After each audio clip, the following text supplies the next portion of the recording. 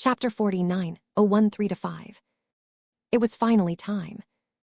After a lot of rounds of negotiations, the lawyers on all sides finally came to a consensus on all of the terms of the alliance agreement. Naturally, the Golden Skull Alliance decided to turn the treaty signing into a large occasion to commemorate this historical event. Everyone gathered at a luxury hotel situated in the austere district of Cotter City. Though Vess wanted to host this event in the Ascension Gallery or another location in the Cat Nest, that would put a bit too much focus on the Larkinson clan. We cannot give the impression that we are trying to become the unilateral rulers of the Golden Skull Alliance, Minister Shedderin warned Vess. We may be able to get away with dictating the direction of our alliance when we are working with trusted comrades such as the Hexers and the Glory Seekers, but we cannot operate as carelessly as before. The Adelaides and Boujays do not trust us to this extent. They agreed to join us because they assume they will have a real voice in how the alliance is run. Thank you for that reminder. I wouldn't have paid attention to this if you did not point it out, Vess modestly said. His foreign minister raised a crucial point. He had much more control over the original form of the Golden Skull Alliance because it was easy for him to leverage his influence among the Glory Seekers and the Cross Clan. While he couldn't persuade them to do anything he asked for, he could easily get them to support his expeditions and travel to any destination he liked. That might not be as easy anymore now that two powerful groups had joined up. The Adelaides and the Boujays both had strong Mech forces as well as their own ace Mechs at their disposal. These factors alone meant that Vess needed to be a lot clever in his interactions with their representatives. I will be counting on you to keep us on their good side, Shedderin. Vess patted the old man's feeble shoulder. The minister and advisor radiated a lot of confidence. My men and I shall handle this responsibility to your satisfaction. I am well versed in diplomacy. With the full backing of you and your clan, I shall endeavor to lower the barriers between our clan and the two new alliance members. The first steps to developing true friends between the Larkinsons and the other two groups was to make them feel welcome during the treaty signing. After everyone important arrived at the hotel and started to sign an extensive series of contracts and official documents under the witness of an MTA representative, the just-expanded alliance immediately threw a welcoming party. Lots of Larkinsons, Glory Seekers, Crossers, Adelaides, and Boujays began to mingle with each other in a grand reception hall. Wow, that's a pretty kitty. Can I pet it, please? Sure, don't worry. Clixie is a nice lady. Her fur is so soft and smooth. Meow Tilda. While his kids started to chat and play with the well-dressed children of the Boujay family, Vess met up with both General Hermaine Forain and Matriarch Rezi Boujay. The two had grown quite familiar with each other during the months of negotiations. They were both new to the Golden Skull Alliance and automatically stuck together for solidarity for that reason. They made for an immediate visual contrast.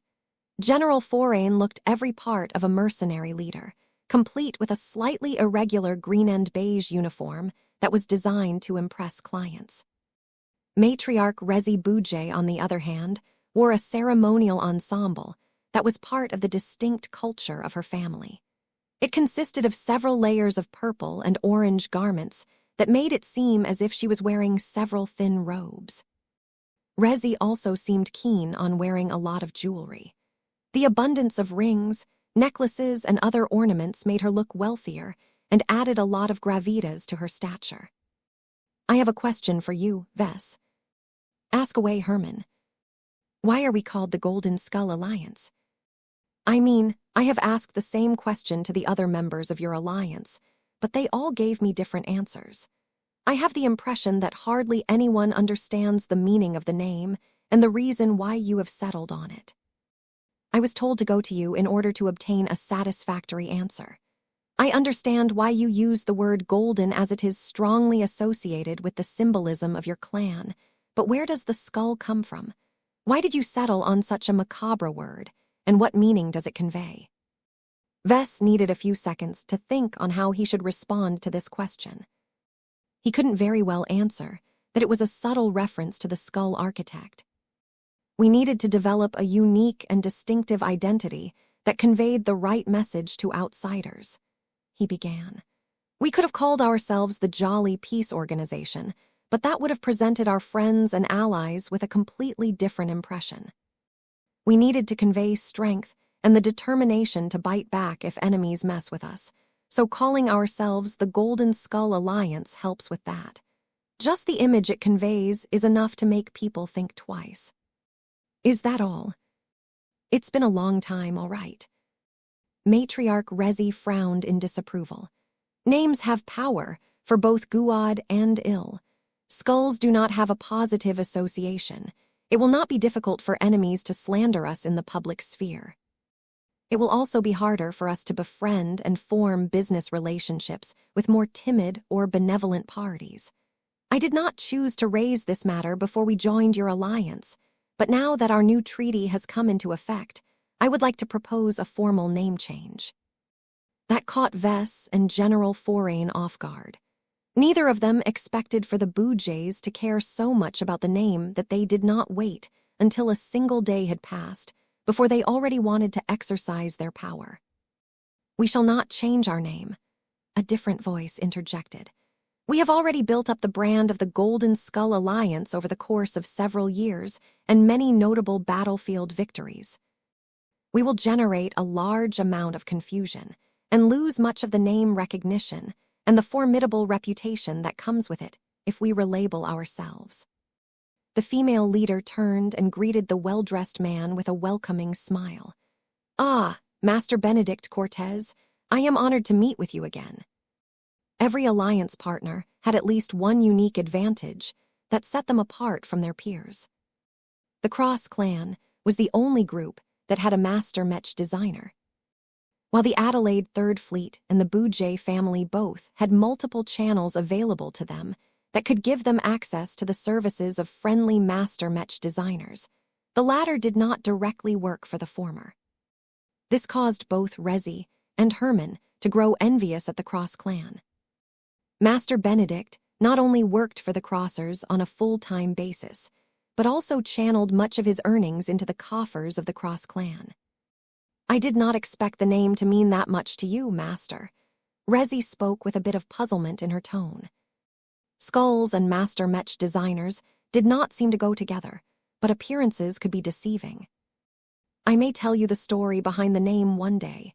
Benedict mildly smirked. For now, it shall remain a secret between Vess and myself. If the Boojays and the Adelaides hadn't already figured this out, the relationship between Vess and Benedict was remarkably good. Neither Mech designer showed any awareness of the rank difference between the two. Vess did not look up to Benedict just because he was a vaunted master, while the former Skull Architect did not patronize his much younger colleague. The four leading figures talked a bit more about various practical subjects, now that the Golden Skull Alliance grew from 3 to 5 members. Have you considered whether you wish to add any of my products to your Mech rosters? Vess asked the leaders of the two newcomers. The Glory Seekers are really happy with my work, you know. I think that a couple of living Mechs of mine can benefit your troops a lot. Our current downtime is the perfect window of opportunity for your troops to learn how to get along with my works. It will be a lot more difficult to reorganize your forces once we are on the move again. Both Herman and Rezi exchanged glances with each other. We are not in a hurry to explore this subject. The matriarch of the Boojay family responded. We appreciate your offer, but our family has long relied upon Mechs that are designed by our own in-house Mech designers, as well as numerous friendly seniors and masters. We do not want to worsen our relationships with our long-term allies.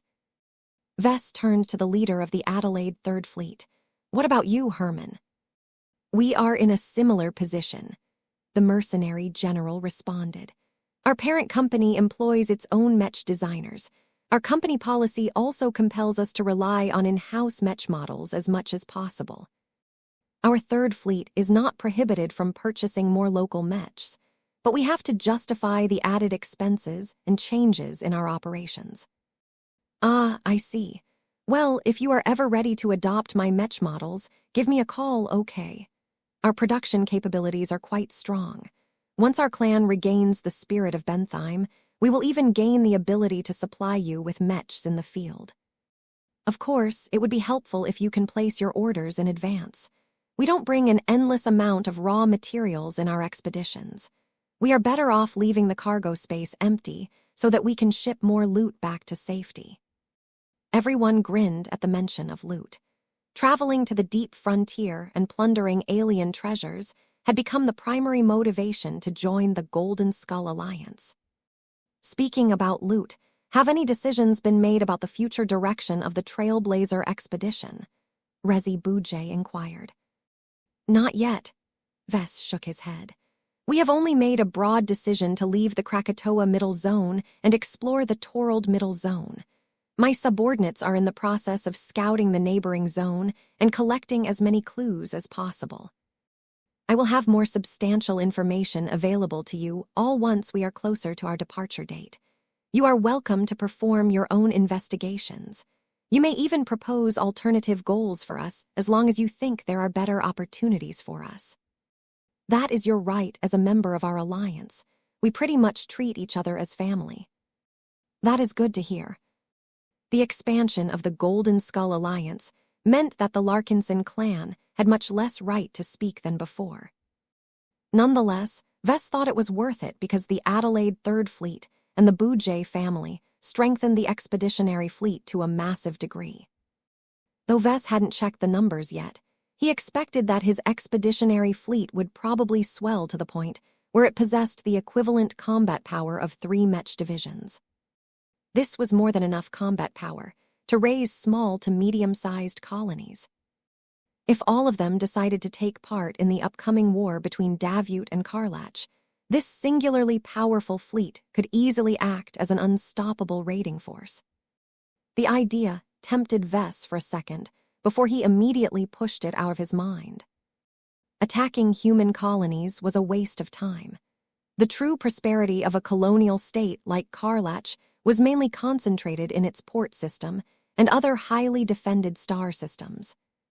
There was hardly any worthwhile loot to be found in its lesser colonies. Chapter 49:02 Private School Meeting. The expansion of the Golden Skull Alliance was a major development in certain circles. The colonial government expressed a lot of concern about the large amount of combat power at the Alliance's disposal. It was rather unbearable for Davut to look at over 30,000 Mechs and 2 impressive ace Mechs, up close only to say goodbye to all of it a few months later. Minister Sheddarin and several other people regularly told Vess that they had received persistent solicitations from the state to fight under its banner. Davut did not hesitate to offer a lot of lucrative concessions, such as greater political power, a much greater share of territories, and a luxurious lineup of fleet carriers. Vess did not even know where the colonial government could pull out so many fleet carriers at once.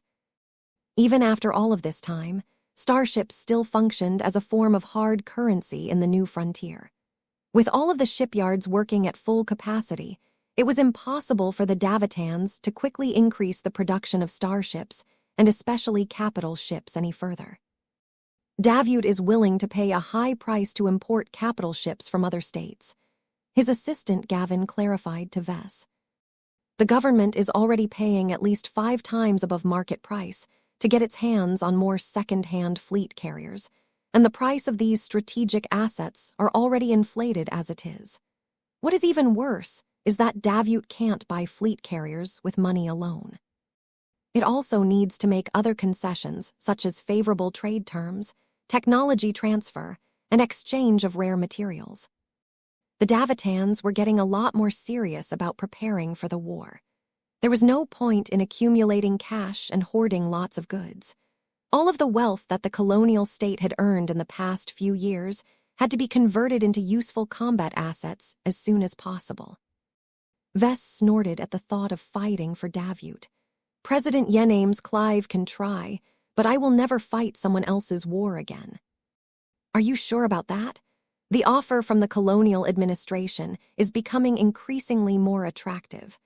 The Davitans even promise to us that we can form a special Mech Corps that enjoys complete autonomy. You can pick and choose your own targets and don't have to be forced into battles that you don't want to fight. This is exceptionally rare treatment, as the Davitan High Command generally does not want to deal with any loose cannons. My answer remains the same, Benny. You can tell the representatives of the government that they can stop their useless attempts to sway my mind. I am leaving Krakatoa, possibly permanently. Torald is a much more exciting zone nowadays. The frequency of alien encounters in the Krakatoa Middle Zone had dropped so much that it would take too much effort to find hidden alien hideouts. While Vess had no doubt that he could leverage Ilvain's predictive powers to lead him to abandoned pocket spaces or camouflaged alien fortresses, he did not think highly of these opportunities. Sure, he may be able to stumble upon another purgatory or a palace of shame, but most obscure alien hiding places tended to be filled with penniless alien refugees that barely managed to sustain their lives after evacuating from their home planets. The closer he traveled to the center of the dwarf galaxy, the greater the likelihood of finding powerful alien relics or huge deposits of face water. Of course, the risk of bumping into formidable alien warfleets was also a lot higher, but that was why the Golden Skull Alliance welcomed the Adelaides and the Bujays into the fold. That reminded Vess that he had an appointment to bestow the two groups with their own exclusive kinship networks. This was not the only appointment on his agenda. By the way, the colonial government also wants you to meet with one of its master Mech designers to discuss potential collaboration ideas for the first major Mech design commission that you have accepted, Gavin told his superior. The Davitans are quite insistent that you try and get along with one of their masters so that the two of you can come up with a strong machine that can make a huge difference in the upcoming war. Vess looked surprised. Why didn't I hear about this before? That is because the government only conveyed their demands to us yesterday. Didn't I tell Davut that I would seriously work on the commissions after I have completed my current batch of Mech design projects? The Dullahan project and the Ghost project already consume all of my time when I am at work. The government is aware of that, boss. The representative I spoke to has told me that you don't need to start a new design project right away. It is more important for you to meet with the master and explore a few ideas. The two of you can spend the following months on doing your research, inquiring about the demands of the federal military and considering alternative proposals. The Davitans are really keen on making sure that your first collaboration with one of their endorsed masters goes well. Though Vess didn't really want to add more distractions at this point of time, the Davitans had made a reasonable request. Very well. Just tell me when and where I need to go to meet with this Davitan master. It turned out that a meeting had been scheduled for tomorrow afternoon. That barely left Vess with enough time to look up the record and the past Mech designs of the master in question. When Vess initially learned who he might be working with in the future, he reacted with a considerable amount of surprise. What kind of Mech design does Davut expect me to supply to them? Why don't they start with a nice and friendly night Mech instead? All sorts of ideas swelled in his mind as Vess boarded his armored shuttle and moved to the academic district under escort. It took only a relatively short time for the shuttle to reach the campus of one of the many technical institutions situated in the academic district. So this is Zuda University, Vess remarked as soon as he surveyed the campus. Zuda University did not own as much ground as the Davut University of Technology, but that made the former cozier and livelier. The density of students was higher, and many of them chatted with each other as if they were on a holiday. Vess liked the atmosphere, even though he did not really feel that most of the students were all that dedicated towards their studies. He did not encounter many people who looked like they were seriously dedicated towards the art and science of Mech design. Then again, the truly talented and dedicated Mech design students either attended better schools or spent their time in the classroom or library. A bot guided Vess into one of several large buildings. An elevator had brought him to the 17th floor, where the bot directed him to an office room where the master Mech designer awaited his arrival. Entering it reminded Vess of the times where he entered the offices of his professors back, when he studied Mech design at the Rittersberg University of Technology. The space was not all that large, but there were multiple bookcases against the walls that were filled with traditional printed tomes. Several Mech figures decorated the cozy office. Vess could immediately tell that each of them had been made with lots of love and attention, though he did not recognize the designs from his prior investigations. They were all concept works that apparently embodied different extreme configurations. It granted Vess a better understanding of the individual that he was supposed to talk shop with today. Patriarch Vess Larkinson, the master who was standing in front of his office windows, spoke. "It is a pleasure to meet with you. I assume you have been briefed by the government." Vess slowly nodded as he moved forward until he reached the older man's desk. "I understand the gist of it. To be honest, I didn't expect the government to pair us together, especially right away. I believe Daviud is hopeful that I can work with a journeyman Mech designer without letting my ego get in the way. In that regard, they are correct. Let me introduce myself. I am Master Decimus Horst. I teach at Zuda University and specialize in designing heavy artillery mechs. Since Daviud has seen fit to bring us together, I believe it is best to explore ideas relating to my specialization. There is no strong rationale to design mechs other than ranged artillery machines." "That is a given," Vess said, "so where should we start?" Normally I would introduce the subject of heavy artillery mechs to you, but that is redundant as you are one of the rare young Mech designers that has already designed one of them. I think it is better if we start by exploring your existing work. Are you willing to discuss the design choices that you have made that have led you to complete the Transcendent Punisher? Vess already expected that Master Decimus Horst might wish to talk about the Transcendent Punisher. It was one of the most effective and iconic Mech models of the Larkinson clan, after all. "I am open to this suggestion, but please take into account that I am reluctant to share any sensitive details about the design to you. It is a mainstay of our clan. This discussion is to your benefit for the most part," Master Horst said in a friendly and disarming tone. "Please share as much or as little as you are comfortable with. Let us test your foundation and insight into heavy artillery mechs." The two Mech designers began to talk about the Transcendent Punisher design in broad and sometimes philosophical terms. Vess wasn't stupid enough to project the full and unredacted design of his heavy artillery mech to Master Horst, but they made do by examining snapshots of the large machine. It was quite frightening to see how many clues Master Horst was able to derive from the appearance of the heavy artillery mech alone. "This is an effective heavy artillery mech, but it is not necessarily a good design." The master spoke with mild disapproval. "Your Transcendent Punisher design is an adequate work given your circumstances at the time, but even then you have overlooked many important details that could have improved its performance in many areas. For example, its secondary pulse cannons are almost entirely redundant. They take up valuable capacity, but are rarely utilized in any useful capacity. There are many more effective alternatives that you can choose from to gain access to effective missile interception capabilities. I personally prefer to design a dedicated bunker mech that is mounted with at least 20 light cannons. This allows a single Mech pilot to concentrate fully on intercepting incoming mechs and projectiles at closer ranges." That was an interesting idea.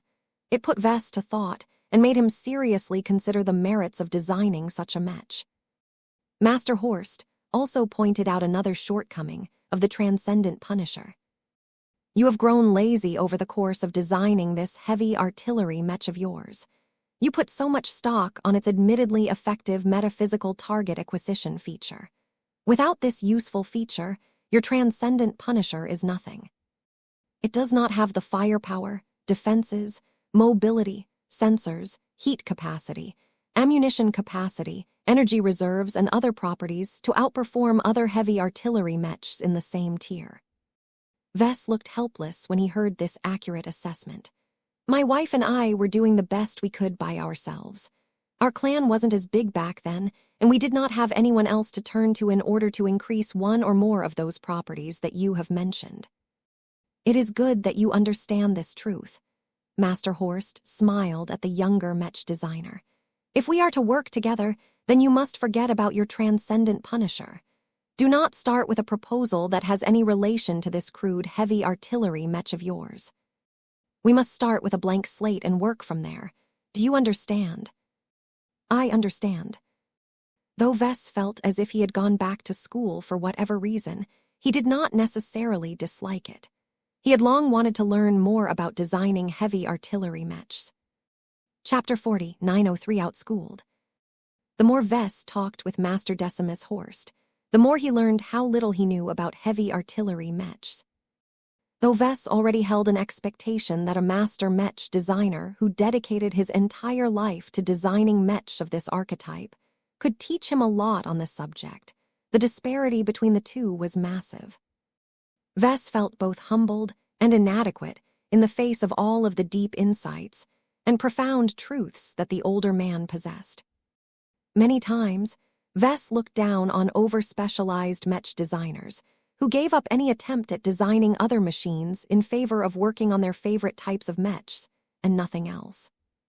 Their versatility was minimal and could not be relied upon at all if there was no need to supply additional mech designs that fell within their specialty.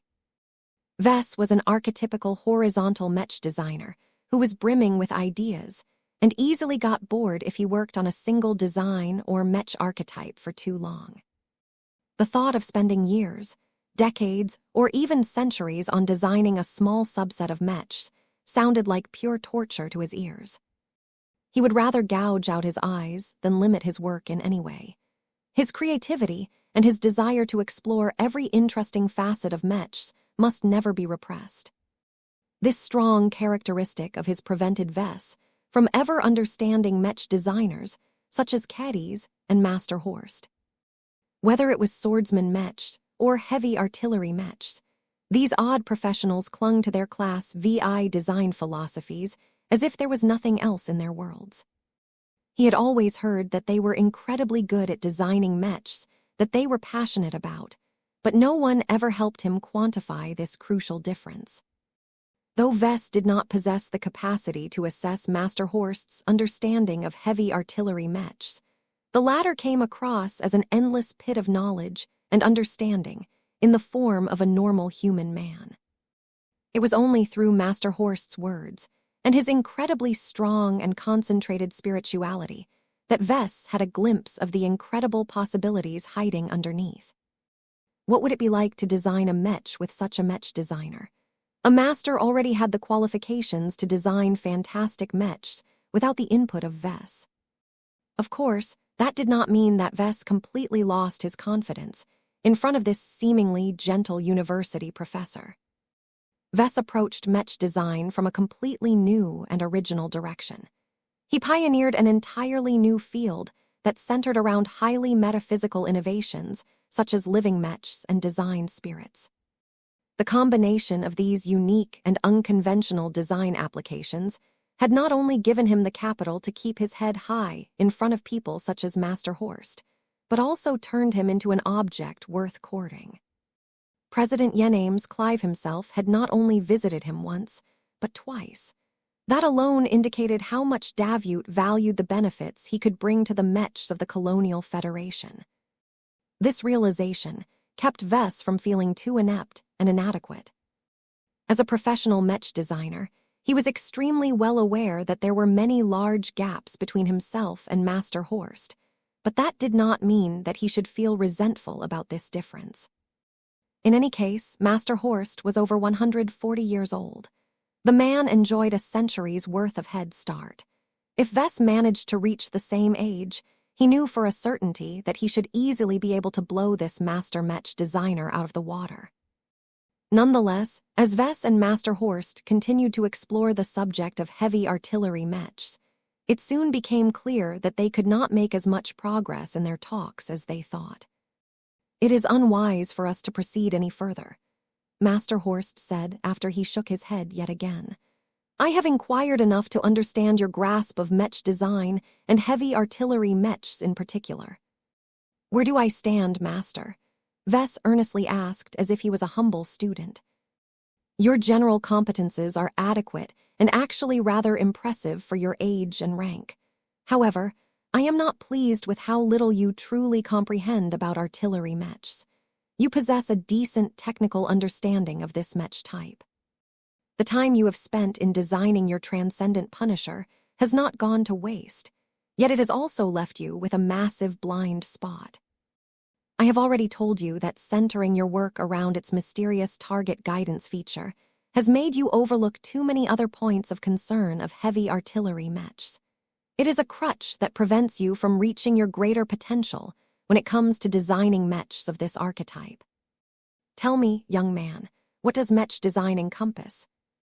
Vess decided to answer with one of the standard definitions that he had learned in his textbooks.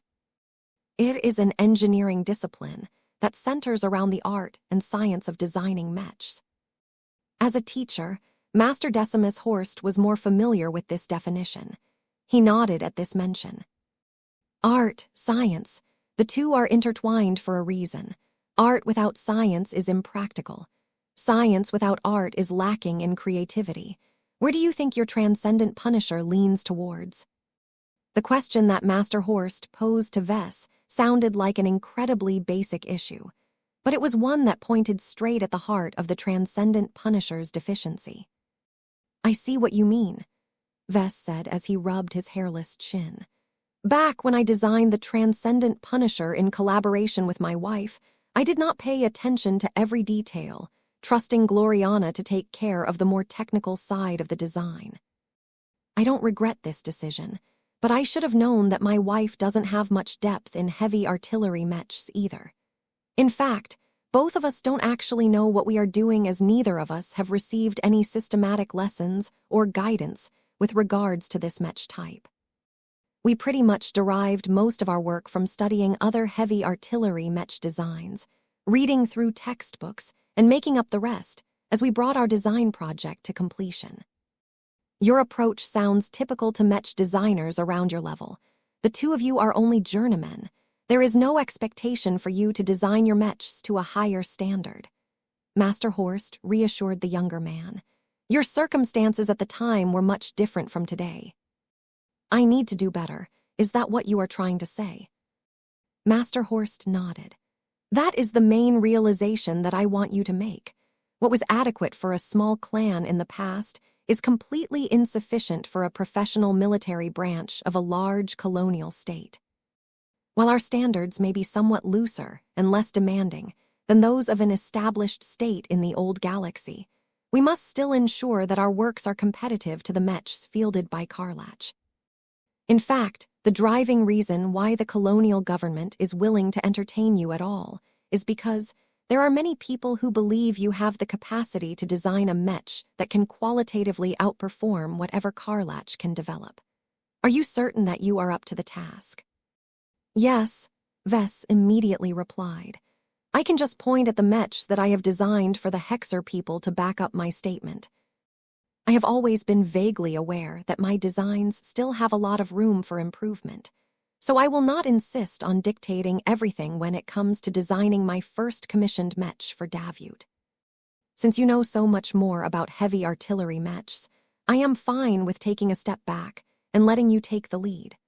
So long as I contribute with my own specialty, I think we can design an excellent heavy artillery mech that fully meets the standards of the federal military." This was the safest and most logical approach. There was no way a journeyman, even one who felt he was close to becoming a senior, could ever outschool a master in the latter's area of expertise. "That will not do," Master Horst surprisingly responded as he pressed his palm against his desk. "Davut entrusted you with the responsibility of designing mechs for its armed forces. It is you who should set the direction, lead the design projects, and ensure that the end products align with your vision. I may be a better and vastly more experienced Mech designer than you in almost every criteria that you can think of, but the colonial government did not approach me with this commission. I am not unprofessional enough to rob you of this opportunity to design a military mech that is worthy enough to be used in battlefields throughout this zone. That caused Vess to pause in thought. The master was right, as always. Davut wanted Vess to bestow his magic to the soldiers of the state. Was the federal military of Davut short of heavy artillery mech designs? Absolutely not. Though Vess did not have access to the full list of mech designs that the military had in store, it was bound to contain dozens of modern heavy artillery mechs that already met the required standards. Master Decimus Horst could always design another heavy artillery mech for Davut, but doing so only added a marginal amount of value. The federal military already possessed a sufficient range of models that excelled in any area, from serving as dedicated bunker mechs to delivering mass devastation onto entire city districts. The most a man like Horst could do was designing a marginal upgrade to the existing models or address another small niche that Davut's existing mech roster did not already cover. None of this was a productive use of his time. Vess understood much more now that the only meaningful heavy artillery mech that Davut wanted to obtain at this junction was one that completely broke the existing paradigms of this mech type. This was why Vess received the commission and not a master like Horst. No matter how good the latter may be in designing mech of this archetype, his greatest strength also limited his ability to design outside of the restrictive confines of his specialty. Only a complete oddball who developed a unique and innovative class Roman IX design philosophy possessed the ability to break the rules. I understand what I need to do, Vess said with more conviction in my tone. I will do my best to live up to your expectations and that of the state. I still need your help, though. You have taught me how little I know about heavy artillery mechs. Ignorance is not a permanent affliction, Patriarch Larkinson. A gap in understanding can always be filled through learning and doing. Let us adjourn this meeting for now so you can address your most acute shortcomings. Go back and try to increase your understanding of heavy artillery mechs. Do not focus solely on the science of this archetype, but also spend time on deepening your grasp of the art of designing one. I suggest you spend your time on examining the heavy artillery mechs that the federal military already employs. The 77th Warborn, led by your fellow Larkinson, should have them in stock. You should be able to gain permission to visit their base and examine their machines up close. That was a good suggestion, though Vess did not feel particularly enthusiastic about doing anything with the Warborn at the moment. He always felt as if General Ark and the Larkinsons over there had turned their backs on his expeditionary fleet. I will see what I can do. My schedule is a bit full, though. I still need to complete a bunch of important projects for my clan before I can fully dedicate my time on this commission and other projects. Take your time, Patriarch Larkinson. The war will not break out in the short term, and it is better to do our best to do everything correctly. Chapter 49, 04 Relearning. Master Horst eventually dismissed Vess from the teaching office. The reason why they hold any further substantive talks was because the old man became disgusted at how little Vess understood about heavy artillery mechs. While this did not sound pleasant, it was the truth.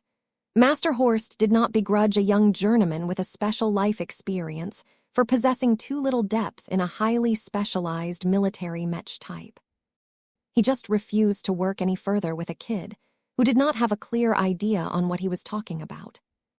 As Vess departed from the teaching building, he continued to remain in thought as he wandered through the green and lively campus of Zuda University. His talk with Master Horst exposed more inadequacies and gaps in knowledge that his current skills and subskills did not cover. Much of the knowledge that he obtained through the Mech designer system largely centered around increasing his competence in the science of mech design. There was not that much content about the art of this discipline, because it was too personal and associated with one's own style. This was also why experience played a large role in the development of a Mech designer. By practicing their craft rather than reading about it in a book, a Mech designer exercised his creativity and made decisions that eventually resulted in a unique Mech design that was different from the works of other professionals. Though Vess already possessed a distinct design style that was strongly aligned with his own strengths and advantages, his broad Mech catalog had left him unable to delve too deep in a specific category of Mechs. Perhaps that might not be a big deal, as he could lean on the help of other specialized Mech designers to make up for his shortcomings, but this was clearly not the right approach for his current commissions. He was no longer dealing with a bunch of religious fanatics who automatically turned off their brains whenever the superior mother became involved. He was dealing with a bunch of rational actors who wanted to obtain the best Mech models that they could obtain from Vess. Vess truly hadn't been taking these Mech design commissions that seriously until now. His enlightening discussion with Master Decimus Horst not only gave him a deeper understanding of what he was lacking in, but also pointed out a clear direction on what he needed to do to quickly make up for his shortfalls. "It's good that I don't have to start with this commission right away," Vess murmured to himself. "I can't design my Mechs as casually as before. If I want to become a better Mech designer, I need to hold myself to a higher standard." He felt more than ever that his days as a journeyman may be behind him. Twilight settled behind his back, while a new dawn awaited before his eyes. The differences in mentality between a journeyman and a senior were massive. The former was like a playful adolescent that did not hesitate to run around and explore everything they fancied. The latter had matured to the point where a Mech designer had a solid idea on how to go forward and needed to work hard to develop their own groundbreaking work. Although Vess had yet to gain a solid idea on the heavy artillery Mech that he wanted to design for Davut, he wanted to make sure that its value exceeded that of the Hexer Mechs that he supplied to the Hex army. That is going to be difficult, he frowned. He knew quite well that he essentially cheated the Hexers into embracing his work by exploiting their superstitious beliefs. It was so easy for a Mech designer with a specialty like his to hoodwink all kinds of religious people. From the Ilvanans to the Vulcanites, Vess realized that all of the works that made the strongest impact on people all happened to be targeted towards religious nuts. Was this what Vess wanted to do for the remainder of his career? Hell no, I am not going to cater to a bunch of crazies all my life. He would much rather become a respectable Mech designer who catered to the masses and received the appreciation of customers who didn't pray in front of their altars multiple times a day like a certain wife. Vess regarded his current commission as a challenge. He had no affection for Davut, but he wanted the state to succeed and win its upcoming war against Karlach. No, that's not entirely right. I want Davut to win mainly off the back of my own work. He not only wanted to match his contributions to the ill-fated Hexadric hegemony, but he wanted to surpass his old accomplishments. After all, for all of his efforts into supplying the Hex army with a selection of unique and well-received Hexer Mech designs, the damn female supremacists ultimately lost the Komodo War. That won't happen this time. Vess regarded this challenge as a matter of pride. He did not want to become associated with defeat yet again. He also didn't want to strengthen his notoriety relating to how states tended to blow up as death and destruction always started to ignite whenever he was around. It's not even my fault. Well, mostly.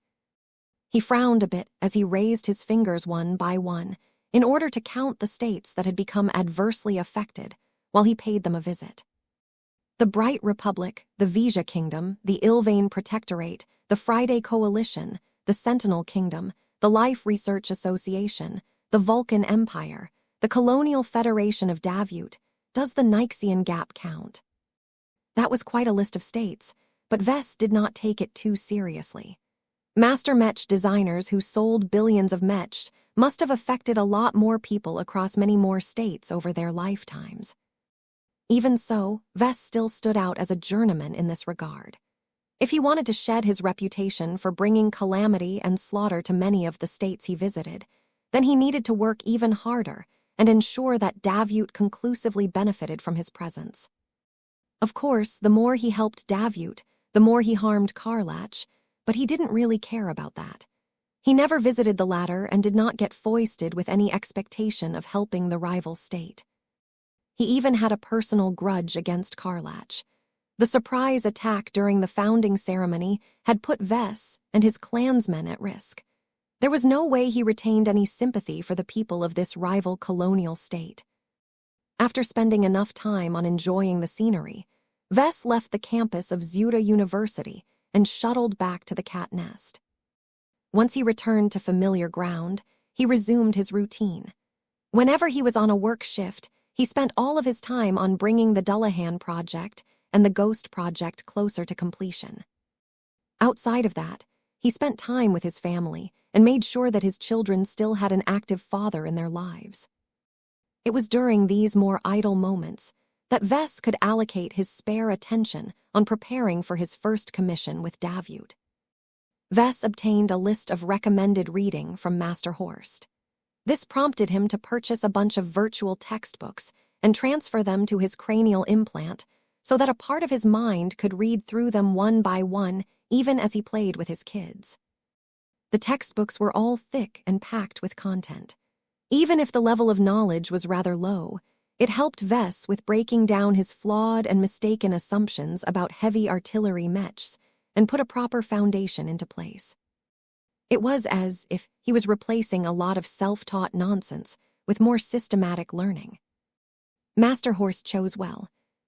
The textbooks precisely fit his own needs, as each of them were written with complete self-study in mind.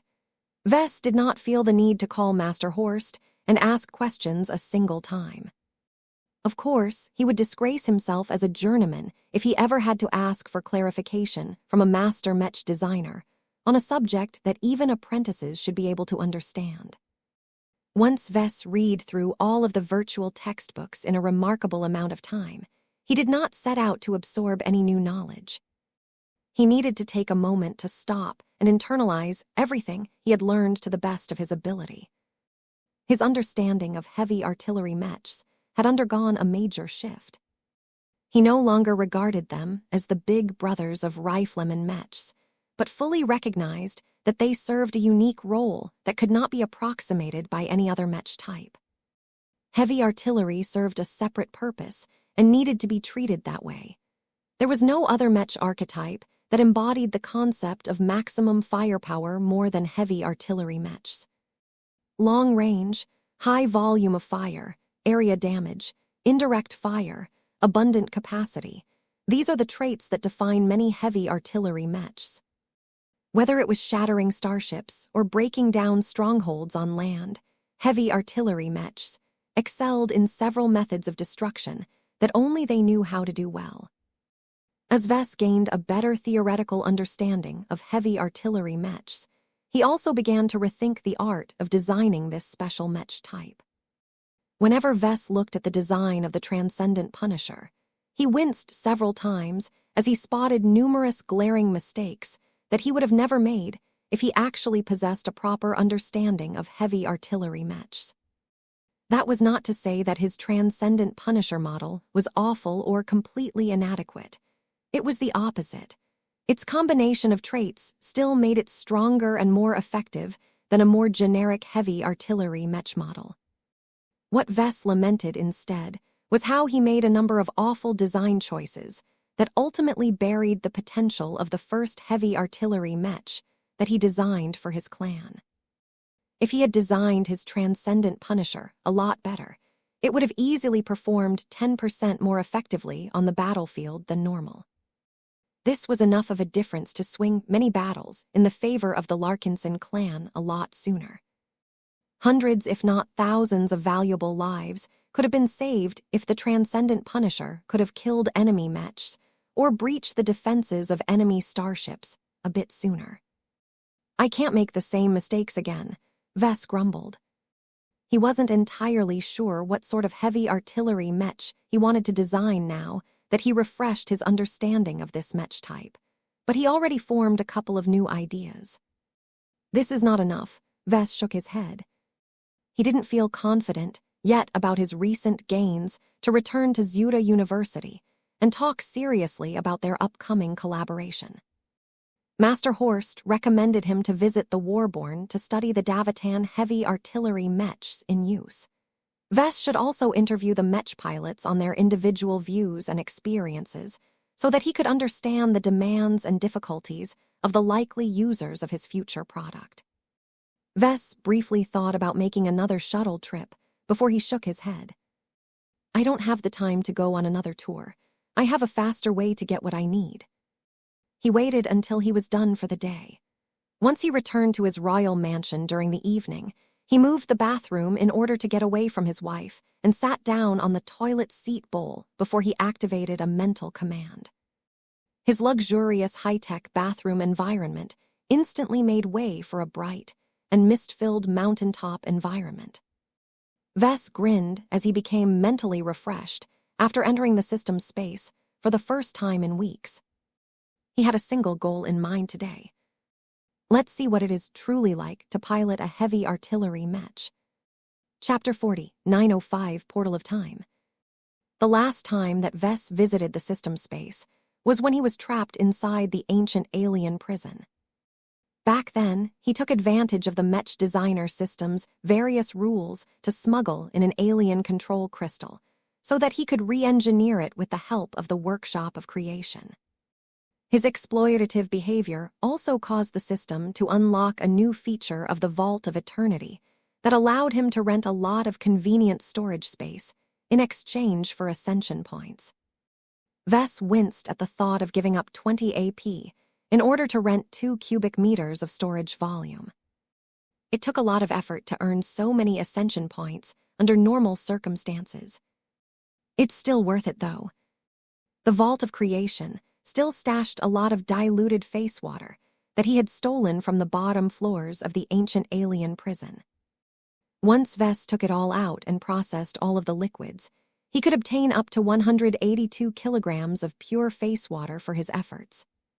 The only complication was that he could not properly explain to anyone how he managed to obtain a huge bounty of face water all of a sudden. This was enough face water to drive any research institution or development company crazy. Not only that, entire states and other powerful groups would come and do everything they could to figure out whether Ves secretly obtained a source of lots of face water in the last few years. This is a bit of a headache. Until Ves figured out a way to launder his irregular reserves of face water, he was not in a hurry to bring it out of the system space. As Ves ascended up the steps of the winding mountain top, he made sure to visit the various stations on the way in order to see whether they offered anything interesting. The Divine Bazaar had refreshed and offered a lot of random products, many of which were expensive and not that relevant to his current interests. He had no need for an alien alarm clock or an organic metal that was made by compressing and processing the exoskeletons of Voribugs. The Tree of Possibilities beckoned to him a lot more. As the evolution of the skill tree, Ves owed much of his improvement to the skills and sub-skills that the system was able to grant. Hundreds of ripe and plump enlightenment fruits dangled from the branches of the mystical tree. Ves briefly wondered whether such a tree existed in reality. He normally would have thought that this was not the case, but then again, who knew what people could do with the power of the wood scroll? The fruits attracted him like a moth to flame. If not for the fact that those fruits cost dozens if not hundreds of ascension points, he would have plucked them out of the Tree of Possibilities right away. Each of the enlightenment fruit offered insights and knowledge that was normally difficult to master or beyond his reach. Just as before, half of the fruits related to mech design, science, or engineering, while the other half related to the more metaphysical side of reality. Ves still recalled that he had been able to create his own divine artifact and make a big step in his journey towards spiritual ascension with the help of a simple enlightenment fruit that was worth 30 AP. This told him that he shouldn't dismiss the cheapest and most modest-sounding fruits. A lot of possibilities came to mind as he read through the descriptions of the fruits one by one. Though none of them directly had any relations to his current needs and priorities, he could still figure out a few indirect ways for him to improve his current projects. He eventually shook his head. I already have more than enough on my plate. I can always revisit my expert mechs later once I have completed their starting forms. The Dullahan project and the Ghost project were already fully loaded with features in their current configurations. There was no need for Vess to add a shiny new feature derived from alien technology to any of them. It was more important to get the fundamentals right and ensure they started off on the strongest possible footing once they were made. Maybe later. Vess spotted a few enlightenment fruits that might not have much relations with his existing design projects, but may be able to help with his upcoming heavy artillery mech design project. Later, after he finished his examination of the Tree of Possibilities, he continued to climb up until he reached the mission hall. The mission board offered dozens of new ways for Vess to earn ascension points and sometimes other rewards. Nothing easy, Vess sighed. The missions offered by the system always forced Vess to work for his gains. The ones relating to mech design were already bad enough, but the missions that were relevant to spiritual ascension were even worse. Though Vess spotted a mission or two that he could complete by remaining within his system space, he did not feel like doing any of them. He was not in the right state of mind, and he already had plenty of other concerns on his mind. Vess left the mission hall and continued to climb higher and higher. The sacred temple rested at the top of the mountain, but this time he stopped short of reaching the peak. He instead made a turn and stepped onto a structure that he had long neglected during his past visits to the system's space. The Time Gate. It looked exactly as impressive as it sounded. It was an old round circular construction that was covered with runes. Plenty of marks of time made it seem as if it was an ancient relic that had been dug out of a forgotten cave. In any case, the Time Gate remained dormant for the time being. It cost a lot of energy to activate it and propel his consciousness into the past. Vess had often wondered how the mechanics of this system feature worked. He never got anywhere as he could not even begin to wrap his mind around the scientific principles of time travel. Maybe only the polymath can make sense of all of this, he mused. He stepped closer but did not touch it yet. He knew that he had to pay at least 5 ascension points in order to activate it once, and he needed to wait an entire standard year before he could make use of it again. That meant he needed to be careful about specifying his demands to the Time Gate. The damn mech designer system had already screwed him over multiple times by throwing him inside the minds of mech pilots who were in a predicament. Vess had no patience to go through an entire adventure again. He did not want to be put in a position where he had to take direct action and hijack the body of his host to get stuff done. What I did with Axeler Strion was already enough, but all of the stuff that I have done while guiding Rion Auden is even worse. He had single-handedly raised a dwarven civilization through his careless actions in the past, only to bring it down in order to further his own goals. He felt quite justified in exhibiting a lot of vigilance towards the Time Gate. There was far more depth behind its rules and operation than Vess was aware of. It was one of the most profound and effective ways for the system to mess with his life and push him into a specific direction. This was also why he never fully made use of the system's mastery experiences, despite having the design points or the ascension points to do so.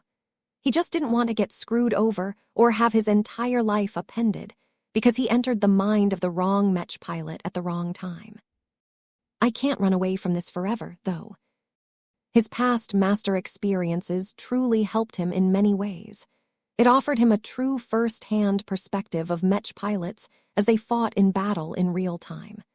There was hardly any way to replicate such an authentic experience in reality. Vess always felt that his affinity with mechs improved by a small but measurable degree, after concluding another mastery experience. It also helped him to do a better job at addressing the specific needs of Mech pilots. His customers loved his products a lot more for that reason, even if there were alternatives on the market that offered better performance.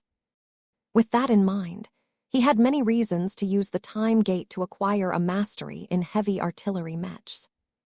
He hesitated before he touched the time gate. Should I use this opportunity to explore what it is like to pilot a stealth mech instead? That was his original choice for using the time gate prior to meeting Master Decimus Horst. He wanted to do everything he could to elevate the Ghost Project. Vess did not possess much depth in stealth mechs. It was a lot harder to obtain information about them since they were used by all kinds of shady and secretive organizations. Publicizing anything related to stealth mechs was counterproductive. Not only would doing so expose the strength and limitations of these sensitive machines, the reports might also expose secret operations that must not be revealed to enemies. As such, a part of Vess felt that exploring heavy artillery mechs could wait, and that it was better to learn about stealth mechs instead. He soon shook his head. A large number of Davitan mech pilots will rely on my heavy artillery mech in a year or two. The Ghost Project, on the other hand, is just a singular work that is already being worked on by multiple competent mech designers.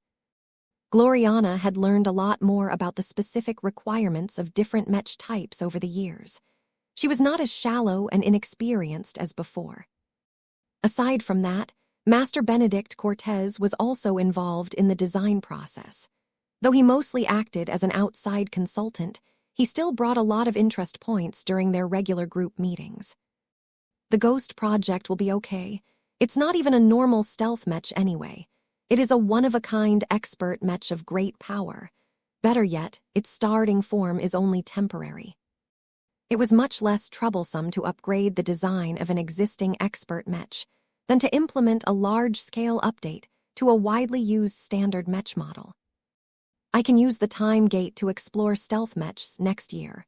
Right now, it is much more interesting for me to explore heavy artillery mechs. He did not intend to design a single heavy artillery mech in the near future. Aside from working on his first mech design commission with Davut, he also wanted to reinvent the Transcendent Punisher. Vess no longer felt proud of this mech model.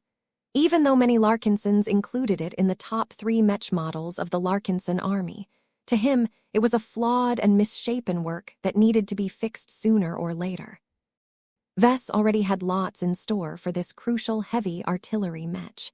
He believed that it was more than worthwhile to upgrade it to a transphasic mech. I can certainly spare the face water, as long as I can bring out all of the face water stored in the Vault of Eternity. He smirked. If that wasn't enough, he could always hunt down a couple of alien fleets and crush them under the weight of his mechs in order to squeeze out all of the face water they carried. With that in mind, Vess took a deep breath and touched the time gate. Dormant systems came to life as the impressive construct began to glow and radiate more energy. A portal in time started to emerge. Chapter 4906 Time Upgrades. The current version of the Mech Designer system possessed a lot of powerful and incomprehensible features. From the Tree of Possibilities to the Sacred Temple, each of them provided advantages that could change anyone's life in isolation. For the system to be able to offer not just one of them, but a whole bunch at the same was nothing less than astonishing. Each time Vess entered the system space, he gained the realization that he possessed a fragment of one of human civilization's greatest and arguably the most powerful artifacts. If not for the fact that the system limited the usage of its powerful features by demanding payment in the form of ascension points, Vess would have long been able to take off and become at least 10 times as powerful. Well, maybe not that much. He had to remind himself that it was easy to attract too much unwelcome attention if he displayed too many abnormalities. The completely unexpected visit by the polymath already warned him that the metal scroll and anything related to it was still extremely hot in the highest circles of human society. If Vess hadn't restrained himself to his current extent, then perhaps the polymath or the 5 Scrolls Compact would have long deprived him of his freedom or his life. His heart raced as he looked back at everything he had done in recent years. His performance already far exceeded that of a typical journeyman Mech designer. It did not take much effort to conclude that there was something fishy with Vess. Though he managed to fool Master Willix, and by extension the MTA, that he had become a secret apprentice of the mysterious Mr. S. Who knew how long this fictional excuse might hold? Fortunately, Vess had an easy way of making Mr. S more tangible. I need to make his presence felt throughout the years. Vess understood that he needed to take advantage of the time gate's function to drop a few traces here and there. It did not even have to be anything big. Just a small hint here, or there was enough to lead the Mech Trade Association on a wild goose chase throughout the centuries. I have to make sure that the clues I leave behind match the identity of a suspected master Mech designer or star designer. Years ago, Vess managed to fool Master Moira Willix that he was in contact with an extremely impressive Mech designer by making use of his superpublic ability. Since the system managed to improve the exquisite design solutions of a master Mech designer by roughly 10%, Master Willix clearly leaned towards the theory that Mr. S was a star designer. This was the only answer that fit the circumstances. Willix simply couldn't conceive of another master who could comprehensively improve every facet of her work by such a substantial margin. The only troublesome aspect about the fictional identity of Mr. S was that he might be associated with the cosmopolitan movement. Vess never had a clear idea how reprehensible cosmopolitans could be until he freed Lord Pyrian Yoral Tavik at the end of the Battle of Ramage Repulsor.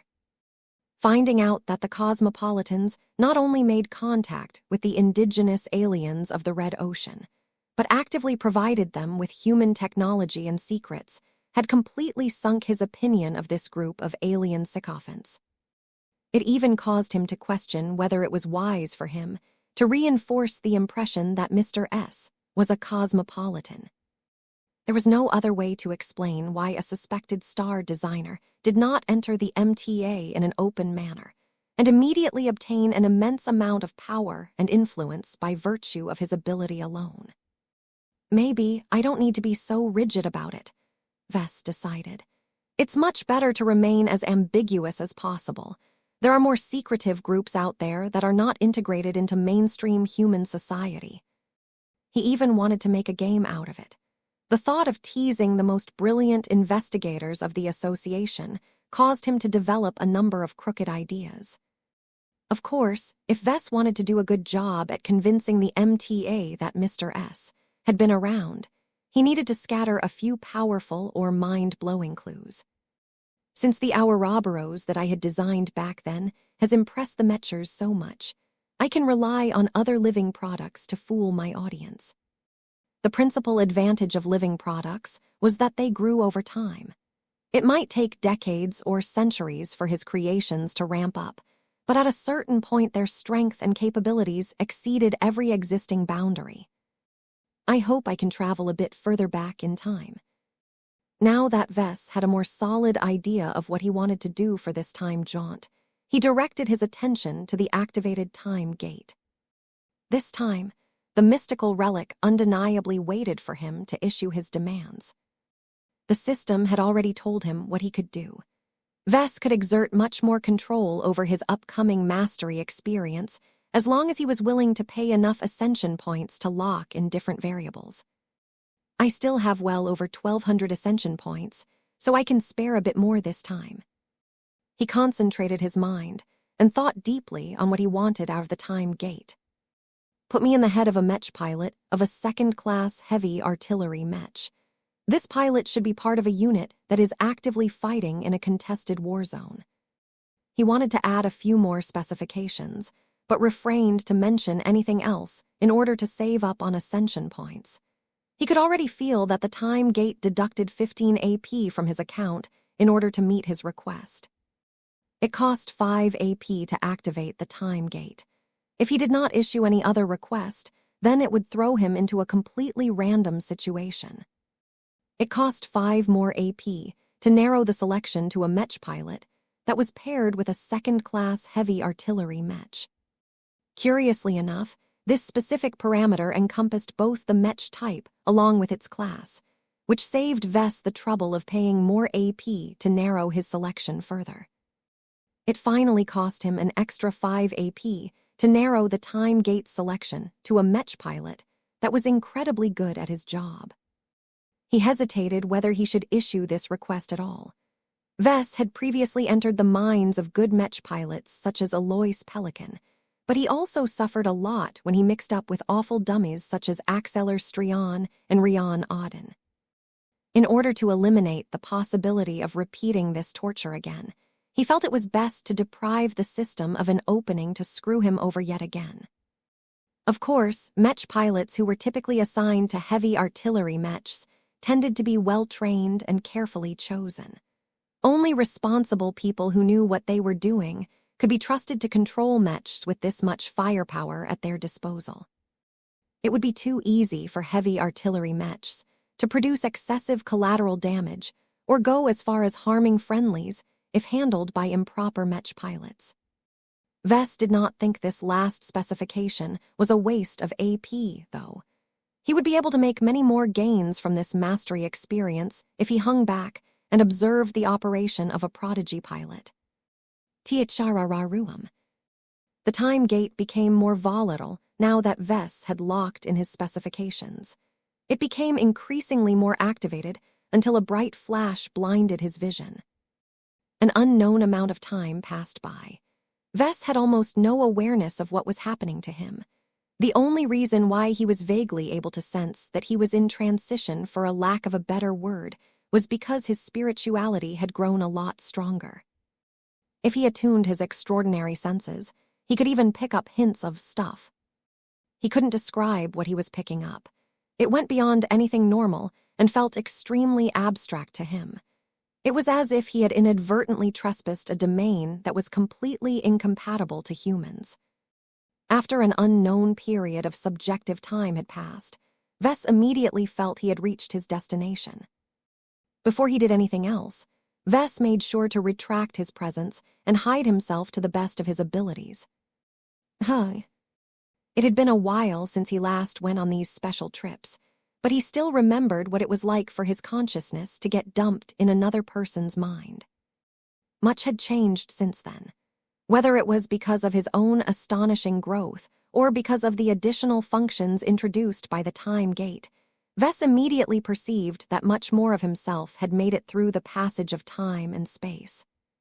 For one, it wasn't just his consciousness that came along for the ride this time. A large part of his spirituality had also made it through. This had massive implications to Vess. Emro.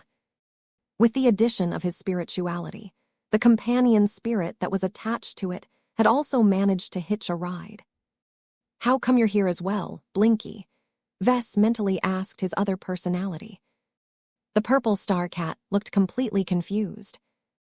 Emro. There was no way for Vess to obtain a clear explanation, so he quickly accepted the changes and tried to study what else had changed since his previous mastery experience. Normally, dumping a powerful foreign spirit in another person's head would definitely cause it to burst apart or inflict a lot of mental pain. That wasn't happening this time. Vess noticed that Blinky and his spirituality were slightly out of phase with the current reality. This out-of-phase effect not only hid his presence better, but also made it harder for him to affect the current reality. As Vess explored this strange but convenient state a bit further, he felt that he could counteract this effect by exerting more power. This pleased him, as there might be times where he wanted to intervene more actively. If the time gate limited his interactions with the people of the past by turning him into a pure observer, then he might not be able to harvest as many gains from this trip as he wished. It took around 20 minutes for Vess to understand his new condition and ensure that his presence remained unnoticed. Vess only dared to extend his awareness outwards and figure out the details of his new host. A woman this time, huh? He did not have any special preferences for gender, though he knew it would make bathroom trips a little more awkward. It did not take much time for Vess to notice what else was unusual. The female Mech pilot wore a notably decorated piloting uniform and was in the process of reading through reports at a rapid pace with the help of her cranial implant and powerful augmentations. Vess soon discovered that it had been incredibly prudent for him to focus on hiding himself. This was because the mind he occupied at the moment was home to a powerful force of will, one that could only belong to an expert pilot. What? Had the time gate improved so much that it was able to dump him in the mind of an expert pilot of all people? Just as Vess became consumed by the enormous implications of riding in the mind of an expert pilot, the door to the ready room slid open. A Mech officer stepped inside and respectfully saluted the only occupant. "Venerable Irene Mox, your presence is requested in the main briefing room. Your expert Mech is ready for deployment. Our best maintenance crew has repaired the damage and replenished all of its supplies." Though the name sounded as if it could belong to any random human being who had lived in the vastness of human space, the name nonetheless sounded familiar to Vess.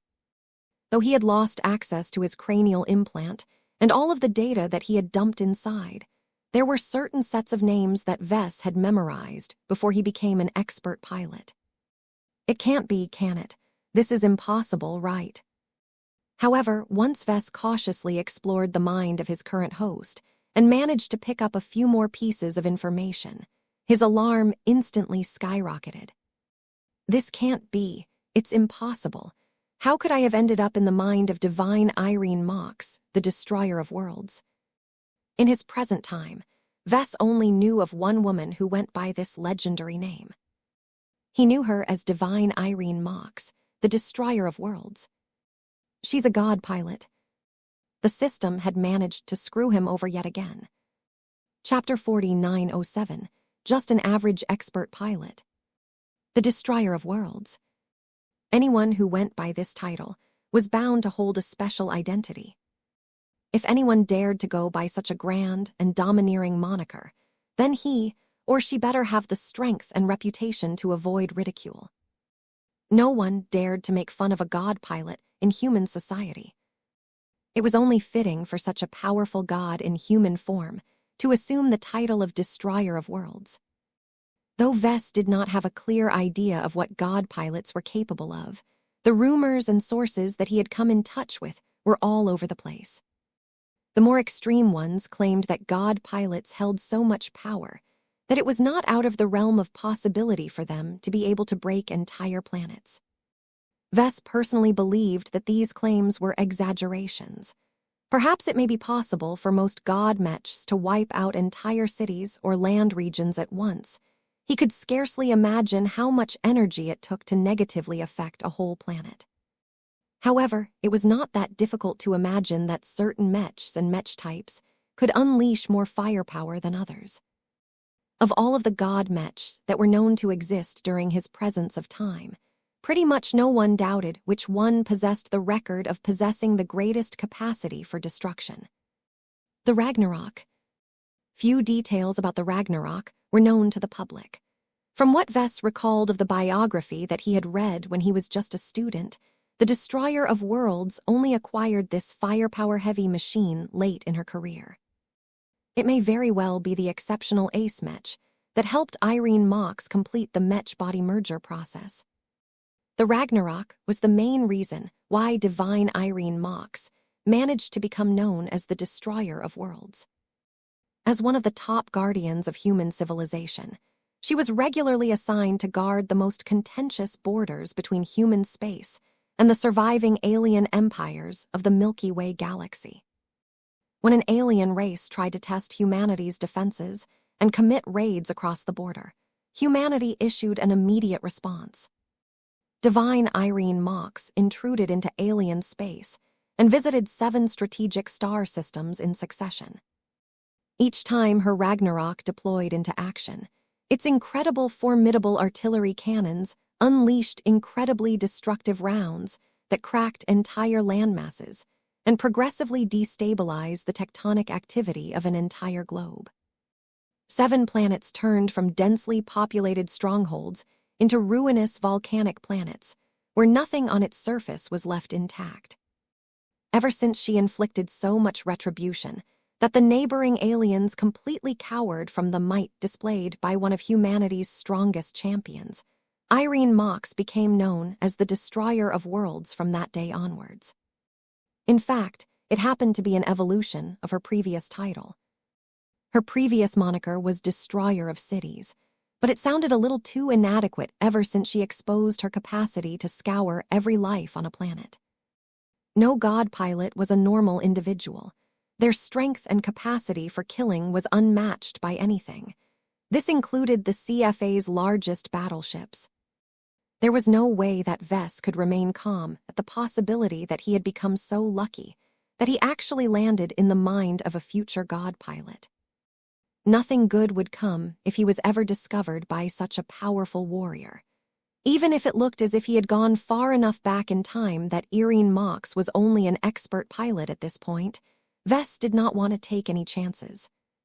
My first priority is to keep my presence hidden. There is no telling what might happen if Irene discovers that she is hosting a spiritual parasite in her mind.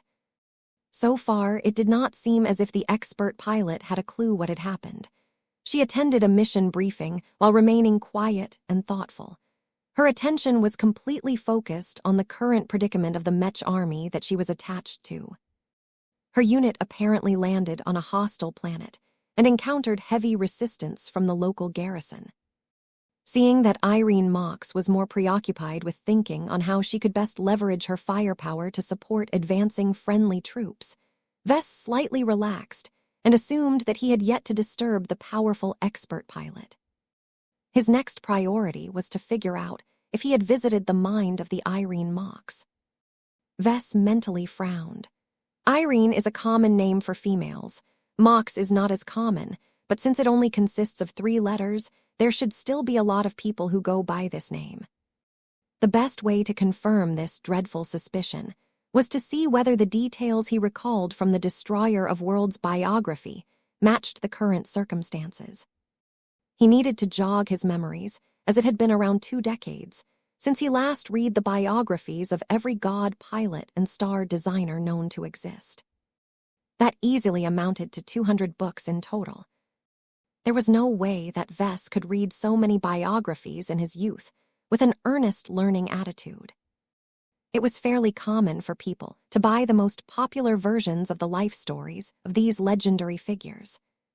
Since these books were targeted towards the general public, they happened to be light on the details and heavy on the action. The biographies also tended to be fairly short and were known to skip a lot of sensitive and inconvenient information. In any case, there was no need for typical space peasants to know so many messy secrets. They just had to gain a rough idea on every human hero. I should really go out of my way and read the complete versions of those biographies, he mentally grumbled to himself. Of all of the god pilots he became familiar with due to his interest in Mech design, he barely paid any attention to divine Irene Mox. She didn't excite him as much as other god pilots. Let me see, divine Irene Mox is over 230 years old in my present time. This expert pilot looks to be around 30 years old, so the current date should be 2 centuries in the past. The location could also provide an obvious clue. The legendary Irene Mox happened to be a rare god pilot who used to be a second-class Mech pilot. She eventually received an invitation to join the new Rubarth Empire after she advanced to ace pilot, but that happened a lot later in her life. No one had any inkling that Irene Mox was god pilot material back when she was in her 30s. Even the woman herself could not imagine she could make one breakthrough after another as she grew older. If I recall correctly, divine Irene Mox should be fighting in the so-called Terrace War, Vess recalled. The main sides are the Bantu Republic and the Quilim Principality. The Terrace War was special for several reasons. The first reason was that it was actually a proxy war. Bontu and Quillim were both situated in the treading drum star sector, which happened to be close to the galactic center. Vess didn't know why the Terrans and the Rubarthans started to meddle in this star sector, but they eventually started to back their favorite states and push them into a war. It was not wise for the Terrans and the Rubarthans to directly come to blows against each other, so they instead abided by a secret agreement and left the actual fighting in the treading drum star sector to the local second-rate states. The Terrans backed the Bontu Republic, while the Rubarthans supported the Quillim Principality. Since Irene Mox eventually acquired Rubarthan citizenship, she should clearly be a citizen of the latter at this time. Now that he knew what he needed to look for, Vess cautiously extended his awareness. He did not want to go too far in exploring the mind of a strong and sensitive expert pilot, so he borrowed her senses instead and tried to listen to the officers who talked during the briefing session. The Bontus have fortified the city. Reinforcements from the Quillim Mech army. Terran technology is suspected too. We have received no word whether our Rubarthan friends are ready to ship the next batch of high-quality munitions. The more Vess listened to the discussion, the more he became certain that he had ended up in the mind of the only Irene Mox that managed to become one of the most powerful human transcendent in his present time. This was absurd. The identity of his current host far exceeded his expectations. The more confirmation he received, the more dread he experienced. There was no way he wanted to get in trouble with an actual god pilot. It did not matter whether Irene Mox was far from reaching that level of strength. He knew for certain that she was already doomed to become a peerless Mech pilot. If she managed to detect his presence and gather enough clues about his true identity, then she could leverage her immense power to track him down and force him to account for his actions. In fact, Vess hesitated whether he should do anything in his current state. He even thought about aborting this mastery experience right on the spot because he did not want to arbitrarily mess with the history of a god pilot. The MTA, along with the rest of humanity, would definitely crucify him if he somehow prevented Irene Mox from reaching her full potential. Then again, I'm not sure if I need to be so reticent. From the way the system's time travel shenanigans worked, all of his actions during these time jaunts had already been reflected in the reality of his present environment. Even if he made a mistake, then that had already become a part of established history. Ugh, I should just set aside these considerations and go back to enjoying the show. His original purpose for using the time gate was to gain a better understanding of how Mech pilots handled their heavy artillery mechs. Though Vess found it rather inconvenient that he had landed in the head of an expert pilot as opposed to a standard pilot, he could still harvest a lot of insights. He just needed to make sure to differentiate between operations that were universal and operations that could only be performed by demigods. This planet shall be ours. The commanding officer of the Mech unit dismissed the soldiers in the briefing room. As everyone prepared to take part in an upcoming offensive, numerous Quillim Mech pilots addressed Venerable Irene Mox with great respect. I hope that my men and I will be able to count on your fire support if we are cornered. Please keep an eye on my Mech company. This war has gone long enough. The Bontus will break in time. Though Irene Mox possessed a quiet and subdued demeanor, she nodded and acknowledged everyone who spoke to her. Her popularity among the Quillim soldiers was high. This caused Vess to gain a stronger interest in her upcoming performance. The biography he read about the god pilot was especially sparse on the details of her early life. Soon enough, Venerable Irene Mox entered a secure hangar bay where several expert mechs had just completed their maintenance cycles. The Iron Hedgehog. The expert heavy artillery mech that Irene Mox piloted at this time did not actually resemble a literal hedgehog. Nonetheless, the expert mech featured an abundance of cannons. Since each of them stuck out of the quadruped frame at various angles by default, it sort of looked like a hedgehog with a lower quantity of oversized quills. Venerable Irene started to become more excited as she closed in on her expert heavy artillery Mech. Though her expression still remained stoic, her force of will had already begun to rouse to a more active state. Chapter 49:08 The Iron Hedgehog. Venerable Irene Mox gently raised her body into the air and smoothly entered the cockpit of the Iron Hedgehog. As a fairly young but talented expert pilot who distinguished herself in many past engagements, the Quillam Mech Army recently replaced her old low-tier expert Mech for a mid-tier expert Mech.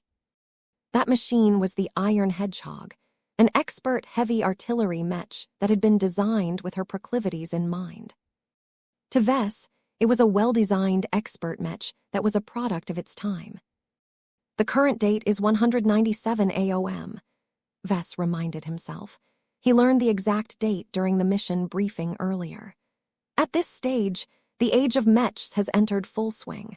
All of the messy stuff that Mech designers invented in the first century has long been settled by the MTA. Mech archetypes are well defined, and a lot of expert pilots have already emerged. Ace pilots were much rarer, and God pilots were so few that they were revered to an even greater extent because of their scarcity. As Vess examined the Iron Hedgehog through Venerable Irene Mox's senses, as well as her strong and bountiful mental activity, he quickly developed a basic understanding of its design and configuration. The Iron Hedgehog was designed as a pure land-bound Mech. Although it could technically perform the role of a bunker Mech, it was clearly not optimized for this role. Irene's expert Mech was much more suited when deployed on land.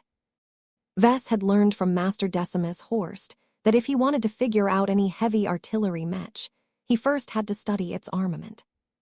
The quantity of weapons, as well as their properties, immediately told Vess what they were all about. The Iron Hedgehog's weapons were split into two different categories.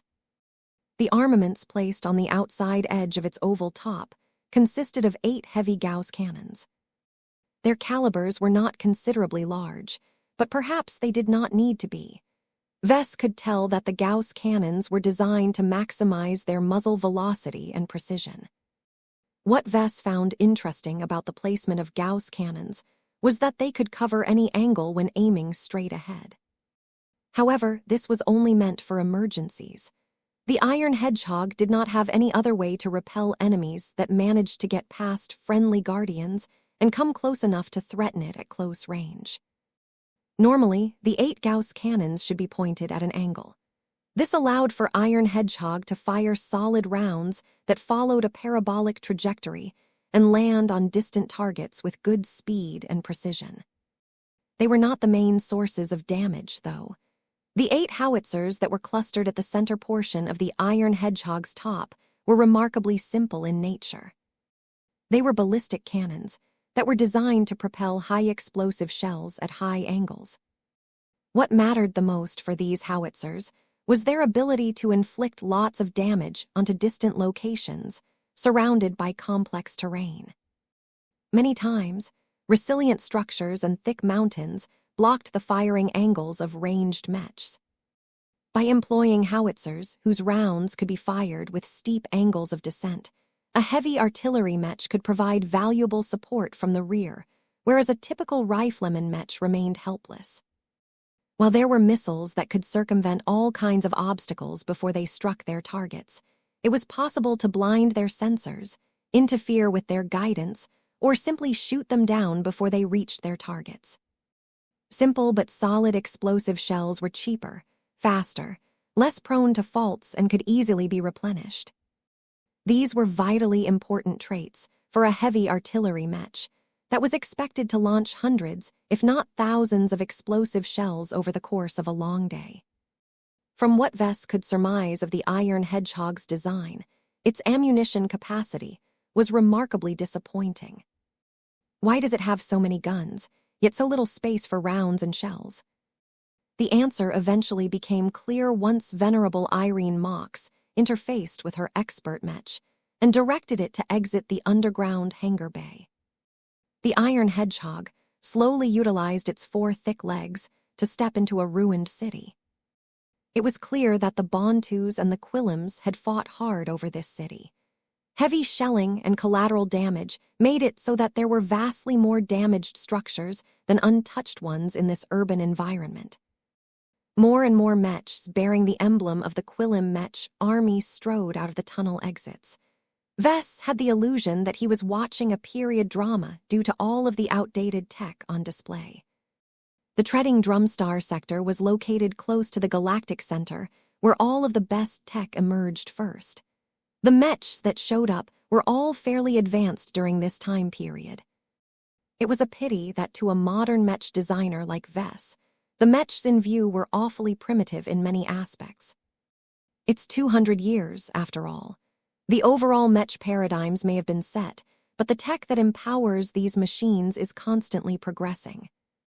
If I remember my history correctly, the current Mech generation introduced a lot of mobility-oriented advancements that have made many Mechs faster than before. In the year 185 AOM, the Mech Trade Association announced the commencement of the Speed generation. Landbound Mechs primarily benefited from the introduction of many innovations, but aerial and spaceborne Mechs also received sufficient attention. Before this Mech generation, a lot of Mechs moved rather ponderously on the battlefield. There were still plenty of ways to increase their traversal speeds, but that came with heavy trade-offs, such as massively restricting their runtime and forcing them to burn through an excessive amount of fuel or energy. The Speed generation solved many of those problems and made it much easier for Mech designs to hit more favorable sweet spots. This period of time also happened to be the point in Mech history where light Mechs truly became unleashed. It had been more than a decade after the introduction of this Mech generation at the current time. The average speed of Mechs had already been elevated, and light Mechs had become a terrible scourge that needed to be guarded against. The Mech unit that venerable Irene mocks was attached to clearly took a lot of precautions. Early striker Mechs guarded the periphery, while a number of melee Mechs stuck close to important ranged Mechs, such as the Iron Hedgehog. Not a lot of aerial Mechs lifted off from the ground. It was dangerous to put them into exposed positions under the current conditions. The only ones that launched at this time were dedicated scouting models that could evade many attacks. The slow but steady march proceeded for an hour or so. Nothing much happened, as the Quillam Mechs had yet to make contact with Bantu Mechs. Though Vess was disappointed that he wouldn't be able to see the Iron Hedgehog in action right away, he bided his time while he slowly and cautiously explored the mind of venerable Irene Mox. Whenever she thought of the Bantus, both anger and pain surged in her mind. Irene hated the enemy. This hatred went beyond the general anger that any Quillam soldier held towards the Bantus. Her animosity was clearly personal. Her cousin got killed during this war. She grew up with her cousin. They were close friends and even attended the same Mech academies. Unfortunately, her cousin chose to specialize in piloting light Mechs that had just come into vogue. This exposed her relative to a lot more danger during the Terrace War. Once Irene Mox received the awful news, she not only developed a personal hatred against the Bantu Republic, but also became a lot more driven to kill the enemy. As the large group of Mech reached the periphery of the ruined city, the Quillam Mechs began to split up into smaller units. Individual Mech companies started to move at their own paces. Light Mech zipped forward and raced across the open terrain that was covered with grass and cultivated fields. Medium Mechs advanced at a slower pace as they methodically headed towards a specific destination. The few heavy Mechs, such as the Iron Hedgehog, dug into their current positions and waited for the situation to develop. Vess didn't realize clearly until now how much heavy artillery Mechs had to wait around. They weren't suitable for moving around a lot, and their impressive range gave them the luxury to stay in place. He hadn't been paying too much attention to the previous briefing, but he quickly knew what was happening after skimming venerable Irene Mox's thoughts. Her current unit was assigned to attack a neighboring city that was held by the Bantu defenders. Since this planet originally belonged to the Bantu Republic, it was clear that its troops held a substantial defensive advantage. Multiple Quillim units had therefore been assigned to attack the neighboring city from several directions. The attacking troops outnumbered the defending ones, but that still made it difficult to dislodge the latter. More time passed by, as the vanguard took its time to cross the distance between cities. It was only after the land-bound light mechs, as well as the aerial mechs, reached the periphery of the target city that Venerable Irene Mox could finally make herself useful. Venerable Mox, please pay attention to the priority targets that we have lit up on the command net. We need your Gauss cannons and howitzers to open the way. Irene finally began to break her stoic demeanor and radiated actual excitement at this time. With pleasure. Despite the vast distance between the cities, the mechs in the vanguard maintained solid communications with the mechs in the rearguard. Multiple different scout mechs fed a lot of valuable observation data to numerous different command mechs and command vehicles. Each of these vehicles processed the incoming data before they updated the command net with relevant information to each and every individual mech. Venerable Irene Mox quickly processed the available data on her priority targets with incredible ease and already determined what she needed to do in the next minutes. Iron Hedgehog, opening fire. The surroundings boomed as the 16 cannons all opened fire in quick succession. The 4 solid legs of the heavy artillery mech had already been braced on the ground to ensure that the powerful machines swayed as little as possible. Vess watched with amazement as 16 resonance-empowered rounds and shells followed slightly different trajectories in the air. Seconds later, the fast-moving Gauss rounds struck their targets first. Numerous highly reinforced bunkers, walls, turrets, and other city defenses that were rated to withstand a considerable amount of bombardment were instantly breached. Only 5 targets had been struck in the first salvo, as the tougher ones demanded multiple attacks in order to breach their defenses. Just after the defenders were reeling from this opening blow, the howitzer shells were arcing down from above at this time. A lot of rapid-fire cannons had begun to open fire at the incoming shells in a desperate attempt to detonate their warheads in advance. But this did not work as the Iron Hedgehog's howitzer shells were faster and more resistant towards damage. Boom, booms, boom. A mass of impressive explosions engulfed entire streets as they unleashed their resonance-empowered fury on a destructive scale. What impressed Vess a lot were the shells that happened to strike the larger structures that the Iron Hedgehog had previously breached.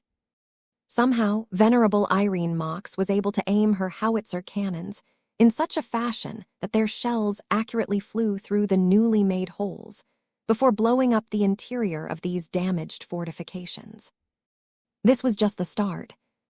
Vess watched on with amazement as an entire exterior defensive line began to suffer utter ruination as the astounding firepower of a single expert heavy artillery mech methodically lay waste to all of the fixed structures. Although the Iron Hedgehog rapidly depleted its ammunition due to the high frequency of attacks, Vess saw that this was not that big of a deal. 2 different supply mechs approached from the rear. Each of them held several containers filled with additional ammunition that were just waiting to be loaded into the Iron Hedgehog. Chapter 4909, Distant Shelling. Divine Irene Mox was known to be an incarnation of death and destruction. Countless lives perished whenever her Ragnarok sortied out to put the alien neighbors of human civilization in their place. To humanity, the Destroyer of Worlds was one of humanity's most prominent protectors.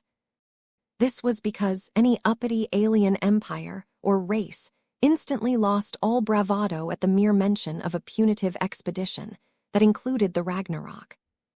During the 4 centuries of relative peace and quiet in the Milky Way galaxy, the previously dominant aliens had often tried to test the human race to see whether the time to take back their ancestral star territories had come. None of these incursions ever succeeded, because the Big Two always deterred the greedy aliens.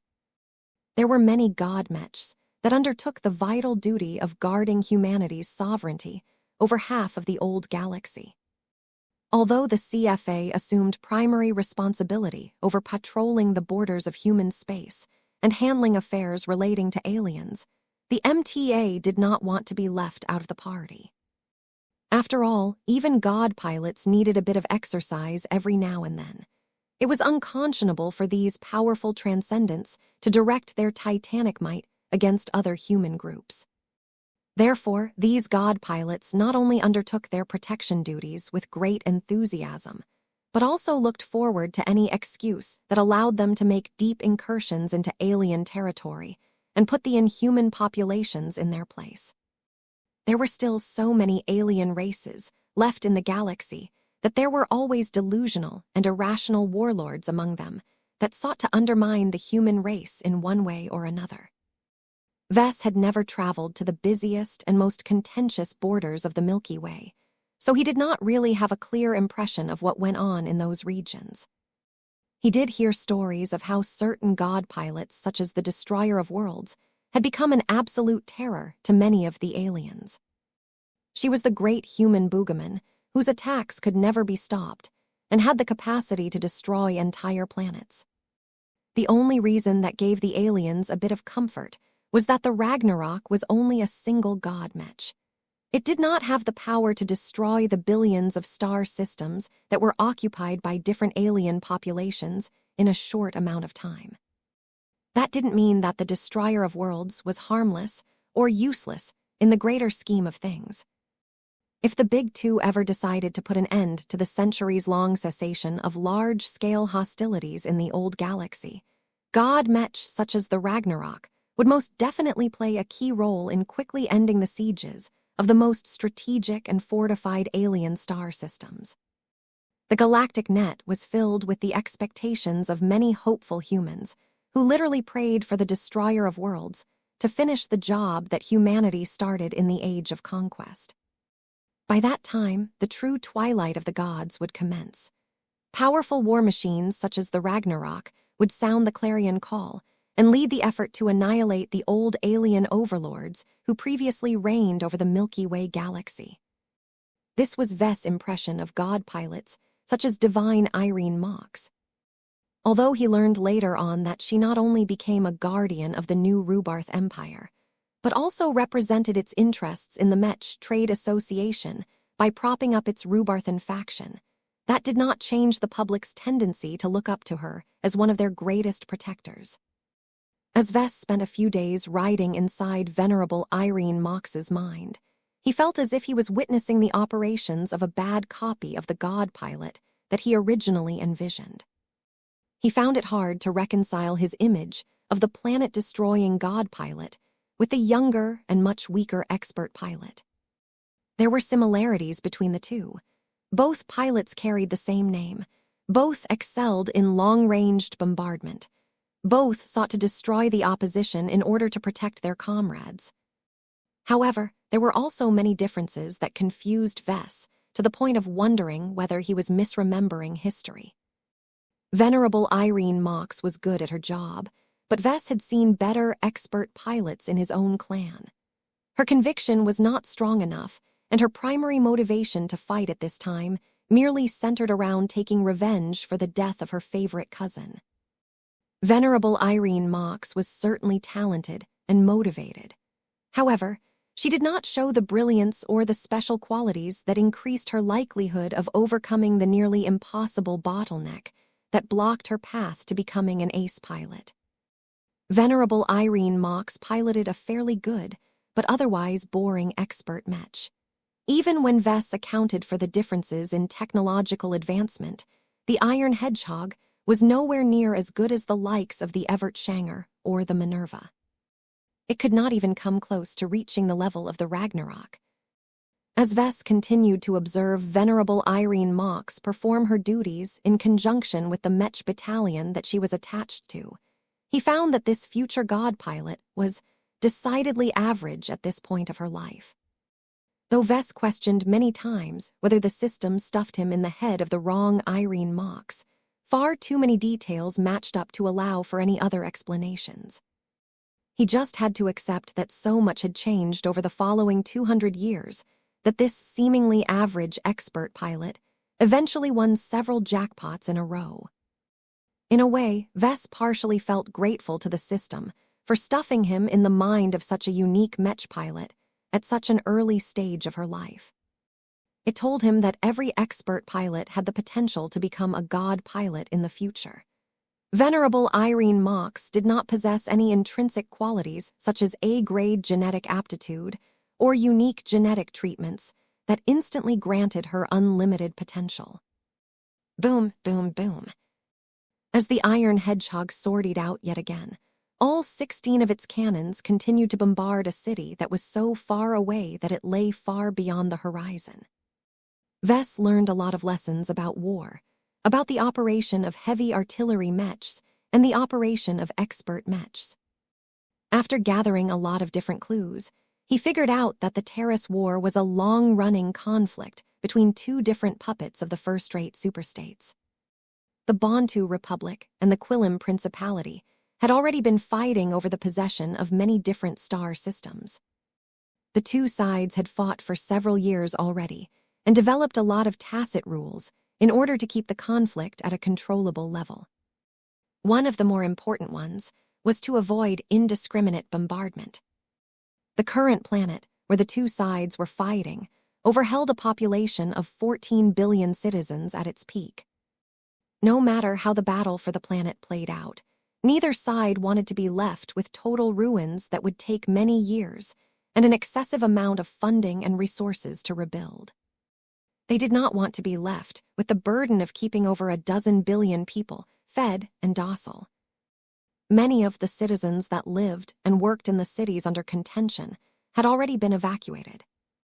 They were either brought to other population centers or were ushered into vast underground shelters that were filled with enough nutrient packs to form a mountain. This turned much of the city into a playground for the Mech forces that advanced and retreated depending on the situation. Right now, the Quillim Mech army held an undeniable advantage on Corona V. It had landed many Mechs on the Bantu-owned planet and maintained clear orbital superiority. Even so, taking over fortified and actively defended cities turned out to be a slog. Each major city on this industrial planet was like a castle that needed to be brought down one by one. They could not be skipped because the defending forces could always run out and wreak havoc in the rear of Quillim's conquered territories. This had already been the 5th city that venerable Irene Mox and her comrades sought to topple. Destroying the peripheral defenses were easy. Many of the turrets, walls, and bunkers should have slowed down the advance of Quillim invaders, but the Iron Hedgehog's awesome firepower quickly ruined this effort. The Bantus weren't stupid. They already knew that if an invasion ever occurred, the outer defenses would get pounded by an excessive amount of artillery. This was why the defenders built them extra large and extra thick. There were few space constraints at the edges of a city, so the Bantus could easily build entire networks of defensive works just outside of their most important population centers. It would have taken a normal squad or company of heavy artillery, matched a lot more time and effort to neutralize all of these defenses. Perhaps the Bantus already knew that these external defenses would fall, but as long as they made the invaders bleed and use up a lot of ammunition, it was already worth the effort. The Bantus knew this. The Quillims knew this. Venerable Irene Mox knew this as well, so she put a lot of effort into breaking this game. Boom, boom, boom. Each heavy Gauss cannon fired penetrating rounds that possessed the capacity of drilling through meters of reinforced alloys, especially when empowered by true resonance. The high-explosive shells, fired by the howitzers, could inflict a lot of area destruction on softer targets. The outer defenses did not stand a chance against venerable Irene Mox's unreasonable firepower. What made the Iron Hedgehog even more effective was that it was tended to by a dedicated support unit. A pair of supply Mech along with several transport vehicles constantly replenished the expert heavy artillery Mech's ammunition and topped up its energy reserves. Once the distant city had lost its outer defenses, the real fight had begun as far as both sides were concerned. The dense construction, along with numerous tall structures, made it a lot more difficult for the Iron Hedgehog to bombard fixed defenses and provide support to the advancing Mech troops. This forced the Iron Hedgehog, along with much of the rearguard, to advance and reposition themselves in order to gain better angles to fire at targets deeper inside the city. The defenders also relied less on fixed defenses and more on mobile assets in order to slow down the Quillim invaders and bleed away their Mechs. In order to prevent the Quillims from leveraging their artillery to the fullest, the Bantu defenders regularly deployed their melee Mechs in the streets and sent them forth to confront the intruders at close range. We need reinforcements at these coordinates. We are being swamped by twice as much enemy Mechs. Our nearest reinforcements are 2 minutes away from your location. We won't last 2 minutes. We need fire support at these coordinates. Are you sure, Captain?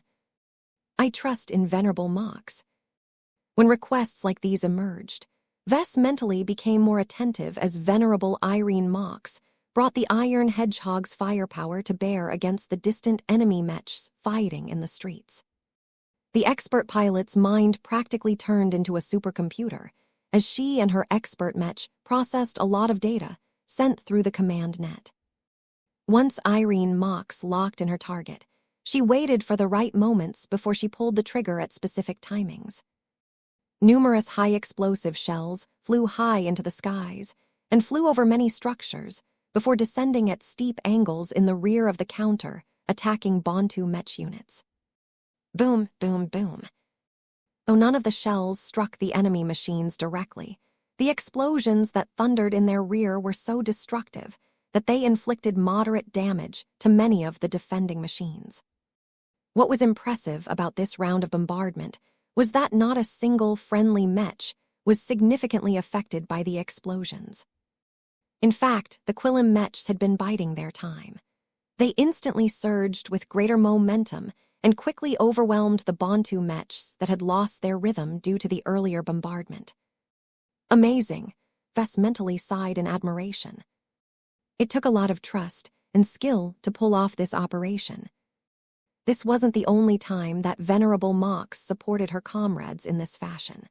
Her Iron Hedgehog assisted the friendly Mechs in taking over street after street by shelling the enemy Mech troops no matter what they did to discourage long-ranged bombardment. Chapter 49, 10 Dissatisfied Irene. Although Venerable Irene Mox made it seem as if her bombardment attacks were nothing more than routine operations, Vess understood how difficult it was to perform them time and time again. Heavy artillery Mechs were never that precise, especially when it came to indirect fire. Unguided or semi-guided munitions, fired dozens or even hundreds of kilometers away, not only had to cross incredible distances, but could also become affected by many different variables during flight. Depending on velocity, distance, and other variables, the delay between firing artillery cannons and striking distant targets could stretch on for many seconds or minutes. It was not unusual for heavy artillery Mechs to fire their powerful armaments at an enemy Mech unit in the distance, only for the latter to move around and completely avoid the shelling.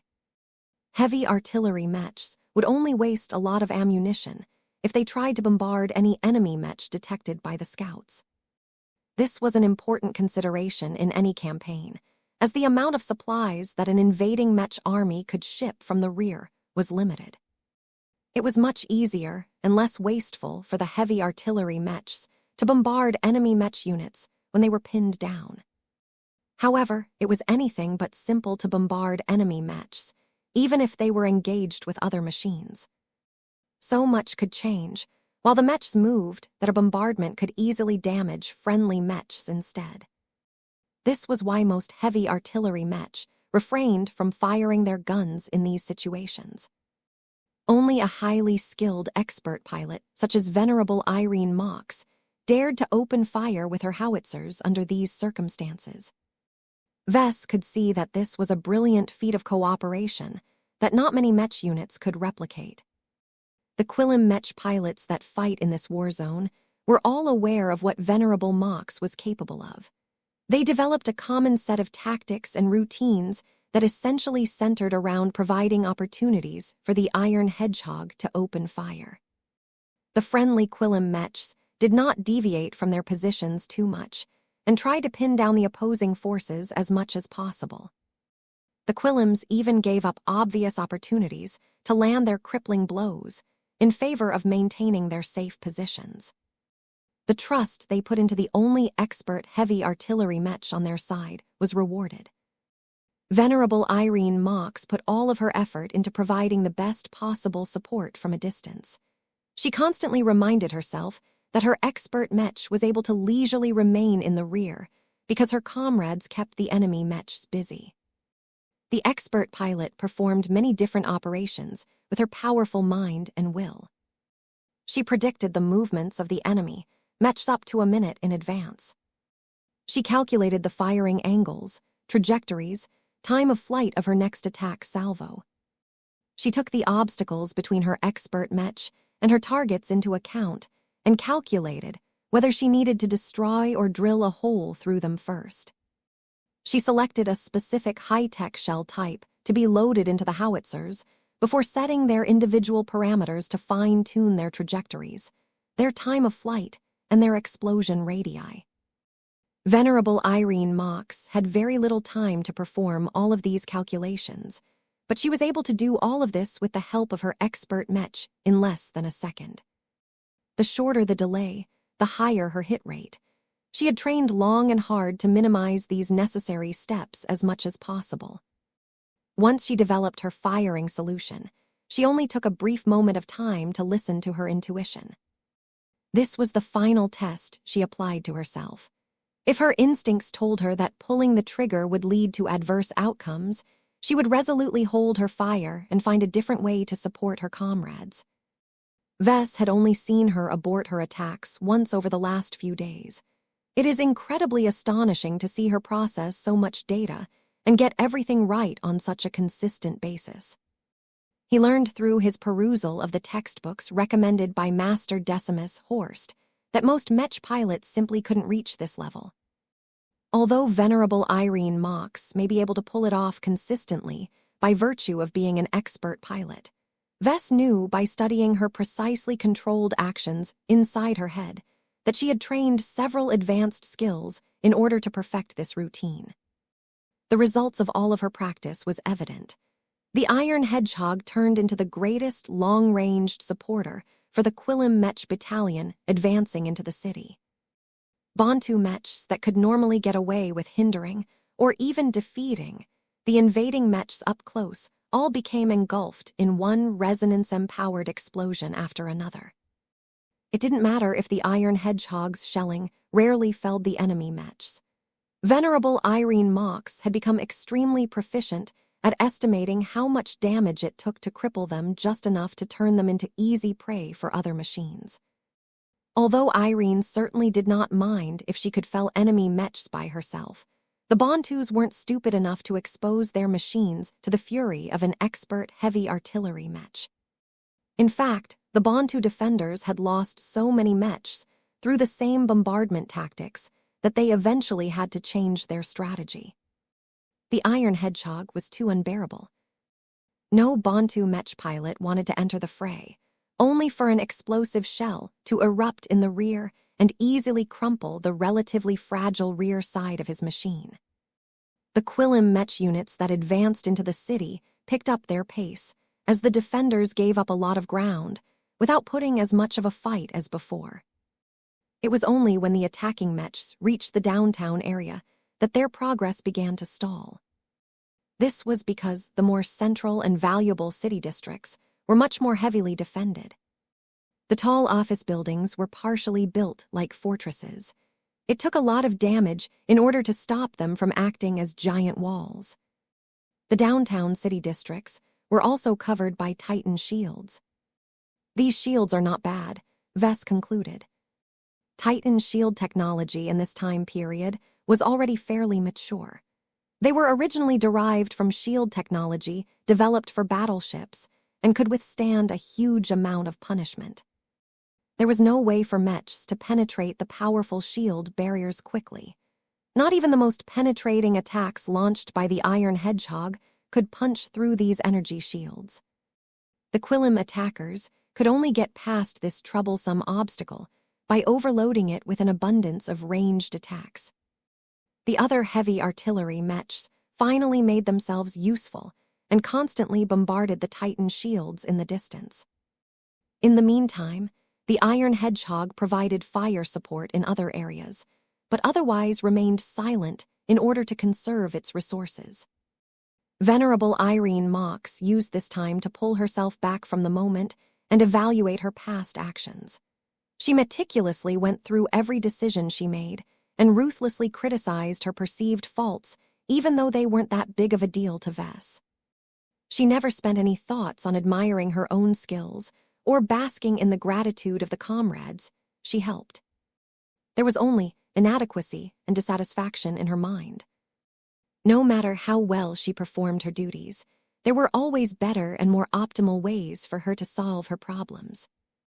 I should have increased the power of the explosive shells. Howitzer 3 was angled 0.25 degrees too high. The Mech of Lieutenant Ori Vellum was struck by shrapnel. That should have never happened. Vess had never seen any expert pilot who loathed her strength as much as Venerable Mox.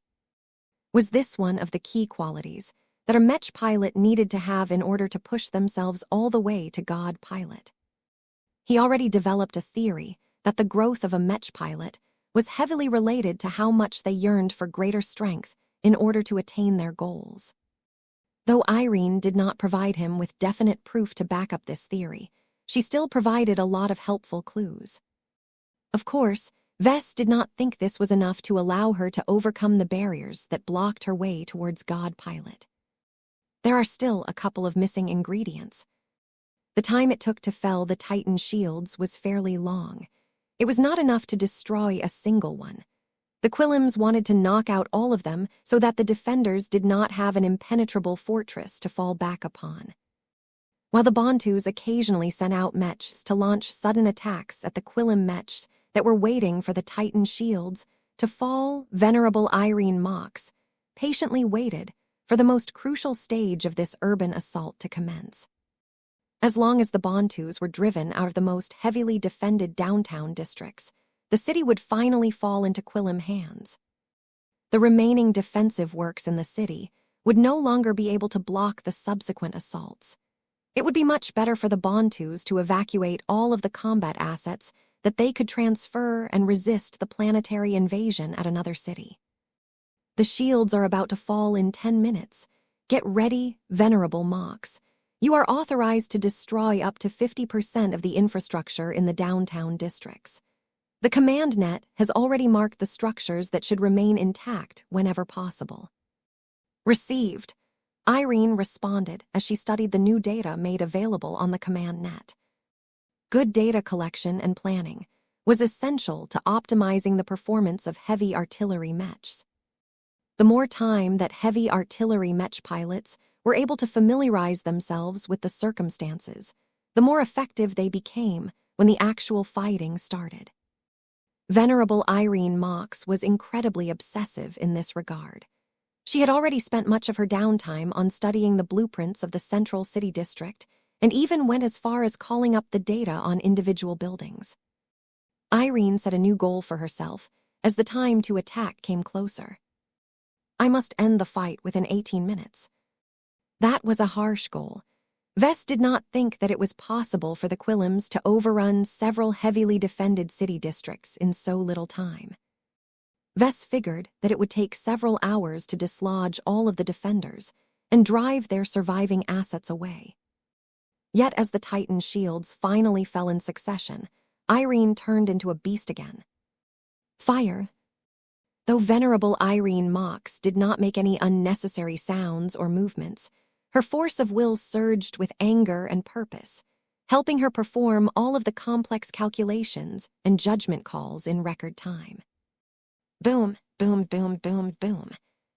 All 16 cannons of her expert mechs fired in sequence, as they were all aimed at different targets many kilometers away. Bantu mechs that fought desperately to hold back the advancing Quillim machines either got knocked off their feet or suffered heavy damage. Enemy ranged mechs that had just moved out became engulfed by explosions before they could fire more shots.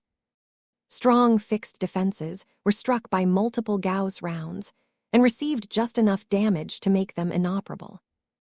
All of this happened in many different locations in the downtown areas. No matter where the Bantus fought, the distant terror of the Iron Hedgehog suppressed all of them to such an extensive degree that their confidence had cooled. The suppression exerted by a single expert mech was just too much. As their comrades screamed and suffered defeat at an alarming pace, the surviving Bantu mech pilots became so affected by all of the chaos and destruction that their willingness to fight quickly evaporated. Even though the Bantus still had enough mechs and other assets that could bleed the invading machines, venerable Irene Mox beat them up so much that their commanding officers decided to call for retreat well in advance.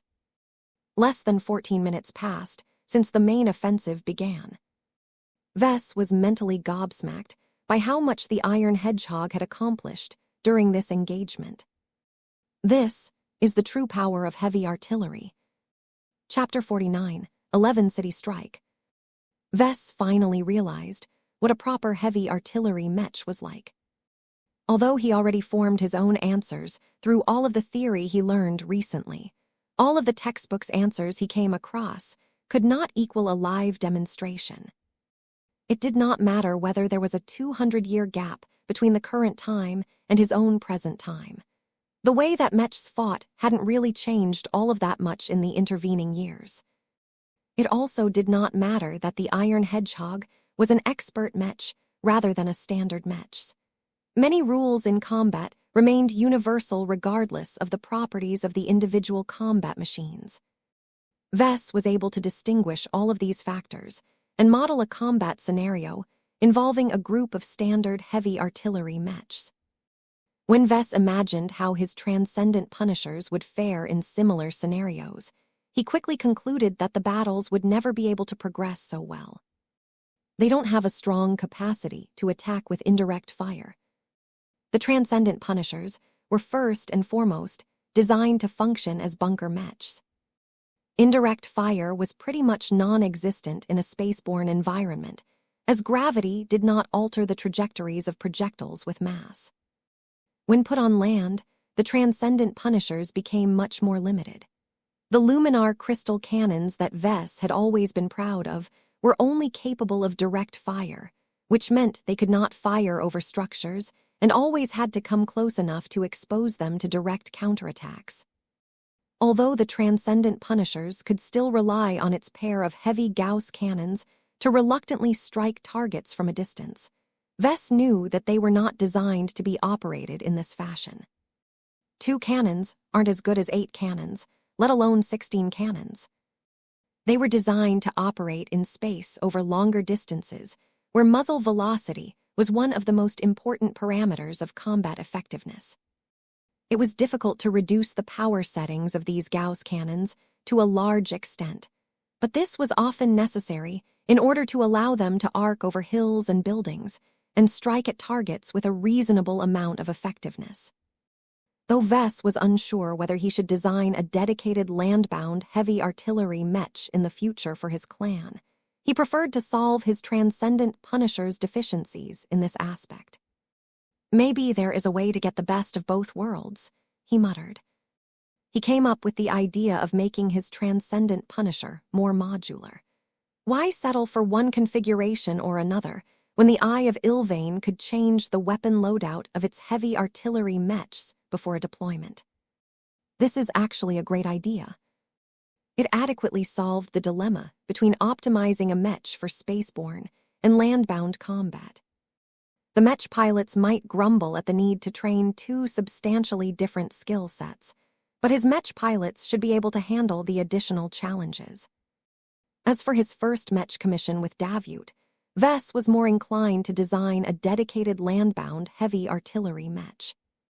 It was not suitable for large military forces to bet too much on a one-size-fits-all approach. The Larkinson clan could get away with it because its fleet possessed a limited Mech capacity and could compensate for many performance drops by investing lots of money. The federal military of Davut could not adopt such an approach because its circumstances were much different. Although Vess didn't exactly know whether he wanted to make his first commissioned Mech for Davut viable in space battles, it must definitely perform well on land. Vess truly desired to replicate Venerable Irene Mox's amazing performance in this campaign. The combination between her meticulous calculations and the Iron Hedgehog's weapon loadout resulted in an impressive impact on the battlefield, one that could be replicated as long as Vess designed the right heavy artillery Mech. He became inspired by how well Venerable Irene Mox was able to expedite the conquest of this city. Dozens more difficult cities like this still remained on Corona V, but it became clear that the defenders had no solution against the Iron Hedgehog. There aren't enough expert Mech among the Bantu defenders, Vess concluded. This admittedly helped a lot. Venerable Irene Mox wouldn't be able to shell the Bantu positions so brazenly if she had to remain on guard against attacks launched by enemy expert Mechs. However, expert pilots were rarely assigned to second echelon units, such as planetary garrisons. They were much more often assigned to main Mech forces that were expected to undertake the most difficult responsibilities. The Bantus on this planet are doomed if they continue to go on like this. The Iron Hedgehog is too great of a force multiplier. After conquering the city, the Quillim Mech battalions spent a brief moment of time repairing their Mechs and stocking up on supplies. They stayed only as long as it took for the higher-ups to send another Mech unit to occupy and rebuild the city. There was no need for the powerful Mech battalion and its incredibly useful expert Mech to stick to defense. Just as the Quillim Mech forces were about to advance to another city, the situation in space had changed. We are suspending our offensive. Keep restoring the defenses of this city. The Bantus blew up the Titan shield generators. There is no way to restore them. We can only put our own ones into place, but headquarters have yet to assign any replacements to this site. Get ready to pull out in a hurry. Don't waste your time on dragging away our heaviest supplies. Leave them behind if we must. It did not take long for the optimism among the men to take a turn for the worse. A Mech officer swung by Venerable Irene Mox in order to give her an update. The Bantus have unexpectedly sent reinforcements to this star system. The arriving enemy Mechs outnumber our spaceborne assets by over 2-to-1. It is not tenable for our forces to remain on this planet. Venerable Irene Mox felt pissed at the thought of undoing much of the hard work in taking over this planet city by city, but there was nothing she could do to affect what was happening in space. "Will we get pulled out?" she succinctly asked. "Yes, you are a priority asset, so you will board the first combat carrier that touches down." Once it became clear that the Quillim forces on the ground were beginning to pack up and leave, Vess wondered whether his mastery experience would come to an end at this time. He already got what he wanted for the most part. He had learned what good heavy artillery Mech were like and understood the routines of a highly proficient expert pilot. This was more than enough material for him to develop a solid and highly impactful heavy artillery Mech concept for Davut. As Vess continued to think about what he learned from an expert pilot who possessed the potential to become one of humanity's strongest heroes in the far future, Irene boarded her expert Mech and moved it towards an open park that offered enough space for a landing combat carrier. Several Quillim ships that were previously resting in orbit had begun their descent and started to become visible to the naked eye. "Wait, is that smoke trailing from the combat carrier? Please contact the ship and ask for an update. Our hails aren't going through. Communications are either jammed or the ship isn't picking up our signals." Sir, if the descending combat carrier doesn't begin to slow down soon, it will violently crash onto the ground. This is not the only ship that is falling in an uncontrolled descent. Get to cover. Once it became clear that the starships that were supposed to bring them away had lost control over their flight, everyone became afraid and quickly ran for shelter. The faster Mechs had no problem reaching the entrances of the half-ruined bases that they had captured from the defending forces. The slower Mechs were not as fortunate. The Iron Hedgehog possessed an incomparably powerful set of weapons. Its armor was also thick enough to resist plenty of enemy counterfire. However, its mobility remained poor, just like any other heavy artillery Mech. Its 4 limbs helped with maintaining stability and traversing more complex terrain, but it did not do much to speed up its flight towards the nearest shelter. Venerable Irene Mox rapidly estimated the time it took for her Mech to reach a safe area. She also tried to calculate the trajectories of the crashing combat carriers and estimate how much devastation they could unleash. She even tried to estimate whether the underground bases would collapse due to the impending crashes. Vess may be smart and good at performing calculations himself, but only his spirituality had made it through the time gate. Since he did not have the support of his cranial implant nor his augmented brains, Vess quickly found himself unable to keep up with Venerable Irene Mox's rapid calculations. He did not know what kind of conclusions the expert pilot had made, but she eventually stopped her flight and adjusted the aim of all of the weapon systems under her control. Each of them began to aim their muzzles at the approaching combat carrier that was beginning to grow increasingly larger. Boom, boom, boom. Irene did not dare to take her time and fired her weapons after she quickly formed her firing solutions. Vess looked with amazement as his host was likely fighting for her life at this moment. The Iron Hedgehog fired its projectiles at a faster rate than before. The heavy Gauss rounds struck the inoperative combat carrier first. Their resonance-empowered strikes crumpled the bow armor of the vessel. Subsequent attacks penetrated the compartments of the ship, but did not do much in breaking the vessel apart. This was why it was important for the Iron Hedgehog to rely on its explosive shells to break the ship apart. The shells possessed different flight characteristics. Irene had to form separate firing solutions for them, yet during this time of danger, none of the shells fired by the howitzers failed to land in the holes formed by the Gauss cannons. Boom, boom, boom. The falling combat carrier quickly began to look increasingly ragged at the front as the resonance-empowered explosive shells shattered numerous compartments and inflicted heavy damage to the structural elements. Irene knew she was locked in a race against time. If her Iron Hedgehog wasn't able to break up the ship completely, the bulk of her hull's structure would crash close enough to the expert Mech's location to cripple or destroy it utterly. She was not reconciled with her death. She still needed to take revenge on the Bantus. Her eyes almost turned manic as her potential bloomed considerably greater than Vess expected of an expert pilot at her level. Irene's resonance strength spiked, allowing her to empower the damage output of her expert Mech to an even greater degree. Boom! Eventually, her continuous strikes through the middle of the hull finally bore fruit. The Iron Hedgehog had weakened the crashing combat carrier to such an extent that it finally broke into several pieces. Boom, booms, boom. The Iron Hedgehog kept firing in order to break up these pieces into smaller chunks of debris. The continuous explosions also helped a lot with diverting the downward trajectories of the remains of the combat carrier. Once those pieces of debris were about to hit the surface of Corona V, Venerable Irene Mox resonated with her expert Mech as much as possible in order to strengthen and reinforce its resonance shield. Boom!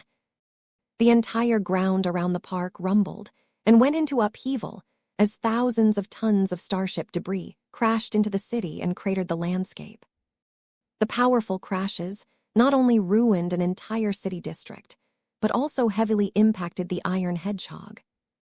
Its resonance shield managed to resist the incoming impacts to an extent, but quickly broke as a large hull section directly collided against the expert Mech. The shock waves produced by the violent collisions also caused the ground underneath the iron hedgehog to shake like nothing else venerable Irene Mox had ever experienced.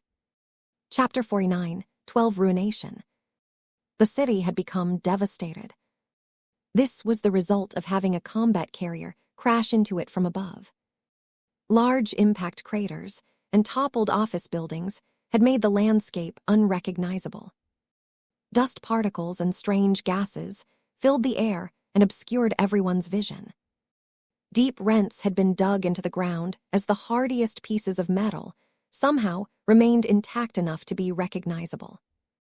No bodies had been left intact. The supremely powerful collisions had pulverized all of their bodies to the point where not even their organic cells had been left intact. Fires burned. Structures in the periphery that had managed to survive the initial crash event finally couldn't take it any longer and crumbled apart. Hell had arrived in the city. The downtown areas were completely wiped off the map. It took an unknown amount of time before movement stirred the landscape. Several pieces of rock and metal materials rippled until they were cast aside. A battered but somewhat intact Mech had managed to push itself out of the pile of wreckage that had piled on top of its large and heavy frame. The qualities of an expert Mech helped the iron hedgehog a lot during the destructive crash. Even though it hadn't been fast enough to flee the impact site, its resonance shield along with its resilient exterior enabled it to survive the worst. As venerable Irene Mox groggily tried to push back the headache in her mind and regain her situational awareness, she quickly called up the status of her expert Mech in order to inspect the damage. The iron hedgehog was in the worst state it had ever been since she first received it from the Quillim Mech army. She called up a projection that displayed a wireframe diagram of her expert Mech. Many parts had turned from green into yellow. A number of exterior components had even turned red. 3 Gauss cannons and 4 howitzers were destroyed. Frontal armor has received heavy damage and cannot offer substantial protection. Mobility is reduced by at least 30%. Sensor systems are degraded. These deficiencies were the most obvious deficiencies of her expert heavy artillery Mech, but the machine suffered from so many other ailments. A standard Mech exposed to the same conditions would have been flattened or torn apart a long time ago. Even weaker and lighter expert Mechs might not be able to withstand the destructive power unleashed by the violent impacts. Fortunately, the expert heavy artillery Mech that was designed to take a beating by enemy-ranged Mechs possessed enough defenses to safeguard its most critical parts and systems. The power reactor worked fine, and the Mech engine had only suffered light damage. The iron hedgehog was most definitely not in a healthy condition. Irene had developed a deep familiarity with her machine and could readily tell that it was deteriorating by the minute. While the expert Mech was designed and built to high standards, that only enabled it to slow down the inevitable breakdown of parts that had suffered badly not too long ago. The iron hedgehog's automated damage control systems could only do so much to keep its powerful frame together. Once venerable Irene Mox understood how badly her expert Mech had suffered, she immediately shut down numerous systems in order to reduce the strain on her machine and preserve its integrity as much as possible. She then tried to connect to her comrades. The communication systems of her iron hedgehog had received a bit of damage as well. Her expert Mech had lost connection to her Mech battalion's command net, so she was unsure whether the others had made it through. Her iron hedgehog slowly navigated through the messy and uneven landscape while trying to hail anyone who could still pick up her signals. "Mox here, anyone alive? Please respond to my hails." Her expert Mech only picked up static and nonsensical signals. The post-apocalyptic landscape gave Irene the illusion that she had been the only Quillim to survive this calamity. Despair overtook her mind for a moment before her strong willpower surged and forced her to maintain hope. "I am not alone. There are bound to be survivors." Her expert Mech steadily crawled over to the entrances to the underground fortifications. All of them had collapsed. Not only that, but the entire ground had sunk down. The crashing combat carrier had done more than wipe out every structure on the surface. The debris from the starship had also damaged the tunnels and halls underneath the ground. The closer they were to the surface, the less likely they remained intact. As the Iron Hedgehog continued to move around in a desperate attempt to reconnect with any surviving units, Venerable Mox continued in her effort to cling to hope. It was a pity that her strong will and desire could not alter reality to this extent. The Iron Hedgehog began to gather an increasing amount of evidence that any Mech or individual that had taken shelter underneath the ground had suffered just as badly, if not more than those that had remained on the surface. It wasn't just the Quillam troops that had fallen victim to this extinction attack. Many Bantu civilians who originally lived and worked in this city had perished as well. There were so many of them who hadn't been able to evacuate from the city after the invasion had begun. The underground shelters they took refuge in had collapsed as well. Only the ones that were buried deeper underground or were located far enough away from the center of the city had made it through. As Venerable Irene Mox vainly tried to hail her unit again and again, her voice turned feebler and feebler. She eventually instructed her expert Mech to hail friendly units within communications range on repeat and fell silent. Her expert Mech could hear nothing from the city except for the desolate winds, the scattered fires, and the regular building collapses. Other than that, the damaged city had turned into a lifeless and unwelcoming ruin. Though Irene Mox was an expert pilot who could endure a lot of shocks, what happened to her and her comrades exceeded her tolerance. She was struggling to comprehend what happened, so much so that she wasn't spending any of her attention on what she should do next. Vess, who quietly witnessed everything that Venerable Mox experienced, grew distressed at what had befallen the future hero.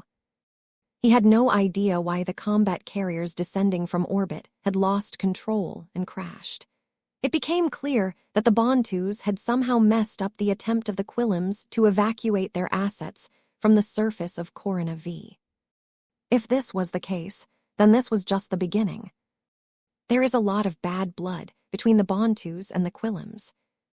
Even though the Terrace War was just a proxy conflict between the Terrans and the Rubarthans, it had become a vendetta to the soldiers doing the actual fighting. Crashing the combat carriers that were meant to pick up the Quillam forces deployed on the planet was a clear escalation in hostilities. The Bantus are up to something. The move they pulled off was extremely costly. Not only did they expose the fact that they had managed to infiltrate and sabotage so many Quillam starships, the Bantus also allowed the combat carriers to crash onto their own population centers, thereby killing many millions of their own citizens. The infrastructure and population of Corona V had evidently been sacrificed to fulfill a greater purpose, and Vess did not think the Bantus had anything trivial in mind. He soon gained another clue as the Iron Hedgehog's damaged, but intact sensors finally managed to detect activity at the edge of their range. The alarms prompted Venerable Irene Mox to pull herself out of her daze and ignite her hope.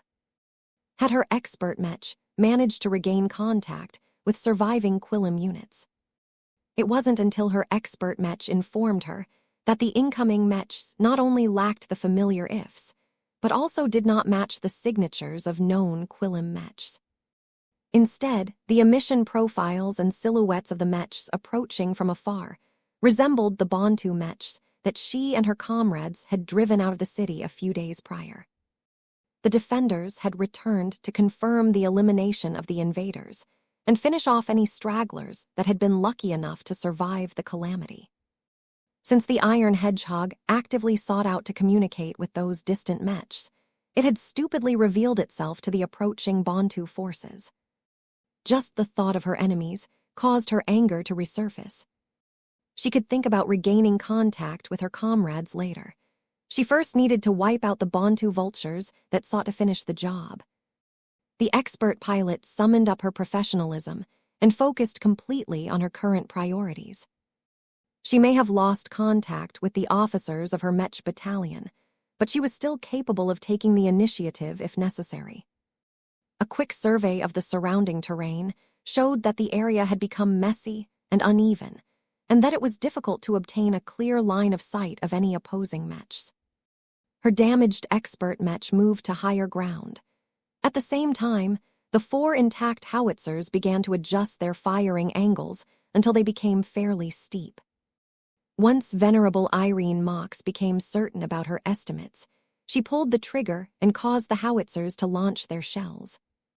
They flew high in the messy and dust-filled air and quickly arced down until they landed and engulfed a small area with a spread of resonance-empowered explosions. Boom, boom, boom. Irene knew that this was not the time to hold back. The intact howitzers continued to fire as fast as her expert mech could load the new explosive shells. This continued onwards for several more salvos until she was sure that her expert mech's area attacks had destroyed much of the enemy units that had approached from a distance. She probably didn't manage to eliminate every Bantu mech, though. The expert pilot remained alert even as her iron hedgehog managed to reach a better vantage point. Several minutes passed in silence until her expert mech picked up movement behind a few mounds of debris. The howitzers of her expert mech fired a salvo of shells at minimum power. They launched almost straight into the air until they dropped down and engulfed the streets behind the debris mounds with explosions. Just before these shells struck the ground, a handful of swift and slender mech zipped out of cover and rapidly advanced towards the iron hedgehog. Light mechs. These light skirmishers might not look impressive, but they could pose a substantial threat against a ranged mech. Irene had little reason to fear them if her iron hedgehog was still in its prime. However, her expert mech was hardly in a position to defend against an onslaught of melee mech. Its resonance shield was still down, and many sections of armor had already been destroyed. Its internals had become exposed and vulnerable to attacks. Any mech could inflict heavy damage to the iron hedgehog. Even light skirmishers could take down the expert heavy artillery mech, as it was never designed to operate in isolation. Fortunately, Venerable Irene Mox had been ready to defend against targets who managed to get closer. The intact Gauss cannons of her expert mech had already been aiming in the right direction. As soon as the fast and agile light skirmishers approached the iron hedgehog while performing evasive maneuvers, Irene rapidly took in all of the data and quickly adjusted the aim of her Gauss cannons. There was no time for her to second-guess her judgment or fine-tune her calculations. She even skipped over many steps and relied heavily on intuition to make up for what was missing. Crack, crack, crack, crack, crack. 5 Bantu light skirmishers collapsed at once, as each of them had been nailed by resonance-empowered Gauss rounds at the same time. Their evasive maneuvers had not availed them at all, as the iron hedgehog managed to strike them square in their torsos. No more mechs showed up for the time being. Chapter 49, 13 The Weight of Responsibility. Venerable Irene Mox could not tell whether the Bantus had lost all of the mechs sent to sweep the ruined city, or whether her enemies had pulled back the rest.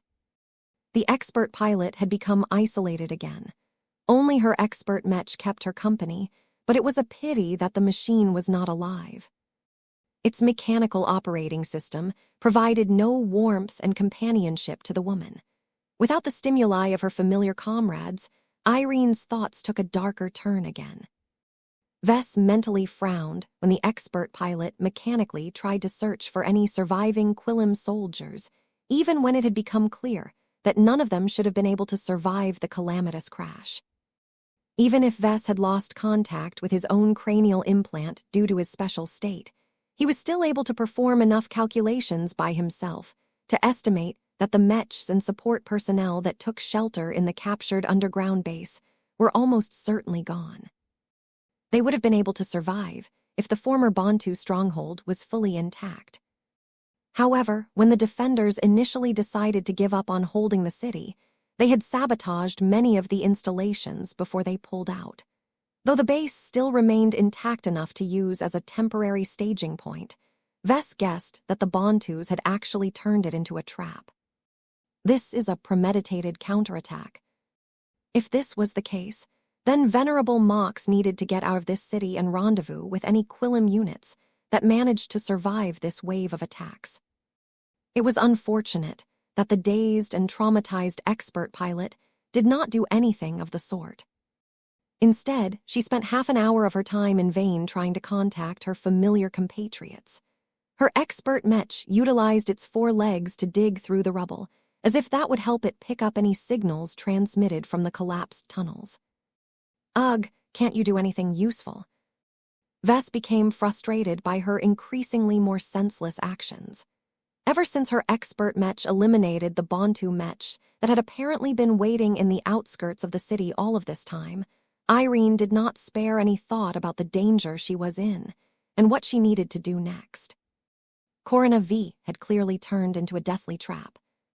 The Bantus would most certainly try to eliminate all of the invaders that had become stranded on the planet. Whether they would seek to capture or kill Venerable Irene Mox outright, Vess didn't know.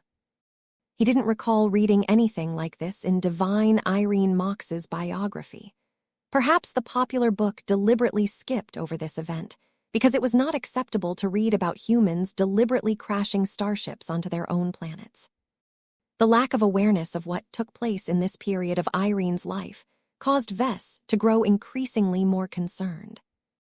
What if an accident might happen that would lead to the death of the expert pilot? Although the Iron Hedgehog remained in decent fighting condition, there was no way for it to repel every attack. Even if it was able to stand its ground for a time, the expert heavy artillery Mech would most certainly turn useless once it ran out of ammunition. The most prudent choice that Irene could make at this junction was to surrender to the Bantus, but as Vess continued to eavesdrop on her thoughts, Venerable Mox had developed such a vehemence towards her enemies that she resolved to die before contemplating surrender. This was not just an idle thought to her. Venerable Mox actually went as far as making a solemn promise to herself. I shall never give the Bantus the satisfaction of turning me into their prize. I shall blow up my expert Mech and end my life before I ever allow my enemies to use me as a bargaining chip. Her words rang true. She was being utterly serious about never giving in to the enemy. Vess observed with amazement as the woman's force of will surged with strength yet again. It had undergone a small evolution that had made it more condensed. Venerable Irene Mox had grown substantially compared to a few days ago, but that did not change the fact that she was still a single mid-tier expert pilot who only had a damaged expert heavy artillery Mech at her disposal. There was no way she could fight against all of the Bantus left on the planet. The most logical step that the enemy would make after pulling off their shocking stratagem was to muster all of the local garrison troops and launch a comprehensive counteroffensive. Even if the defenders didn't have the strength to defeat the surviving Quillim invaders, they could still keep their opponents in place long enough for reinforcements to arrive. Once the Bantu reinforcement fleet arrived in orbit and formed a blockade, there was no way that Venerable Mox could get away at this point.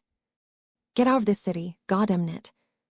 Irene did not do anything productive after she made an incredibly foolhardy decision to embrace death rather than allow herself to be captured.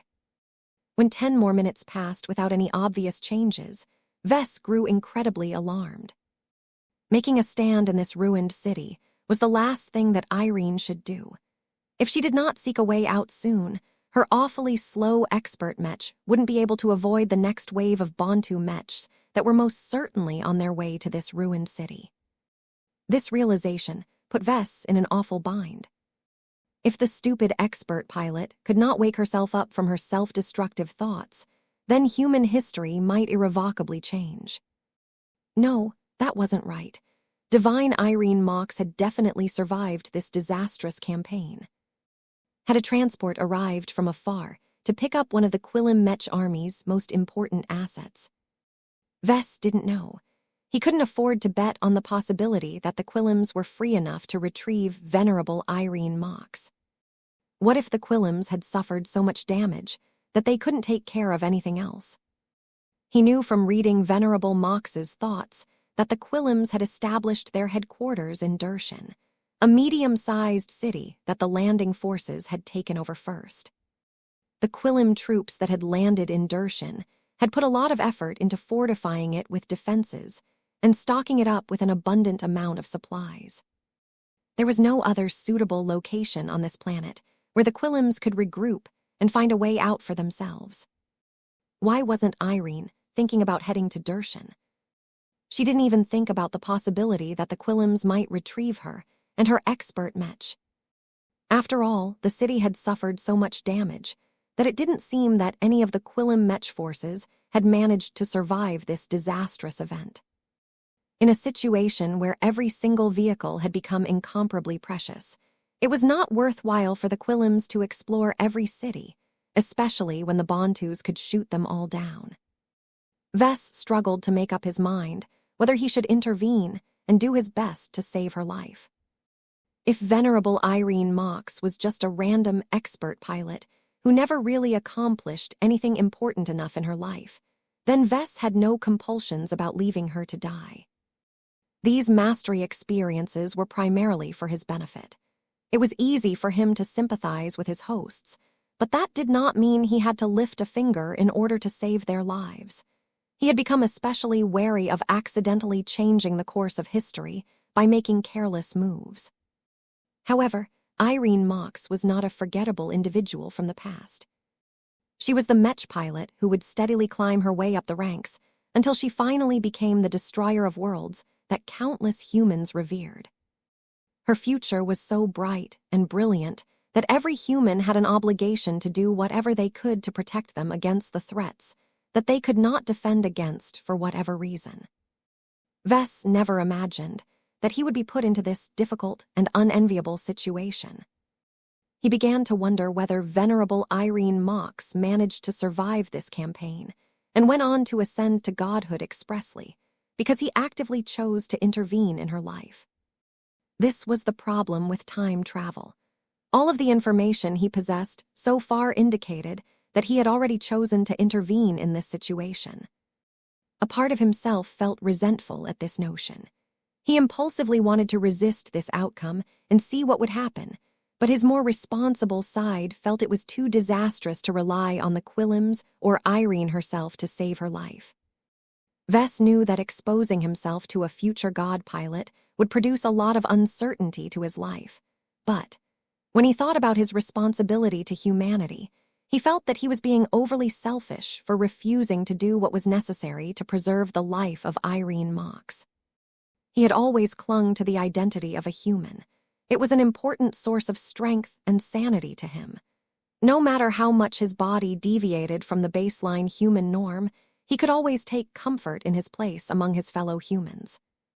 However, now that he was in a position to save or ruin the life and future of a woman that was bound to become a god pilot, Vess found that his identity as a human had become a shackle that compelled him to make sacrifices for the greater good of the human race. He did not like this at all. He sought every possible excuse to shirk his duty and let Irene Mox fend for herself. Nonetheless, his attempts at denial did not prevent him from analyzing Irene's awful circumstances and form a lot of pessimistic conclusions. He felt that this situation had not only turned into an important junction of Irene Mox's life, but also had massive implications for his own future. Did he have a responsibility to safeguard humanity's future? He wanted to say no, but that was the typical answer of a weak or selfish individual. Vess did not deny that he was both weak and selfish, but that was mostly due to necessity. He wouldn't have been able to make it this far in his life if he was as foolish as his more idealistic family members. What Vess was concerned about was his future. Once he amassed more power and gained the strength to influence human civilization, would he assume responsibility over it? Would he follow the footsteps of many star designers and rise above every mundane concern so that he could fight for humanity as a whole. A part of himself became attracted to this noble mission. He felt that there was nothing better a Mech designer could do than to protect and change humanity for the better. It would be the ultimate form of fulfillment to a creator and service provider. He mentally took a deep breath. He already formed an answer in his heart. Just as Venerable Irene Mox changed a fundamental part of herself when put in a desperate situation, the mental shift that Vess had made had caused his spirituality to sublimate in a subtle manner. He felt as if he had become more mature and responsible than before. Now that he had made up his mind, he decided to pull the trigger. Vess concentrated and tried to shake off the out-of-phase effect that was obscuring his presence from his host.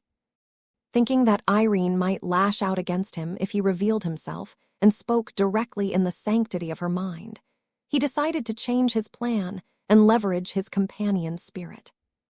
Venerable Irene Mox snapped out of her malaise as soon as her cockpit began to light up for no reason.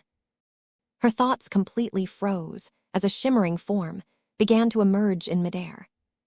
Seconds passed as a transparent purple cat eventually emerged a short distance away from her seated body. The ghostly cat raised his palm in greeting. Emro. What? Chapter 49, 14 Friendly Cat. What would people do if a magical ghost cat abruptly showed up in front of them without any warning? They would definitely feel confused, that was for sure. Out of everything that had happened to Venerable Irene today, she never expected to be confronted by a strange cat that looked like a projection gone rogue. Had the Iron Hedgehog been hacked? Did the Bantus manage to slip malicious code in the programming of her expert Mech? Had the Mech technicians who serviced her machine decided to prank her by slipping in a joke AI in the operating system of her Iron Hedgehog? Irene quickly snapped to attention and thoroughly inspected the state of her expert Mech. All of her inspections showed that the software of her machine was not compromised in any fashion. Besides, her intuition already told her that the strange cat whose purple fur was embellished with moving star trails was not a projection. It was something different. She experimentally stretched out her arm and passed it through the body of the odd-looking cat. Her limb did not encounter any resistance, but her willpower allowed her to sense that the cat was not completely without substance. The cat was made up of an intangible form of energy that felt alive and surprisingly human. Her instincts did not detect hostility or ill intent from the strange life form, so she refrained from pulling her pistol from her holster. She still remained on guard, though. Irene knew better than to rely solely on her intuition to distinguish between friend and foe. There was no explanation where this cat came from. She knew just as little about the creature's intentions. What are you? Who are you? Why are you here? What is your allegiance? The cat possessed friendly but undoubtedly intelligent eyes. Irene stared deeply into them in order to glean the intentions of this strange apparition. A part of her attention shifted to the small but bright gem that was set in the center of the cat's forehead. It was brimming with power of a different sort. Irene detected a lot of threat from that intangible gem. The cat possessed the ability to threaten her life. This realization caused her to raise her guard a bit more. One of her hands was already hovering over the grip of her holstered sidearm. Answer me, she roared in her cockpit. Emro, Emro, Emro, Emro. It was at this time that Irene remembered that she had no way of understanding cat's speech. An awkward moment of silence ensued as the expert pilot and intangible cat both became stumped by the situation. The cat eventually swished his black-tipped tail and raised his furry paw yet again. Hello, Irene, a male voice spoke from the animal. You can speak like a human. I can. Identify yourself then. Who are you and who do you represent? As Vess used Blinky to converse with Venerable Irene while keeping his real self hidden as best as possible, he became troubled by the questions. Vess could read Irene's thoughts, so he knew that she would definitely not trust anything from the strange cat unless he clearly identified himself. Though Vess was tempted to lie and call his cat Benny or something, his intuition and judgment told him that he wouldn't be able to get away with falsehoods. Expert pilots possessed an uncanny intuition in this regard. Since Vess and Blinky were actually attached to her mind, Irene's ability to sense anything amiss had become extra strong. Vess had no choice but to alter his strategy and adopt an approach that he had reserved for interactions with ace pilots. "My name is Blinky." The cat spoke in an accent that was so close to galactic standard that Irene could not figure out where he originated from. "I am the Star Cat, and I am here to help you navigate through this crisis. To be more precise, I wish to lead you back to your fellow Quillums who are also trapped on this planet and work together with them to escape the trap prepared by the Bontus." Though Irene still remained incredibly vigilant of this odd cat, she already started to relax a bit as she detected no malice from the random creature. The cat did not hide its intentions and conveyed a lot of sincerity. It was hard for Irene to remain hostile in the face of such a cute and friendly feline. There wasn't anyone else she could talk to anyway. If Irene was still in the company of her fellow Quillum soldiers, then she would have turned to her officers and let them sort out this strange cat. However, now that she was beginning to admit that she was out here all alone, she became much more open to talking to this odd creature. "Tell me what you want to do," she demanded. The cat gestured outwards with his paw. "It is not safe here anymore. The Bontus have already sent one wave of Mechs to sweep these ruins. They are most certainly aware that those Mechs have fallen. The next wave of Mechs will be even stronger, as I am sure that their command is aware that you and the Iron Hedgehog had fought here. No matter whether your enemies intend to kill you or capture you, there is no way for you to escape their clutches if you foolishly stay in place." A surge of anger and indignation welled in her mind. The thought of enemies coming to attack her almost caused her to go out of control. It was only due to her discipline and willpower that she managed to suppress this violent and disastrous impulse. "What do you propose then, Cat?" "The name's Blinky. Don't forget it, please. I am not a thing. I am an intelligent cat. I even have a university degree, you know." Irene's eyes narrowed in suspicion. "No school has ever enrolled a cat as far as I am aware. Where did you graduate from, Blinky?" "Ah, that is not important." The cat rolled his body in the air. "What I want to say is that I want to urge you to flee this site as soon as possible. If there are any surviving Quillums who remain buried and stuck underneath the surface, then there is no feasible way you can pull them out in the time you have left." That caused her mood to darken. She hated the thought of abandoning the Quillums who trusted her and fought alongside her for years. It was against her principles to callously leave them behind. The cat rolled his eyes. "I know what you would rather want to do, but that will only lead to the defeat of both you and anyone trapped underground. You have sworn an oath to protect the Quillum Principality, right? You will do your state a massive disservice if you foolishly put yourself at the mercy of the Bontus. Don't be selfish. Do what is best for the Quillums who can still be saved." Irene shrugged with her conflicting desires and ideals. Fortunately, her pragmatism and sense of duty overcame her emotional attachments to her Mech battalion. "Tell me what you have in mind, Blinky." The cat smiled and moved his forepaws in an animated manner. "You need to reach the city of Dershan. If the headquarters of your invasion force has survived this calamity, then it should have already transmitted orders to recall all Mech units in the field. You may be powerful, but you are not strong enough to save yourself in your current state." The expert pilot frowned. "I cannot make it back to Dershan in time. I am piloting the slowest expert Mech in our Mech army. The damage to its legs has dragged down its speed even further." "I know. That is why you need to hijack a vehicle that can take you away. There shouldn't be any left intact in the center of this city, but the outskirts are less affected by the crash. If that doesn't work, you can always move to a neighboring town or city and find transportation there, though I think that won't work out for you, since the Bontus will catch up to your expert Mech by that time. Speed was of the essence. Irene understood this truth, so she did not object to the cat's suggestion any further. Her iron hedgehog began to turn and move in a specific direction.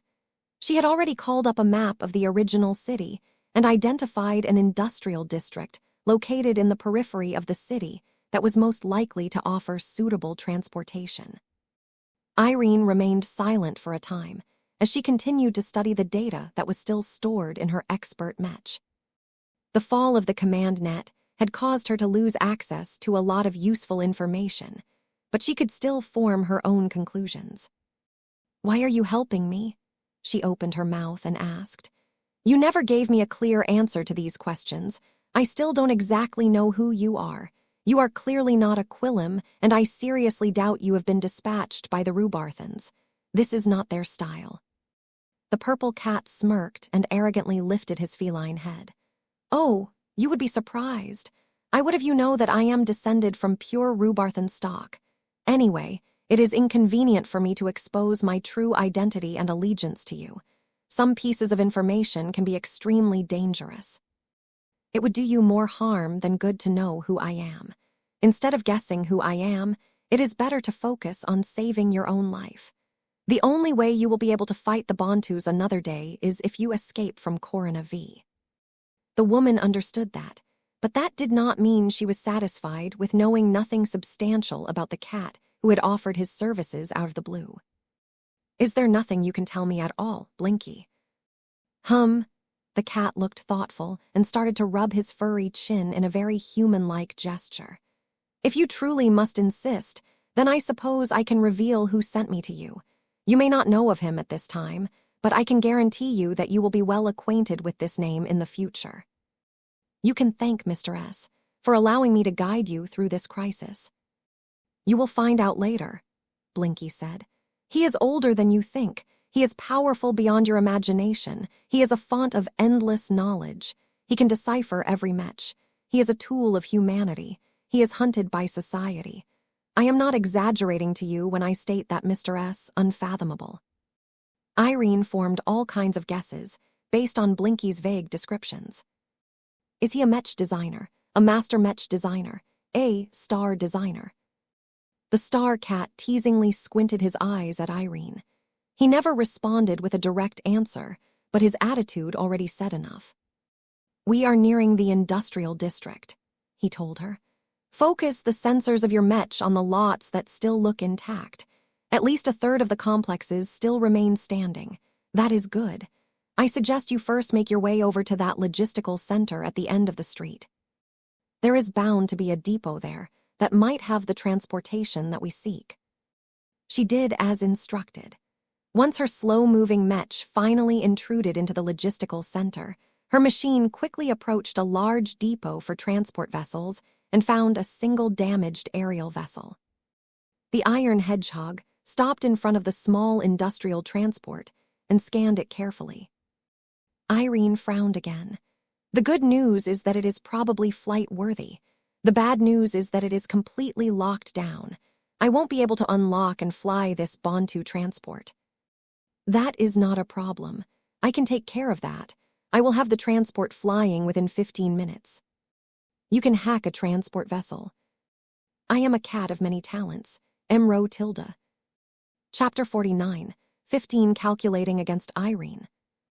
Vess understood that as soon as he exposed his companion spirit to Irene Mox, he essentially gave her a chance to track down the origin of Blinky. Perhaps her search for her savior might not bear fruit in the next 2 centuries, but sooner or later, the unique purple spirit cat would show up in the MTA's databases. In fact, Vess was 100% certain that the MTA had already taken plenty of snapshots and recordings of Blinky in his present time. He hadn't been particularly diligent in keeping his other self a secret. Besides, Vess had formally exposed the details of his companion spirits to the Mechers in order to further his cooperation with the factions he was friendly with. It was futile trying to hide many secrets from the MTA, so he thought it was better to proactively offer them up in exchange for tangible benefits. Jovi Armelin was already happily testing out his eye of providence on behalf of the association.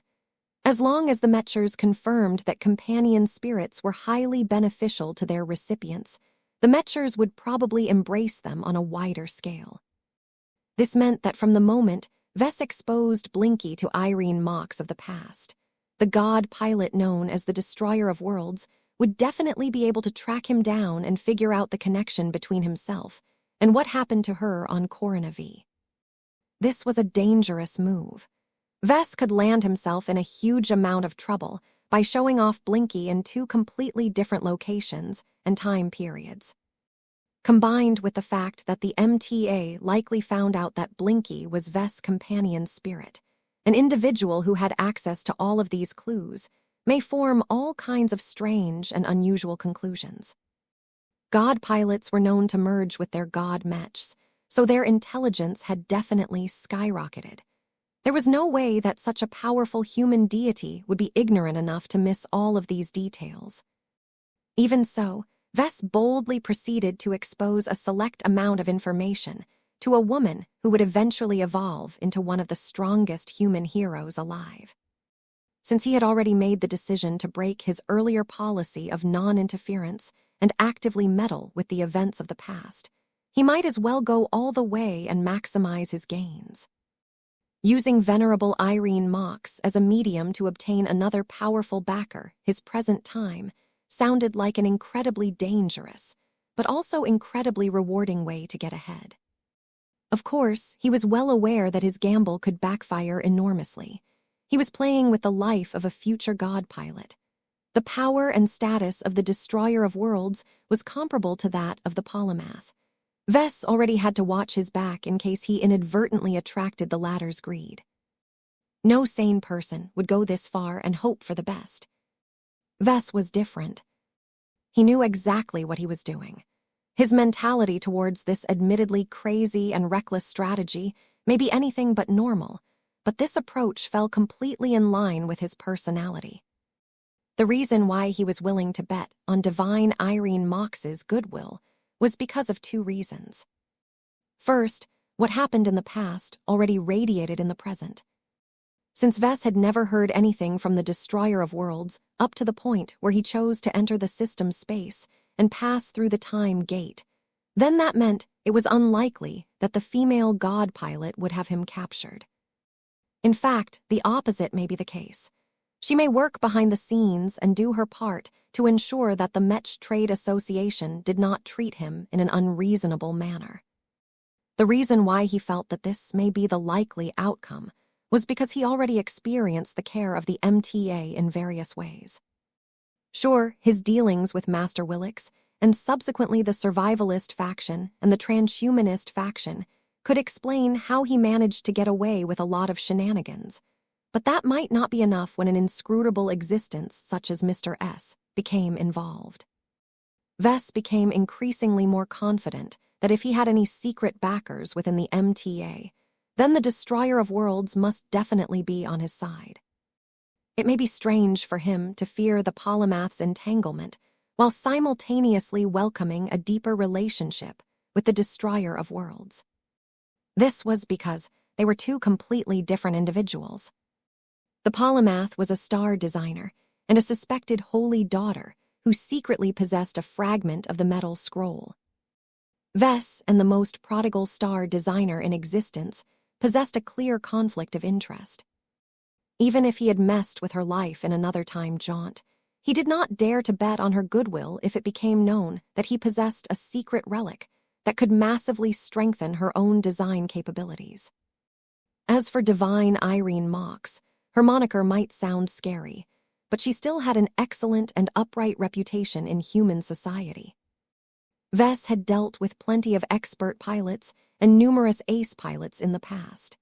Even if he had never interacted with a god pilot in the flesh, it was not hard to imagine that such an existence would retain much of her past traits and personality quirks. Expert pilots were generally honest and fair in their dealings with other people. They always showed gratitude when they received a favor and despised betrayal. Their promises held incredible value because they always abided by their word. If a high-ranking Mech pilot ever broke their vows, no excuse would be able to save them from shattering their own way forward. Since divine Irene Mox had eventually transcended to a height that only 100 or so of her peers had managed to reach, her trustworthiness probably ranked at the top of every human in existence. Besides, unlike his entanglement with the polymath, he did not have any conflicts of interest with the god pilot. They may even share a cooperative relationship if he played his cards correctly. All of this gave Vess a lot of confidence in cultivating a beneficial relationship with the Destroyer of Worlds, especially now that he was interacting with her younger and much more naive self. There was no way that Vess would have the guts to calculate a real god pilot. It was only because of the opportunity granted by the time gate that he thought he could get away with this outrageous move. Of course, he knew that he could not go too far in this regard. Vess understood enough about successful Mech pilots to know that they became stronger by pursuing their goals in an unrestrained manner. The more they became burdened by promises that contradicted their true nature, the less likely they would be able to break through their limits. In addition, people who tended to screw over high-ranking Mech pilots did not last that long. There were plenty of ways for a god pilot to retaliate against Vess if he attempted to turn a god pilot into his lackey. No, the best way he could develop a safe and reliable connection with the Destroyer of Worlds was to treat her past self with sincerity. Expert pilots were already sensitive towards these kinds of matters, and they would become even more attuned to goodwill and malice as they advanced up the ranks. It was not difficult to imagine the Destroyer of Worlds recalling and reevaluating everything that happened during this special period of her life. Every word, every action, every implication, and every hidden clue would doubtlessly become exposed in front of the powerful and frighteningly clever vision of a god pilot. Vess needed to restrain his greed to an extent and settle for a simple friendship with Irene Mox. If he could ever make a faded human hero owe him a big favor, then he would definitely be able to harvest huge dividends in the future.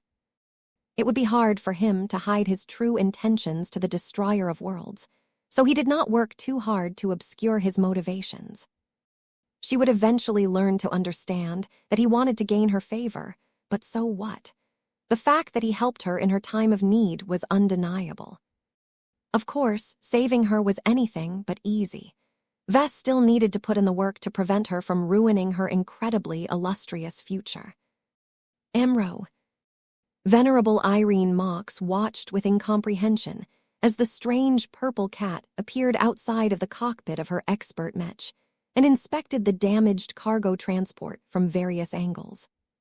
Occasionally, the intangible cat phased through the metal exterior so that he could inspect the internal condition of the industrial vehicle. It took 3 minutes in total for the cat to return to the Iron Hedgehog's cockpit. "All right, I am done with my inspection. I have good news and bad news for you, Irene. The good news is that the transport vessel was hit by a ranged attack that likely damaged its thrusters and adjacent systems. The rest of the cargo vessel is minimally affected, so all it takes to make her flight worthy again in the shortest possible time span is to replace a few broken parts with intact ones that this logistical center has in stock. It is that simple." The purple cat shook his head. "Oh, no. I am only talking about the most expedient solution. The repair job will not be pretty. I cannot guarantee the stability of the transport, and its flight speed will likely remain impaired. Don't worry, Irene. I can probably restore enough lift power to transport a Mech as heavy as yours, though it is not advisable to bring any further cargo." The expert pilot's expression eased after she heard this. "What is the bad news, then?" The star cat made another donut in the air.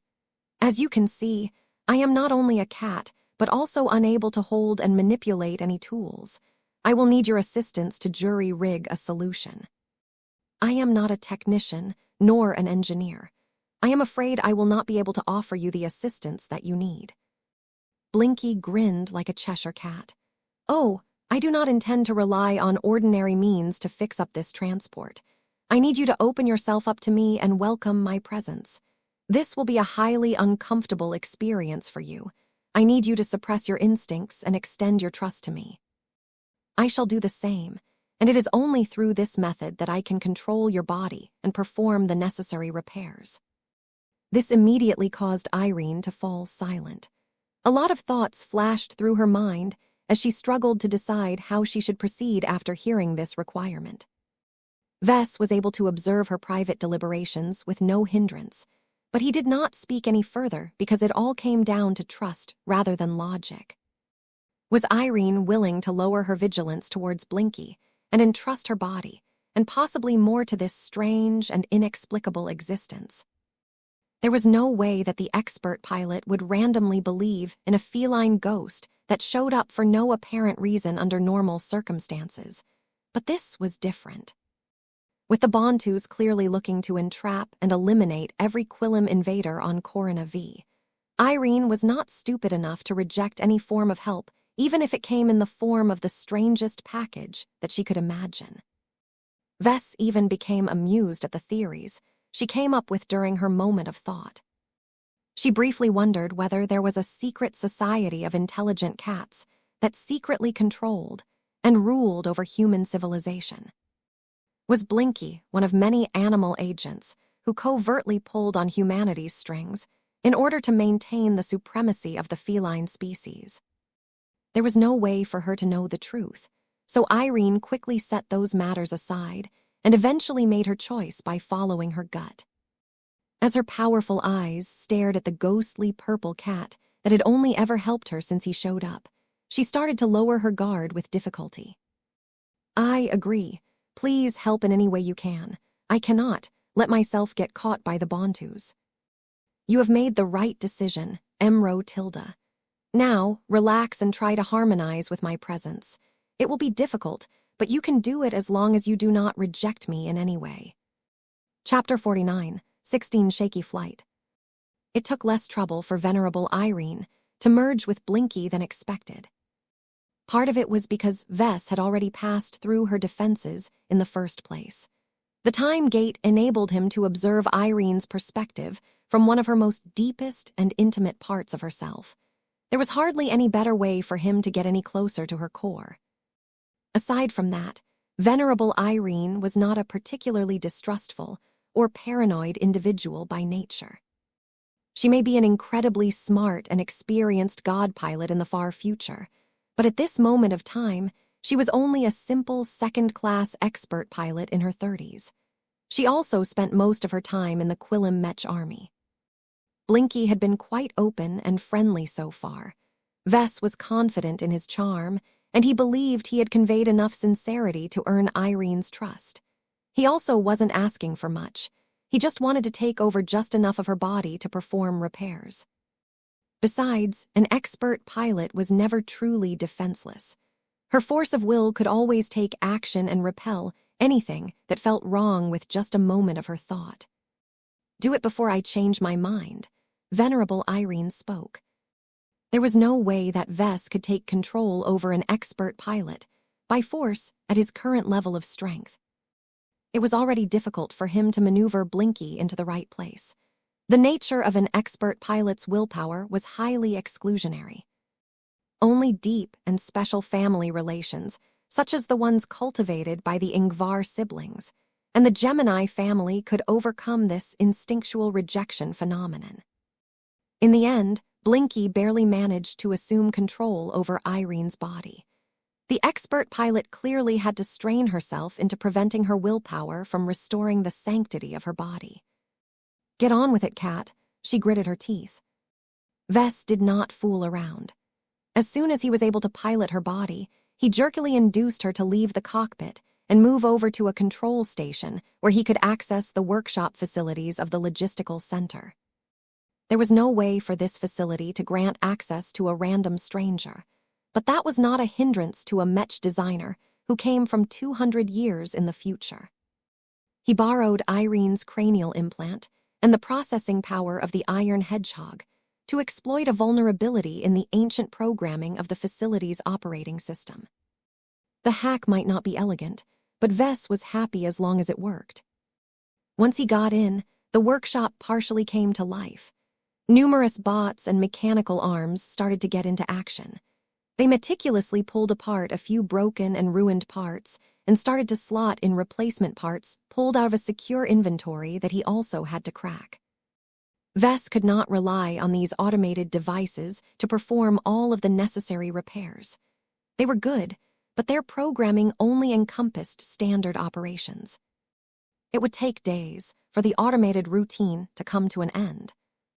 There was no way that they could wait that long, so at a certain point, Vess manually stepped in and started to implement his own quick and dirty repair solution.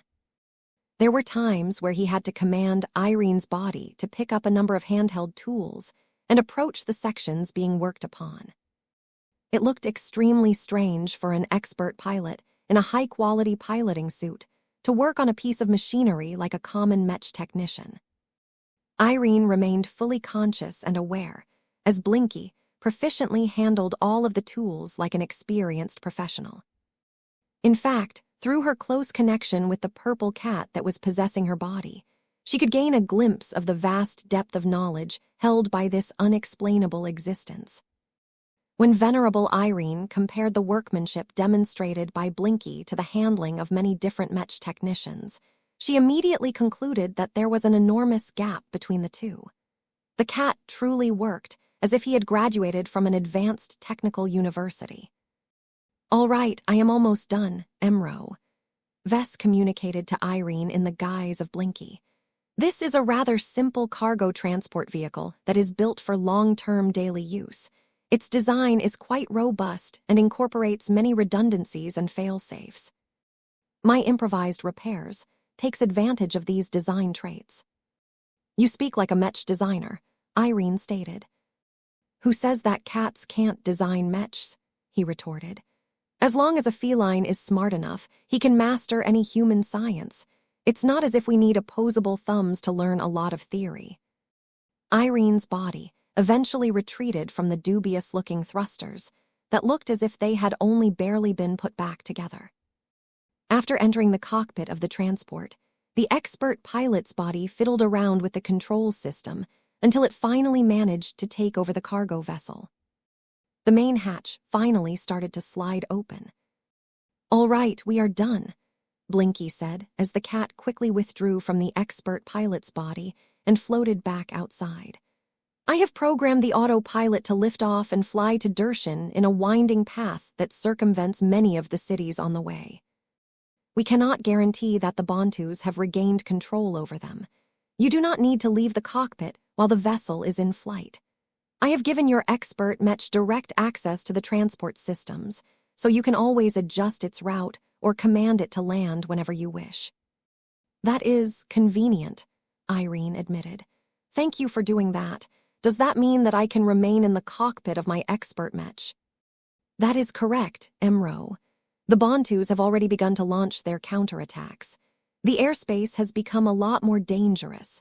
I will need you to park your expert Mech close to the open hatch and keep your cannons armed and ready to fire." "That. I know it sounds dangerous, but it is our only choice," Blinky insisted. "Let us hope you will be able to find friendly units along the way. Your flight back to Dershin should become much safer once you have a proper escort." The transport was bound to bump into a Quillim aerial patrol sooner or later. Vess just hoped that this happened quickly enough to save them from enemy interception. Several minutes later, a civilian cargo transport shakily rose into the air and began to fly in a southward direction. The aerial transport's flight was anything but smooth. From the hasty and incomplete repairs to the unbalanced weight distribution, there were many different problems. Nonetheless, the vehicle did its job, and that was enough. Irene had little choice but to suppress her discomfort and make sure that her iron hedgehog could maintain its accuracy under these difficult and unusual circumstances. At first, nothing too unusual happened. The entire planet had undergone a lot of upheaval in a short amount of time. The Bantus were more preoccupied with recapturing the cities it had lost. Even if many of the cities were ruined, the defenders of the planet still had to sweep away any of the invading forces that remained. Nonetheless, the Bantus eventually noticed the anomaly that was flying through their airspace. The transport may have been trying to avoid the busier parts of the planet, but it wasn't very good at hiding itself from sensors. A pair of aerial mechs had diverted from their previous route and moved to intercept the transport. "Be careful, don't let them get too close," Blinky advised. "The Bantu mechs may choose to launch missiles or use other means to destroy our transport.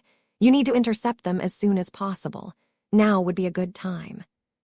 Do you know how difficult it is to accurately strike a fast-moving target in the air from this elevation and distance? What is worse is that this transport is wobbling and shaking from all of the turbulence. My chances of hitting not one but two aerial mechs are awful.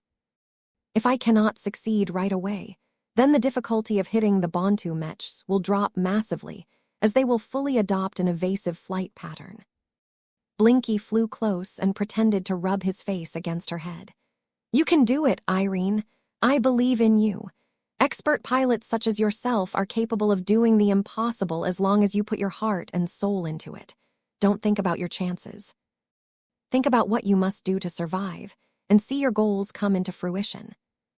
Irene seriously contemplated his advice and did not reject his words. There was no point in giving up anyway.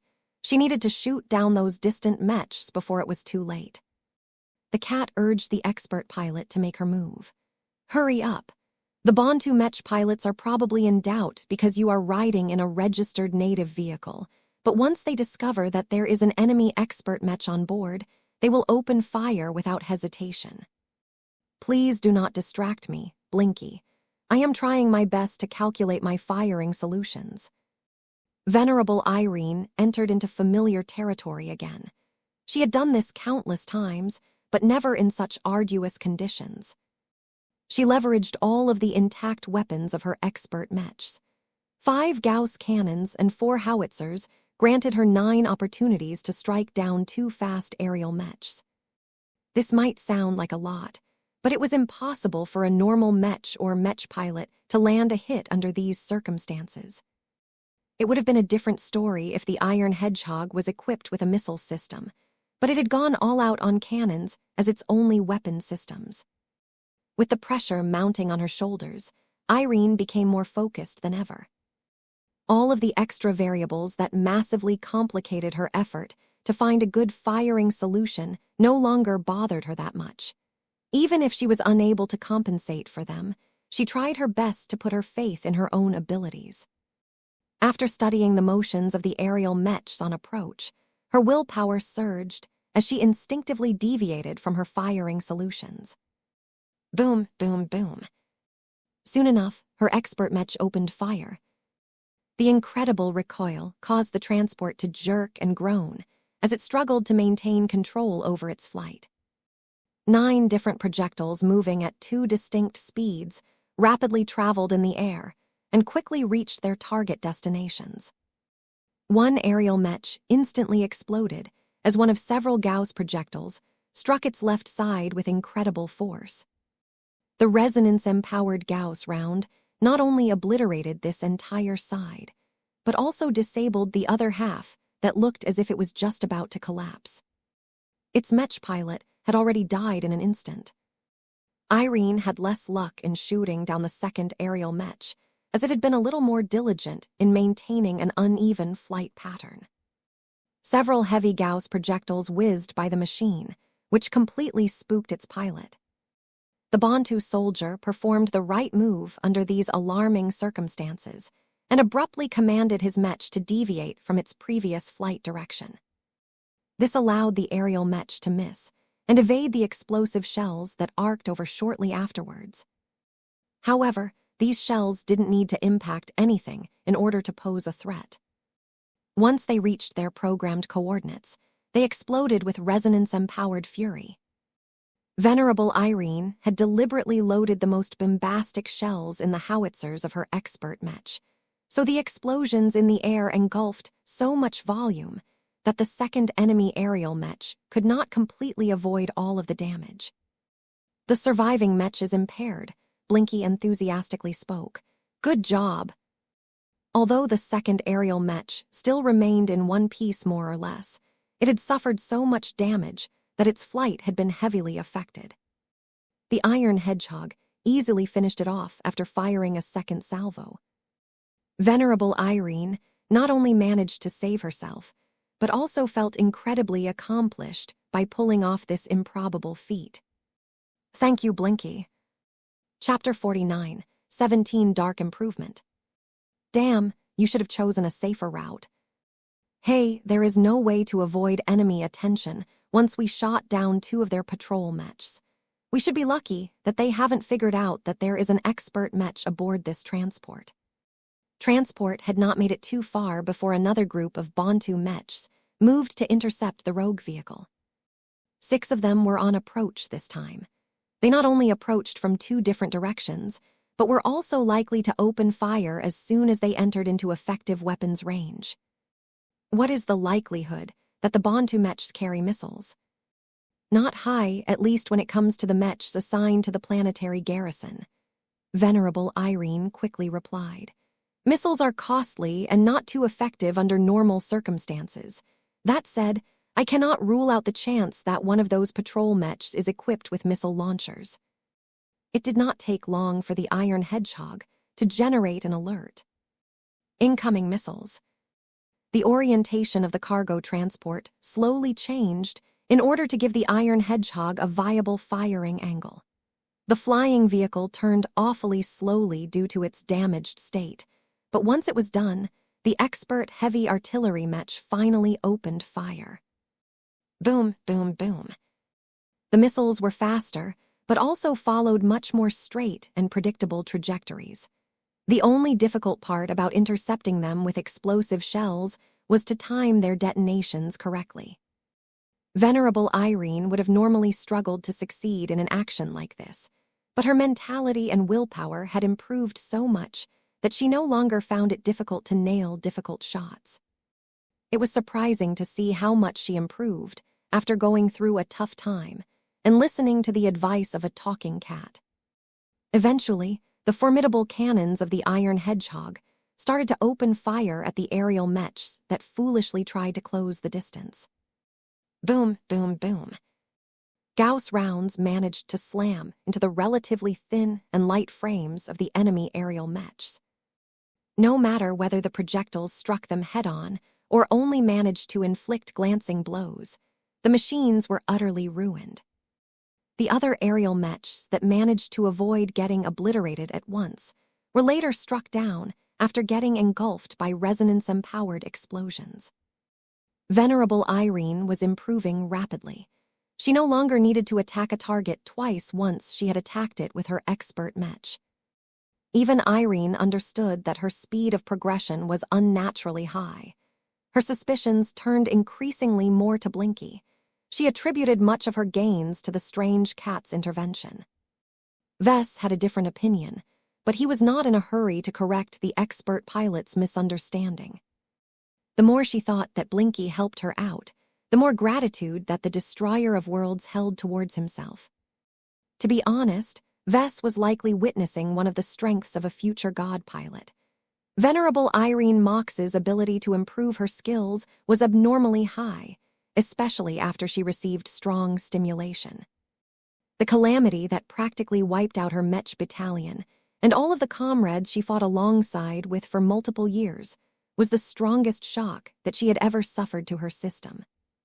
If Blinky hadn't pulled herself out of her negative feedback loop, she would have ultimately lost her resolve as an expert pilot and broken her force of will. Didn't that sound similar to what happened to Venerable Davia Stark? Though no one had been around to prevent her from falling into the deepest hole of her life, she eventually managed to regain her fire with a lot of assistance from Vess and Brutus. Ever since then, Davia had grown rapidly. Her resolve became incredibly strong, and she improved by leaps and bounds, especially when paired with a masterwork expert mech in the form of the Amaranto. Venerable Janzi also followed a similar pattern. Her life had been fairly smooth before the Battle of Pima Prime. After the Scorpion Commando melted her shield of Samur, Janzi also suffered enormous mental trauma. Vess had high hopes that the Dullahan project would eventually heal her mental wounds and get her back on track. But perhaps she might be able to gain more from this disaster than a restoration of her old strength. Was this what every Mech pilot had to go through in order to surpass their limits and ascend to godhood? It was an interesting theory, but he did not think it was that simple. He wasn't in a hurry to deliberately traumatize every expert pilot of his clan in an attempt to unlock their full potential or whatever. Whether Irene's rapid improvement was an intrinsic talent of hers or a consequence to all of the life-changing events she experienced in a short amount of time, it certainly came in handy. The Bontus no longer sent out any other aerial mechs after their latest patrols had been downed. "We are moving closer to Dershan," Venerable Irene said as the tension in her voice had eased to an extent. "We have bought enough time to distance ourselves from the original front lines of the invasion. The Bontu Mech forces are likely advancing from the opposite side, but their ability to take back their lost ground is limited. Advancing to Dershan is their highest priority at this time." Blinky nodded. "HM, I suppose you are correct." Once the shaky transport flew far enough, a different patrol of aerial mechs showed up at this time. Irene quickly grew alert, but she quickly grew ecstatic once her expert mech identified their ifs. "They are Quillims." The expert pilot quickly opened a communication channel with the patrol. The two sides quickly confirmed their identities and briefly shared their stories. The Quillim aerial mech pilots were glad that one of the expert pilots on their side had managed to make it back from the front lines. "We have orders to keep an eye out for anything that enters this airspace, but my wingman will fly next to your transport to ensure it remains undisturbed. Is that acceptable, Venerable Mox?" "I welcome any assistance that you can spare," Irene responded with a smile. The probability of encountering enemy units was low at this point, but it was better to add extra insurance. Once the transport continued to fly back to the original beachhead of the planetary invasion, Irene eagerly pumped the escort pilot for additional information. "What happened in orbit?" "I cannot tell you anything solid, Venerable. Our original fleet has been downed as far as I know. None of our ships in orbit managed to escape our enemy's machinations. Our troops on the ground have suffered enormous losses. Many of our battalions and regiments have fallen completely silent. We thought that yours was totally wiped as well. Many of our boys back in headquarters will be glad to see you make it through." "MMMH," Irene grunted. "What is the state of Dershan? It sounds as if it has made it through the enemy's initial counterattack." "It did, but the situation there is not as good as you are hoping, Venerable Mox. Much of the city is ruined as multiple combat carriers crashed into its direction. The mechs and gun batteries we installed greatly helped with breaking them up. The Titan shields managed to block much of the damage, but they eventually broke. Many of our mechs and personnel didn't make it. The survivors are still picking up the pieces." "I understand," Irene frowned. The Bontus had made sure to target Dershan, which suggested that they had an ambitious goal in mind. "Are there still any intact vessels left that we can use to evacuate from this planet?" "No, the spaceport is entirely gone. Many of the flight vehicles that remain intact are shuttles and transports such as the one you are riding in. They can take us into orbit, and a number of them can bring us to the edge of the star system, but that is the extent of what they can do. We do not have a single FTL-capable starship under our control." That was bad news for Irene and Vess. The Quillim Mech army had completely lost the initiative, as well as its numerical superiority in the Corona system. Once the reinforcement fleet dispatched by the Bontus came close enough, none of the Quillims left behind would be able to make it out anymore. Time was of the essence. Irene felt desperate to solve this crisis, but she was only capable of fighting enemies with her powerful artillery mech. Figuring out a way to evacuate the Quillim troops that still remained on the ground was way outside of her area of expertise. The flight continued. With the help of the Quillim escort mech, Irene managed to avoid a lot of potential difficulties. She even gained additional escort mechs, as the importance of bringing back an expert heavy artillery mech was high. Soon enough, the autopilot of the transport brought Venerable Irene and the Iron Hedgehog to Dershin, or what was left of it after several combat carriers crashed into the area. The devastation initially looked no different from the city that almost turned into Irene's grave. However, there were several overlapping circles where the urban landscape looked remarkably more intact. Though many of the streets and structures were strewn with debris, the overall damage was not as ruinous as everywhere else. Many different mechs, vehicles and crews on foot did their best to collect supplies, restore all of the mechs that were still salvageable, and set up improvised defenses. It was clear that the defenders of this crucial city were gearing up for a crucial battle, and one that would probably decide the fate of all of the Quillums stuck on this planet. It took quite a bit of time to navigate the hijacked transport to a landing zone that was close to an available workshop. Irene had to go through another round of verification and inspection before she was allowed to bring her Iron Hedgehog to the workshop so that it could undergo emergency repairs. "You are lucky that we still have a batch of spare parts for your expert mech in one of our intact stores, ma'am," a chief technician told the weary expert pilot. "None of my available men have any experience with servicing your Iron Hedgehog. We won't be able to fix up your expert mech in time for the coming operation." "What operation?" The gruff man smirked at her. "I will leave the explanations to the colonel. You should get all of the food and rest that you need. It won't take long before you will be put back into the field." "I see." Venerable Irene Mox was glad that her fellow Quillums weren't stupidly waiting for defeat. She already guessed what the surviving commanders had in store. Although their situation looked awful, they could still make it out as long as they managed to reach one FTL-capable starship. It didn't matter whether there was enough room to accommodate any of their mechs or critical machinery. All of that could be cast aside in an emergency. It was much more important to preserve everyone's lives so that they could fight another day. "Are you truly willing to cast aside the Iron Hedgehog?" Blinky asked. Irene looked puzzled. The purple cat continued to float in front of her, but somehow no one else was able to see his ostentatious form. The chief technician, who was standing close by, didn't hear anything either. The expert pilot glanced at her expert mech as it was starting to undergo repairs. Her expression turned mixed. "If I had a choice, I would never let it go. Still, it is so big and heavy that you can put hundreds of people in its place.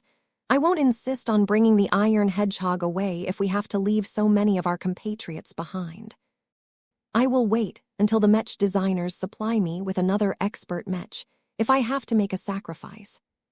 Chapter 49, 18 Operation Black Dawn.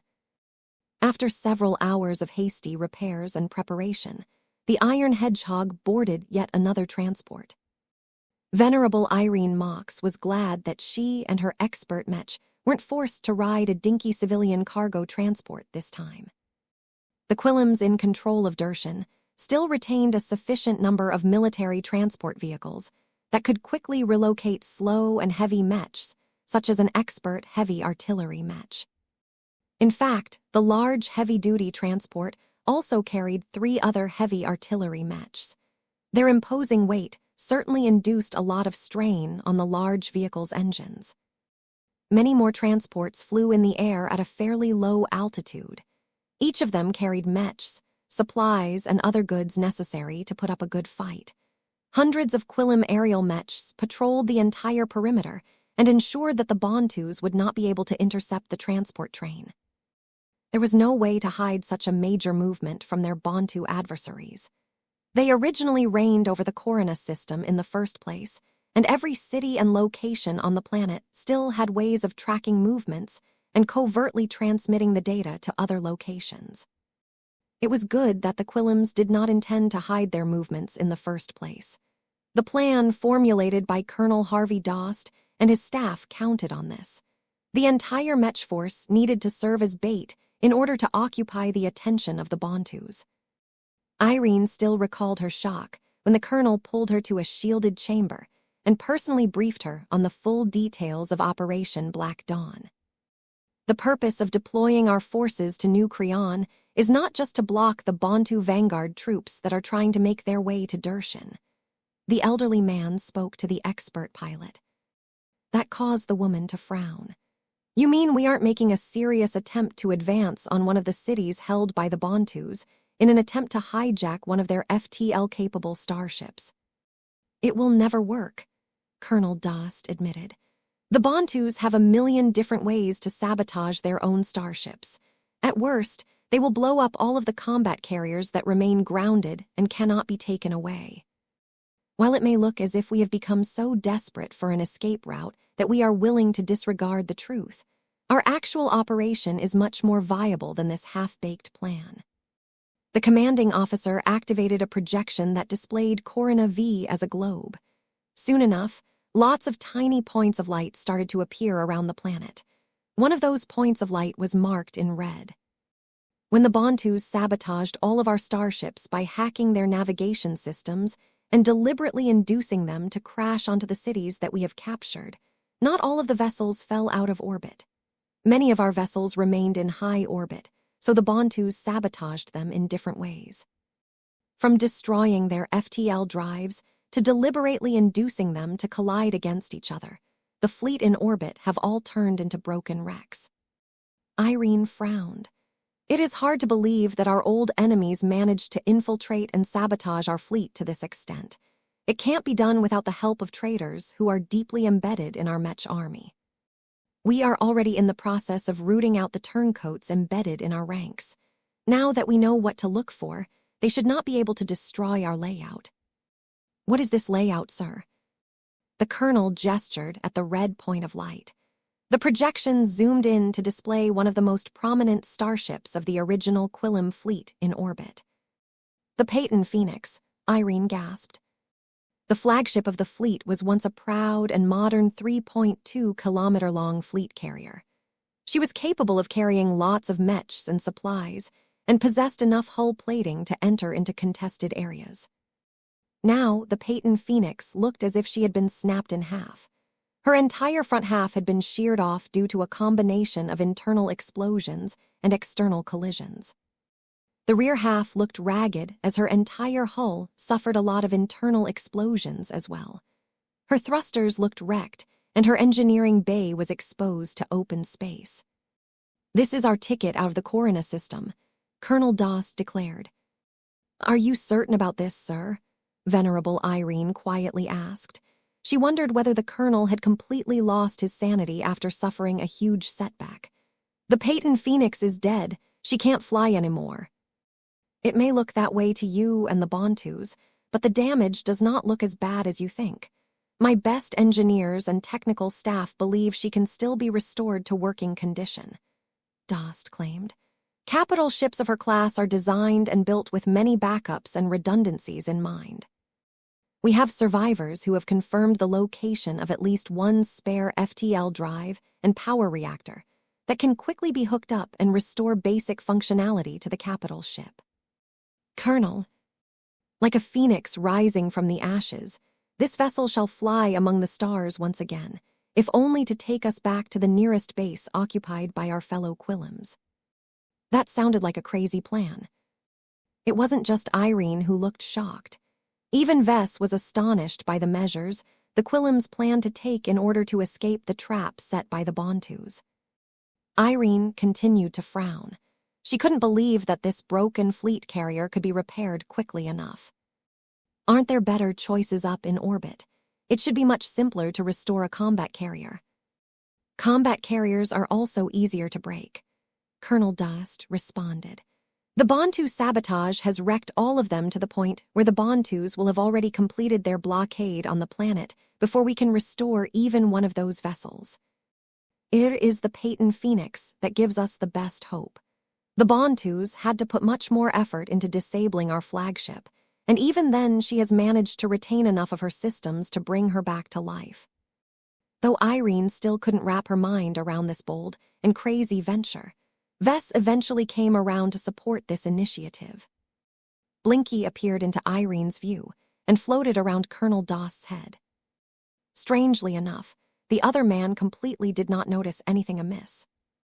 "The good man is right, Irene," the star cat spoke to the woman.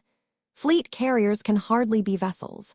If the engineers are good enough, and as long as the ship infrastructure still remains decently intact, it may only take a day to install the replacement FTL drive and power reactor. The Peyton Phoenix will only regain a paltry amount of functionality, and many accidents may occur. But as long as she can jump to another star system, that is enough to buy time to implement more extensive repairs. A rust bucket could fall apart at any moment, but one that was actively being worked upon could last a lot longer. Besides, the evacuees aboard the Peyton Phoenix might be able to get in touch with the rest of the Quillim Mech army and be rescued at that point." It was at this point that Irene understood what the operation was truly about. "You want us to hold New Creon and pretend to advance just to buy enough time for your engineers to repair the Peyton Phoenix. Is that correct?" Colonel Dost grinned. "That is correct. Operation Black Dawn must succeed. We have already taken the first steps.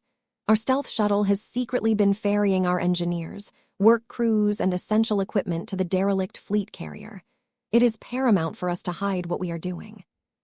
If we do nothing but hold Dershin, the Bontus will eventually become suspicious and start looking in every direction. By launching a high-profile offensive, many of the enemy analysts and tactical officers will become preoccupied with strategizing against our units on the ground." Irene nodded in understanding. Stopping the Bontu vanguard troops from closing into Dershin also makes it more convenient to trigger a general evacuation. All of the shuttles and transports bringing our fellow Quillim soldiers to the restored Peyton Phoenix won't be as easy to intercept by our enemies. The operation sounded a lot more viable and well thought than she initially assumed. However, Vess could see that it was not without its problems. Blinky gestured with his paws. "Don't overlook the details, Irene. The troops stationed in Dershin will be able to evacuate to high orbit without much issue, but the same could not be said for you and your fellow Mech pilots stationed in New Creon. The only way you can get out is to evacuate under fire. Many transports won't be able to escape the gravity well of Corona V before they are downed by the Bontus, who are eager to turn this planet into your graves." That was true, but Irene did not actually mind it. She understood the necessity of doing her part to preserve the bulk of the Quillims trapped on Corona V. She was not eager to meet her demise, but as long as her sacrifice could serve a greater purpose, she would not hesitate to do what was necessary. The renewed conviction and belief radiating from Irene caused an immediate reaction from Colonel Dost. The older man raised his arm and patted the expert pilot on the shoulder. "I am sorry, Venerable Mox. I should be keeping you and your expert Mech here in Dershin so that you have the highest chance of making it back to friendly territory, but you can save a lot of lives if you participate in the fight at New Creon. We need your firepower over there. The more Bontu Mechs you can destroy, the less pressure our vehicle train in New Creon will have to endure when they flee to orbit under fire.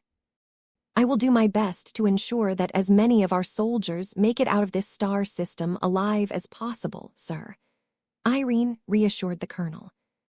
"Good.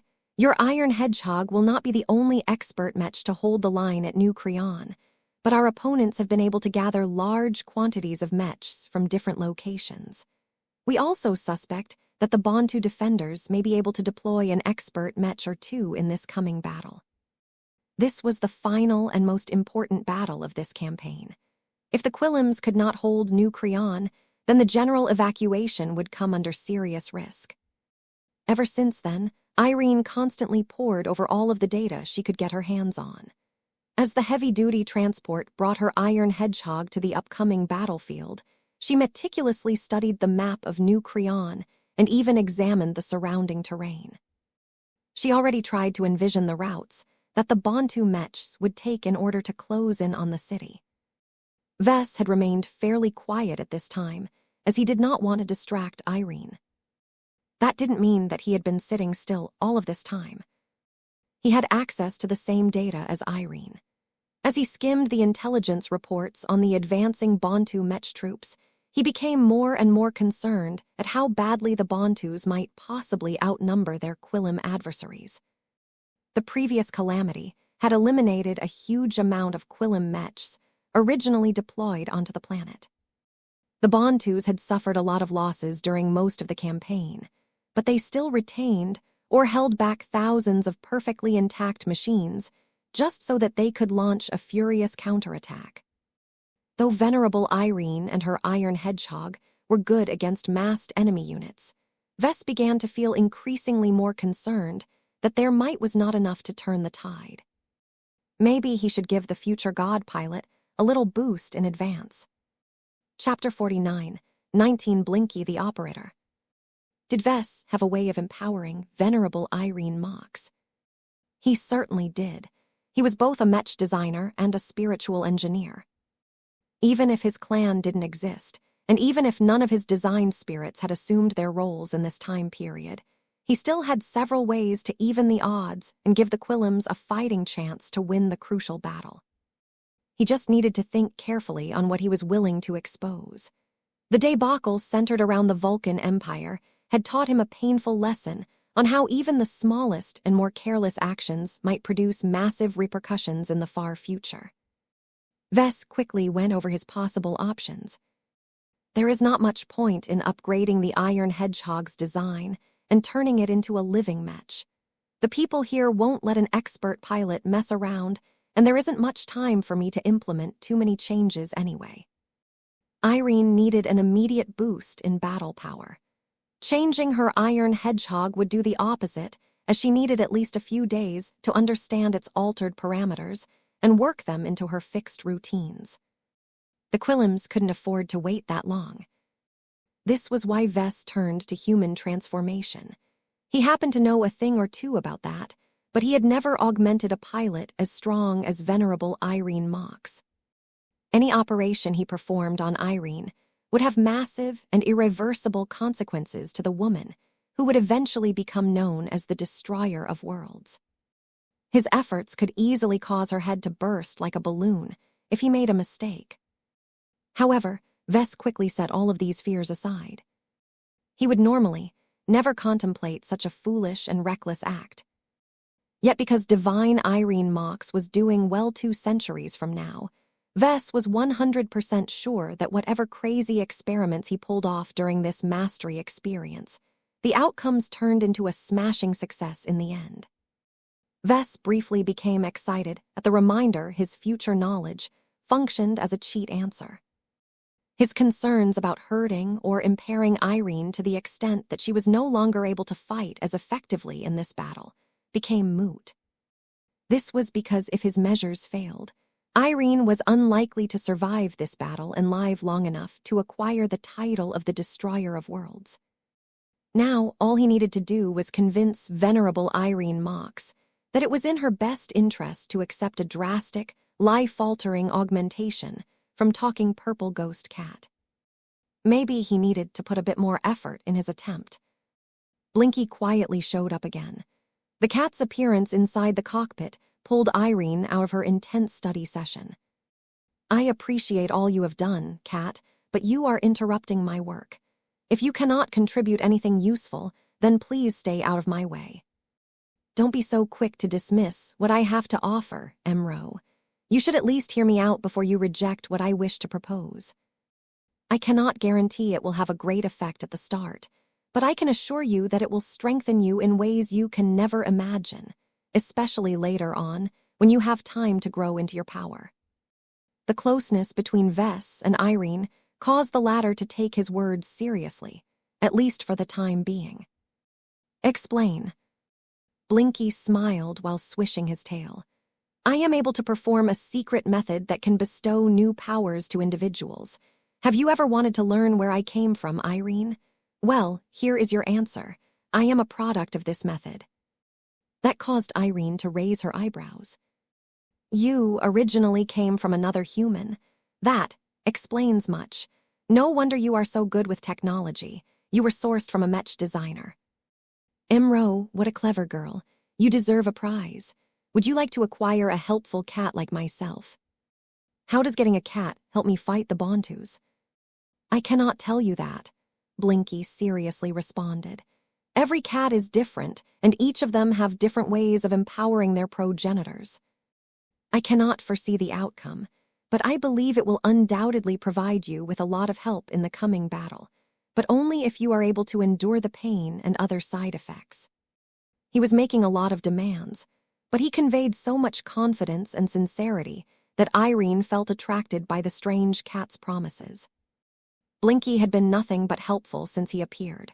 While his agenda, his origin, and his reasons for assisting her were completely unclear, she intuitively sensed that the cat remained on her side. At the very least, Blinky was not her adversary. Whether he could be trusted was another matter. Could she believe in his claims? Was Blinky proficient enough in this secret method to pull it off without any serious problems? Would the consequences of accepting this augmentation give her enough time to recover sufficiently enough to fight in the upcoming battle? So many questions and doubts plagued her mind before her strong force of will decisively swept them away. This was no time for doubts and procrastination. She had studied the data and intelligence reports and understood that the Quilliams had a tough battle ahead of them. Her iron hedgehog was not enough to overcome the dramatic numerical disadvantage. Defeating the Bantu vanguard troops that were advancing on New Creon at this moment mattered above anything else.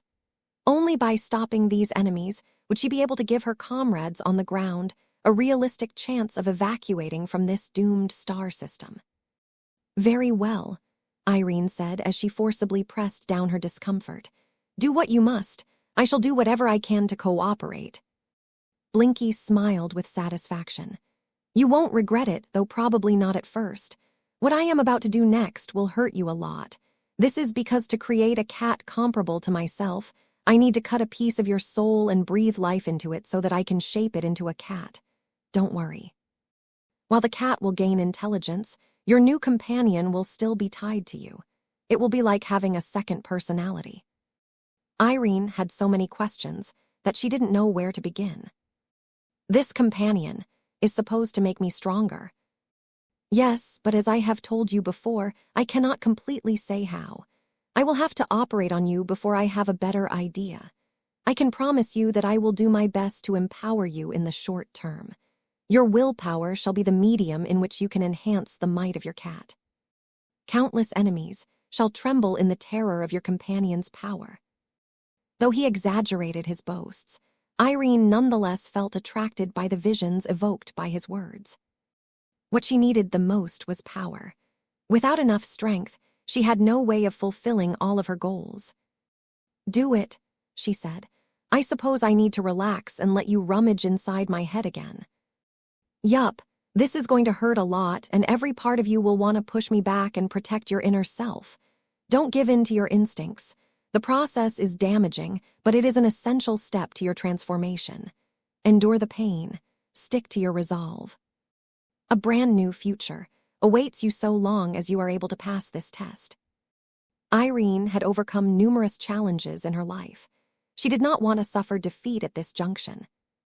It was a bit difficult for her to relax her mind and open it up to Blinky, especially when she also had to muster her strength to restrain any instinctual defensive reactions. Once Blinky dove into her head and started to cut into her willpower-infused spirituality, a remarkably feminine scream escaped from her throat. Bear with it, Irene. You are stronger than this. I will do my best to expedite the following steps, but you must hold yourself back. NGGGNNN. Vess could not afford to pay too much attention to Irene's condition. He had to work quickly and try his best to form a new companion spirit for an existing expert pilot. It was fortunate that he already formed a plan to provide all of his Larkinson expert pilots with their own companion spirits. It was much harder to pull this off with demigods than with normal people, because the former were much harder to alter. Their force of will was not only highly repulsive towards outside manipulation, but also consisted of some of the toughest ingredients he had to work with. even with Blinky's excellent ability to break down and digest spiritual energy. The companion spirit struggled to overpower Venerable Irene's incredible tenacity. Once Blinky reluctantly managed to separate enough of Irene's force of will to form a new living spiritual construct, the cat instantly began to shred the ingredient and infuse it with spirituality originating from Vess. Though Vess felt regretful that he wasn't able to contribute additional ingredients to the creation process, Venerable Irene's potent spirit and willpower already provided a sufficient base. Vess felt more and more deflated as Blinky channeled his life-attributed spiritual energy into Irene's companion spirit. The woman stopped screaming in pain. The worst was over, though she still needed to do her best to restrain her willpower from producing a violent response. "We are making good progress. Keep holding on. I am doing my best to finish this quickly." Blinky skillfully infused the ingredients with the spark of life, while simultaneously shaping the companion spirit into a cat. Though he could have given Irene the choice to determine the appearance of her own companion spirit, Vess thought that it would only distract her and make this situation needlessly complex. It was much simpler to just give her a spiritual cat. As Blinky continued to shape the companion spirit, the cat that took shape began to resemble a tabby cat. What was special about her appearance was that her fur started to pulse with varying tints of orange ripples. It was as if the cat had become a personification of the exploding shells that Venerable Irene liked to launch at her opponents. The cat's striking visual appearance fell in line with Irene's domain and spiritual attributes. She excelled at raining down destruction on her opponents and constantly put in a lot of effort into making her attacks more accurate and deadly.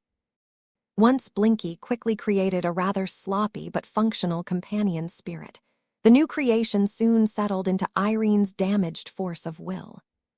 Since the companion spirit was originally a part of Irene and hardly contained any foreign ingredients aside from Vess' spiritual energy, her return did not evoke any rejection. The return of her separated self also healed much of her intangible wounds and relieved her pain. Irene Mox widened her eyes as soon as she formed a strong and instant connection to the newborn spiritual cat. This is similar to piloting a Mech. The experience was considerably different in that the Mech was much smaller and possessed her own autonomous consciousness. Still, the similarities were sufficient enough for Irene to quickly get accustomed to the novelty of obtaining her own companion spirit. Though her force of will still needed to undergo a lot of healing, the damage was not as bad as Vess and Irene feared. Soon enough, a splashy spiritual tabby cat tentatively emerged from the expert pilot's head. "Mew. So cute." Blinky quickly appeared next to the explosion-themed cat. He licked the newborn cat's intangible fur, causing the latter to cry out in protest. Irene looked weary and befuddled as she beheld her new pet. She still didn't entirely understand what had happened and what she obtained. "She needs a name," Blinky told her. "What do you want to call her? Just say the first name that comes to mind." "Emma." Maybe you should take your time." Chapter 49, 20 Emma. Vess had always wondered how strong a companion spirit could become after undergoing many years of growth. If nothing else, Irene Mox provided him with a fantastic opportunity to conduct a bastardized longitudinal study on this interesting research subject. Though Vess had no way of monitoring the growth of Irene's new companion spirit at regular intervals in the following 2 centuries, it was already enough for him to be able to observe the difference in the far future. Of course, that depended on whether Vess was able to observe enough clues from the Destroyer of Worlds once he returned to his present time. It might be a lot more difficult for him to complete this ambitious study than he wished. Still, Vess strongly believed that granting Irene her own companion spirit would help her a lot, though he did not exactly know in what manner. There were only 2 examples of companion spirits attached to human demigods before he jumped through the time gate. Respect assisted Venerable Deci in combat by allowing her to form her own battle network with her fellow sword maidens. Sharpie enabled Kedis to pursue the path of a swordmaster while still following her original trajectory of a Mech designer. Neither of these cases provided Vess with a good idea of how Irene's new companion spirit might assist the future god pilot. The new cat could do anything from acting as an extra supercomputer to helping the Destroyer of Worlds make accurate targeting predictions. As the heavy-duty transport landed on the ground and allowed the Iron Hedgehog, along with several other heavy artillery mechs, to disembark, Vess briefly interrupted his study of Irene's cute new companion spirit in order to issue a complaint. "Emma is not a dignified name," Blinky protested. "Mew." Venerable Irene frowned at the purple cat. She possessed a much better understanding of what she was dealing with now that she had gained her own companion spirit. "What sort of name do you propose instead, Blinky?" The star cat gestured with his paws. "How about something awesome like a Scallon or Doomcat?" The expert pilot did not look impressed. "You must come from a man. I am not changing my mind. My cat shall be known as Emma and nothing else. It is not as if many people will even know of her existence." Given that I have never seen or heard anyone able to pull out a cat from their heads, I assume that I need to keep her existence a secret. Blinky nodded. "Yes, what I have just bestowed you is a method of augmentation that is highly experimental and difficult to replicate. It will literally take centuries to refine this innovative process to the point where it is stable and mature enough to be publicized and made available on a wider scale. Once that happens, the potential of humanity shall undergo a qualitative transformation. Many humans such as you will gain the capital to fight against the greatest threats to our civilization. However, there are many groups that do not wish to see this happen, so I humbly request that you keep this new capacity of yours a secret to everyone, from your own comrades to the most powerful leaders of the MTA." All of this sounded incredibly profound and distant to Irene. She was far from the god pilot that she would become in the future, so any talk related to the survival of the human race and the affairs of the Mech Trade Association went right out of her head. Perhaps her older self might interpret Blinky's words differently in the future, but that would happen long after his mastery experience had ended. An hour passed by as the Quillim troops that arrived at New Creon immediately dug in and prepared to greet the advancing enemies. The city was half-ruined like many of the other population centers that had a starship crash on top of them. Many structures were utterly ruined and lots of debris clogged up the streets. What also posed a hindrance were all of the craters and uneven elevation that complicated the urban landscape. They made it difficult for Mechs to traverse from one location to another, though they also provided additional cover against ranged attacks. Currently, the Iron Hedgehog, along with a dozen or so heavy artillery Mechs, readied themselves for action. As the Mechs with the longest range out of the forces deployed in New Creon, it was up to these machines to soften up the Bantu Mechs that were advancing from afar. The intelligence gathered by the Quillims were accurate. The Bantus had indeed sent forth a vanguard consisting of all of the Mechs that could quickly be dispatched to Dershan.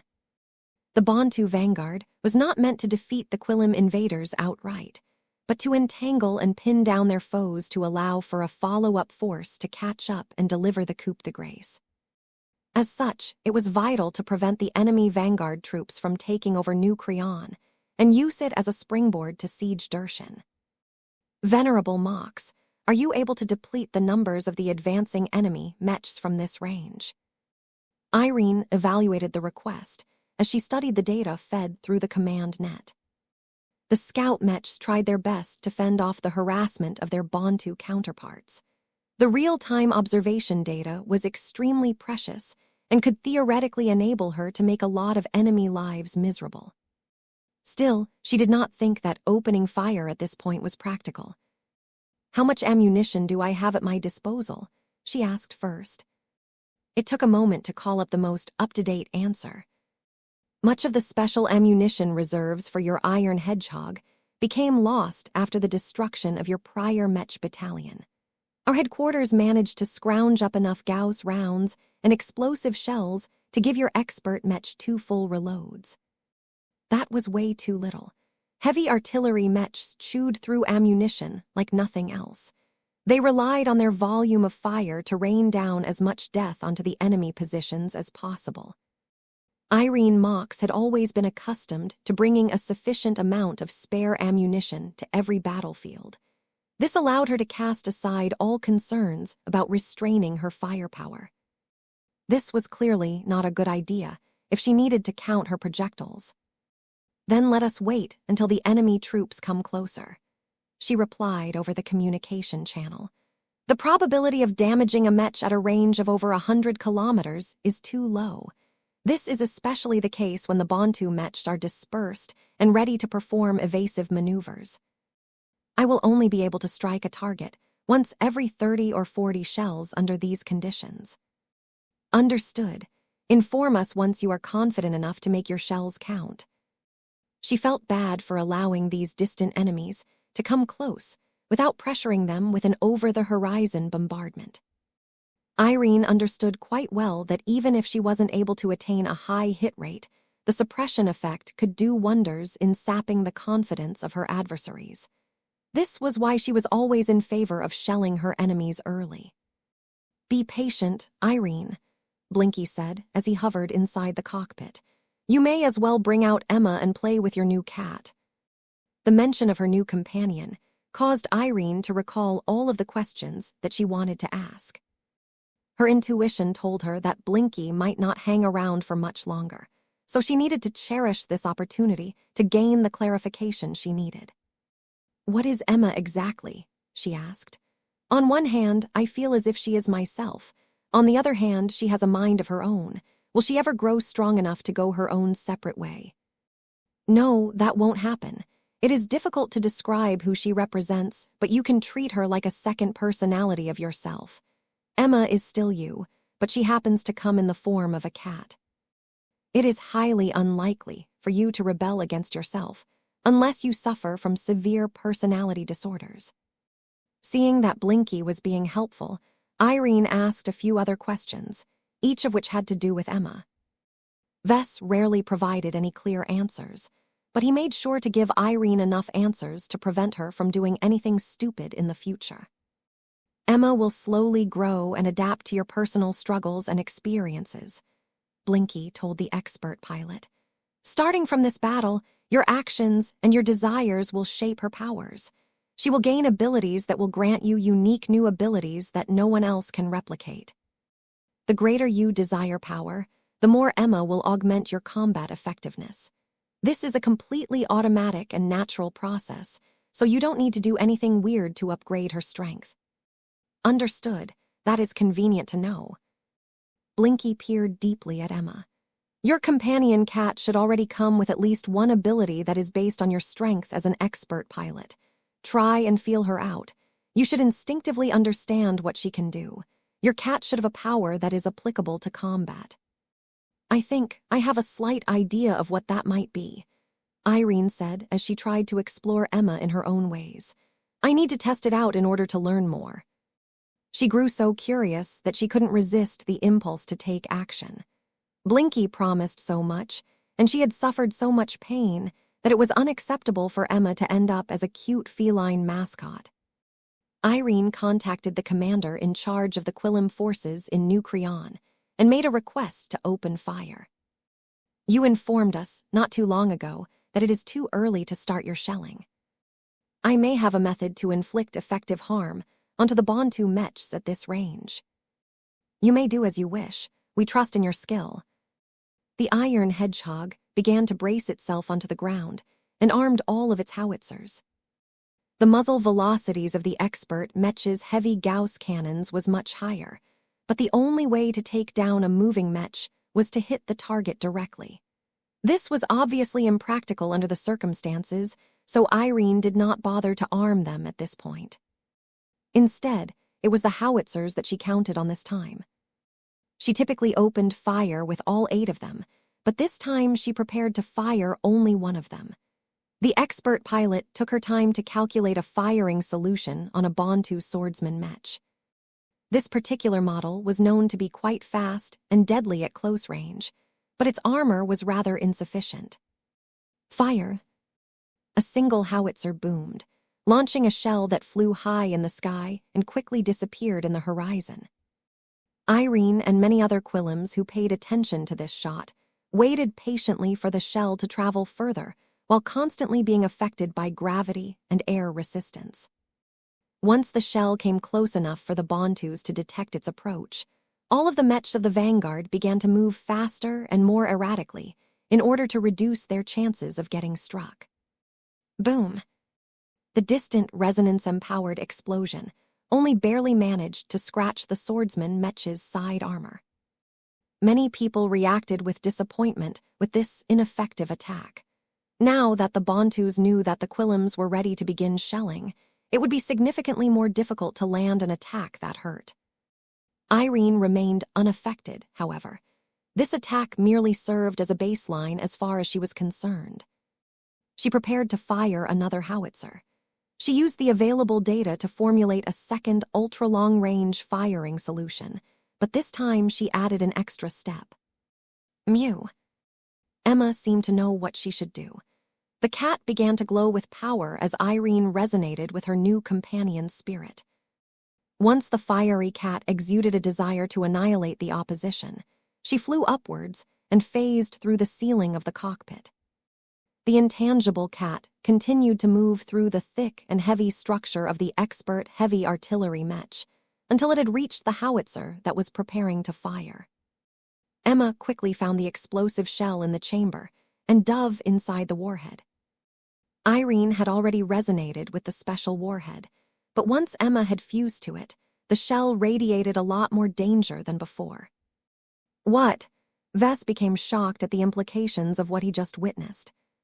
Before he could ask venerable Irene what she intended to do, the pilot decisively pulled the trigger.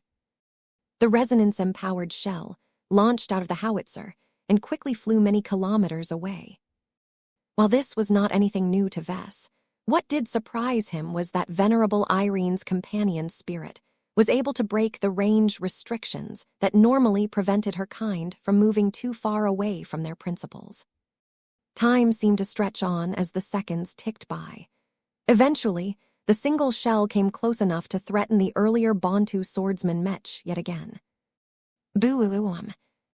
Just when it seemed that the enemy swordsman Mech had moved beyond the blast radius of the iron hedgehog's shells, the explosion that erupted this time was much larger and much more powerful than before. By the time the explosion had faded, the sensors showed that the swordsman Mech existed no more. It had become exposed to so much destruction that its frame had fallen apart into 1,000,000 different pieces of shrapnel. Its Mech pilot had no time to eject and died as his body instantly became pulverized. Vess turned completely speechless at this result. He understood a bit better now why Divine Irene Mox eventually earned her famous title. Just as he was beginning to wonder how Emma could possibly make her way back to the iron hedgehog, a miniature sun appeared inside the cockpit. That little explosion grew and gained definition until it morphed into Emma's intangible body. Mew Mew Mew. Chapter 49, 21 Oppression from Afar. Captain Richard Lithgow was being driven mad. His Mech company, consisting of light Mechs, ranged ahead of the main formation in order to detect traps and other dangers in advance. In order to perform their duties better, the Mechs under his command rarely grouped up together.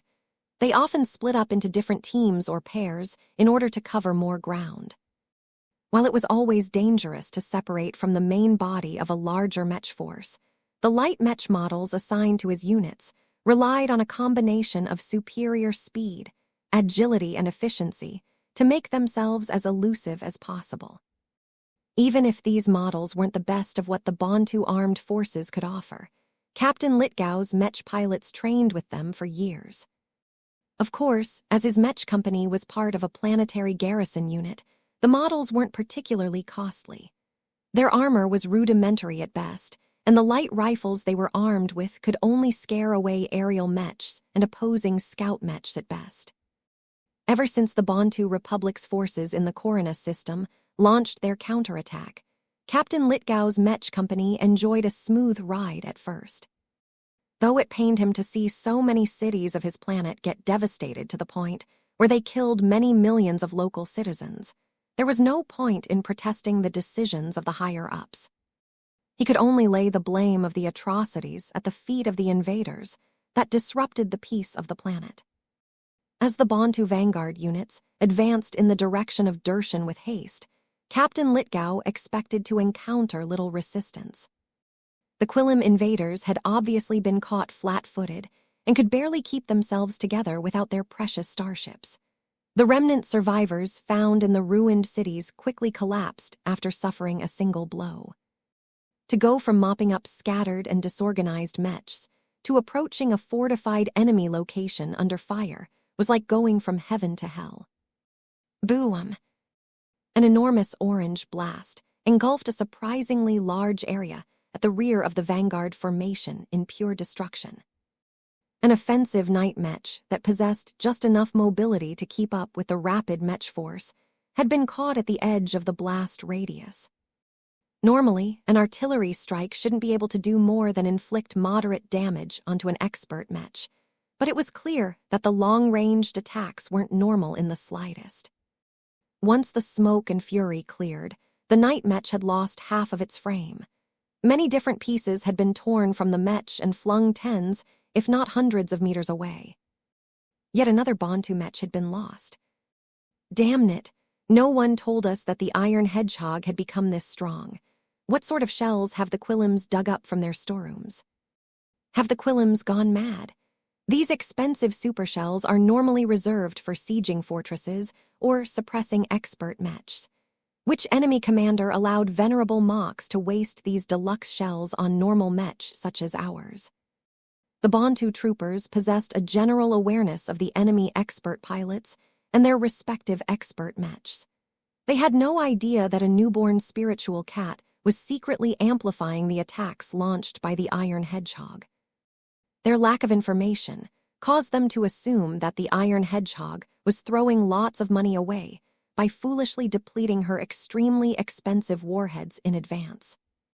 Even though Captain Litgau and many of his fellow Bantus understood that the Iron Hedgehog was supposedly squandering a trump card in advance, that still did not give them a lot of comfort during this phase of the engagement. Boom! This time, a spearman mech piloted by a mech lieutenant of a different mech company got blown up. Despite the best efforts of the mech officer to evade the incoming shell, it was already too late for him to evade the incoming shell. The blast radius was just too ridiculous. Captain Litgau winced just before the powerful shell had landed. The distant enemy expert heavy artillery mech fired once every 20 seconds or so. The frequency of attacks had been irregular at first, but it seemed that venerable Irene Mox had found her rhythm, much to the detriment of the Bantu vanguard forces. Although 20 seconds was a fairly long interval of time, the fact that the powerful enemy expert pilot was so skilled that she could strike down at least one mech with every shot was outrageous. How is she able to whittle us down at this range? We are still well over the horizon. If this goes on, we'll be down 200 mechs or more by the time we can effectively launch our own attacks. It will be even worse once we reach the 50-kilometer mark, as it becomes much easier for venerable Mox to aim her attacks at our mechs. Why didn't we bring our own heavy artillery mechs? It's useless. The Iron Hedgehog will eat them all up like breakfast. Boom! The defenders of Corona V had quickly gathered up thousands of mechs, so a loss of 200 mechs was not that significant in the greater scheme of things. The Bantus also noticed that the Iron Hedgehog only fired one of its howitzers at a time. This suggested that the enemy expert mech clearly had problems with its ammunition reserves. Perhaps the powerful machine might lose its relevance in the later phases of the battle. However, that was from the perspective of the commanders in the rear. To the Mech pilots who piloted these unfortunate machines, they felt as if they were playing an oppressive game of Russian roulette. The impact this had on their morale was disproportionately large, especially due to the long period of time it took to cross the remaining distance. The Mech pilots had been piloting their Mechs for several hours already, so they were anything but fresh. Boom! Stopping to rest and resupply within artillery range of the enemy was extremely foolish, so Captain Lithgow and the other Bantus had little choice but to press their advance and immediately go on the attack once they reached the city in their sights. Soon, the depressed Bantu Mech officer received a new order. Captain Lithgow, I need your Mechs to press further and strangle those Quillam scout Mechs. The main reason the Iron Hedgehog is able to accurately target our Mechs is because the enemy scout Mechs are transmitting accurate observation data to their rear. I am dispatching several more light Mech companies to completely drive those scouts away. Understood, sir. Boom. Privately, Captain Lithgow did not have high hopes for this. Scout Mechs were extremely fast and elusive. They were difficult to catch and could easily lead pursuers on a long and fruitless chase. Fortunately, the vanguard forces were not short of light Mechs. Even if many of their models were not as good as the military Mech models employed by the Quillam invaders, their speed combined with their advantage in numbers should be able to drive the enemy scouts back. It did not take long for over 100 light Mechs sprinted forward at greater speeds and closed in on the Quillam scout Mechs. The latter could not possibly fare well in a direct confrontation, so they helplessly stopped their attempts at recording and transmitting rich observation data to the rear. Though Captain Lithgow's Mechs were able to open fire at the retreating enemies with their light rifles, it was anything but easy to land consistent hits under these circumstances. Even if their weapons occasionally struck the rear of the enemy scout Mechs, the damage usually wasn't too serious at first. The Quillam scout Mechs turned out to be better than the ones employed by the Bantus, so the range between the two never decreased. Boom! Though it was impossible to eliminate the enemy scout Mechs outright, Captain Lithgow was already pleased with driving them away.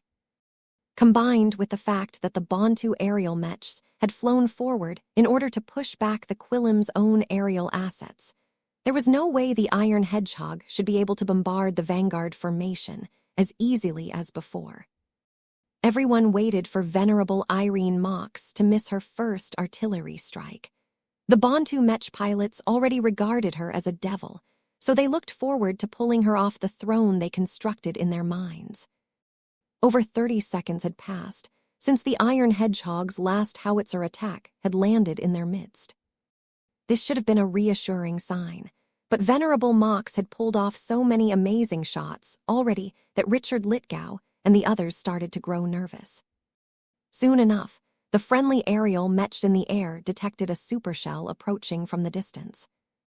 Although it was not that difficult to detect the incoming shell in advance, the resonance-empowered projectile closed in so fast that the Bantu Mech pilots barely had any time to react. Different from the previous attacks, the potent enemy warhead dropped a lot sooner from the air than before. Captain Lithgow's eyes widened when his Mech sounded a distinct alarm. She wouldn't dare. Though the idea that entered mind was too outrageous for him to believe, he did not waste his time on any further thought and desperately flung his machine towards the left. The light Mech he was piloting could just catch the bright orange trail of the rapidly nearing shell arcing towards his Mech unit. Boo-wum. Though the shell turned out to land far enough away for his Mech to come out unscathed more or less, the powerful shockwave released by the excessively powerful explosion buffeted all of the nearby machines. The resonance-empowered blast even spread an inexplicable wave of hostility that briefly caused Mech pilots such as Captain Lithgow to shake in their seats. They all felt as if they had been one step away from having their bodies and Mechs torn apart by the explosive power of the enemy expert heavy artillery Mech. It took a few more seconds than normal for Captain Lithgow to regain his wits. The Iron Hedgehog has shifted its firepower to our scouting mechs. Continue your mission, but do your best to keep your units spread and ready to evade. Do your best to eliminate the scout mechs. The sooner they are taken out, the sooner the Iron Hedgehog will lose its range advantage. Boo-ooum. Captain Lithgow winced as he lost another subordinate. The nature of the highly destructive artillery attacks made it nearly impossible for the targeted mech pilots to eject from their cockpits. The muzzle velocities of the artillery cannons of an expert mech was considerably higher than that of an ordinary mech. Each time the aerial mechs detected an incoming resonance-empowered artillery shell, it was already too late for the mech pilot in trouble to transmit the ejection command. Before the cockpit managed to blast out of the rear of a mech, the fast warhead already reached the end of its journey. Boom! The repeated attacks on his mech unit already depressed the morale of Captain Lithgow's mech company even further. If this went on any further, even he might break from the pressure. Stand by for reinforcements. What reinforcements? The mech captain inquired. A bright blur raced across the battlefield and passed by Captain Lithgow's mech unit from behind. Numerous seconds later, 4 Quillim's scout mechs quickly collapsed as an unstoppable sword sliced through their torsos while hardly encountering any resistance. The Bantu light mech pilots instantly regained their good mood as they realized what had happened. The Blue Amazon has taken action. The Blue Amazon was one of the few Bantu expert mechs on the planet. It was an expert swordsman mech that happened to be piloted by an older heroine who was forced to retire from the front lines after suffering a severe injury. Though the expert pilot still hadn't returned to her peak, she was more than capable enough of returning to the fight. The Blue Amazon was one of their main solutions against a threatening expert mech, such as the Iron Hedgehog. Just as the powerful expert swordsman mech advanced towards another enemy scout mech, the Blue Amazon hastily changed direction and even leapt away in an undignified manner. Boom! A rapidly closing shell struck the area in front of the Bantu expert mech. Chapter 49, 22 Emma Power. This was the first time Vess created a companion spirit for an existing demigod. He truly had no idea what the results might be before he created Emma. It turns out that companion spirits derived from active expert pilots were much more powerful and useful from the start. Part of that was because Emma was not just a pure spiritual entity, but also gained a lot of might and substance due to integrating the extraordinary willpower of an expert pilot. Another part of that was more specific to Venerable Irene Mox, as her domain was largely centered around destruction. The intrinsic power she gained after she completed her apotheoses gave her the ability to amplify the might of her expert mech's explosive attacks. This was not a surprise. Expert pilots who dedicated themselves to artillery mech often developed similar capabilities. Although this ability could be extremely potent, there was one major downside. It was most effective at increasing the power of explosive warheads at closer ranges. The further an explosive shell or missile traveled, the harder it became for the expert pilot to maintain a state of true resonance on the munition. This was also one of the reasons why an expert mech as powerful as the Iron Hedgehog was limited to firing specialized shells. Not only did every projectile have to be tougher and more resilient in order to endure the greater power of the Iron Hedgehog's cannons, they often incorporated resonating exotics as well. The weaker projectiles only integrated a small amount of generic resonating materials. The stronger ones integrated larger quantities of more specialized resonating materials. While it was possible for expert pilots to resonate with projectiles without any resonating materials, it became a lot harder to keep them empowered once they flew into the distance. The cost to keep an expert mech armed with serious projectile weapons was not low, but it was often worth the investment. Expert mech-grade physical weapons often inflicted considerably greater damage than energy weapons. This was an especially crucial factor in fights between expert mechs. Their resonance shields and resonance-empowered armor systems could resist a lot of attacks under normal circumstances.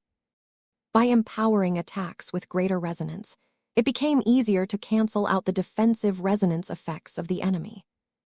Even so, mech pilots such as Venerable Irene Mox were long accustomed to seeing their projectiles lose extraordinary power as soon as they were launched.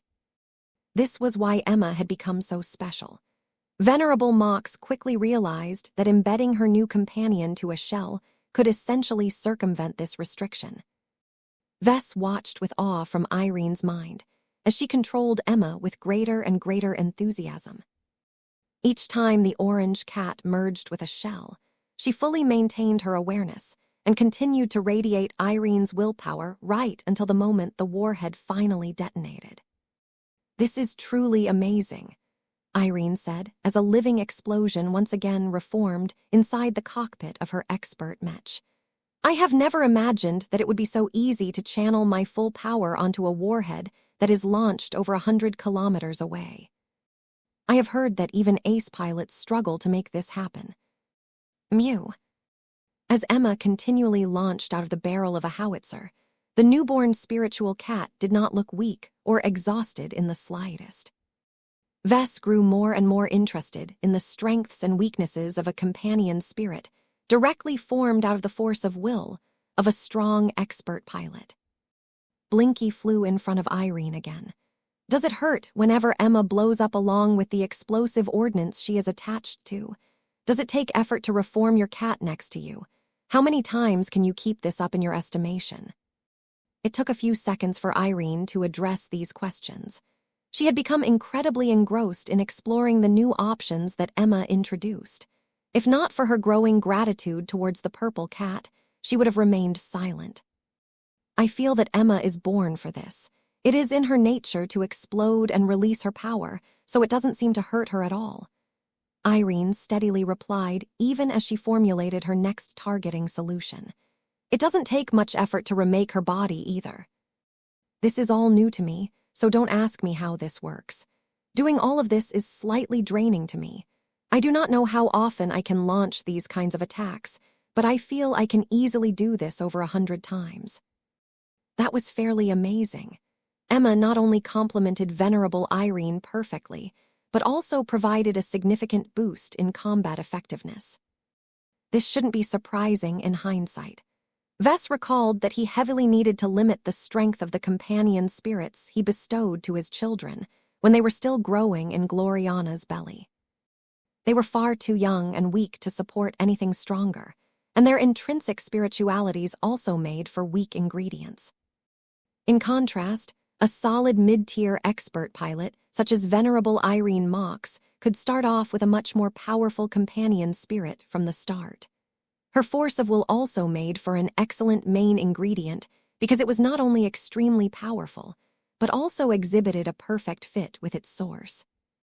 Vess looked forward to granting companion spirits to all of his Larkinson expert pilots as soon as he concluded this mastery experience.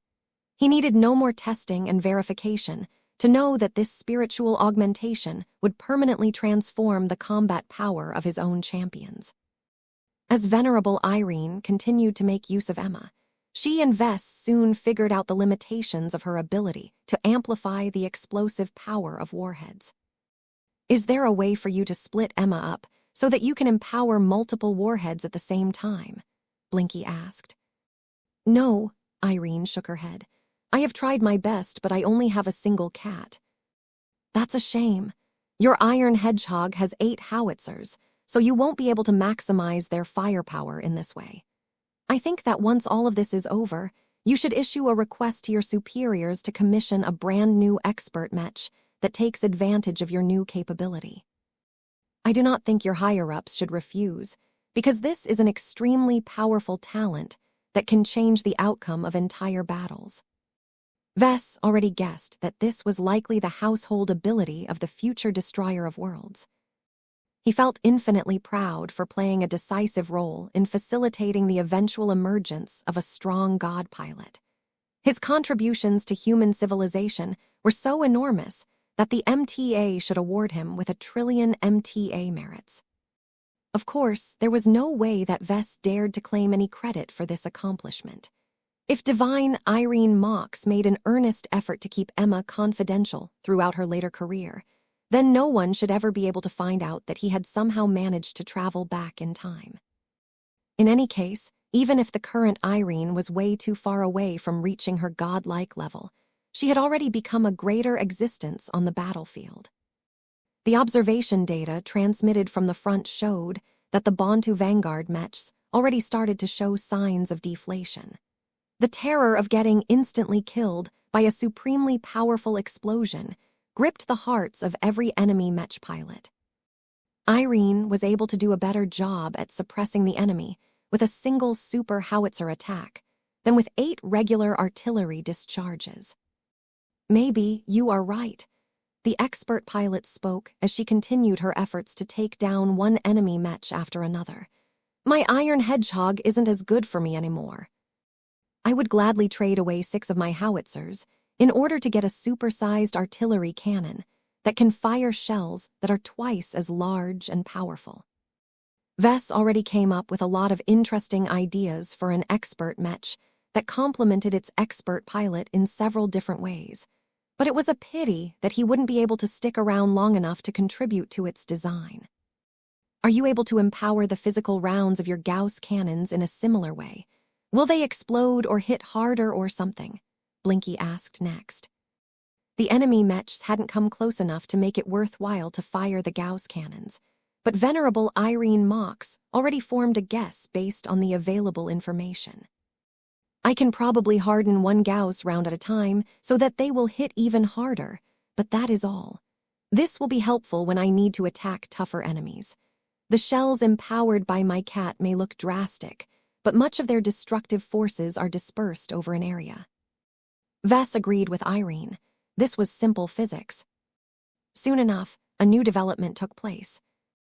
An expert mech showed up and quickly raced to the front in order to slice apart the friendly scout mechs that played a crucial role in marking the coordinates and movement characteristics of the advancing Bantu mechs. That expert swordsman mech can slaughter all of the scout mechs on our side if left untouched, Blinky warned. Although the Quillums deployed other expert mechs at New Creon, none of them accompanied the scout mechs for fear of getting defeated in isolation. The Quillums were actually uncertain how many expert mechs the Bantu defenders had at their disposal. It also remained unclear whether the Bantus were willing to assign them to this vanguard troop. The appearance of the Blue Amazon answers many of these questions. It was a known quantity to the Quillum mech army, so Venerable Irene Mox quickly gained access to an intelligence on the expert mech and its expert pilot. She didn't have time to go over it in detail, though. Several of her Quillum comrades had already died in a short amount of time. Each of them had played a crucial role in giving her enough vision on the distant enemies to allow her to land her attacks without fail. Mew mew. Emma quickly merged with another shell in a howitzer that was ready to fire.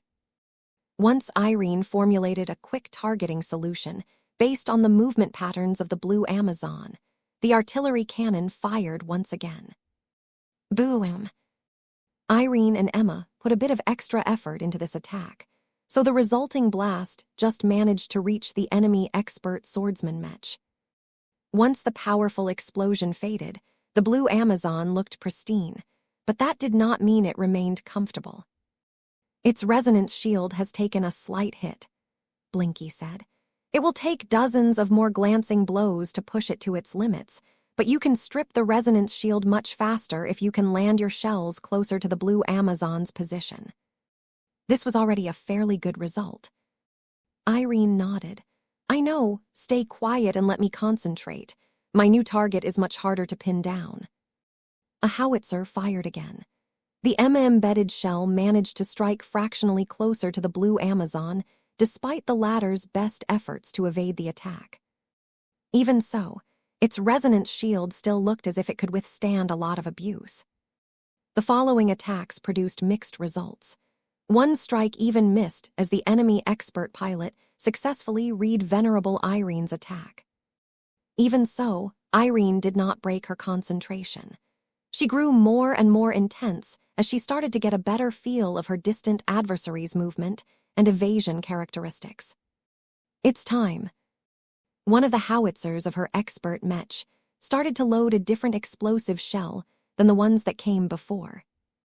The shell was larger and covered with brighter markings. Its mass and shape were slightly different, indicating that it contained a substantially different warhead. Once Emma began to merge with it, the special shell glowed with much more true resonance than before. This was an expensive projectile that was specially designed to damage enemy expert mechs. Chapter 49, 23 Blue Amazon. The Iron Hedgehog used to have access to a lot of special ammunition. This included hundreds of luxurious Gauss rounds and explosive shells that possessed a high degree of potency against enemy expert mechs. It was a pity that much of these expensive rounds became lost after the fall of the city that it was stationed in. Several starships used to hold substantial reserves of spare ammunition, but they were lost as well. The ammunition supplied by HQ in Dershan didn't amount to much. The proportion of high-grade ammunition was even more paltry, which meant that venerable Irene Mox had to cherish every single projectile that could effectively damage stronger targets. The Iron Hedgehog only had 10 high-grade explosive shells at its disposal. Each of them were particularly effective against expert light mechs, though the probability of hitting them was low. The Blue Amazon was a fairly fast offensive expert mech. It clearly relied on superior speed to advance and retreat whenever it wished. It also possessed a flight system, so it could hardly be caught in most circumstances. It was extremely challenging for a machine like the Iron Hedgehog to land a successful attack at this extreme range. Every expert pilot possessed a sharp intuition towards danger.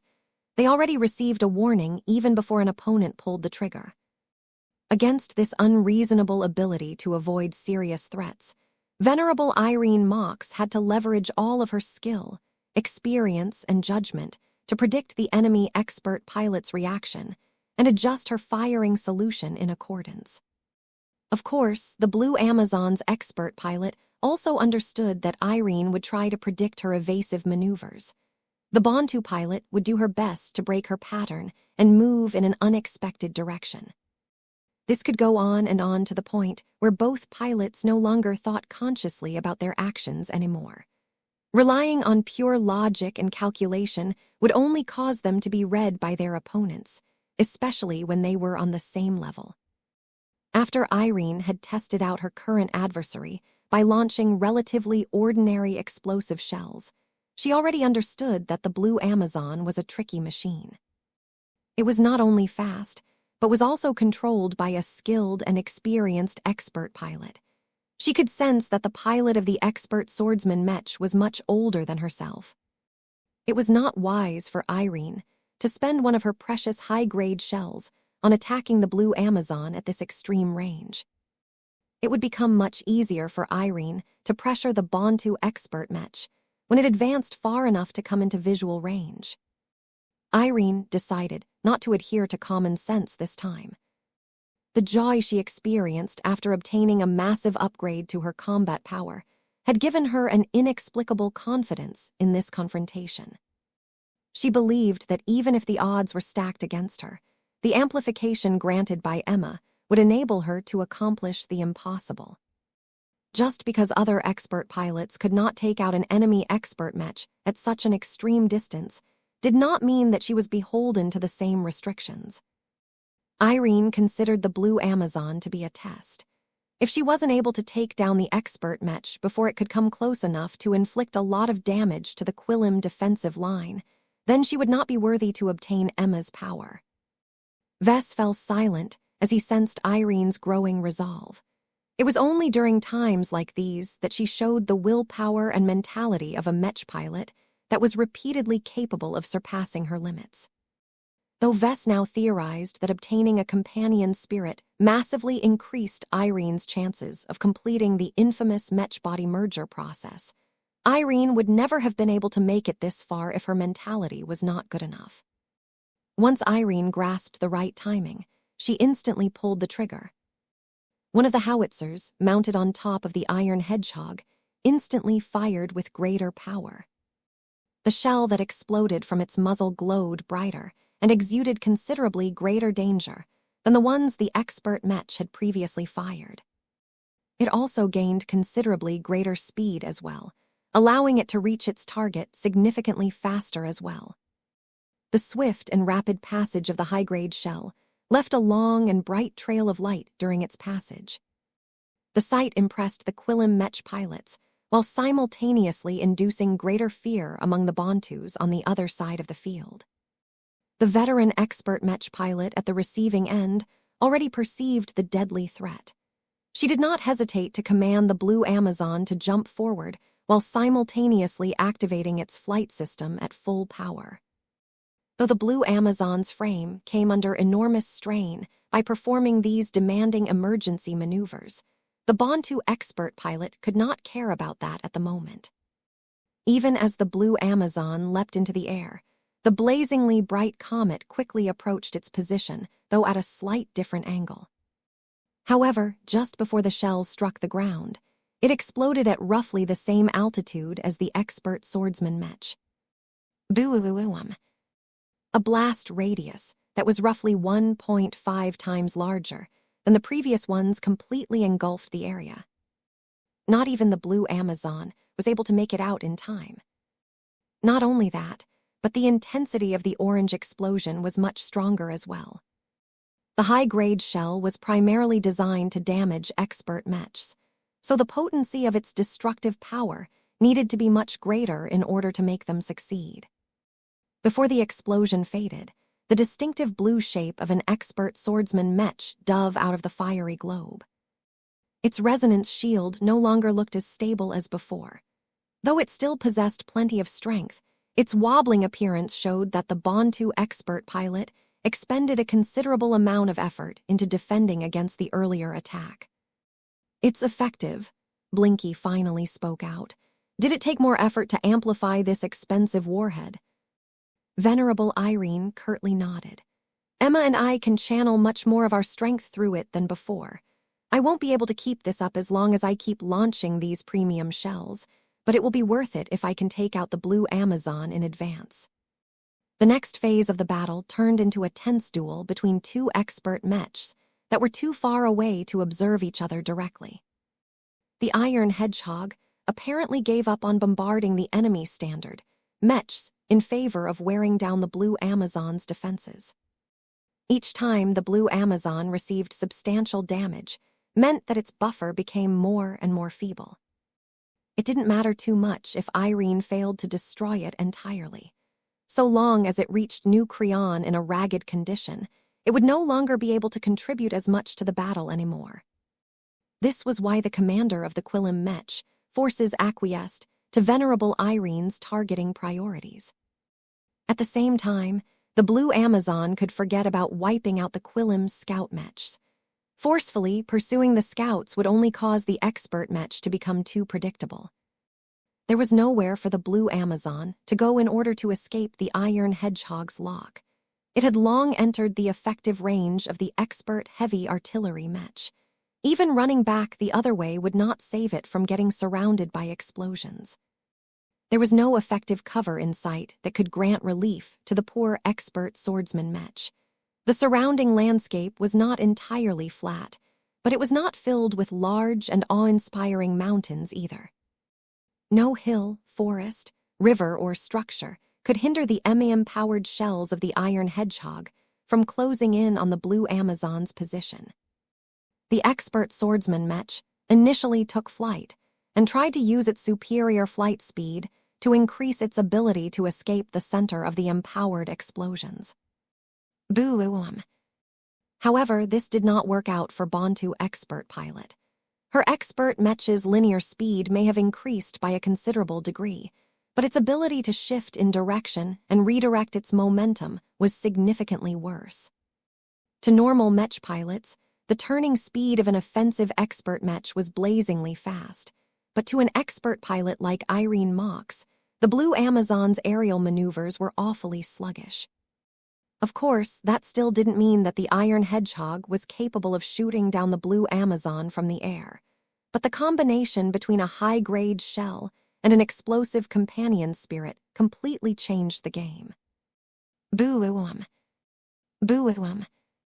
After several successful strikes, including one where the blue Amazon had been caught close to the center of a powerful blast, its resonance shield had already lost over 50% of its capacity. This was already an amazing result, considering that the expert swordsman Mech had never managed to take out any further Quillam Mechs during this period of time. "You're already doing a great job," Blinky said as he continually stared at Emma each time she reappeared out of nowhere. "The blue Amazon should no longer be able to fight as vigorously as before." "I'm not done yet," Irene gritted her teeth. "I won't stop until it is completely finished." "You only have 4 high-grade shells left, Irene. That is not enough to whittle down the blue Amazon's remaining defenses, especially now that it has descended onto the ground." "I can do it, Blinky. I have taken the measure of my enemy." The blue Amazon's traversal speed on land was not as fast as in the air, but its footing was much more solid, allowing it to jump aside and change direction with much greater ease. It was a bit trickier to land an effective hit under these circumstances, but Irene did not intend to conserve her few remaining high-grade shells in the slightest. Fire! A howitzer unleashed yet another bright orange comet. The blue Amazon, on the other end, had already begun to jump to the right in a desperate attempt to escape the blast radius once again. Boo-oom. Unfortunately, it only made it 2/3 from the center of the explosion before it briefly disappeared from view. Once it showed up again, its resonance shield looked even more distressed. Boo-oom. The blue Amazon made a fairly unexpected maneuver that allowed it to escape the brunt of the next strike. Though its resonance shield rippled again, it only lost a marginal amount of integrity. Yet before 10 seconds had passed, another blazingly bright orange comet had descended onto its position in advance. It turned out that Irene had cut short the time she spent on aiming her howitzer, and instantly fired one that was loaded with a high-grade shell as soon as Emma reappeared once again. Even though the expert pilot received a timely warning from her highly attuned intuition, the break in timing had caught her off guard and prevented her from moving her expert Mech away quickly enough. Boo-oom. This time, the blue Amazon looked as if it had just escaped from hell. Its resonance shield was close to collapsing at this point, as it had suffered a much greater blow than before. At this point, the enemy commanding officer already ordered the blue Amazon to retreat, but it was far too late. Mew. As Emma reappeared yet again, she looked just as energetic and bloodthirsty as Irene. The companion spirit quickly dove into the final remaining high-grade shell and began to resonate with it as best as possible. Venerable Irene Mox took her time at this point. She still did not think about firing her other cannons at the same time in order to add further pressure onto her target. She focused solely on aiming her most crucial howitzer. 20 seconds passed without incident. 30 seconds passed, while the blue Amazon utilized all of its speed to run back while following a zigzag trajectory. 40 seconds passed until Irene finally launched the attack that she would remember for the rest of her life. Destroy. The final orange comet seemed to soar through the air, a little faster than the previous ones. The blue Amazon tried its best to escape the blast radius of the 10th and final superpowered attack, yet just as it cleverly dug its sword onto the ground and used it as a pivot to jump towards the left, the final high-grade shell practically struck the expert Mech head-on, as if it had run straight into the deadly attack. Boo-oom. What? It's a direct hit.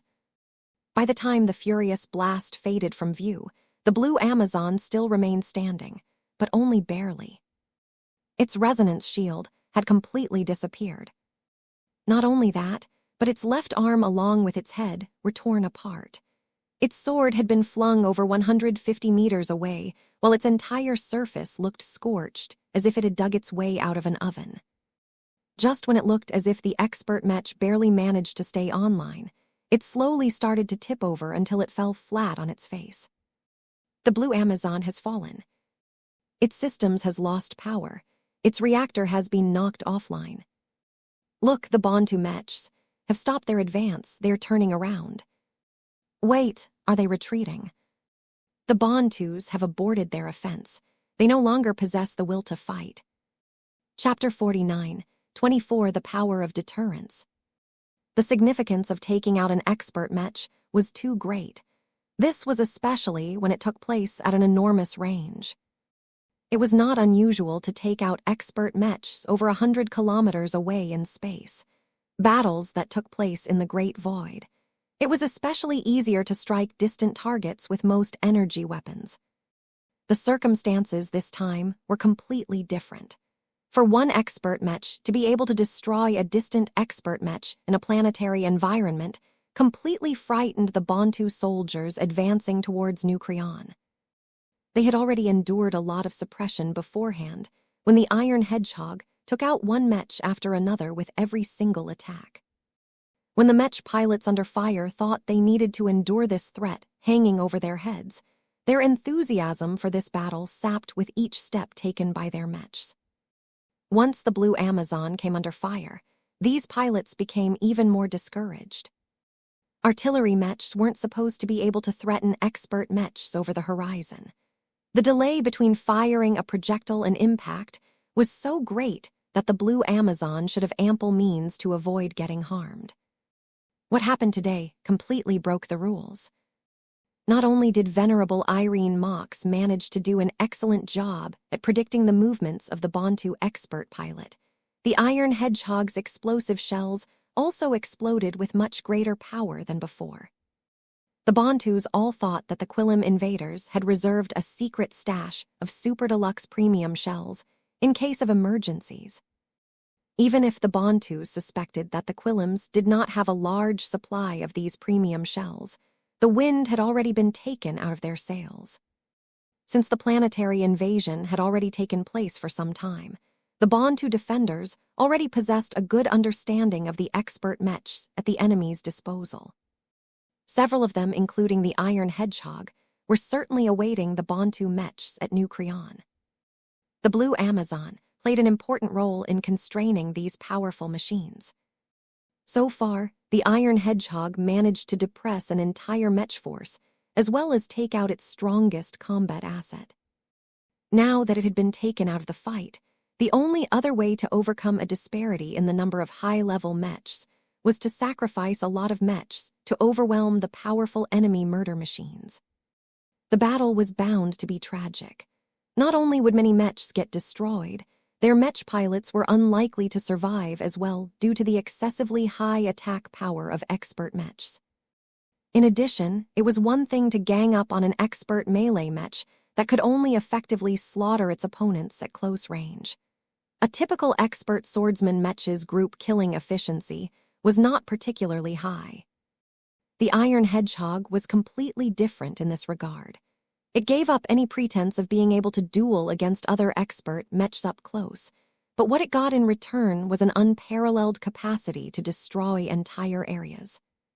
So far, the Iron Hedgehog managed to depress an entire Mech force, as well as take out its strongest combat asset. It did so by relying on just one of its howitzers. The Bantus knew that once they came closer, they would once again face the full brunt of the expert Mech that had breached the fortifications of many of their cities and turned the tide of many skirmishes. Even if the damaged expert heavy artillery Mech had yet to regain the function of all of its formidable cannons, it still had plenty left intact that it could harvest half a dozen Mechs, if not more, with each salvo. The officers and analysts on the Bantu side weren't stupid. They knew extremely well that launching a straightforward attack on a fortified position that was guarded by an expert heavy artillery Mech was a recipe for disaster. In the end, the Bantu commanders acknowledged that their offensive would likely fail if they insisted on pressing on. The premature loss of the Blue Amazon not only deprived them of an important linchpin in their operation, but also had a strong negative effect on the morale of their remaining troops. Once the troops lost their willingness to fight, their chances of succeeding had already dropped to the bottom. Our vanguard troops lack the heavy support they need to suppress the Iron Hedgehog and break through enemy lines. Let us pull back and wait for our main troops to catch up before pressing on to Durshan. The Quillums aren't going anywhere now that we have wrecked all of their starships. We can constrain and limit the movements of the stranded Quillim Mech forces as long as we disperse our Mechs and have them fight a guerrilla war for the following 3 or 4 days. The Iron Hedgehog may have an amazing range, but it cannot be everywhere. The Bantu leaders all assumed that time was on their side. Even if their vanguard failed to press the attack, it would not change the inevitable outcome. Due to all of this, the Bantus made the logical decision to call for a retreat. This surprised Venerable Irene Mox and many of her fellow Quillim soldiers. They thought that since the Bantus had managed to reverse the situation, their old enemies would be eager to finish the job. Damn, they're trying to take the Blue Amazon's frame away. A pair of Bantu Mechs had quickly approached the collapsed Mech and tried to drag it away, but Irene wasn't having it. Letting the enemy take it back meant that it could quickly be repaired and put back into the fight a few days later. This time, she no longer held back. The Iron Hedgehog armed all of the howitzers and Gauss cannons that it could bring to bear at this time. She intended to make another statement this time. With Emma empowering the solid round loaded in one of the Gauss cannons, the reinvigorated expert pilot intended to cement her victory. "Hold your fire, Venerable Irene," a voice instructed over the communication channel. "What? Why, sir? The Bantu Mechs are well within the range of my Iron Hedgehog. I can promise you that I can easily wreck 100 of them before they move too far away." "The battle is over, Venerable. You have done your part. Colonel Harvey Dost has just negotiated a 24-hour ceasefire with the Bantu commanders. Neither side is allowed to attack each other for an entire day. It may be frustrating to us to let our enemies retreat with a shred of dignity, but do not forget what we are fighting for. One of the clauses of the ceasefire agreement is that the Bantus are not allowed to get close to Durshan and New Creon." Irene fell silent. She did not feel the fight was over at all. It frustrated her enormously that the Bantu soldiers who sought out to kill all of the Quillims trapped on Corona V would be allowed to turn tail and run without suffering any further punishment for their transgressions. Blinky spoke up at this point. "Do not give in to your baser desires. Control yourself. You are a soldier, not a rogue Mech pilot. Remember that keeping the Bantu forces away from Durshan was the whole point of making a stand in New Creon. It doesn't matter how your side is able to accomplish this goal. If you can accomplish your objective without suffering further bloodshed, then we should take it. Just look and listen at the Mech pilots around you. See what you have accomplished by successfully deterring the Bantu vanguard from committing its assault." Venerable Irene had always set her sights on the enemy Mech over the horizon. She had largely retracted her awareness of her immediate environment. Once she pulled back her focus and paid attention to what was taking place around her, she noticed the joy and relief of her fellow Quillim comrades. "We made it through. We bought ourselves a lot of time. I really don't want to fight while being heavily outnumbered. None of the Bantus can break our defenses as long as we have Venerable Mox on our side." The soldiers were not only relieved after learning about the ceasefire, but they also expressed a lot of gratitude towards Irene. Hearing all of the praises directed against the expert pilot made her feel fulfilled in a way that was difficult to describe.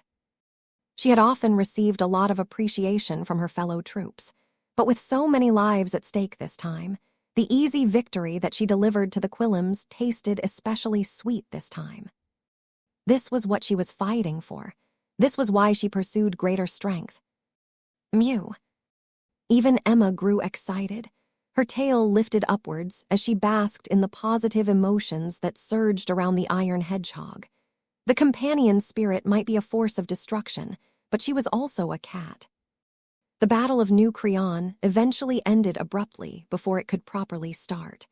The Iron Hedgehog, along with the support of the Quillem's scout Mechs, started and ended this engagement in a domineering fashion. Every Quillem stationed in Dershan and New Creon cheered Irene's name. Once Irene pulled back her Iron Hedgehog and finally shut it down in order to enjoy a well-earned break, she continued to revisit the earlier battle and analyze all of the decisions she made during that time. She also took the time to summarize all of the new capabilities she gained after she received her own companion spirit. The spiritual cat that only she and Blinky could observe in her current state brought unexpected benefits to Irene. The expert pilot had always been fairly quiet and reclusive. Her identity among the Quillem soldiers was too high, and she even found it difficult to talk to other expert pilots due to their vastly different piloting styles. Emma managed to dispel her loneliness to an extent. Perhaps Irene might have gone mad for treating the cat as a different individual rather than another aspect of herself, but the darkness in her heart eased a lot after she started to hug and talk to her invisible cat. "My bestie." Irene showed a rare moment of weakness away from prying eyes. Vess respectfully remained silent during this time, though he still kept an eye on the expert pilot's thoughts and deliberations regarding the previous engagement. He had no interest in her private affairs. 24 hours came and went without incident. The Bantus never showed any sign of breaking the ceasefire agreement. They instead spent their efforts on gathering their troops from across the planet in preparation to launch an overwhelming offensive. The Iron Hedgehog may be able to deter a couple of thousand enemy Mechs, but it would be much harder for it to hold back enough machines to form several Mech divisions. The Quillems hadn't been doing nothing all of this time. On the surface, it looked as if the trapped invaders were preparing to make a last stand. In reality, they had taken full advantage of the guaranteed period of quiet to accelerate the repairs on the Peyton Phoenix, while preparing to evacuate with every available shuttle and transport that they could obtain and convert to their own use.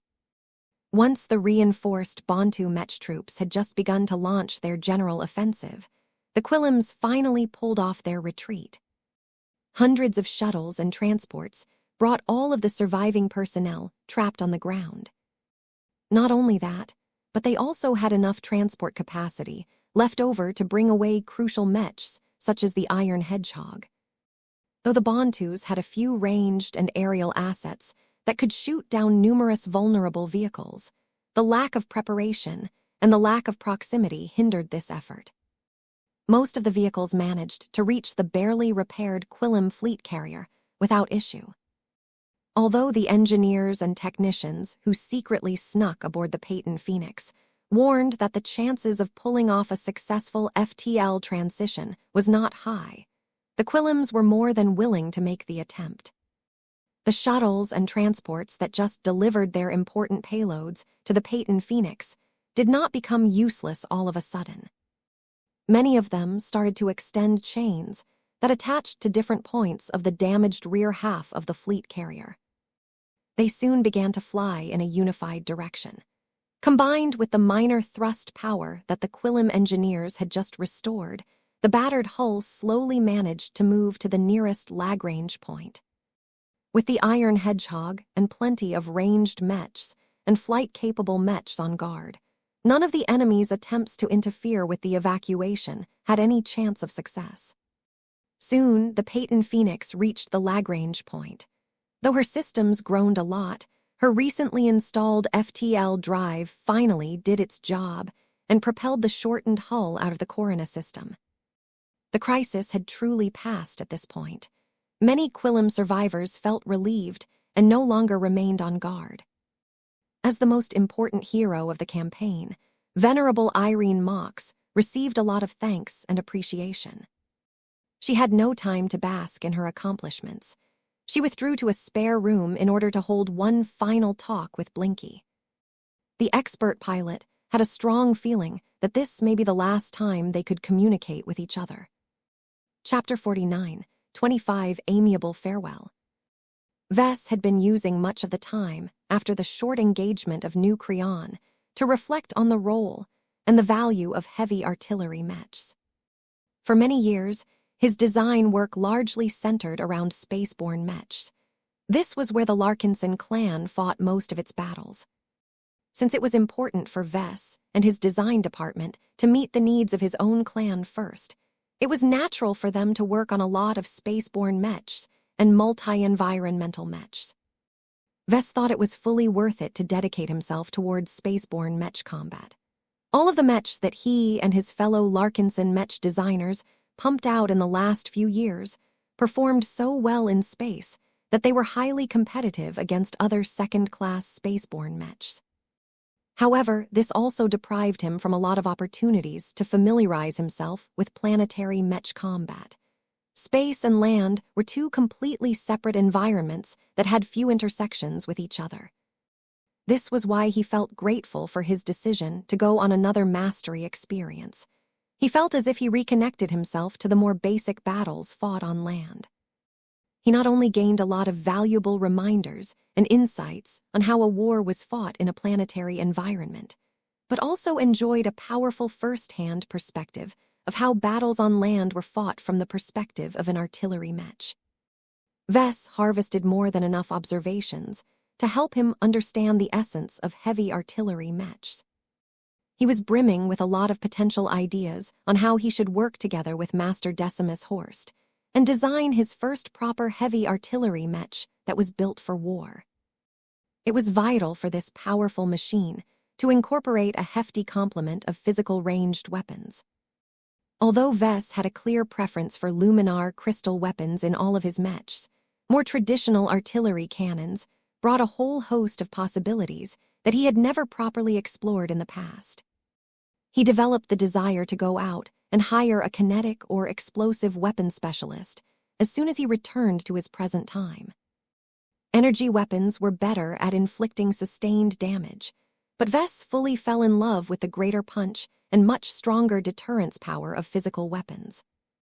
Only a machine armed with heavy physical cannons, such as the Iron Hedgehog, was able to destroy an opposing expert mech and scare off an entire mech force by virtue of its firepower alone. If the federal military of Davut was able to strengthen this aspect to an enormous degree with the help of his work, Vess would succeed in influencing the upcoming war between the two colonial states. The heavy artillery mech he envisioned would have a disproportionate effect in any battle on land.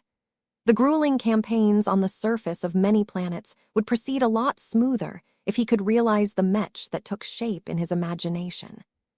Of course, his work might not be too useful in battles fought in deep space, but that was not his problem. He was willing to shape his second major mech commission around a strong bunker mech if Davut wanted him to fulfill this niche. He also wanted to reserve a bit of time to completely reinvent his transcendent Punisher model.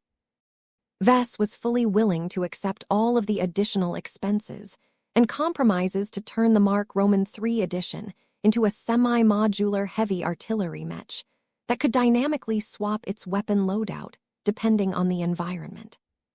This was not going to be easy, as every heavy artillery mech needed to be precisely attuned and optimized in order to land their shots as accurately as possible at extreme ranges.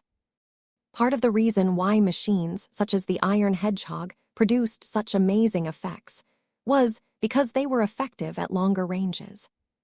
They did not have to be too precise in their targeting, but if they could not deter a hostile mech force at longer ranges, then they weren't worth the additional expense and mass. As Vess continued to think about how he should maximize the value of his next artillery mechs, he snapped out of his musings after his host called out for Blinky. "You're leaving, aren't you?"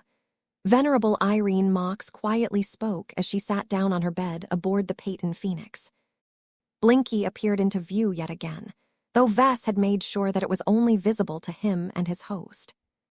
"Emro." Emma emerged out of Irene's head as well. The pulsing orange cat flew closer to Blinky and started to act like a cat. "I am no longer needed here," Blinky said. A part of Irene was sad that she would no longer enjoy the company of a knowledgeable helper. Blinky had already done so much for her, but it made sense that he would move on now that the Corona V campaign came to an end. Vess could already feel the time gate starting to pull him back to the system's space in his present time. He could trigger his return in an instant or delay it to an extent by resisting the recall force. There was no way for him to stick around for too long, though. He did not belong in this time period and felt increasingly more estranged from his environment. Though Vess was ready to return and throw himself onto his work with renewed inspiration and enthusiasm, he did not want to waste this moment either. The current Irene had no idea of the heights she would reach in the far future. Compared to the destroyer of worlds who had grown and matured for over 2 centuries, the current version of Irene was much more approachable. Vess would be a fool if he did not take advantage of the goodwill he built over the past few days. "Where are you going?" "I can't say," Blinky responded. "I will show up here and there. It will take longer than you think for me to settle down. My work is never done." "I see." Emma landed on Irene's lap. The companion spirit enriched the expert pilot's life. The spiritual cat's value exceeded that of her expert Mech as far as she was concerned. "Will we ever meet again?" "That depends," Blinky mysteriously responded. "Perhaps there may be an opportunity if you live long enough. Grow strong, keep fighting, embrace your mission." Powerful pilots such as yourself have gained strength far beyond the means of other humans, but there is no point of possessing such might if you do not contribute to the society that we belong to. Each of us has an obligation to assume responsibility. Do not reject it once you have become powerful enough to make a difference. That is enough of a repayment for all of the boons you have gained. The expert pilot nodded while maintaining a solemn expression. A small part of her could feel the weight of history and destiny in those deep words. "I will promise you that I shall not squander my strength and gifts." Blinky smiled. "The cosmos is much vaster and more encompassing than you think. What you know as a citizen of the Quillim Principality only scratches the surface of what takes place within the Milky Way and our society.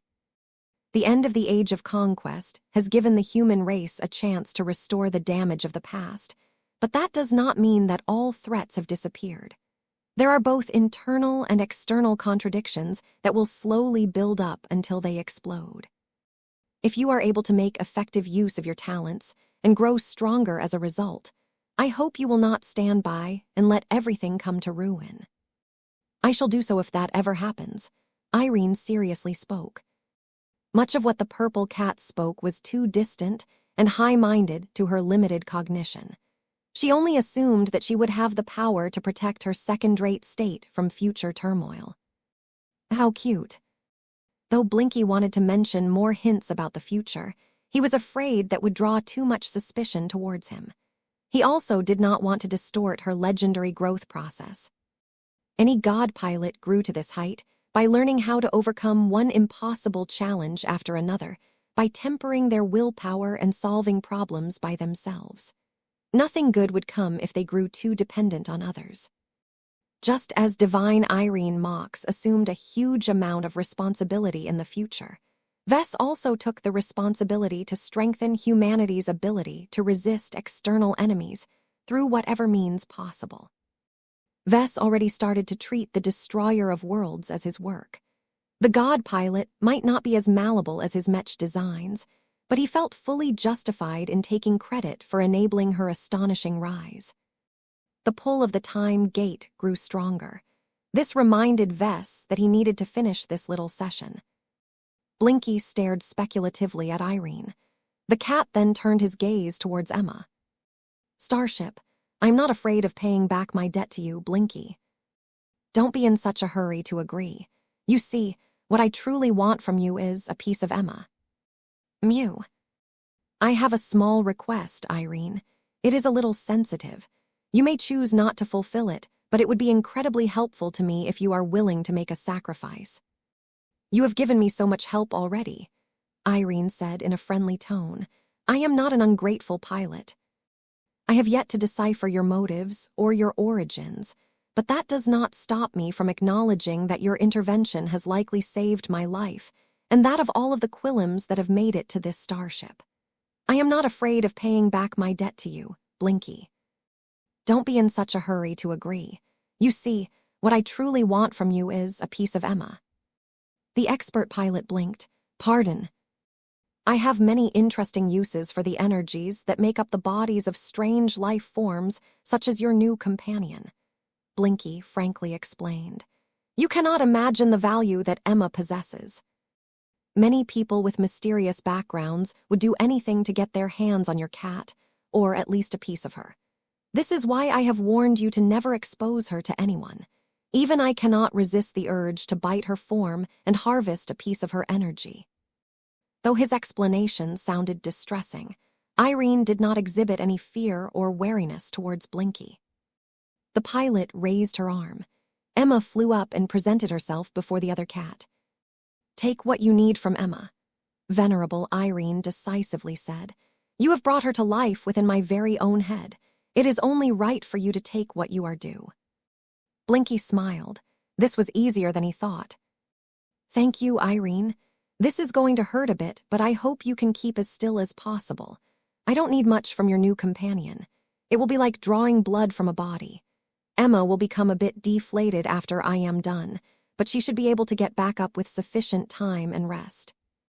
I just hope that you won't act rashly if you ever sense this piece of your cat at any point in the future. Vess did not delay any further. His companion's spirit slowly drew closer to Emma until he was able to bite the orange cat's flank. A modest amount of Emma's spiritual energy came loose. Blinky quickly swallowed it and contained the destruction-attributed energy in his body. Even though this was not really the case, Vess felt as if he had just pulled off a heist against a god pilot.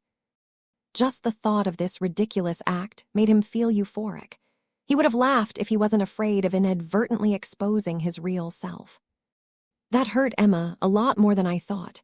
The expert pilot spoke with difficulty. Mew mew. Emma had grown a lot more tired than before. The damage she suffered was a bit too much for a companion spirit that had only just been born.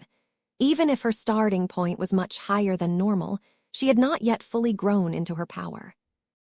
The explosive cat quickly dove back into Irene's mind so that she could heal while staying dormant. This was it. Vess had no more reason to stick around. Blinky stared into Irene's eyes one last time before he raised his front paw in greeting. Goodbye, Irene. Take care and pursue your own future. I hope we will still stay friends if we ever meet again in the centuries to come. The expert pilot smiled and bowed. Thank you. I look forward to our reunion. I shall definitely live long enough to make this come to pass. Chapter 49, 26 Enriched Understanding. Whoosh. The time gate swirled until Vess and Blinky finally returned to the system space. The mysterious construct that had enabled them to go all the way back to 197 AOM in the old galaxy slowly started to wind down and return to dormancy. Even though Vess had returned to the time of his present, he still felt a lingering attachment to that earlier and more hopeful time period. The Mech at the time were a bit simpler. The Red Ocean was just one of many dwarf galaxies that orbited the Milky Way at an unimaginable distance. The Larkinsons in the Bright Republic struggled to grow their family in vain, as the founding families deliberately prevented other groups from rising above their stations. The Polymath wasn't even alive in this early time period. Alas, Vess did not belong to this time period. If he truly had to make a choice, then he would definitely embrace his present time. The opening of the Red Ocean played a massive role in his rise and success. The opportunities of the new frontier had allowed him to compete on a more level playing field and harvest many benefits that would normally be robbed by other people after too much time had passed. As Vess regained his original mentality and recalled all of the issues that were on his mind before he passed through the time gate, he slowly got rid of his momentary disassociation. He turned around and swept his gaze across the dreamy and idyllic mountain landscape. He spent time on this little vacation. It was time for him to get back to work. Before he exited the system space, he briefly called out Blinky. The companion spirit dove out of his head. The star cat did not look as if he was about to explode due to swallowing a food that was too strong to be contained. Emro. I can sense that as well. It appears that the system space is quite isolated from our main reality. This was good news. The last thing Vess wanted to do was expose an extension of a god pilot to the current environment. Emro Tilda. As Blinky carefully coughed up the spiritual fragmented that he harvested from Emma, the crystallized energy glowed like an explosion that was frozen in time. The power and potency of this fragment was nothing impressive, to be honest. The only remarkable aspect about it was that the infusion of Venerable Irene Mox's willpower had imbued it with a greater capacity to affect reality than normal. Vess did not dare to bring it out into reality, at least not in its current form. He had no idea what would happen if he took Irene's spiritual fragment in the same reality where the Destroyer of Worlds currently resided. The most destructive god pilot was still stationed at the border between human space and numerous threatening alien empires somewhere in the galactic center. Her power and deterrence factor was the greatest out of all of the existing god pilots, so it was logical for her to be stationed in this region. Divine Irene Mox had also become a guardian of the new Rubarthan Empire at this point, so it was also more convenient for her to reside within the borders of her current state. Despite being physically separated from the god pilot by several 100,000 light years, Vess had no confidence that he would be able to avoid attracting her attention if he took out the long-lost piece of Emma. He could not guarantee that Divine Irene Mox would reconnect with the spiritual fragment and cause it to transform to the point where it became a direct medium for her to extend her will and consciousness. Vess did not want to reconnect with her for the time being. Not only was he afraid of exposing truths that he would rather wish to remain confidential, he also did not want to lose too much control. The power difference between the two was too great. Vess was a complete nobody in front of a sacred and all-powerful god pilot. Even if Vess had great potential, he was still a journeyman Mech designer that had a long way to go before he could become a galaxy-shaking figure. In contrast, the Destroyer of Worlds commanded the respect of the entire new Rubarth Empire. She also wielded a huge amount of influence within the highest offices of the Mech Trade Association. Even if her direct authority was rather limited, she most definitely befriended dozens of god pilots and star designers. She could do almost anything as long as she took advantage of her amazing network of contacts. As for Vess, he might enjoy a little special attention from the polymath, but that was far from receiving her direct protection. His backing was still too weak in the face of a god pilot. There was no way that Vess wanted to give up all of the initiative and hand over complete control to his friend. It was best if he pretended that he did not know her at all. As for Blinky, he could keep using his companion spirit to assist in his design work like before. Let's not be too hasty with this spiritual fragment, Vess decided. I need to form a proper plan before I can properly make use of this valuable ingredient. There was no question about the exceedingly high value of this spiritual ingredient. It was practically begging to be turned into a design spirit. Now that he settled his thoughts on the matter, he descended down the steps and deposited the spiritual fragment in the vault of eternity. He hadn't been certain whether it could do more than store material objects. Fortunately, it accepted the spiritual fragment without any rejection. That's convenient. Now that he thought about it, Vess would be better off if he stored all of his spiritual ingredients in the vault of eternity. It was completely secure and attached to him at all times. The only downside was that Vess needed to pay the annual rent in ascension points in order to make use of this useful function. Vess could think about earning ascension points later. He still retained a hefty reserve due to his prior efforts. Let's return. It only took a blink of an eye for him to return to his bathroom in his royal mansion. He raised himself from his toilet seat and looked around to see if there was a god pilot hiding in the corner or something. Phew, she's not here, I'm in the clear. Practically no time passed since he went in and out of the system space. After he carefully inspected the bathroom to make sure that it still remained free of bugs and hidden observation devices, he forced himself to relax and went to his bedroom. He mentally wrote down all of his observations and insights now that his memories were still fresh. He carefully stored his latest virtual documents in the depths of his cranial implant. He planned to revisit them later once he was ready to work on his first Mech design commission for Davute. All in good time. Vess returned to his old routine, more or less. He continued to devote most of his time to bringing the Dullahan project and the Ghost project to completion. At the same time, he occasionally relaxed by continuing to study the ins and outs of heavy artillery mechs. His latest mastery experience helped him enormously in this regard. Not only was he able to understand and digest all of the relevant theories to an impressive degree, but he was also able to discuss his views with Master Decimus Horst on a more equal level. The man's expression looked impressed in the projected image. "You are a better Mech designer than any student that I have taught in the past. You have made great strides in understanding the essence and purpose of heavy artillery mechs.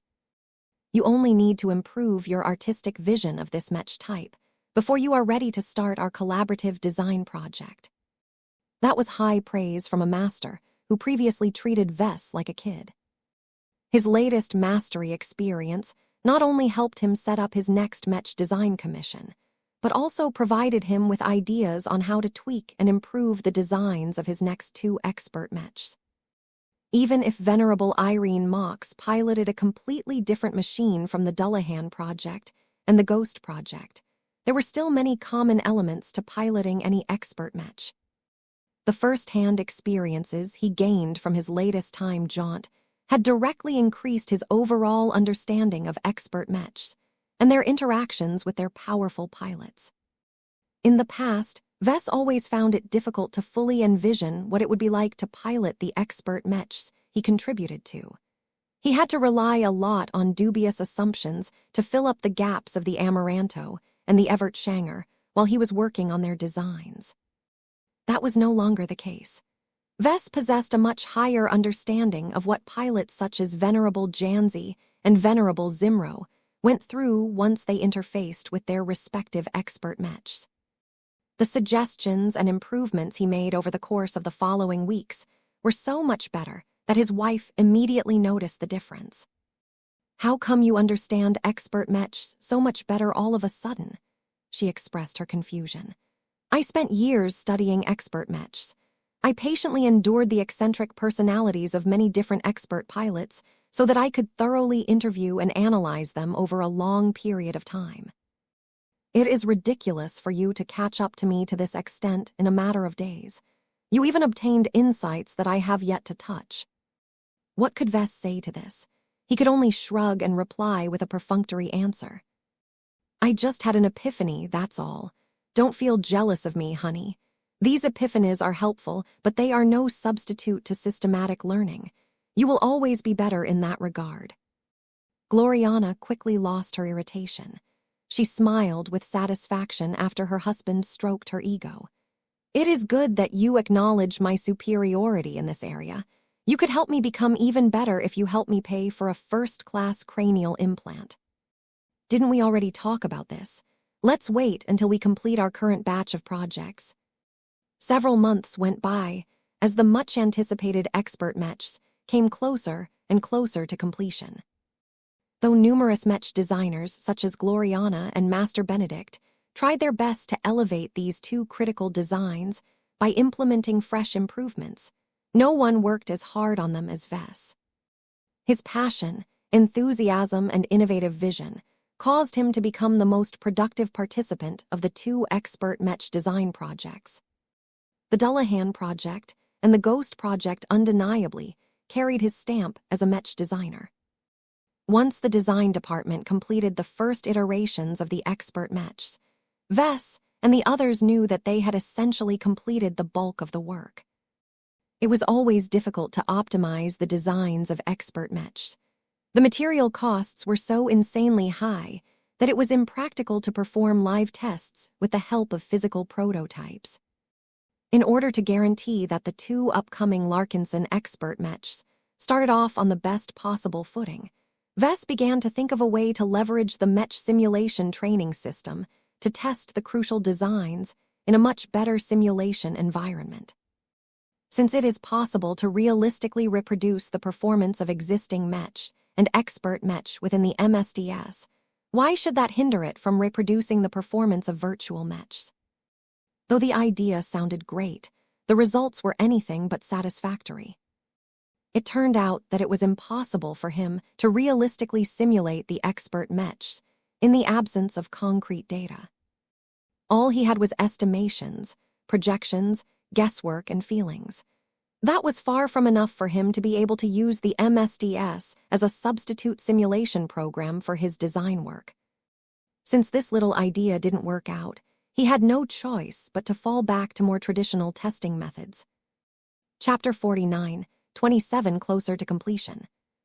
The optimization process of the two expert mechs proceeded with difficulty. It was hard to simulate the performance of a mech that incorporated such a dazzling combination of resonating exotics, high-grade exotics, and spiritual applications. The best that Vess and Gloriana could do was devote a small amount of precious raw resources to fabricate scale models of specific parts of their future works. Even then, these practical tests only explained a fraction of the expert mech's actual performance in the field. It would be great if I can just upload a design to the MSDS and have it simulate our work to an accurate enough degree. Vess sighed as he sat next to Gloriana during a scale model test. The two mech designers continually observed the data panels, as well as the miniature arm of the Ghost project that they had installed in the testing chamber. After activating a command, the arm began to disappear from view. All of the sensor and scanning systems pointed at it suddenly found themselves unable to detect anything unusual. The impressive Sephiroth AQ-3M was doing its job. Even as Gloriana slowly dialed up the detection power of the various different sensor systems, the arm remained remarkably unnoticeable to most of them. The only sensors that managed to sense anything amiss were those that made use of physical particles or had been specifically designed to detect stealth units. None of this fell outside of the expectations of the couple. They already understood that there were too many ways to defeat active stealth systems at closer ranges. It was already impressive for the Sephiroth AQ-3M to be able to hide itself completely when it was not being actively searched upon. I think the MSDS can already be used to test a large range of standard mechs. Gloriana shared her own views even as she adjusted the settings of the sensor systems. It already has a fairly realistic ability to simulate ordinary physics. The greater the similarities between mech designs, the lower the chance the simulation results will deviate from reality. It is the abnormal designs that incorporate a large range of new exotic materials and unusual applications that throw off the calculations. This applies to both the MSDS and more conventional virtual simulation programs. The design department was slowly expanding its output rate. The recent recruitment of Miss Beatrice Hendricks opened up numerous new opportunities to design mechs with improved modular configurations. Vess had also been looking to recruit a journeyman who specialized in artillery mechs or explosive weapon systems, but all of the good ones had already been picked up by other employers. A part of him regretted that he had listened to his wife and let Jocasta Clive go. The design department was lacking in ranged weapons specialists. Though the Larkinson clan had grown so popular that the recruiters received applications from dozens of eager and ambitious journeyman mech designers a month, none of them were worth a damn. Vess even rejected a few names proposed by Gloriana because the applicants did not possess the spark of brilliance that he sought in his future subordinates and collaboration partners. As far as he was concerned, The only journeymen worth his consideration were those who had the guts and confidence to measure themselves up against their peers in Mech design tournaments. It was easy for Mech designers to score easy successes by competing in a regulated Mech market or receive favorable commissions from a compromised party. Vess vastly preferred to evaluate potential candidates when they needed to compete directly against other peers. Working for the Larkinson clan was not safe. If his Mech designers could not handle the pressure of publicly showcasing their work in Mech design competitions, then they had no business participating in dangerous expeditions. Of course, his wife was an exception to this rule. She was a special Mech designer. Once Vess and Gloriana concluded the expensive scale model test, they studied the data and took note of any discrepancies. Even with the unique little quirks and modifications they applied to the Sephiroth AQ-3M active stealth system, its real performance did not significantly deviate from their expectations. That was good news. The Ghost project came one step closer to reaching its finalized state. Gloriana looked satisfied. We have been making such good progress that we should probably complete the second iteration of the Ghost project over the next week. I think it's time to prepare for the fabrication of this expert Mech, Vess declared. His wife immediately frowned. Isn't that premature? The Ghost project is extremely complex. It is packed with advanced technologies and new innovations. The Geist system alone is a mystery box due to how little of it is based on conventional physics. We should thoroughly verify our design over several more months so that it will become as flawless as possible when we finally bring it into reality. Vess couldn't wait that long anymore. No, enough is enough. Our ability to test our expert Mechs is too limited at this point. Any improvements we can make at this junction are marginal at best and counterproductive at worst. Don't forget that this is just the starting point of our first expert stealth Mech.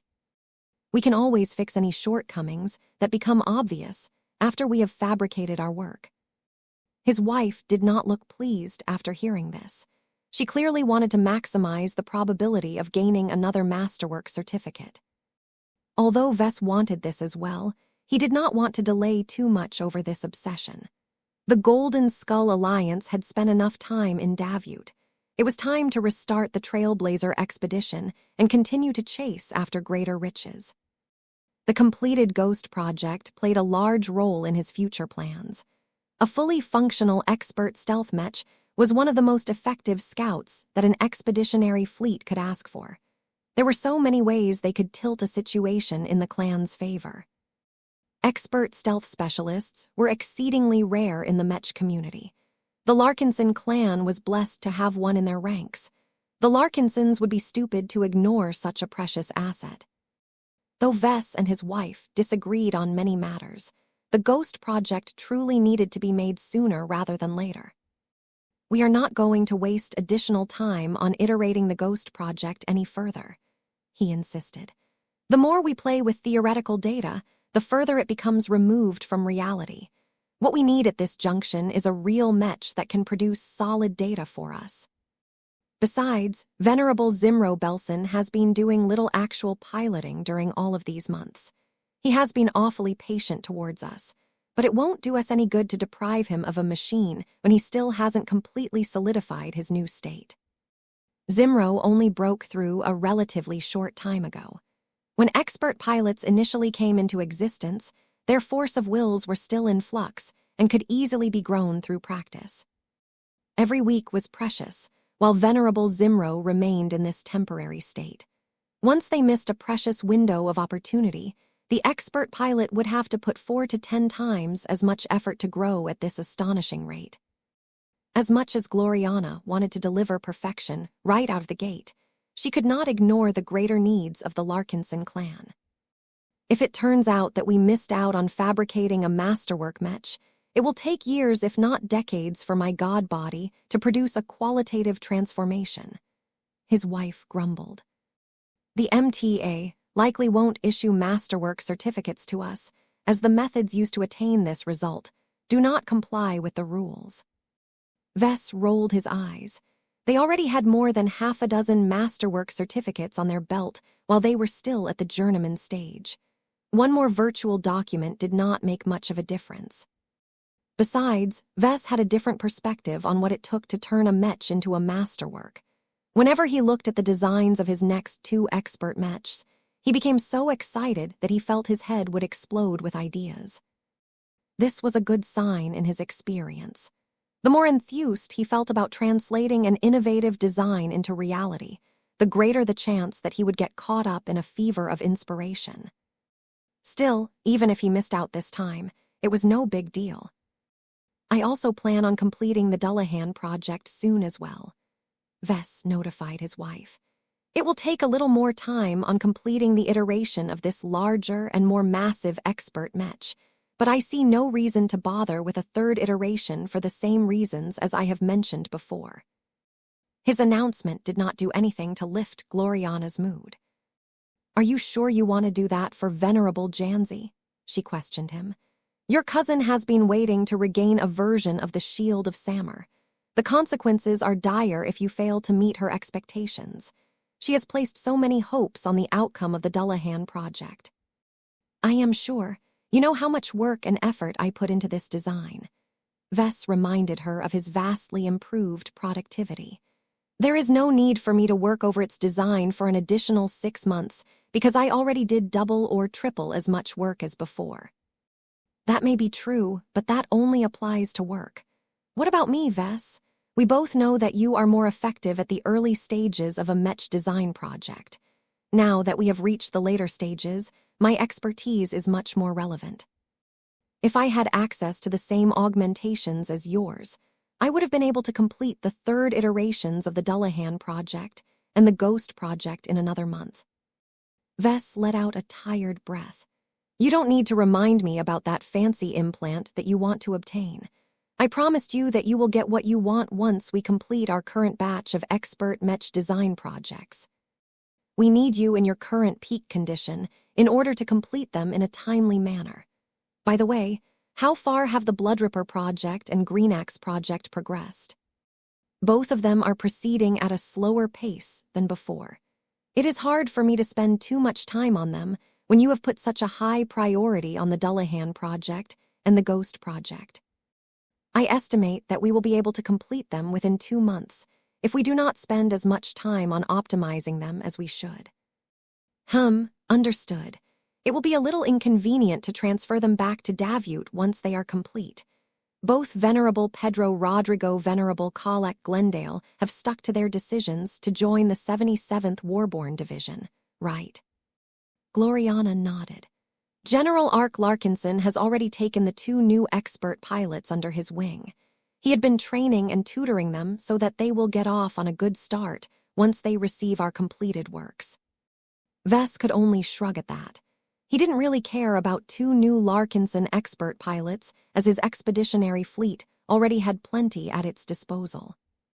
Now that familiar heroes such as Venerable Tusa Billingsley Larkinson, Venerable Joshua Larkinson, and Commander Kaysella Ingvar passed the threshold of mid-tier expert pilot, there was greater room to upgrade their existing expert Mechs into much more powerful versions than before.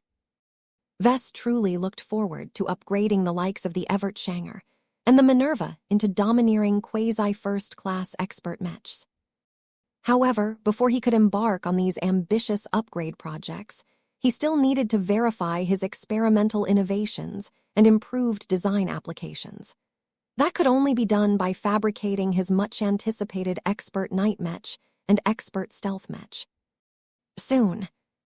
A week was practically nothing in his opinion. As these 2 crucial projects came closer to completion, Ves began to contemplate an important decision that he had withheld from his wife. Which design should he superpublish? Chapter 49, 28 Superpublish Dilemma. Ves did not often make use of the system's superpublish function. He did not really want to take credit for work he didn't really do. He always lost a sense of ownership towards the designs he worked so hard to make over the course of many months. Abusing the superpublish function was a good way to grow lazy and overly dependent on external help. This was not conducive to the growth of a Mech designer. People like Vess needed to figure out stuff by themselves and learn how to push through increasingly more difficult research problems. He would rather squander his superpublish opportunities or use them on his less important Mech designs if that was what it took to preserve his integrity as a Mech designer. Perhaps many people would scold him or criticize him for wasting these chances, but Vess always stuck to his own ideas on how he should approach his work. That said, he felt he was ready to make use of this powerful system feature. There was no way he could ignore the rich benefits of a super-published Mech. When applied to a sufficiently complex and experimental design, the system's myriad of improved design solutions could teach many lessons to Vess and other participating Mech designers. By getting in touch with the refinements of their initially crude design work, they could skip years if not decades worth of trial and error. This was one of the more decisive reasons why Vess and Gloriana managed to improve by leaps and bounds while they were still in their 30s. Now, Vess saw another opportunity to advance his comprehensive understanding of Mech design by at least half a generation. He had previously applied the superpublish function on the Crystal Lord, the Bright Warrior, and the Amaranto designs. He harvested progressively greater benefits after every use as his design ability, and the sophistication of his work reached new heights.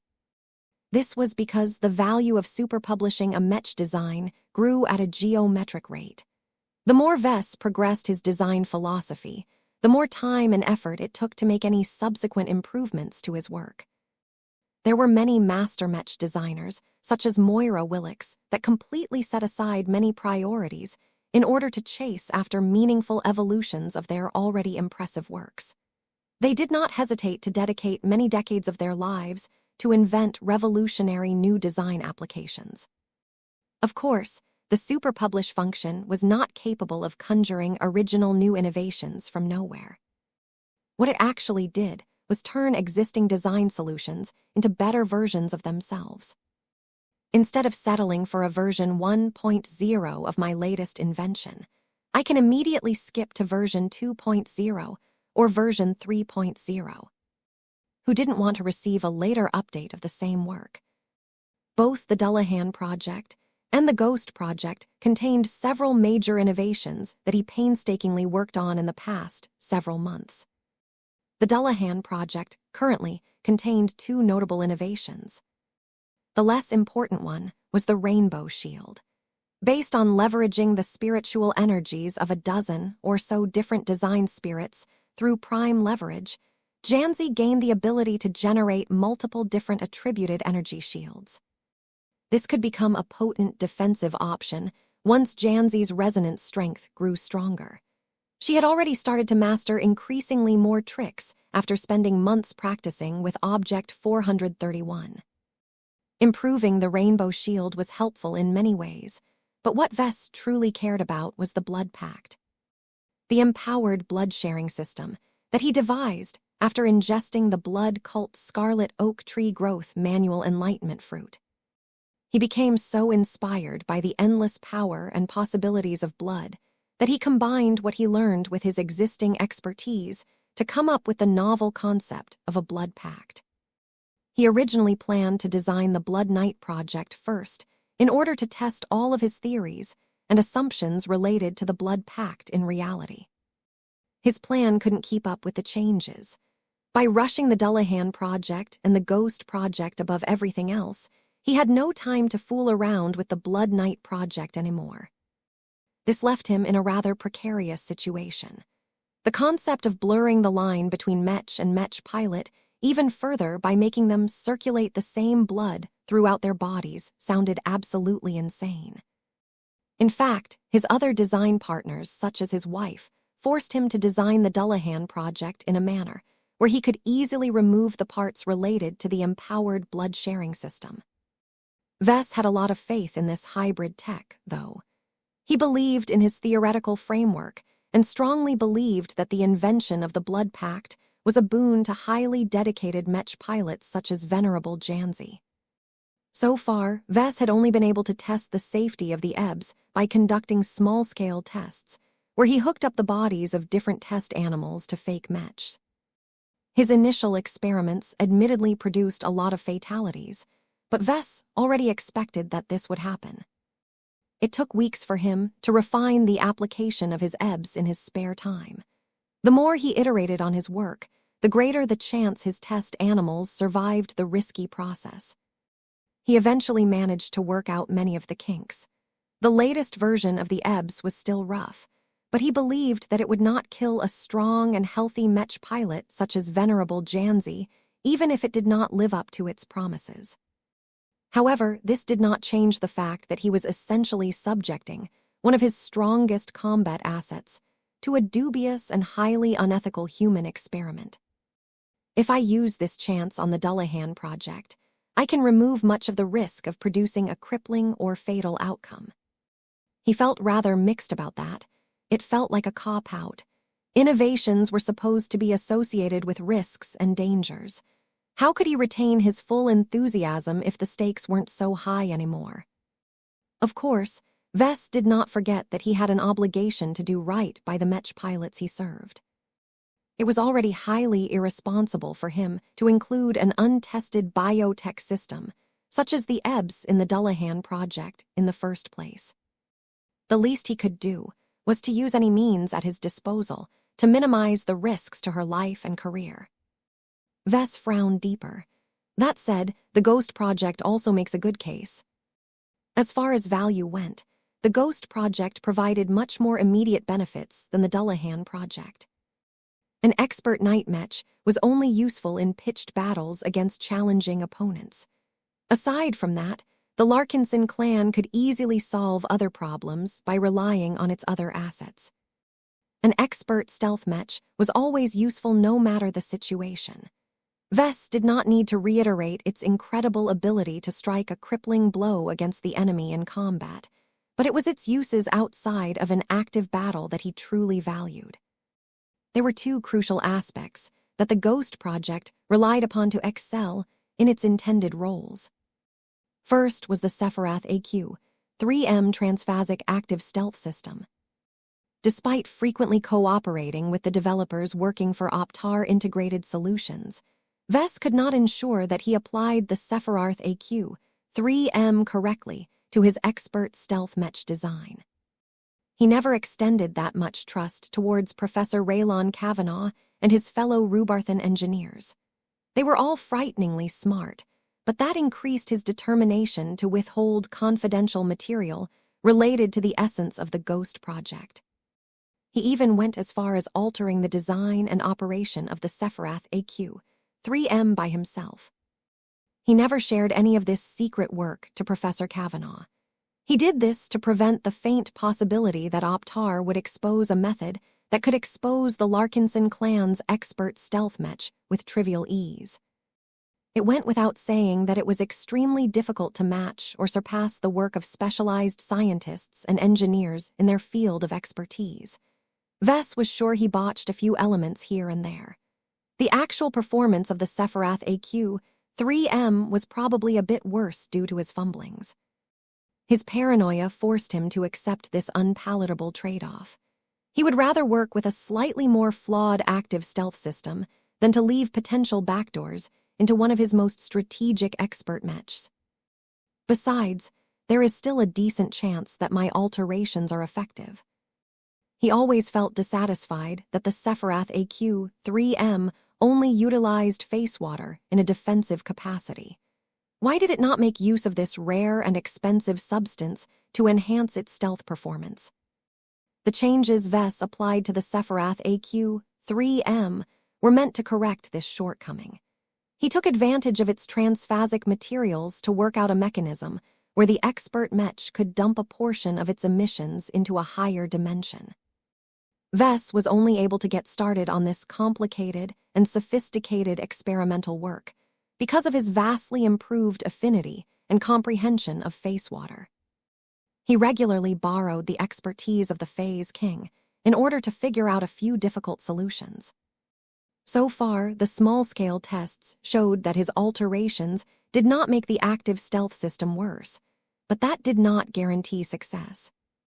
If the full implementation of his modified Sephiroth, AQ-3M, was severely flawed or glitched, then Vess would have little choice but to revert his changes and settle for a more standard active stealth system. I can skip this if I choose to improve the Ghost project. The system would definitely correct a lot of flaws and hidden dangers if it exerted its power onto his customized transphasic active stealth system. This meant that Vess could assign riskier infiltration missions to the completed Ghost project without worrying about getting caught. That's not all. There's also the Geist system. This was a much more metaphysical component to the Ghost project than anything else. None of the people assigned to work on the Ghost project fully understood how it worked.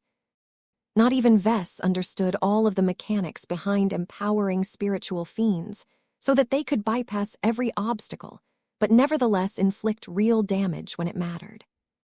No conventional science could help him improve or perfect it any further.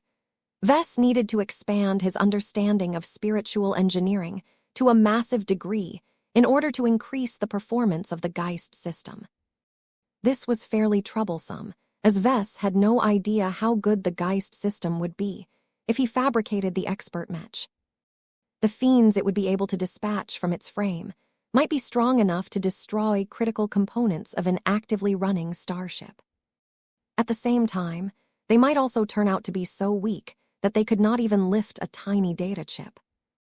If he superpublished the Ghost project, he would not only have greater guarantees that the Geist system was closer to the former case, but also gained an invaluable opportunity to learn a lot of lessons on spiritual engineering. After all, if he was able to compare his original implementation of the Geist system to one that was much more refined, he could directly spot the differences and figure out the reasons why they worked. "Damn, this is such a difficult choice," he muttered while looking increasingly pained. He had agonized over this decision for months. He never managed to make up his mind as the completion dates came closer. It would have been better if he could stagger the expert Mech design projects over a year so that he could superpublish both of them, but that was not practical. He could only improve one of them before he fabricated both of his long-awaited expert Mechs. Although it was always possible for him to superpublish an old design that he had already placed in his archives, the benefits of doing so were much less.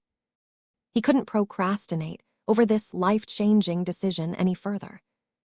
"I think I need a second opinion." Who should he talk to? He certainly couldn't not spill anything related to the system to his wife. Other colleagues, such as Kedys and Sarah Voikin, lacked the perspective to provide qualified advice. There was only one name he trusted with this matter. "I think it's time to pay another visit to Master Benedict." Chapter 49, 29, Demand for High-Quality Skulls. It was easy for Vess to pay a visit to Master Benedict's design lab. Both the Cat Nest and the cross-production complex were located inside Industrial District 2. If Vess wanted to, he could just walk over to the large industrial complex further down the street. There was no need to tempt fate. Vess settled for boarding an armored shuttle and made a short transit to the CPC under heavy escort. The members of the Cross clan briefly looked up as the ostentatious Larkinson Mech hovered protectively around a fairly unassuming black vehicle. They soon ignored the sight and returned to their own activities. Vess had visited the CPC enough time for his arrival to turn into a routine occurrence. Vess didn't even need the help of an attendant to reach the primary Cross lab. As the counterpart of the Larkinson clan's Genesis lab, the primary Cross lab is the primary engine of Mech design and technological innovation of this branch location. When Vess and his bodyguards passed through the main entrance, he waved to the receptionists and guards and easily passed through the checkpoints without taking up a lot of time. It took around 5 minutes for Vess to enter an underground design lab where Master Benedict Cortez conducted his latest research. The fairly new Master Mech designer did not bother to suspend and hide his latest research activity.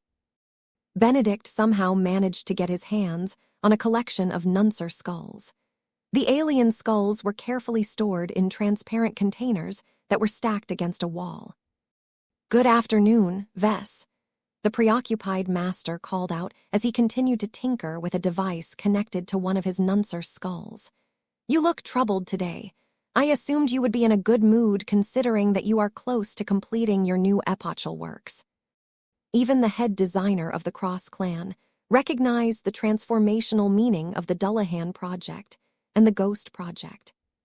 "What are you working on, Benedict?" the visitor asked as he moved closer until he was able to get a good look of what was on the workbench. He already had a good idea what Benedict wanted to accomplish after he recognized a lot of familiar elements to the experimental mechanisms. "As you know, the index system that I have devised is a substitute for my original energy bridge system," Master Benedict calmly explained, even as he attached a few wires to the holes that he had drilled in the alien's skull. "While the index system can play a useful role to high-end mechs, such as your Dullahan project, it simply does not replicate the full power of the original solution that I have developed for the Mars. I don't think the MTA will like it if you start using the skulls of expert pilots left and right," Vess stated the obvious. The older mech designer nodded. "That is so. This is why I have decided to develop a variation of the OBS, but with alien skulls instead of human remains. After consulting with numerous exobiologists, I have learned that the Nuncer race is the best starting point. Compared to the other intelligent indigenous races of the Red Ocean, the Nuncers are strong in body, but also remarkably firm in mind.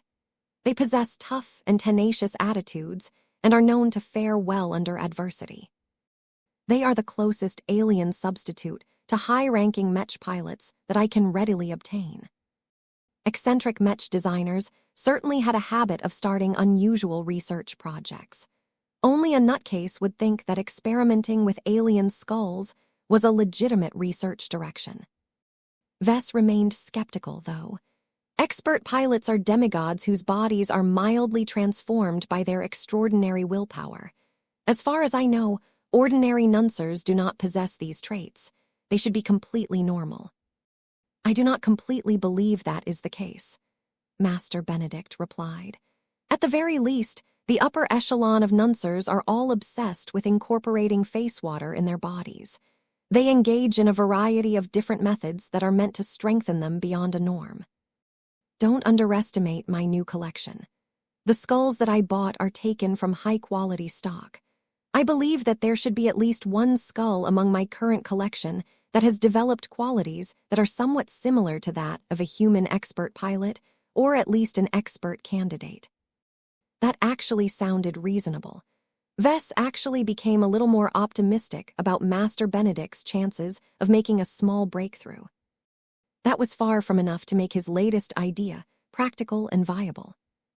"There should be a limit to the power that you can draw from a relatively normal Nuncer skull," Vess pointed out. "The only ones that are truly worth taking are the skulls of Phase Lords. I bet you can produce much more drastic results if we have harvested the head of the Trampler of Stars." A strong, yearning expression appeared on Master Benedict's face. "It is such a pity that the Trampler of Stars managed to escape from our clutches. When we resume our Trailblazer expedition, I would like to prioritize the search of other Phase Lords. These native gods are the most ideal ingredients and test subjects for my current research. If our expeditionary fleet has successfully captured or killed an actual Phase Lord, I would like first dibs on the spoils." Vess casually nodded after hearing what the master mech designer needed. "Your need for them is the greatest, so it shouldn't be a problem to meet your request. However, I have my own uses for Phase Lords, so I would like to claim the second one for myself." Benedict didn't ask what Vess had in mind for the Phase Lord. He merely nodded in acceptance. "Very well. It will be more inconvenient for us to compete for the same spoils, but as long as we put more effort into hunting down these rare and precious Phase Lords, we should both be able to have our fill." "Phase Lords can be tough to take down, Benedict. They might not be as strong as actual phase whales, but even the Mars struggled to contain the trampler of stars. The Jeddah Sandavar and the Royal Geem are much better at defeating strong individual targets. We can turn them into effective phase lord killers as long as we apply targeted improvements to these ace mechs. I doubt the Adelaides and the Bujays will allow us to rashly tinker with their greatest trump cards, Benedict. Besides, if these two ace mechs do all of the work, the groups they belong to will earn the greatest share of the spoils. You will have to make a lot of concessions if you want to grab the corpse of an alien god from their hands. They continued to talk about the practicalities of hunting phase lords. They were not that common, and Vess didn't even know whether Ilvain was strong enough to track these alien transcendents. It took 5 more minutes before Vess finally saw an opportunity to bring up the matter he truly wanted to talk about today. "Would you like to hear a story about the Amaranto?" Vess suddenly asked. "MHMM. Once my design team along with Master Willix completed this mech design, we did not fabricate it straight away. Instead, I chose to send off our work to a friend who subsequently refined and optimized the entire design. This friend of mine not only improved the work of journeymen such as myself and my fellow Larkinson mechs, but also improved the work of Master Willix to the same degree." It took a few seconds of Master Benedict to understand the implications. He went still. He immediately understood the implications of receiving the guidance of an anonymous mech designer. An individual of this caliber could not only understand the essence of his life's work, but also applied many ingenious solutions while simultaneously pointing out so many viable improvement directions. The older man slowly turned around and looked straight into Vess' eyes. "Are you telling me that your friend is willing to extend the same service to you again?" Benedict's voice quivered, as if he was on the verge of winning the lottery. Vess slowly nodded. "That is the case, but the caveat is that he is only willing to do it once. We can either hand over the design of the Dullahan project or the Ghost project. I am struggling to make up my mind. I can think of plenty of arguments in favor of either choice. Since you have played a substantial role in the design of both of these expert mechs, I figure that I might as well pull you into my decision-making process." "Wise decision," Master Benedict said with appreciation. "Please explain your current arguments to me. I would first like to know your perspective before I add my own." Vess did so. It took 10 minutes or so to explain all of the possible pros and cons that he had thought of over the last few months. As a master mech designer, Benedict easily comprehended these views. His eyes twinkled with understanding. "Interesting. I can see why you are struggling. Both choices are equally viable as far as I am concerned. Even I cannot fully make up my mind. The Ghost project incorporates a highly abnormal variation of my original energy bridge system. The Dullahan project, on the other hand, contains my Endex system. A choice between the two is a choice between ultimate power and mass production." The older mech designer looked enormously entangled, as he had fallen into the same pit as Vess. However, Benedict was not as young and shallow as Vess. He quickly cut through the fog of indecision and offered additional guidance. "Since improving either expert mech designs provide benefits to your work in equal fashion, you should disregard these criteria entirely and base your choice on other factors. For example, think about the needs of your clan. Which one is more useful to you in the short term?" "The Ghost project," Vess immediately replied. "Which one is more useful to you in the long term?" "The Dullahan project," Vess admitted. The value and utility of having an extremely powerful defense-oriented high-ranking mech was incalculable. Once Janzi advanced to ace pilot in the future, she could easily become powerful enough to withstand the attacks of weaker warships. The expeditionary fleet would gain a lot more leeway in escaping ambushes and confronting dangerous alien warfleets. "Which one do you most want to turn into masterwork?" "I can't decide." Benedict picked up an important clue from Vess' latest answer. His eyes turned more inquisitive as he regarded the journeyman Mech designer. Both your Dullahan project and your Ghost project are characterized by a number of radically different innovations of yours. I think that you have reached a point in your career where you need to make an important decision about the future direction of your design philosophy. Vess looked confused. What did this have to do with the superpublish function? Pardon, Master. The empowered blood-sharing system and the Geist system are completely opposite from each other, Benedict directly pointed out. The former is a metaphysical innovation that primarily aims to deepen and strengthen the relationship between Mechs and Mech pilots. The latter is an unusual application that seeks to qualitatively improve and strengthen a Mech's utilization of external sources of power. One is internal and the other is external. Each of them are based on your design philosophy, but neither of the two are strongly related to each other. If you have to give up on one of them so that you can fully pursue the other, which research direction will you choose? Master Benedict directly explained the true dilemma that held Vess back from making a decision. Vess felt even more certain that his answer to this crucial question would define his work and permanently shape the evolution direction of his design philosophy. Chapter 49, 30 Different Development Strategies. Master Benedict Cortez had gone through a similar journey as Vess. He had lived for over 150 years and spent much of it struggling to progress his design philosophy and explore his way forward. As a pioneer of his own field, he had to make a lot of difficult choices on how he wanted to allocate his time. No Mech designer could spend his time on pursuing every possible application of their field of specialization.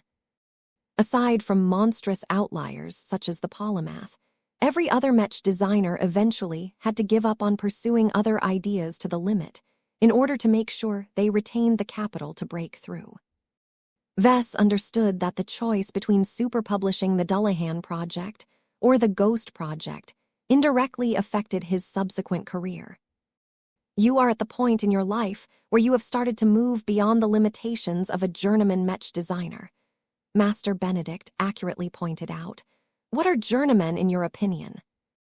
Journeymen are explorers, Vess replied according to his own views. Mech designers at this level have set a rough research direction, but they still need to invent many distinctive design applications from scratch. Since it is difficult for journeymen to know what is good or what is valued by customers, it is always recommended to travel around and try out a lot of stuff. That is a good perspective, Vess. You have succinctly described the essence of journeyman Mech designer.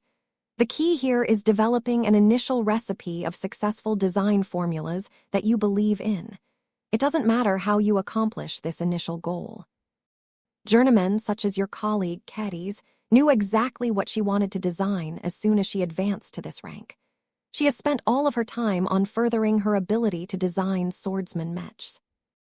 You, on the other hand, have devoted much of your time to exploring much of the limitless possibilities of your own design philosophy. As a pioneer in your own field, your competitive pressure is different, so there is a logic to delving into multiple different design applications. Vess slowly frowned as Master Benedict lectured to him. Are you suggesting that I won't be able to explore so many research directions once I become a senior? The older Mech designer smiled and leaned back on his chair. Before we speak about that, I think it is better for you to gain a greater understanding of what senior Mech designers actually are. There is much I cannot reveal to you yet, no matter how close you are. What I can tell you is that seniors only have one overarching priority: to realize their design philosophy and advance to master Mech designer. Nothing else can surpass this goal. As such, do you think that a senior who dabbles in 3 different research directions can break through as easily as a senior that dedicates all of his work hours on deepening their progress in a single branch of their design philosophy? Vess grimaced. I understand your point. A senior that devotes all of his time on further developing a single research application has a greater chance of advancing to master within his remaining lifespan. Why the glum face, Vess? It's just, I don't really want to be forced into giving up on other interesting ideas. Vess admitted to the master. I once received a lecture on how a Mech designer could develop his design philosophy into differently shaped trees. You can either shape it into a thin tree that can grow really tall, or opt for a wide tree that happens to be a little short. The fact of the matter was that Vess didn't want to make a choice. His greed was too great. He just realized that he possessed a super-publish voucher in his inventory. He had obtained it from the system a long time ago, but always kept it in storage because he rarely utilized the normal super-publish ability to begin with. He would have left it in the dark for many more years under ordinary circumstances, but the current situation just happened to be an excellent opportunity to take advantage of this possibility. Vess still wasn't certain whether it was worthwhile for him to use up this precious voucher at this junction. You have obviously chosen to grow a wide tree with many different branches, the former skull architect observed. And now, you have come to a point in your career where you are reluctant to nurture a single branch at the cost of neglecting all of your other ones. This way, your wide tree will eventually transform into a misshapen tall tree, as one branch grows higher than all of the other ones. Vess nodded. I know what I am like as a Mech designer. I can never stick with spending all of my time on exploring just one narrow design application. I like to travel around, gain lots of inspiration from interesting discoveries, and find a way to create new possibilities. Choosing to give all of that up just so that I can increase my chances of realizing my design philosophy goes against my nature. It sounds as if you have become so attached to your development strategy as a journeyman that you want to persist with it at the senior stage. That is uncommon, but not completely unheard of in the Mech industry. Mech designers that fall within this category do not enjoy a good reputation in the industry. Certain circles have taken to calling them infantiles and other pejorative terms.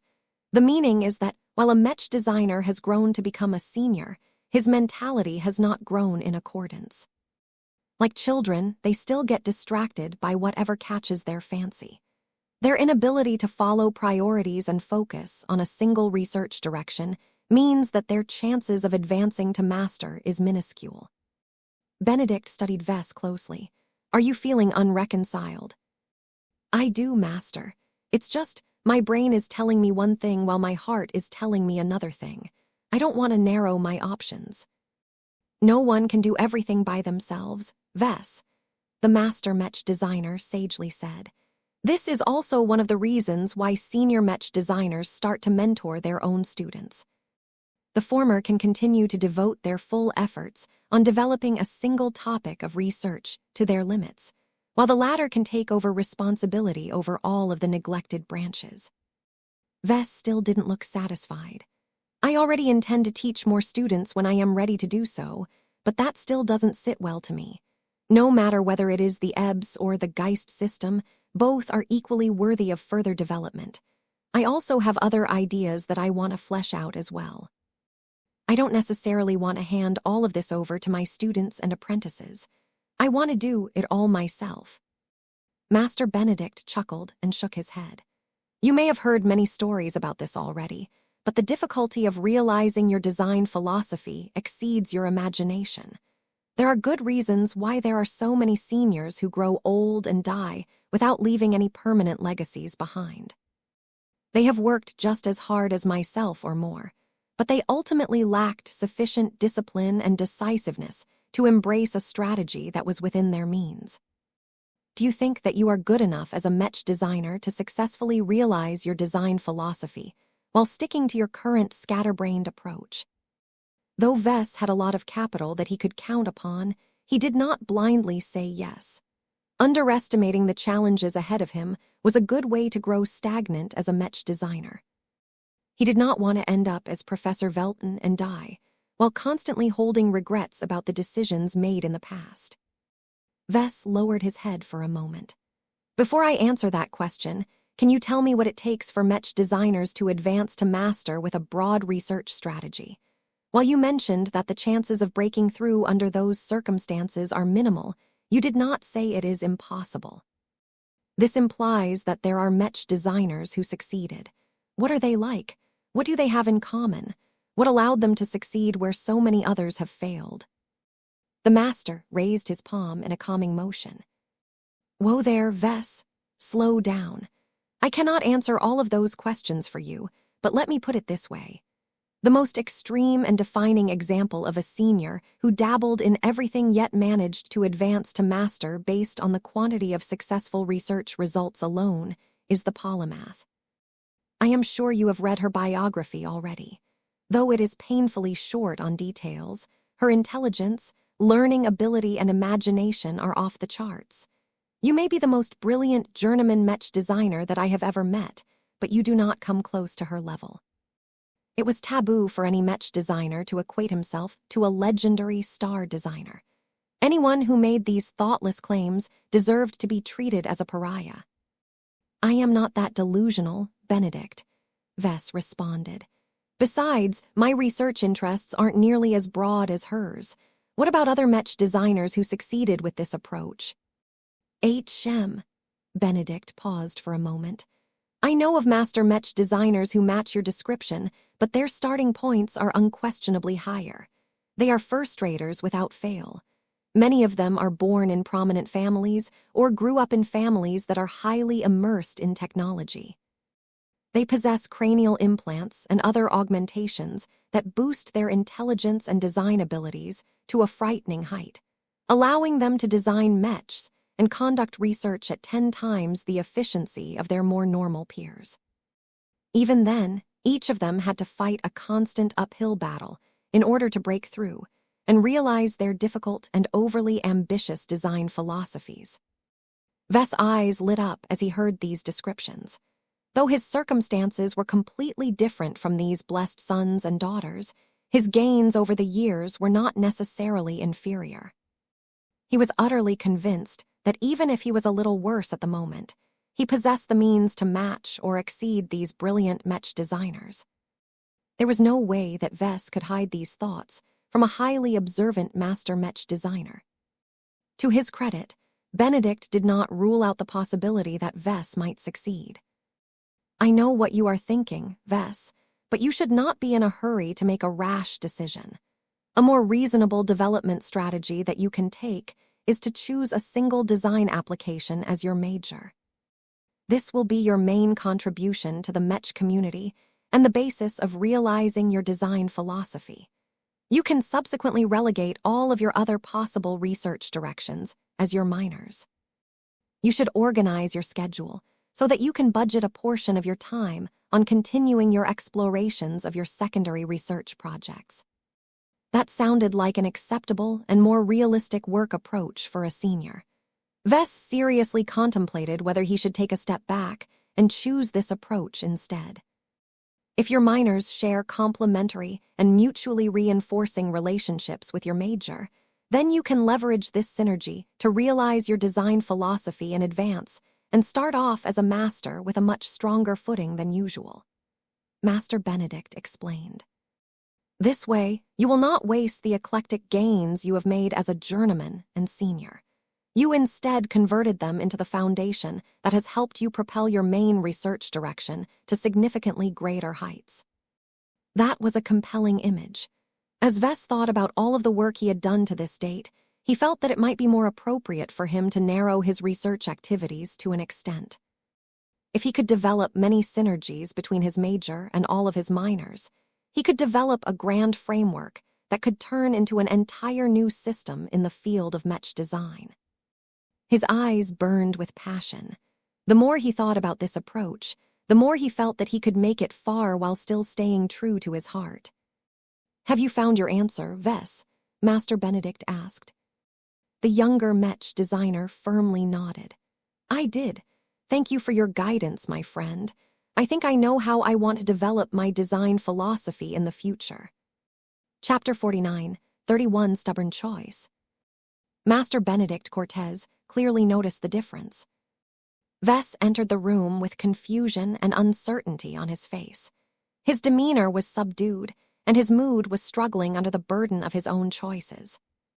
Now he looked as if he had discovered the light at the end of the tunnel. His passion had lifted his indecision. His resolution helped him regain his confidence, and he looked as if he had settled on a solid plan for his future development. "If I may ask, what have you decided upon, Vess?" Benedict curiously asked. "Which of your 2 expert Mech designs have you chosen to submit to your friend, and which research direction have you chosen as your major?" Vess briefly contemplated whether it was wise for him to share this information to Benedict, but he eventually figured that Benedict had earned his trust. It was not good to withhold so much about himself all of the time. Without taking the initiative to obtain a second opinion from the likes of Master Benedict, who knew how long it would take for Vess to end his procrastination. "My design philosophy is mutual growth," Vess declared. "Out of the 2 expert Mechs that I have brought up, it is undeniable that the Dullahan project embodies this concept much more closely than the Ghost project. The latter is not completely unrelated, but its focus on external sources of power means that the relationship between the Mech pilot and his Mech becomes more complex. I consider the Geist system as an expansion of the unique power system that I am working on.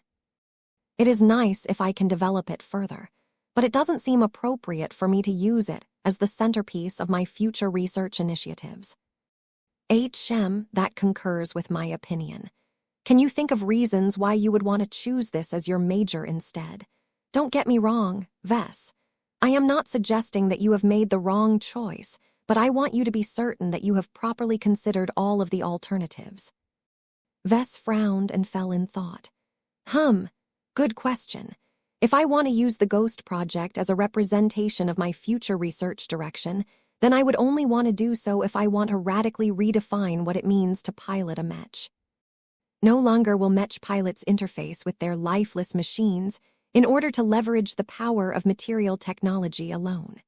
Each Mech will not only turn into a potent life form, but will also serve as the hub or channel that can allow other powerful and useful life forms to play different roles.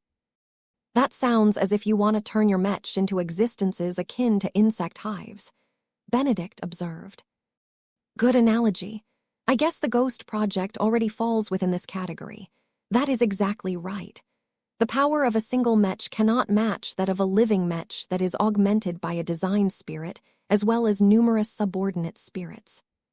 While my expert stealth Mech is only able to make the Geist system work by exploiting the power of true resonance, I believe that I can successfully invent a solution that can substitute true resonance with a more accessible power source, such as plain electrical energy. Every Mech, no matter how humble, can enter into battle with a hive of ghosts under its command. As he explained this vision, his imagination already went wild.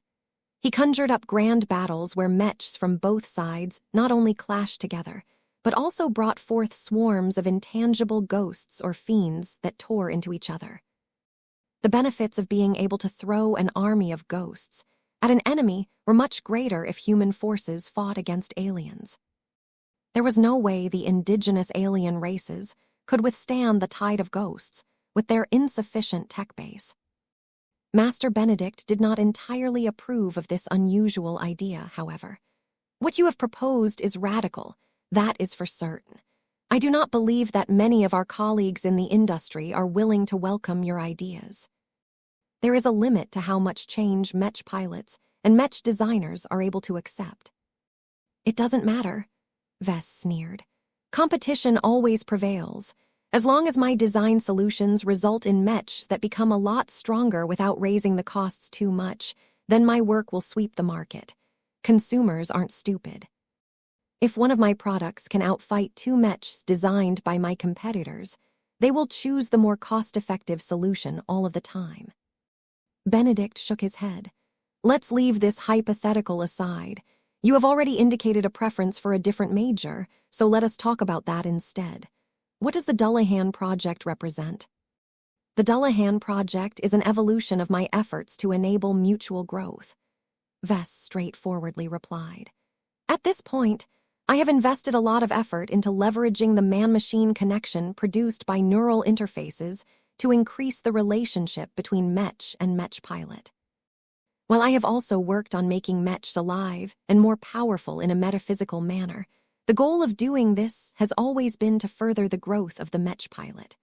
A stronger Mech can do a better job at facilitating the growth of a Mech pilot. I think the relationship between Venerable Janzi and her Shield of Samur is an excellent example of the mutual growth that I have been trying to realize with my efforts. Ves had managed to make a lot of Mech pilots stronger through his work.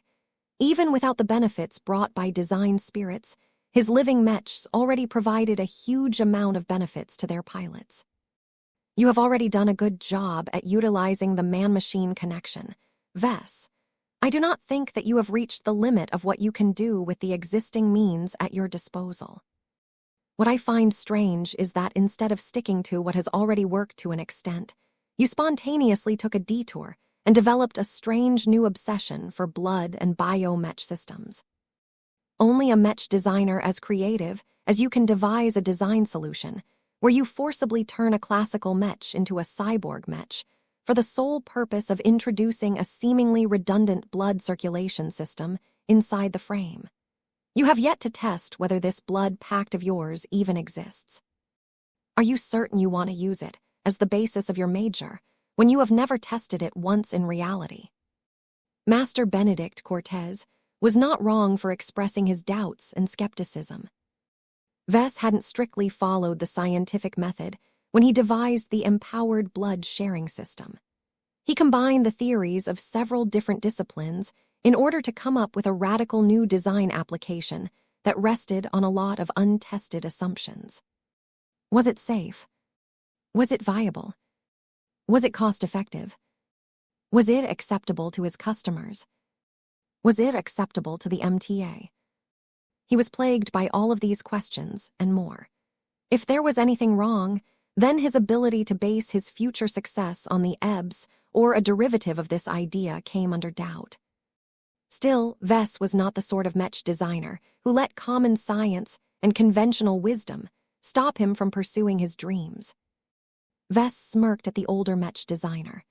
I appreciate your well-meaning advice, but I am certain about my choices. My current implementation of living Mechs is already sufficient for the masses. As you said, there is still room for improvement in this area. I can treat this as one of my minors, but I don't intend to treat it as my primary focus anymore. Can you elaborate, Ves? I think you are making a dangerous decision here. You are still fairly young, so there is plenty of time for you to reevaluate your choices. Once you advance to senior and invest several previous decades of your lifespan into a research subject that is much less viable, practical, and cost-effective than you assumed, you might come to regret your impulsive choice. Master Benedict conveyed well-meaning advice.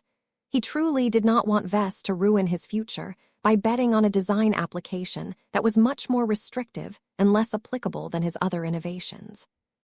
Ves stuck to his decision, though. He did not have any intention of backing out at this point.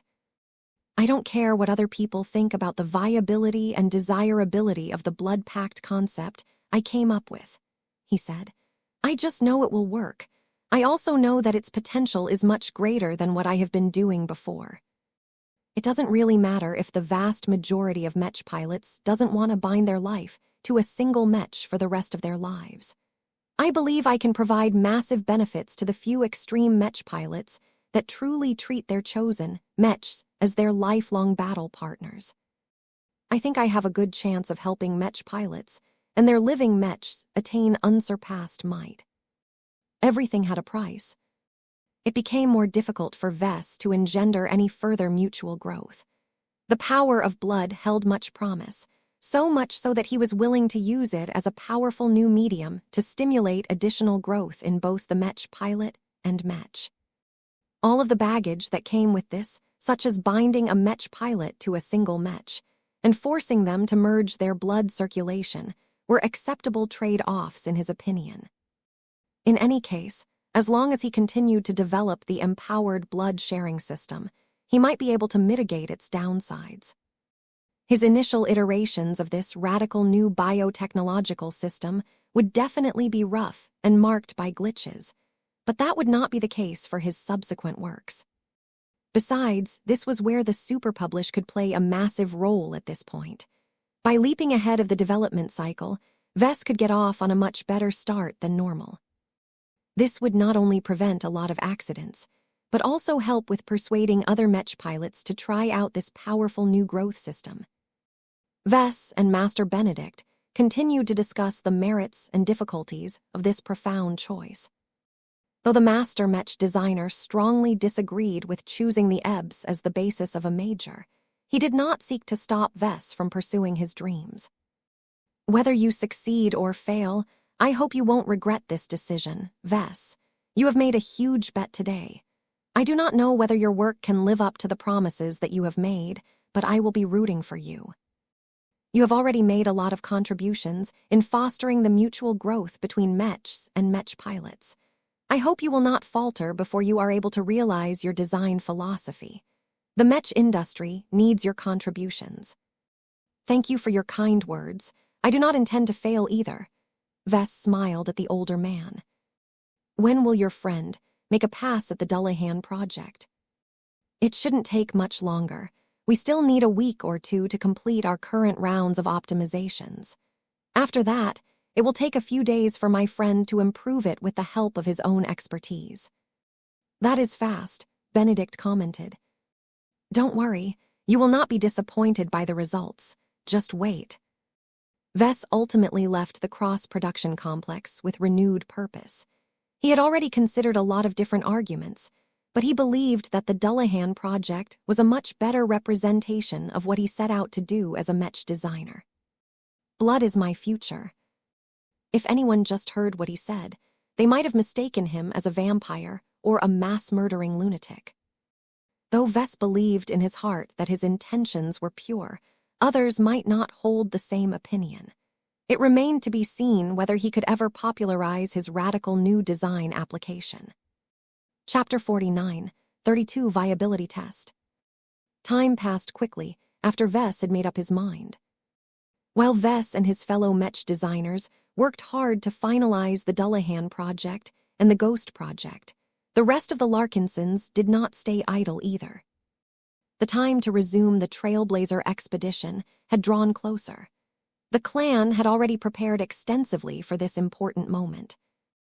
Not only did the Larkinsons put a lot of effort into repairing and upgrading their starships, they also collected a lot of information and stockpiled a lot of useful supplies. Almost every arm of the clan contributed to this major effort. It was no secret that the expeditionary fleet was bound to leave the Krakatoa Middle Zone and cross over into the rougher and more dangerous Torald Middle Zone. Given all of the stories that came out of this deeper frontier zone, there was no such thing as too much preparation. One of the most optimistic pieces of news that Vess received as of late concerned his Spirit of Bentheim. After roughly half a year of extensive disassembly, refurbishing and refitting work, the original factory ship of the Larkinson clan had finally completed her transformation. So much of her hull had been strengthened and improved that she had fully regained the capital of leading the expeditionary fleet. It actually took longer than expected for the MTA shipyard to complete the extensive refit process. The people in charge of the project never provided a clear reason to Vess, but he suspected that it had to do with the abnormal spiritual properties of the ship. The MTA probably studied the hull of the Spirit of Bentheim from top to bottom in an attempt to figure out all of her secrets. Vess already expected this to happen. He had nothing to hide. The Spirit of Bentheim was not a Mech, so he wasn't able to add too many amazing goodies to her hull.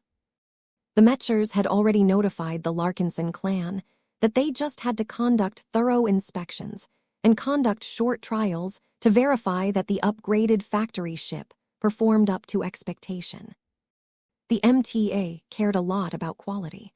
None of their products ever failed to drop below their exacting demands. Once the association made sure that the Spirit of Bentheim passed their requirements, the ship would immediately be sent to the Davut system. Vess hoped that he would be able to complete everything he set out to do in Davut. At this point, Vess had reached the moment where he was ready to superpublish a Mech design. He carefully considered his decision one last time. Do you think I am doing what is right or do you think I have gone crazy? Lucky. Meow. The cat nonchalantly responded as he floated in the air while licking his paws. Vess shrugged. Maybe you're right. The line between innovation and insanity is not as solid as people think. It is especially blurred when it comes to me. None of my inventions are normal from the perspective of other Mech designers. He felt a little bit better about himself. There were moments where he briefly entertained second thoughts about committing to the empowered blood sharing system. It truly had too many restrictions to make it practical enough for widespread usage. Still, Vess already came up with a few promising ideas on how to reduce its downsides and increase its practicality. Nothing was impossible as long as he was brilliant enough to come up with a creative new solution. For example, the Dullahan project already pointed out a way for Mech pilots to be able to continue their careers once they have lost their bonded Mechs. So long as they retained possession of a substantial enough quantity of their former Mechs, the Mech pilots would be able to regain their ability to fight. He could explore that in the future once he advanced to senior or higher. Right now, he needed to pull the trigger and pull the trigger. Shem, maybe it is better if I leave the Ghost project alone. It's my latest passion project, and I am more confident that it will work out the way I intended. Whatever flaws and imperfections it may have in its current design won't spoil its significance. Vess had a good feeling about the current iteration of the Ghost project. He also had a high degree of ownership towards it. He had contributed more to this expert Mech design project than any other collaborator. From developing the basis of the Geist system to implementing and customizing the Sephiroth AQ 3M transphasic active stealth system, Vess alone had been responsible for designing the Ghost project's most defining elements. On the other hand, the Dullahan project had been much more of a team effort. Sarah Voikin had been responsible for designing most of the expert Knight Mech's crucial defensive systems. Gloriana took care of the internals, while Kedis designed a new Mech sword that was tailored for venerable Janzi. Master Benedict integrated the resonating materials and also worked on the energy transmission systems to make the powerful new machine more enduring. Vess, on the other hand, spent much of his time on designing miscellaneous parts, along with trying to design a working implementation of the empowered blood sharing system from scratch. His sense of ownership towards the Dullahan project was high primarily because it was his brainchild, and because its spiritual design was such a core part of its identity. It doesn't really matter too much if my sense of ownership gets reduced, Vess concluded. He no longer hesitated any further and activated the super-publish command. It did not take a lot of time for the Mech designer system to process the design of Janzi's future expert Mech. No matter how sophisticated it had grown, nothing about the Dullahan project was inscrutable to the fragment of the metal scroll. Once Vess obtained the super-published version of the completed Mech design, his eyes widened as he beheld all of the changes. Everything had undergone subtle changes.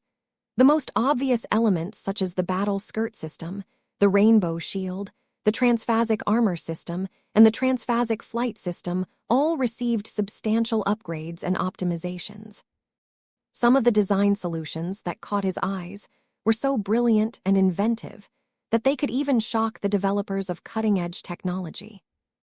After all, Vess had already invested a huge amount of money and resources into obtaining the best quasi-first-class parts and systems that he could stuff into the expert Knight Mech. To see how far the system had gone in order to elevate the performance of the highly advanced Dullahan project by 10% was a humbling experience. It reminded Vess once again that he still had a lot to do before he reached the pinnacle of Mech design. He was sure that his fellow collaborators would share the same sentiment. Gloriana would probably be able to get a lot closer to advancing to senior once she was able to study the refinements to her God-body method. Master Benedict Cortez would be able to skip 10 to 20 years' worth of research and development once he mastered the comprehensive improvements made to his index system. As for me, his gains were no less profound. Not only did the system smooth out the rough edges of the reincarnation of the Shield of Samur, but it also turned his initial rudimentary implementation of the EBS into a work of art. Okay, maybe I am exaggerating a bit, but just look at it. Don't you think it's beautiful, Lucky? Meow. Lucky flipped his tail in a clear sign of disinterest. You don't understand what this means. This is proof that the EBS has enough added value that it deserves to remain in the design. The blood pact was viable. If the opposite was true, the system would have removed it from the Dullahan project because keeping it was a waste of capacity. Vess grew more and more eager as he compared the optimized version of the EBS to his original work. The more he studied the changes, the more he became amazed at all of the ingenious design solutions. I truly hadn't thought about this approach. Arg, I am so stupid for overlooking this possibility. Damn, if this flaw remained unnoticed, there is a chance that Janzi might have gotten injured. As much as Vess wanted to spend an entire month documenting all of the changes before figuring out why they improved on his work, he needed to share the bounty to the others. HM, I should wait a few days before presenting this upgraded design. I can't make it seem as if it only takes an instant to apply all of these comprehensive improvements. Vess found it difficult to stick to his old routine while carrying such an enormous weight on his shoulders. He knew that his wife and the others had built up a lot of anticipation towards what he was holding back. Still, Vess stuck to his decision and waited for 3 whole days before he called the design team of the Dullahan project together. Once he projected the improved design and gave everyone access to the detailed design files, the other Mech designers reacted just as he expected. "This is amazing," Gloriana exclaimed. "The quality of our expert Mech design has undergone a transformation. I did not expect that I could make my sword sharper through this method." Ketty's grew intense as she obsessed over the sword paired with the Dullahan project. Vess smiled as he listened to all of the positive reactions from the gang. "Feel free to study the new design. This is a gift to you all. Don't take too long, though. I want to move on and fabricate this expert Mech sooner rather than later.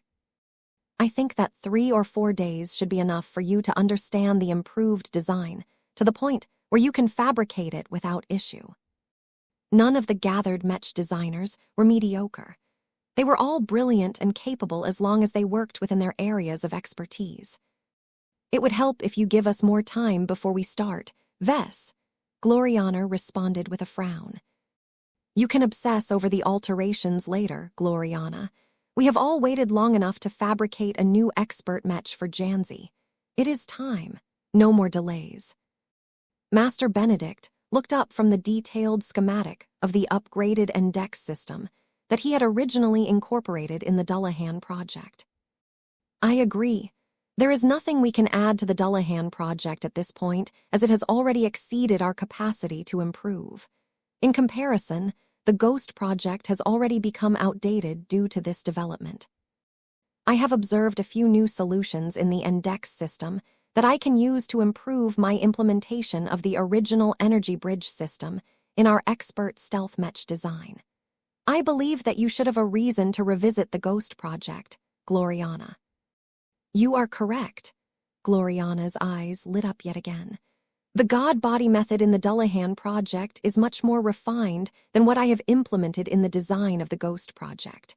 I need at least a week, if not more, to bring it back up to date based on all of the lessons I can learn." "Don't get distracted, honey. Let us focus on our upcoming fabrication run first. Once we make the Dullahan project, we will probably harvest extra insights that will help us revise the Ghost project." This was one of the benefits of superpublishing a Mech. The lessons that Mech designers could learn from one could also be applied to their subsequent works. This could be treated as a substitute to superpublishing the Ghost project. Even if Vess decided against using up his precious voucher on this expert Mech design, he could still obtain at least a portion of the total benefits.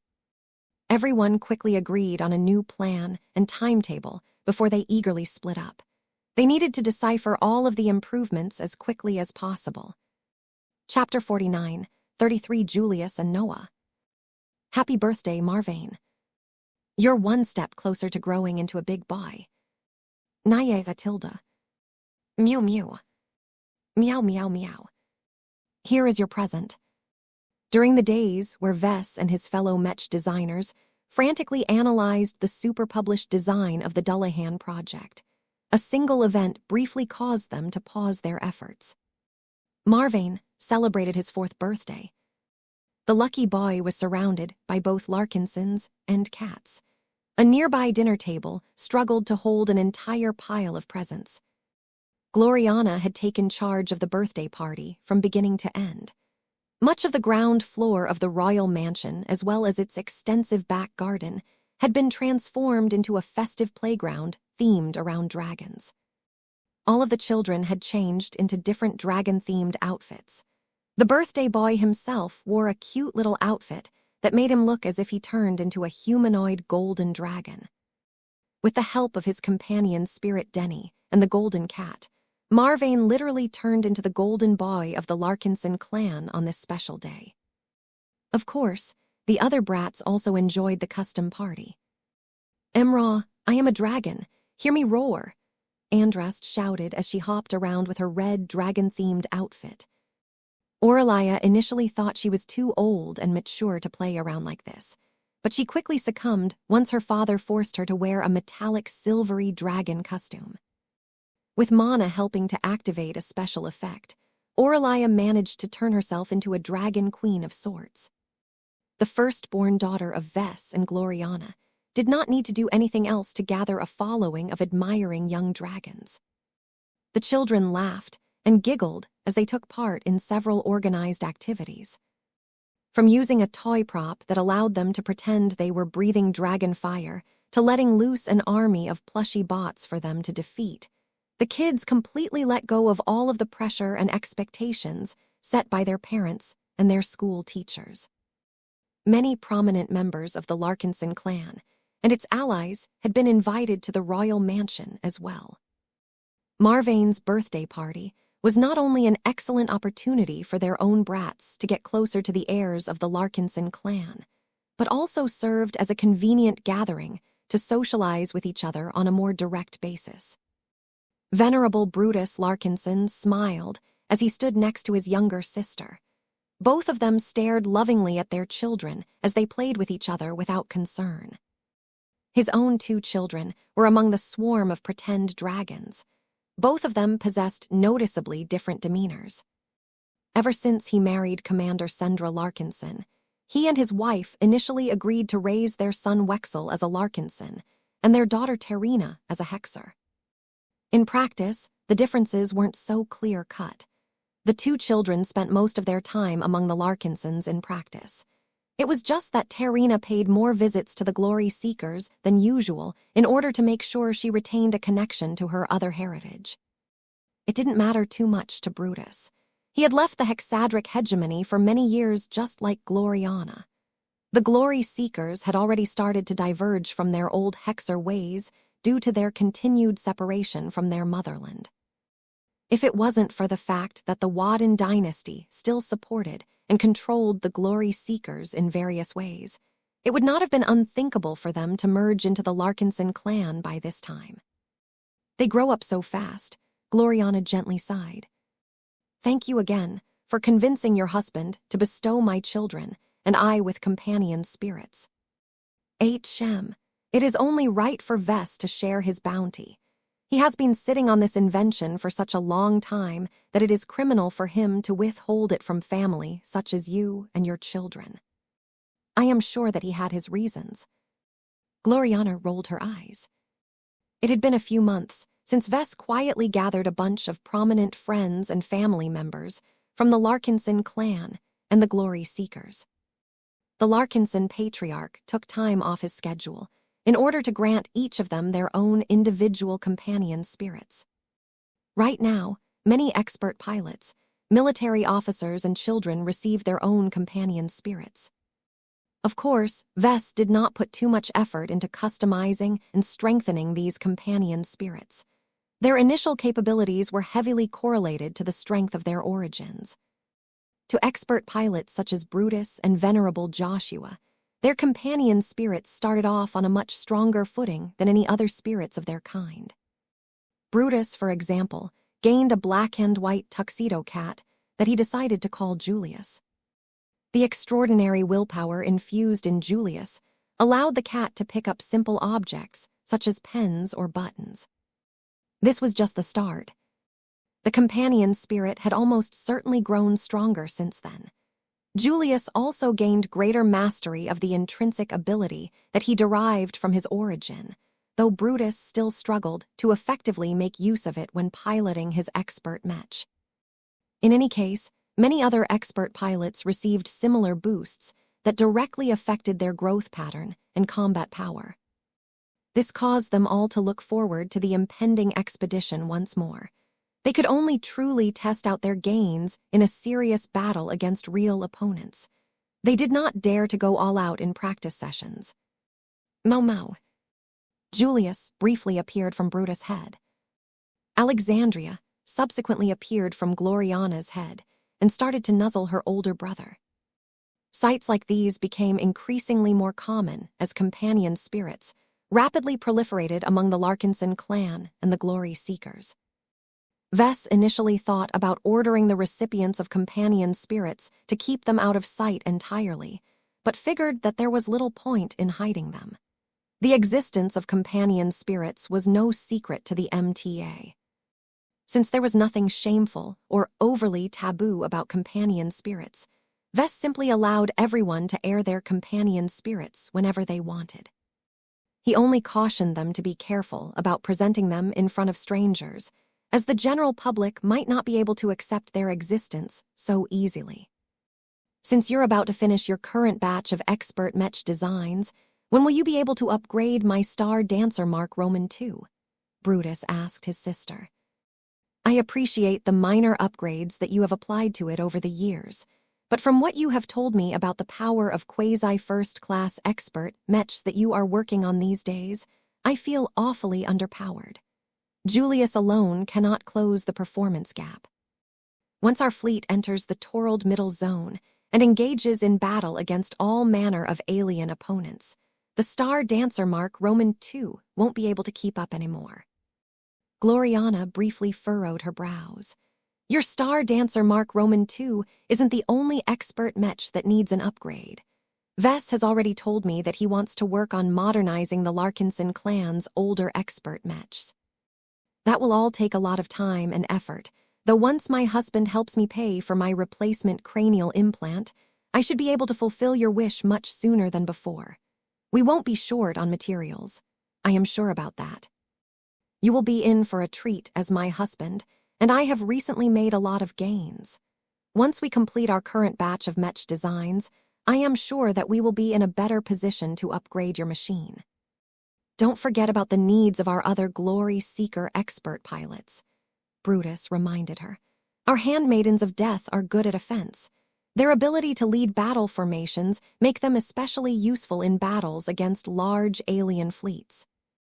They are only constrained by their limited ability to resist warship-grade attacks. You are correct. I will be sure to remind Vess when I next speak to him. He can't keep treating the Glory Seekers as his neglected cousin. You are his family as well. As the two Waddens continued to chat with each other, Vess was speaking to another prominent member of the Larkinson clan. Our war. A surprisingly large spiritual feline unleashed a roar that was powerful enough to shake the bones of nearby people. Many people recognized the glowing white lion as the companion spirit of General Ark Larkinson. Vess struggled with the decision whether he should grant this boon to his uncle. On the one hand, Ark was his father's brother. The two had been close back when they were humble citizens of the Bright Republic. Ark was also the Larkinson clan's only high-tier expert pilot. He was the most likely among the Larkinsons to advance to the rank of ace pilot within this generation. No one else came close.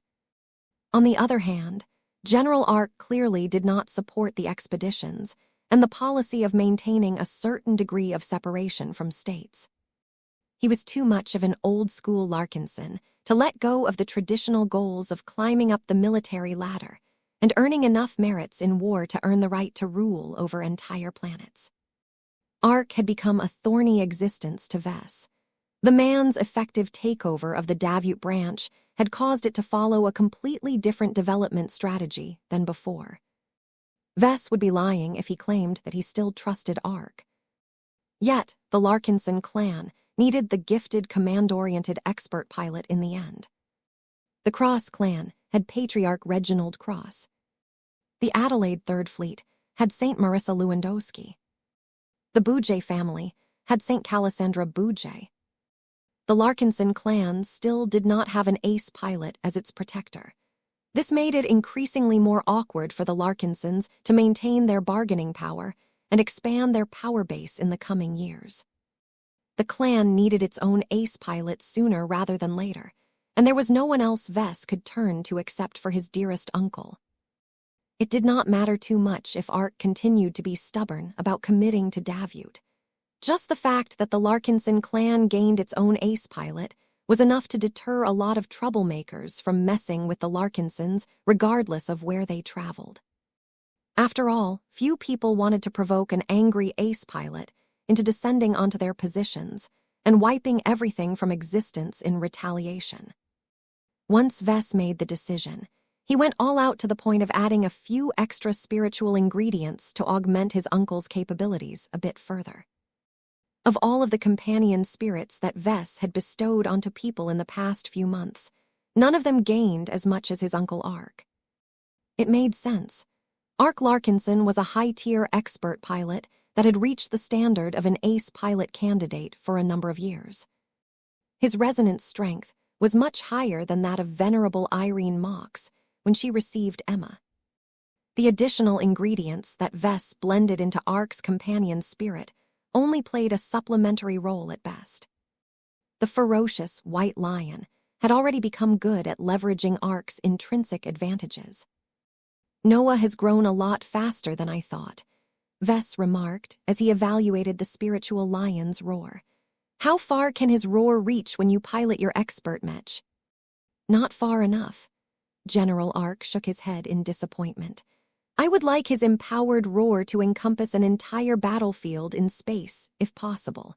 My Travon Exine can only help so much no matter how much true resonance I exert. I suspect that if you design a new expert Mech that is specifically designed to cooperate with Noah, my companion spirit can affect the hearts of hundreds of thousands of soldiers at once. Vess studied Noah a bit. What Ark just mentioned didn't sound so outlandish considering the circumstances. Don't worry, you won't have to wait too long before I am ready to address your greatest need. I just need a bit of time to wrap up my current projects and handle a few different affairs that spring up after that. Once I am ready, I will deliver what you need within a year and most likely sooner. The only complication is that you'll need to come to the Torald Middle Zone in order to fetch your precious expert Mech. That should not be a major issue as long as the war hasn't already started. Davut and Karlach are still ramping up at this stage. Chapter 49, 34 Carmine. Marvain's birthday party came and went without disrupting everyone's schedule too much. Vess, Gloriana, and a few other lucky Mech designers quickly returned to examining the super-published design of the Dullahan project from top to bottom. Their frighteningly high intelligence and comprehension capabilities enabled them to quickly refamiliarize themselves with their work to a shallow degree. The Mech designers involved in the Dullahan project were able to come up with superficial explanations for the vast majority of improvements and modifications. This was far from fully understanding the design choices made by the system. That would probably take much longer, but Vess and the others could do that after they fabricated their first new expert Mech. The main priority at this time was to fulfill Venerable Janzi's greatest wish and deliver a powerful new expert Mech to her. She had been relegated to the sidelines long enough. It was time for her to regain her ability to fight and resume her role of protecting her fellow Larkinsons to the best of her abilities. Vess was eager to complete this fabrication run. He had spent enough time and effort on the Dullahan project. He eagerly wanted to finish his current responsibility and embark on other new and exciting projects. That did not mean that he had lost his appreciation of the Dullahan project. Its improved design held a lot of promise. Vess particularly became enthralled by its optimized, empowered blood-sharing system. The super-publish function not only corrected a lot of potentially dangerous flaws, but also increased its integration into the frame of the expert space Night in many subtle ways.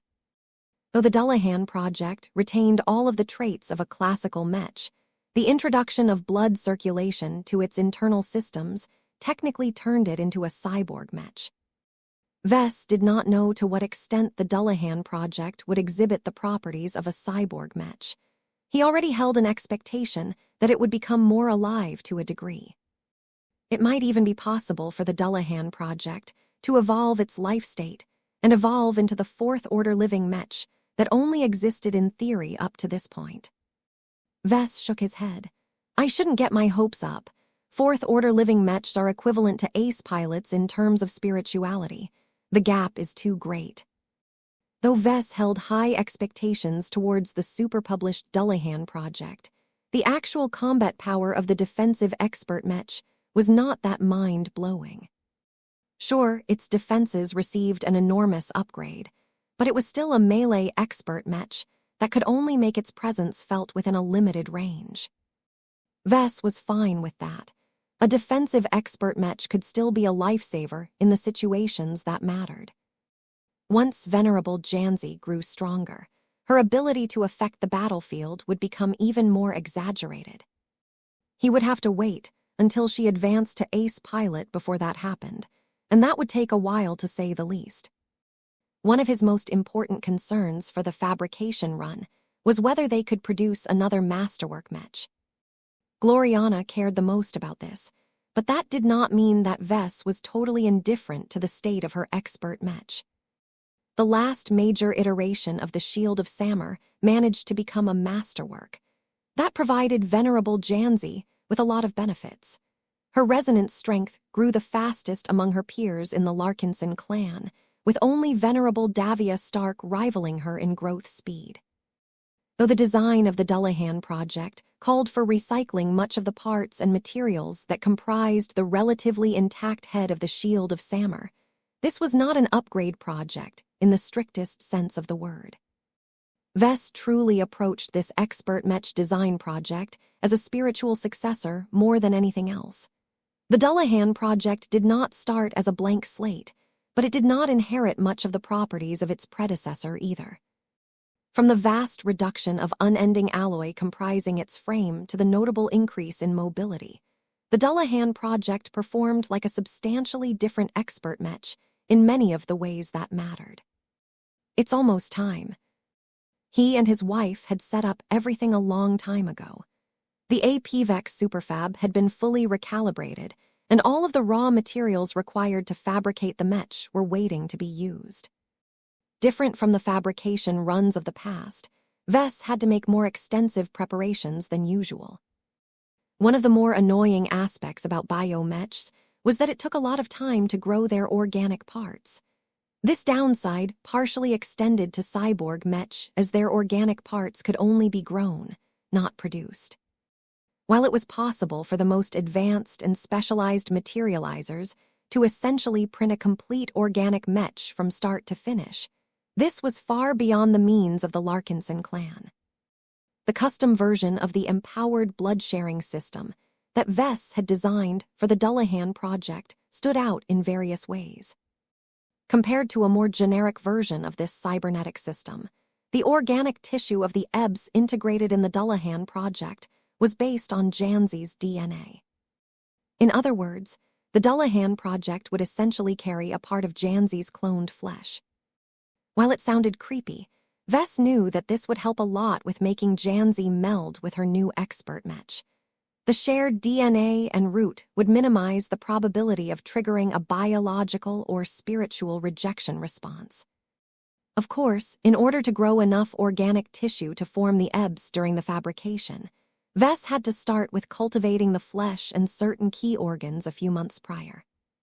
If he wanted to hurry up, he could instruct the Larkinson Biotech Institute to accelerate the growth process and have everything done in a couple of weeks, but that would severely affect the quality and longevity of the end product. As Vess entered an underground laboratory in the company of Rania Wadden Larkinson, he paused and looked up at a large network of rosy red flesh. "How beautiful," he spoke. The director of the Larkinson Biotech Institute did not share the opinion. She regarded the large web of flesh with considerable wariness. "I cannot imagine how this Mech-sized circulatory system is supposed to strengthen a Mech," she honestly said. "I may not be as well versed in engineering as you, but I am sure that running blood through a machine made out of metal doesn't magically make it better." Vess smirked and chuckled. "Oh, come now, Rania. You have worked for me for a decade or so. You should know that my products are never as simple as they appear on the surface. This circulatory system is a herald of the future. Once I implant it into my upcoming expert Mech, you and everyone else will get to learn that blood is the key that unlocks the gate to greater power. That gate you are alluding to might lead you straight into hell. Are you sure you identified the right entrance?" "I am sure," Vess declared with certainty. The super-publish function didn't lie. "Anyway, how has this circulatory system fared as of late? Are there any anomalies or accidents that I should know about?" "Nothing has changed since we transmitted our latest report, sir. The only abnormality is that the biotech researchers assigned to monitor its growth and condition have felt ill at ease." Vess turned to the woman. "This again?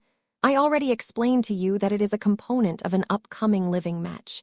It is natural for it to gain a rudimentary sense of life." This was an important reason why Vess wanted to grow the circulatory system in advance.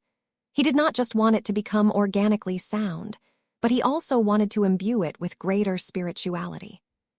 It was just that its current transitory state produced a number of uncomfortable side effects. None of this should be a problem as long as Vess made use of it soon. Once Rania finished her update, Vess stepped forward and accessed the control panel. He began to change a few settings and activated a few tools. It surprised Rania a lot that a Mech designer demonstrated a decent degree of familiarity with the biotechnological instruments of this laboratory. Though Vess had already explained that he had begun to dabble in bio-Mech design, Rania still couldn't understand how quickly he picked up an entirely new and comprehensive discipline. Vess did not care about her doubts and skepticism. He skillfully manipulated the controls to alter and fine-tune the circulatory system in many different ways. Some changes amounted to nothing, but trimming a few excess bits of flesh. Other changes were more drastic. For example, Vess formulated a special virus that soon spread throughout the entire nutrient solution tank. The bioengineered virus soon infected all of the altered humanoid tissue and began to patch the DNA to a newer version. All of these changes were necessary in order to update the original version of the EBS to the much safer super-published version of this same cybernetic system. Vess stepped back in satisfaction once he completed his update. All he needed to do was give the circulatory system a bit of time to adjust to its new normal. "Have you ever thought about renaming the empowered blood-sharing system to a more convenient and marketable alternative?" Rania asked. "In fact, I have been thinking about doing this as well," Vess replied as he called up the sensor graphs and monitored the current condition of the organic system. "I did not put much thought into naming it back then. If I want to popularize it among our clansmen and beyond, I should associate it with a catchier and more encouraging label. Do you have any suggestions?" "I do have a handful of suggestions. What about symbiont or symbiont system? Your EBS is clearly meant to establish a greater degree of symbiosis between the Mech and Mech pilot. It would be good if you can emphasize this relationship." That was actually a good suggestion. Vess seriously considered the word symbiont before he reluctantly shook his head. "It's good, but it is also a bit generic. I am sure that some Mech designer or developer already created a product with a similar name. If I am not careful enough, I will get sued due to infringing on another inventor's trademark. Rania shrugged. That was my best suggestion. What about carmine? It is a tasteful reference to the blood that your unusual system relies upon. If you are afraid of stepping on another company's trademark, you can always add an extra word. You can call it the twin carmine system, for example. Vess looked intrigued. He liked this suggestion a lot better than the last one, although he wasn't sure about adding the word twin to the name. Twin does not really represent what I am trying to accomplish. I want to reduce the barriers between the Mech and Mech pilot as much as possible, but I don't want them to become too identical to each other. Their pairing is strong because they both possess their own strengths and weaknesses. The purpose of bringing them together is to produce a lot of power through synergy. The blood pact that they can form with each other is meant to elevate this synergistic relationship by making it permanent through the medium of blood. If that is the case, maybe you should call it the permanent carmine system. That sounds worse, Vess grimaced. Let's settle for calling it the carmine system, then. It doesn't need any further descriptors or modifiers unless I am at serious risk of getting sued. I don't think you need to worry about that, sir. You're a Tier 6 galactic citizen. I think that will help you avoid a lot of trivial problems. I hope you are right, Rania. By the way, how is your companion spirit seed doing? I can feel it is still growing, sir. I see. Chapter 49, 35, starting at level 0. Not everyone possessed spiritual potential. The occurrence of spiritual activation in the vast majority of people was far too low. Since companion spirits were born from the spiritualities of humans, their initial states were proportionate to the strength of their principles. It went without saying that normal people had no possibility of gaining powerful spiritualities right away. They were much weaker than his 3 children when they were still growing in their mother's wombs. In order to give them the possibility of growing their own companion spirits, Vess had to turn himself into a spiritual surgeon again and perform a few exceedingly delicate operations. He had always theorized that he could do this in the past, but he never had much confidence that he could pull it off without causing his patient's head to explode. Much of that changed due to his fairly recent gains. His sublimation and his increased understanding of spiritual manipulation opened up many new possibilities that were previously unattainable. Nowadays, as long as Blinky took his time and worked extremely carefully, he was able to implant a tiny companion spirit seed inside the minuscule spirits of ordinary individuals. After Vess had finally gotten around to rewarding Melker for his loyal service by turning him into his first subject, he succeeded in transforming his cousin's life, if only to a small extent. Melker's spiritual potential had never been developed in any meaningful way, despite exposing himself to a lot of living Mechs over the years. This heavily limited the initial strength of the companion spirit that Vess could make for Melker. It's like adding a plant to a garden, Vess explained to a nervous-looking Melker as the Legion commander lay on an operating table. Many houses feature gardens of varying sizes. The back garden of my royal mansion can accommodate a large and towering tree without problem. A tiny room aboard a starship can only fit a single flower in a humble plant pot. Do you understand the difference? Melker tentatively nodded.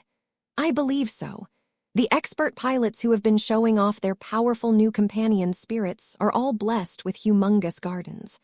Mine, on the other hand, is closer to a plant pot that you can place in the corner of a desk. Just so. The reason why I am explaining this to you is to stop you from holding any unrealistic expectations about receiving an immediate power-up. If this is a game, then a powerful expert pilot such as Uncle Ark is able to obtain a companion spirit that immediately starts out at level 70 or something. Your companion, on the other hand, has no choice but to begin at the lowest possible starting point at level 0. Melker made an ugly face. Level 0? Why not level 1? You can at least put more effort into softening the blow, Vess. The Mech designer shrugged his shoulders. I can't help it. The truth cannot be denied.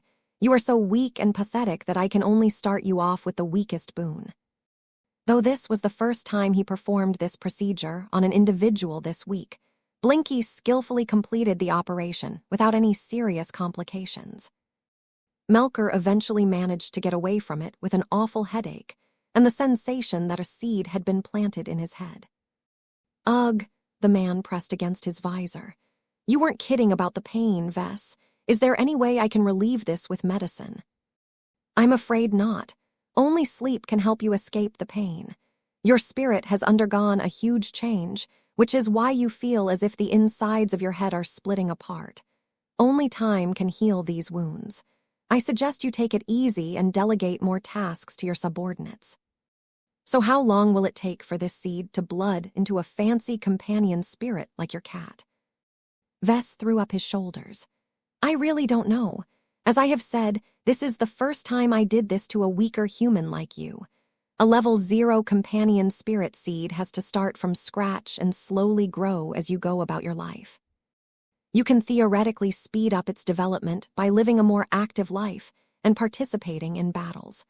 I estimate that it will take at least several years for your seed to metamorphose into a kitten or something. That hardly sounds impressive. Well, it's not as if your companion spirit can leap from level 0 to level 10 all of a sudden.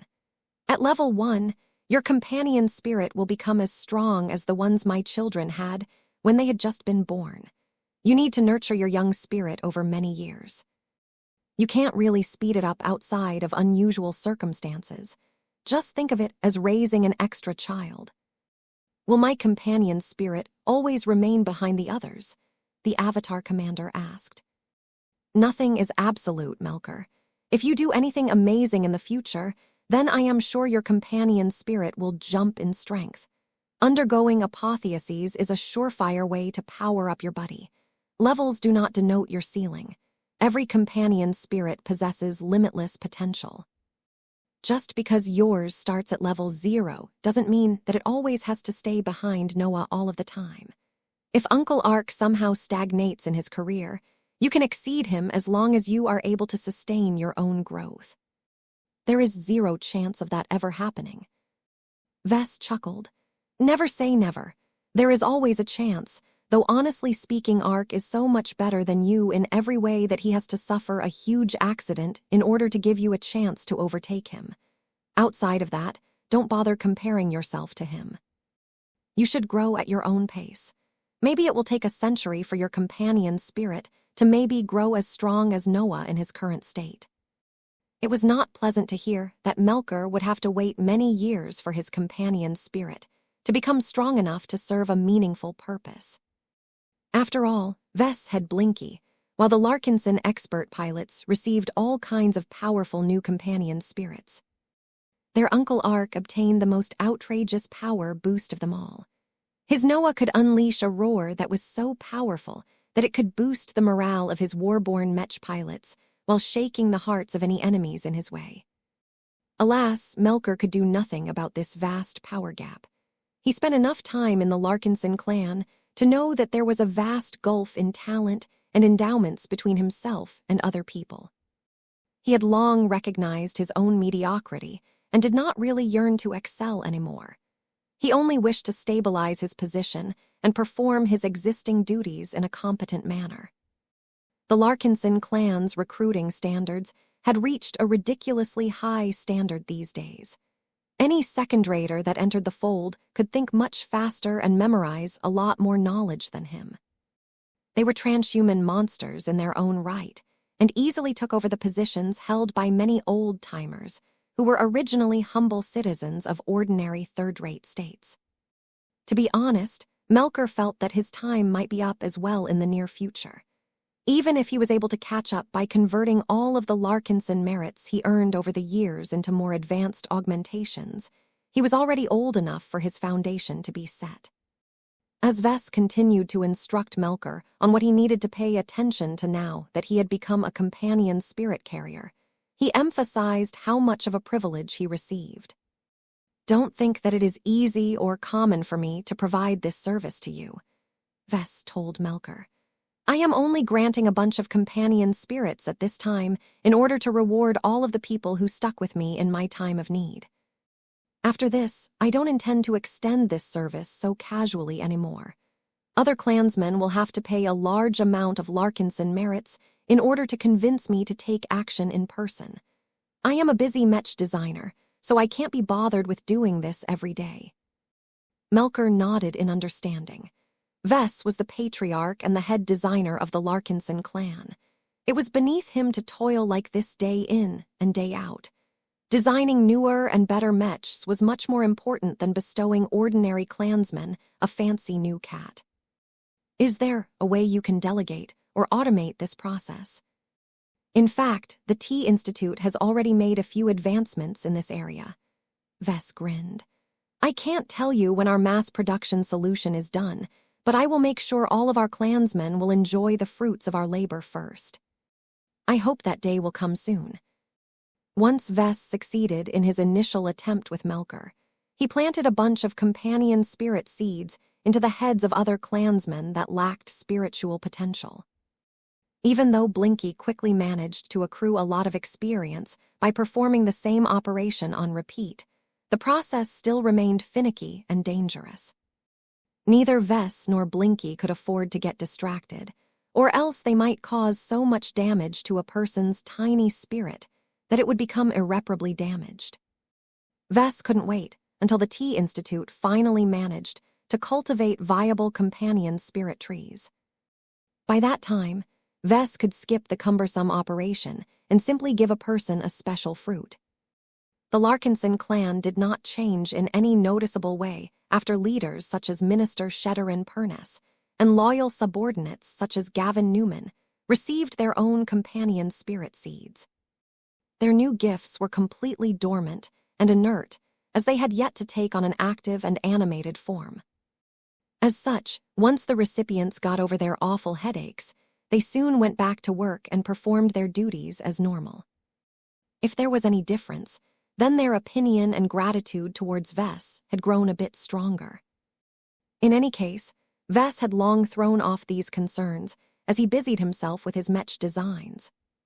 After spending almost a week on refamiliarizing themselves with the super-published design of the Dullahan project, the time had finally come to begin the much-anticipated fabrication run. Every Mech designer involved in the project gathered in the most important workshop of the Genesis Lab.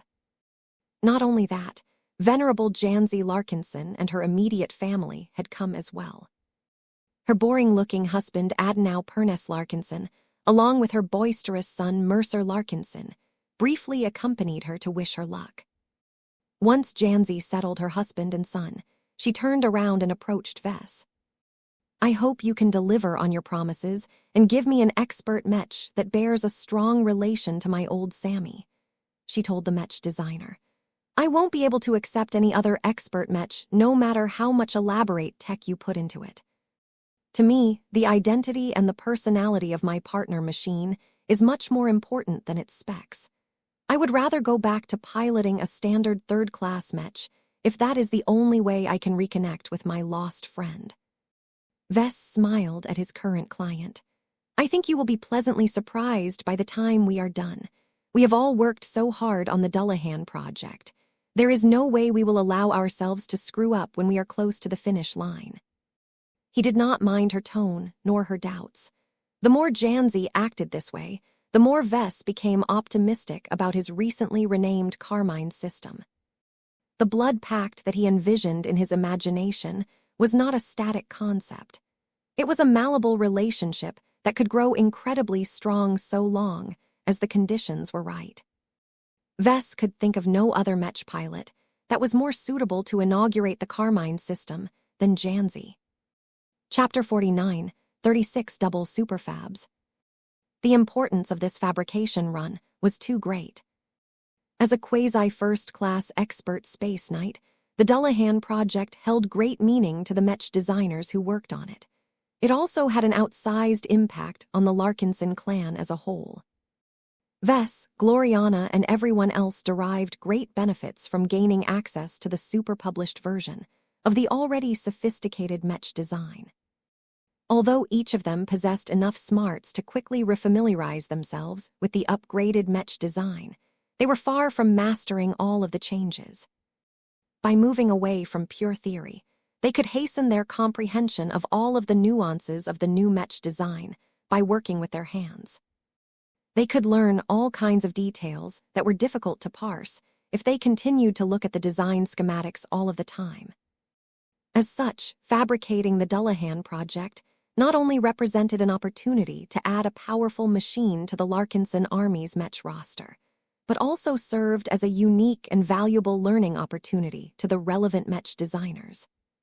Once they completed this fabrication run, they would gain a lot more insights and comprehension at once. This would subsequently help them master and internalize all of the improvements to their own design solutions. This was why every Mech designer entered the workshop with much greater enthusiasm than before. Vess swept his gaze across the workshop.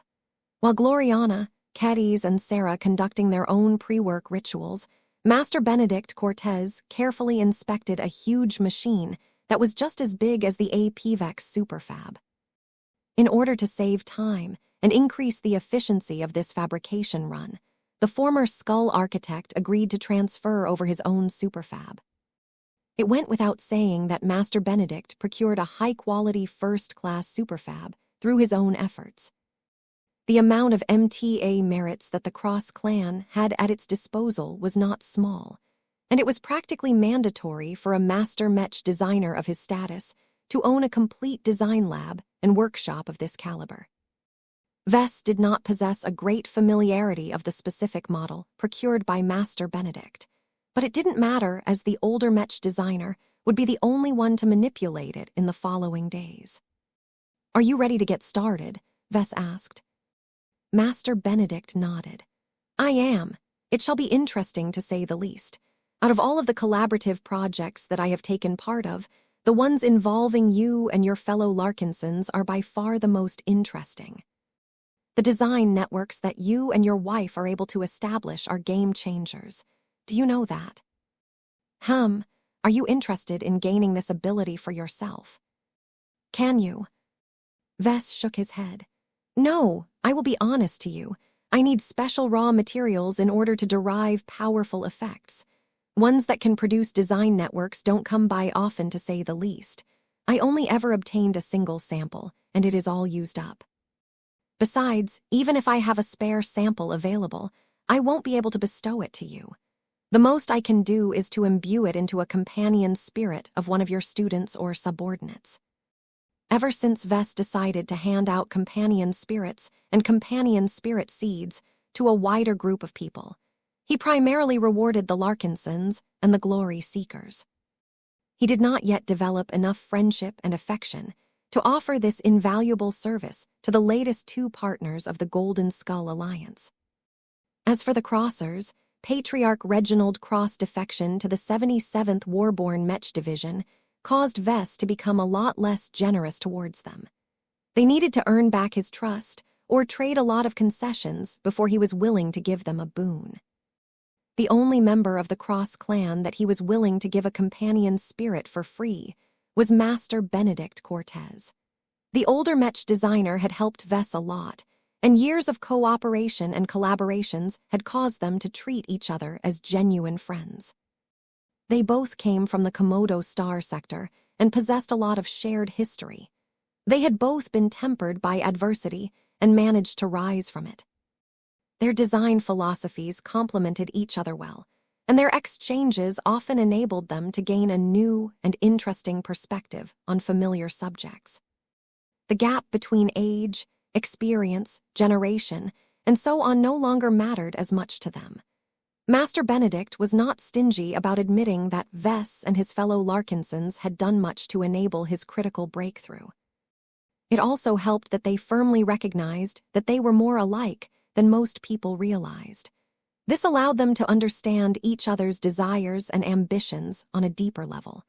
They trusted each other with certain secrets that they would never share with other friends and colleagues. After years of getting along like this, it should not be a great surprise for Vess to offer his unique service to Master Benedict. It was a pity that his attempt of giving his friend a great gift failed. No matter how hard Blinky tried to operate on Master Benedict's blazingly strong spirituality, the poor companion's spirit failed to create any openings with his bites. Any attempt to follow the steps needed to make a companion's spirit failed due to the enormous power difference between Vess and Master Benedict.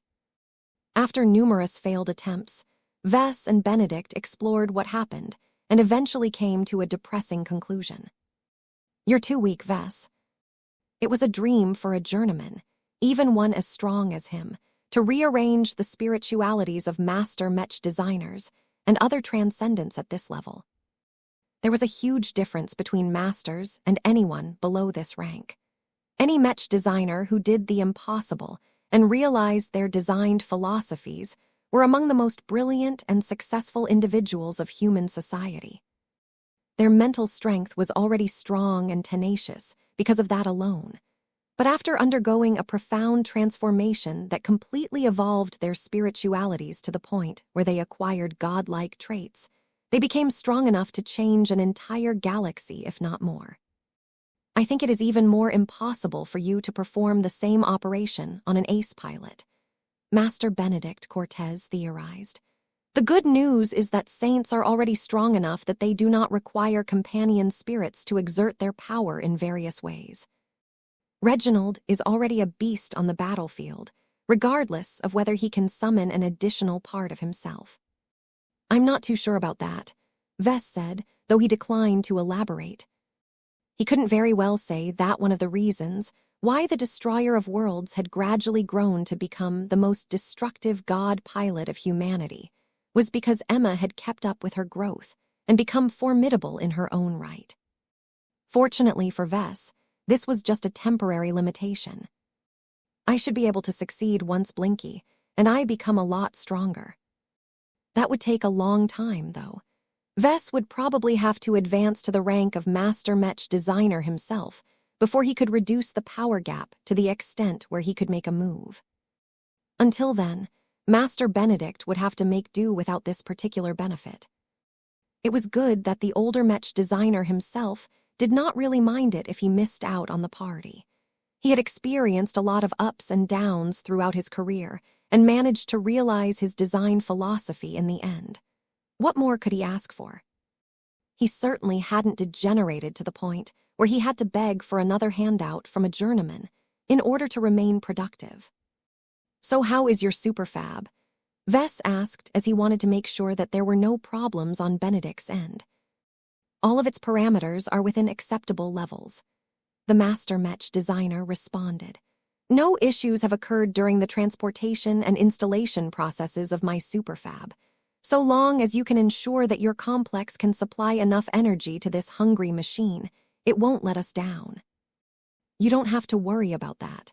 The cat nest has enough reactors on hand, and we can always divert additional power from other activities if necessary." Once Vess confirmed that nothing was wrong on this end, he waited for a few more minutes before calling over the people who mattered.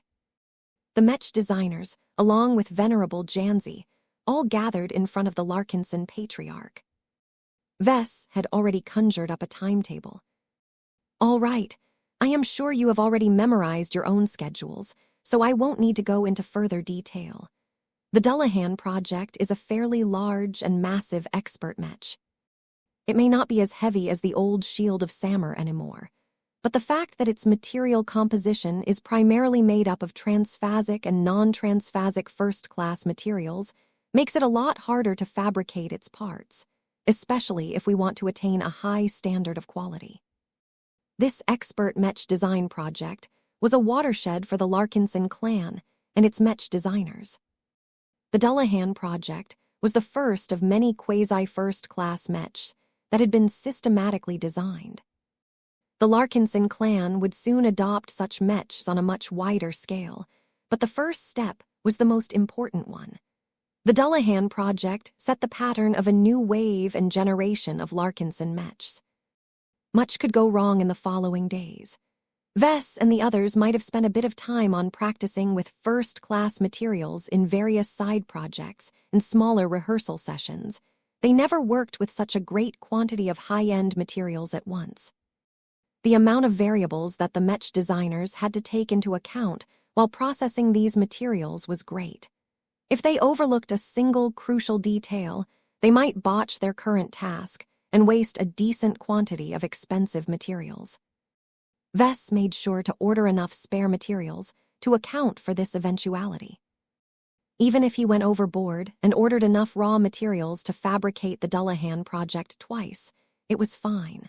Whatever was left wouldn't go to waste.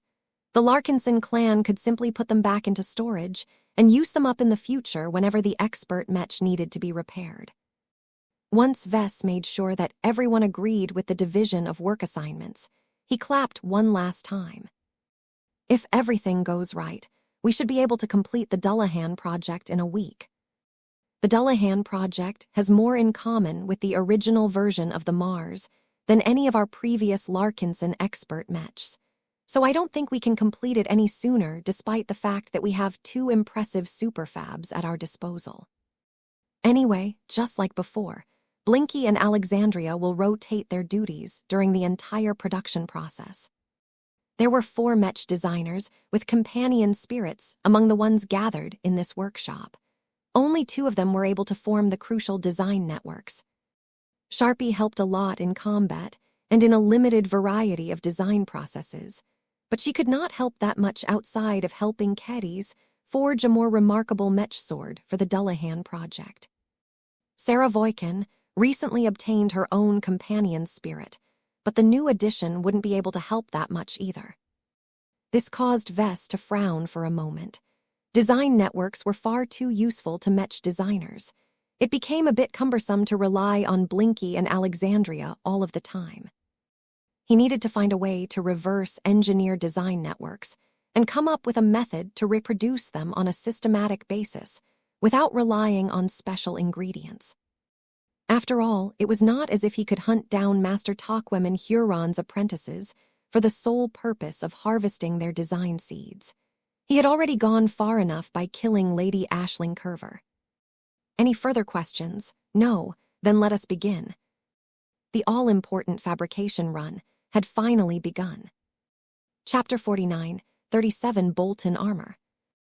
The tacit cooperation between all of the Mech designers had reached a high degree. Vess and Gloriana had reached the highest degree of cooperation.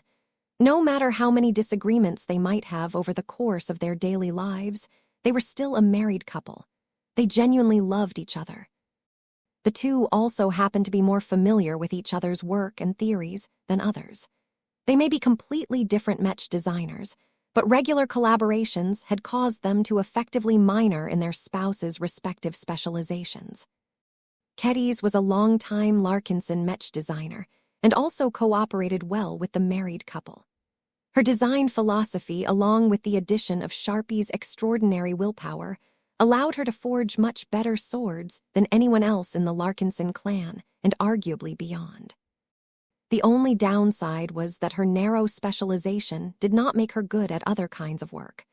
Once she finished her only major assignment, it was better if she took a step back and handled all of the miscellaneous duties.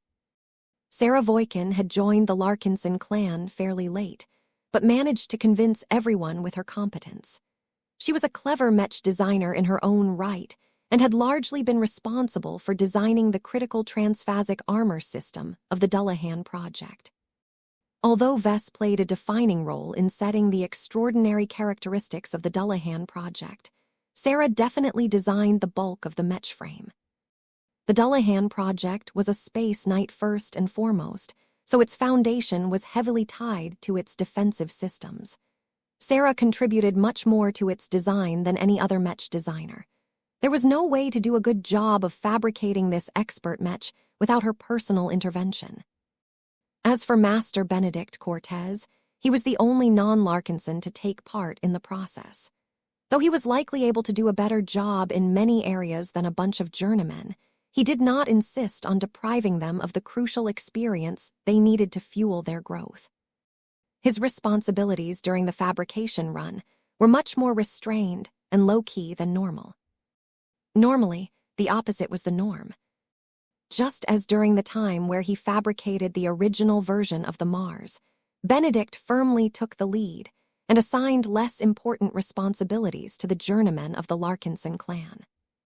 It was quite rare for a master to acquiesce to a more assisting role during a design project, but this was the norm in the eccentric and abnormal Larkinson clan, where a journeyman was in charge.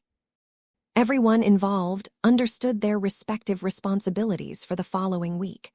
No problems occurred at the start as they split up and handled their initial work assignments. Even venerable Janzi knew her own place during this important period of time. Different from the other Larkinson expert pilots, she had already participated in a similar process before. She obediently sat down and relaxed as Alexandria appeared above everyone's heads and tied everyone together in a cohesive design network. The exchange of thoughts, emotions, and ideas started right away. The design network immediately became active as a bunch of excited Mech designers, as well as a highly impatient expert pilot, leveraged the new possibilities in an efficient and familiar manner. They needed all of the help they could get, as they quickly got bogged down by the difficulty of realizing the Dullahan project into a physical form. Everything had become more advanced and high-end compared to just a few years ago. From using stronger and more exceptional raw materials to handling much more advanced production machines, none of the Larkinson journeymen would have been able to complete their work assignments proficiently if they did not work hard to improve themselves in the past few years. Amazing, venerable Janzi uttered as she began to explore all of the complicated numbers and theories flowing across the design network. She was a pure soldier and never dabbled in science and engineering. That did not stop her from appreciating how much Vess and the others excelled in their respective jobs. The emotions and passion that the Mech designers freely passed on to each other helped a laywoman like Janzi follow what everyone else was doing to an extent. For example, Sarah Voikin took her time to ramp up by producing the easier Mech components first. She wanted to do her best to warm up so that she could fabricate the large quantity of transphasic armor plating and other parts on the best possible footing. Sarah had worked hard to build up a decent understanding of face water theory and transphasic armor plating.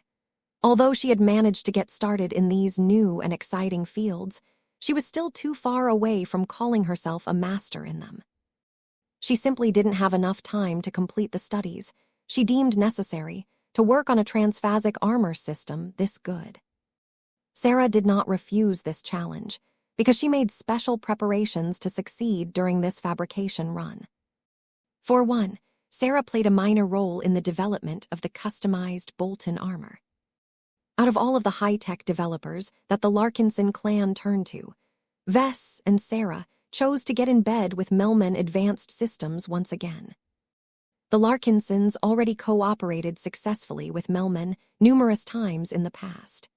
The X-Trans armor system of the Riot and the Godkiller rifle of the Nullifier couldn't have been made without the cooperation of Professor Nihi Almer and her R&D teams. While the Colonial Federation of Davut's deliberate attempts to court the Larkinson clan gave its Mech designers greater access to more exclusive development companies, Vess still preferred to work with the people and organizations he trusted so long as they were competent enough. In fact, one of the deciding factors why Vess entrusted Melman Advanced Systems with developing the Bolton armor for the Dullahan project was because his clan owned 7.75% of its stock.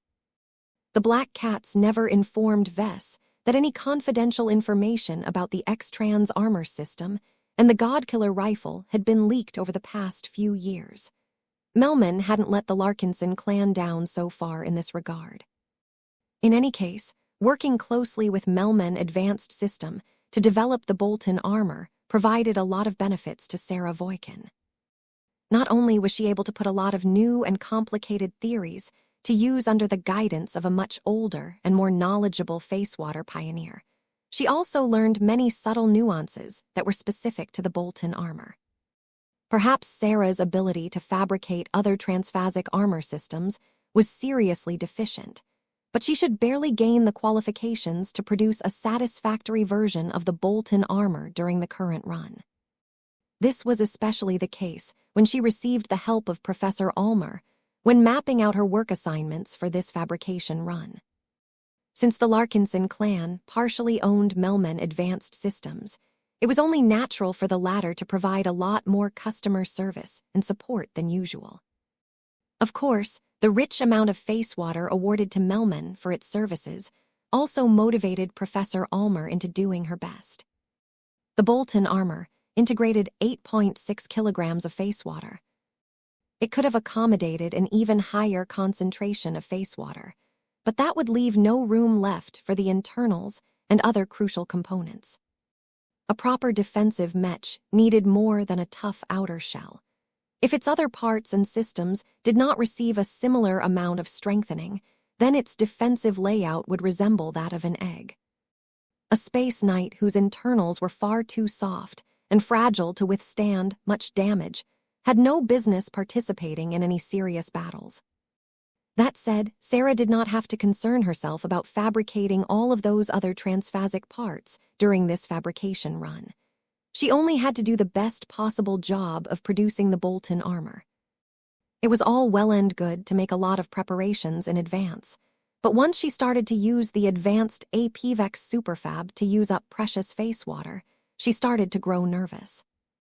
Vess noticed Sarah's lack of confidence. If this went on for much longer, then who knew how this would affect the outcome of the run?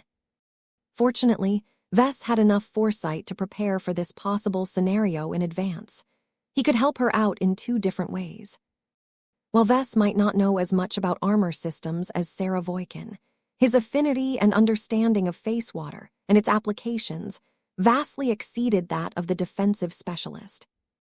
It was normally impossible for him to teach her and guide her during a fabrication run, but the design network removed enough barriers to make the transfer of information a lot more seamless. What was impressive was that Vess could provide extensive guidance to Sarah through the design network, while still maintaining enough focus to handle his own work assignments. Similar to Sarah, Vess had taken up the duty of fabricating other difficult transphasic mech parts. His understanding of face water theory exceeded that of his wife, so it made sense for him to take over this burden. Besides, his craftsmanship and appreciation for quality had improved so much that his wife reluctantly trusted him to do an acceptable job. As time went by, Vess showed no signs of flagging. His mental capacity clearly exceeded that of almost everyone else in the design network, and the disparity was quite substantial. The only mech designer who could outperform Vess in this regard was Master Benedict Cortez. If he wanted to, the Master Mech designer could largely take over the design network and completely flood it with a myriad of extremely profound theories. The older and more powerful mech designer had to put a lot of effort into holding himself back. It would not do the Larkinson mech designers any good by exposing them to his much deeper and more developed design philosophy. Gloriana became a little dissatisfied as several hours went by without any major changes. Although she was pleased that no major accidents or mistakes had occurred, she hoped that she or the others would enter into an inspired state. After all, they were not working to realize a normal design, but a super-published one. There was so much novelty in the improved design that she had many reasons to feel passionate about her current work. In practice, she and everyone else became hindered by the vastly greater difficulties of their work. They had to invest so much time and energy into overcoming a lot of new and unfamiliar practical challenges that they had little spare capacity left to enter into an inspired state. Gloriana briefly paused in her work and exchanged glances with her husband. This prompted Vess to quickly complete his current production task before he moved over to Sarah. He held out a familiar-looking glowing hammer. Since they all swapped their opinions through the design network, Vess needed no further delay to perform the solemn act. Bonk! Sarah's eyes lit up as she spontaneously connected many different theories together and inadvertently solved a lot of different problems that plagued her in the past. Her accumulation was so substantial that the false inspired state bestowed by the hammer of brilliance had an outsized impact on her mentality. Her passion began to overflow the design network as she started to fabricate the next batch of transphasic Mech parts with much more vigor than before. Although the quality of her output did not improve by a substantial margin, it became a lot more stable and consistent. Now we're talking. Her current state would only last a few hours, so Sarah and everyone else tried their best to take advantage of this temporary boost to fabricate the trickiest and most technically challenging Mech components. The Mech designers worked at a faster pace. It seemed as if nothing would stop them from fabricating the expert Mech that they had visualized for many months. Chapter 49, 38 Gravity Sword. Unlike a number of fabrication runs that took place in the past, Gloriana had no need to take any extensive breaks. She was not pregnant at this time, and her children no longer required constant attention from their parents. Though Aurelia, Andrast, and Marvane visited the workshop inside the Genesis lab at least once every day, they conscientiously maintained their distance. They all understood how important it was for their father and mother to devote their full concentration on their work. "They're so cool," little Marvane said as his eyes turned into stars. "I want to make a Mech alongside Papa and Mama too one day." Andrast started to yawn. "It's so boring now that Keddies isn't available to tutor me in person. Aunt Janzi will finally be happy again once she gains her new expert Mech," Aurelia said as she paid close attention to the enraptured expert pilot. "It has been too long since our clan last had a strong defense Mech at its disposal." The three young children continued to talk and remain on their best behavior as they watched their parents do all sorts of complicated work. Once they started to get bored or tired, their nanny soon ushered them away. "Let's get you back to the royal mansion. Your meals are already being prepared. You will enjoy what the chefs have prepared for you tonight," Shannon Maris said as she gently pulled Marvane from the observation window. Vess could vaguely sense the presence of his children in the distance each time they entered the Genesis lab, but he did not pay a visit to the adorable munchkins. His work was much more important at the moment. There was only one good chance to fabricate a good expert Mech for venerable Janzi. Even his wife understood the importance of working as continuously as possible so they could build up a lot of momentum. In the past few days, Sarah Voikin helped propel everyone's moods. Ever since Vess whacked her head with a special hammer, Sarah not only managed to solve a lot of confusion that had been bothering her in the past, but also made notable advances in her understanding of face water theory. On top of that, she also managed to master the improvements to the super-published design to a greater degree. Though she still experienced her fair share of difficulties as she tackled her work assignments, she clearly demonstrated greater fluency in her actions than before. It was a pity that neither Sarah nor the other people she infected with her passion managed to reach a high enough threshold to catch enough fire. The false inspired state might have provided Sarah with an invaluable moment where she became more productive than ever before, but it soon faded after it had run its course. They all returned to a more sedate mood after that.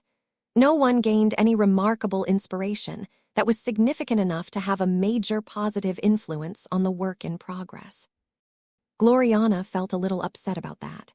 She had high hopes for the Dullahan project and strongly believed that it would lead her to obtain another masterwork certificate.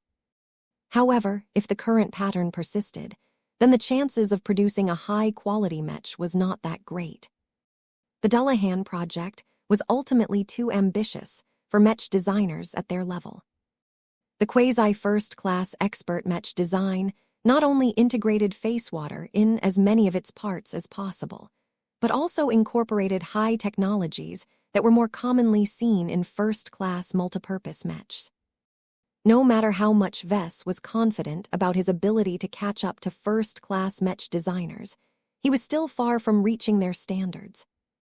Fortunately, Master Benedict possessed a much greater proficiency in this area and undertook the responsibility of fabricating the most high-tech parts whenever necessary. This relieved Vess and the others of the burden of tackling work that they were not exactly qualified to handle.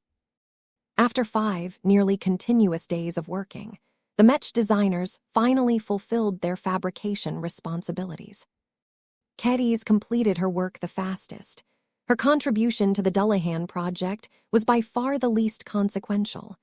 The Dullahan project was primarily a defensive Mech after all. The only reason she had been brought along was because Vess wanted the expert Space Knight to become a more competent duelist. As such, it had become especially important to arm the Dullahan project with a transphasic sword that could do more than parry melee attacks. Janzi's primary means of attack needed to be sharp and strong enough to pose a real threat to opposing expert Mechs. Kedys wanted to design a more distinctive sword this time. She not only wanted it to fit venerable Janzi's personal fighting style, but also match the characteristics of the Dullahan project. Just like the old Shield of Samur, the successor Mech made extensive use of GT 535 to bestow the expert Space Knight with gravity manipulation powers. By working together with Master Benedict, Kedys was able to design a sword with a modest amount of this artificial resonating alloy in its core. This should be enough to allow Janzi to increase the mass of her expert Mech's weapon and deliver considerably stronger strikes when needed. Once Janzi became more proficient in manipulating the gravity sword, she could come up with more advanced tricks that could give her an additional edge against her opponents.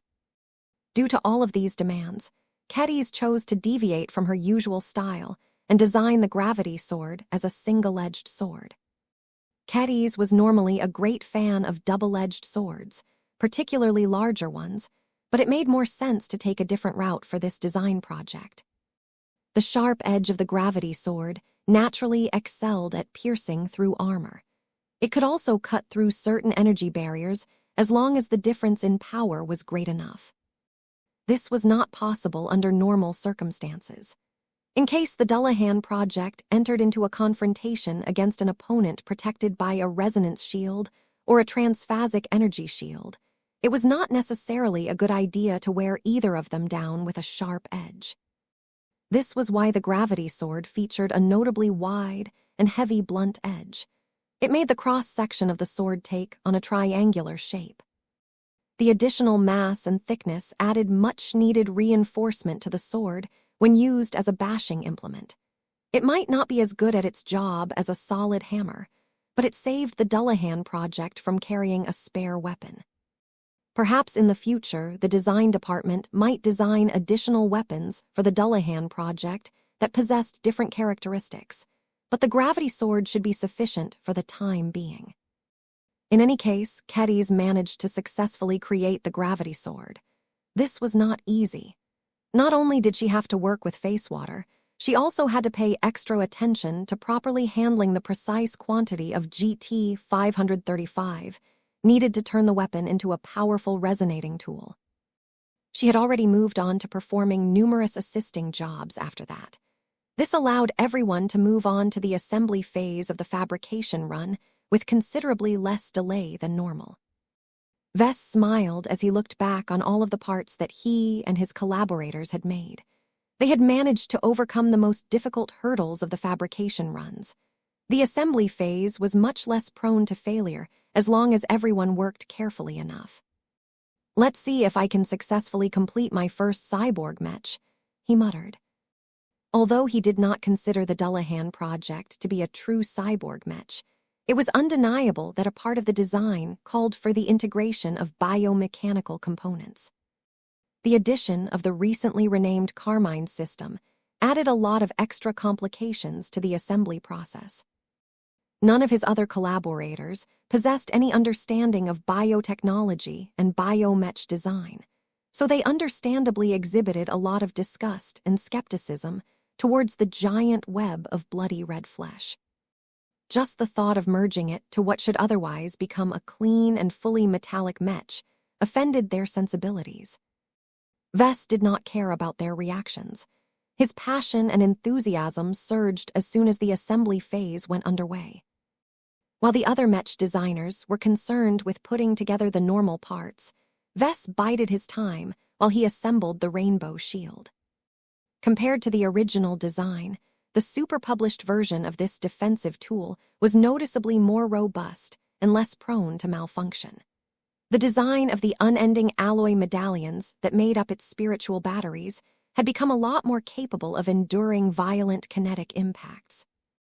Vess already believed that Janzi would be able to produce a lot of miracles by leveraging the expanded prime resonance possibilities of this tailor-made defensive equipment. Despite its impressive potential, the rainbow shield was not that sophisticated from a technical perspective. Vess was able to assemble it with ease. It did not take much time before he ended up with a relatively large tower shield that featured a highly chromatic and reflective surface. That's done. By this time, Gloriana and Master Benedict had made good progress in assembling the inner frame of the machine. This was a suitable time to start with integrating the Dullahan project's organic components. Vess had never done this before in reality, but when he started to extract the large fleshy parts from their nutrient tanks and place them into the incomplete frame of the expert Mech, he did not show any sign of uncertainty or unfamiliarity. Combined with the flood of biotechnological knowledge that was spilling over the active design network, Gloriana and the others quickly learned that Vess had not lied when he claimed he had gotten started in biomech design. They all felt his passion, his understanding, and above all else his strong belief in the power of blood. Previously, none of the other Mech designers could bring themselves to agree that adding blood to a mechanical Mech increased its performance. Now they weren't so sure anymore.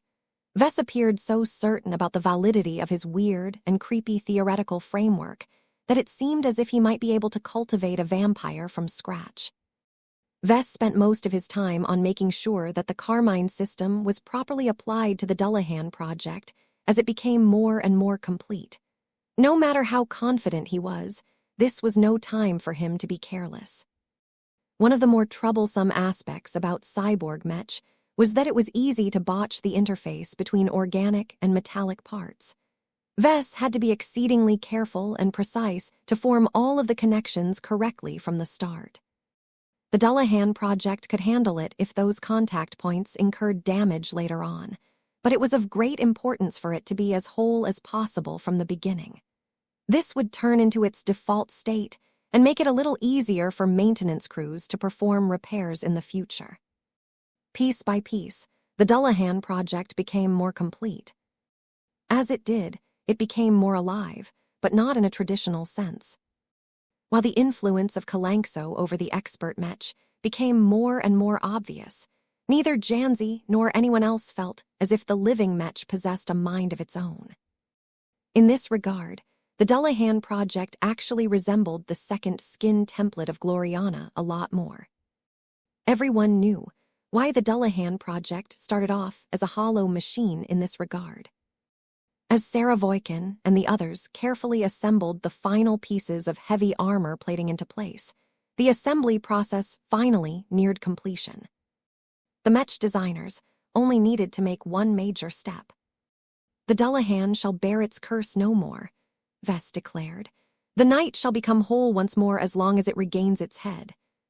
Clamped above the headless frame of the Dullahan project was the refurbished and modernized head of the old shield of Sammer. Though its interior and exterior had undergone huge transformations that completely brought it up to standard, it still looked like the head of the original living expert Mech that existed once before. Vess had worked hard to preserve the look and overall impression of the original expert Mech. Now, he was ready to use this echo of the past to initiate a long-awaited rebirth process.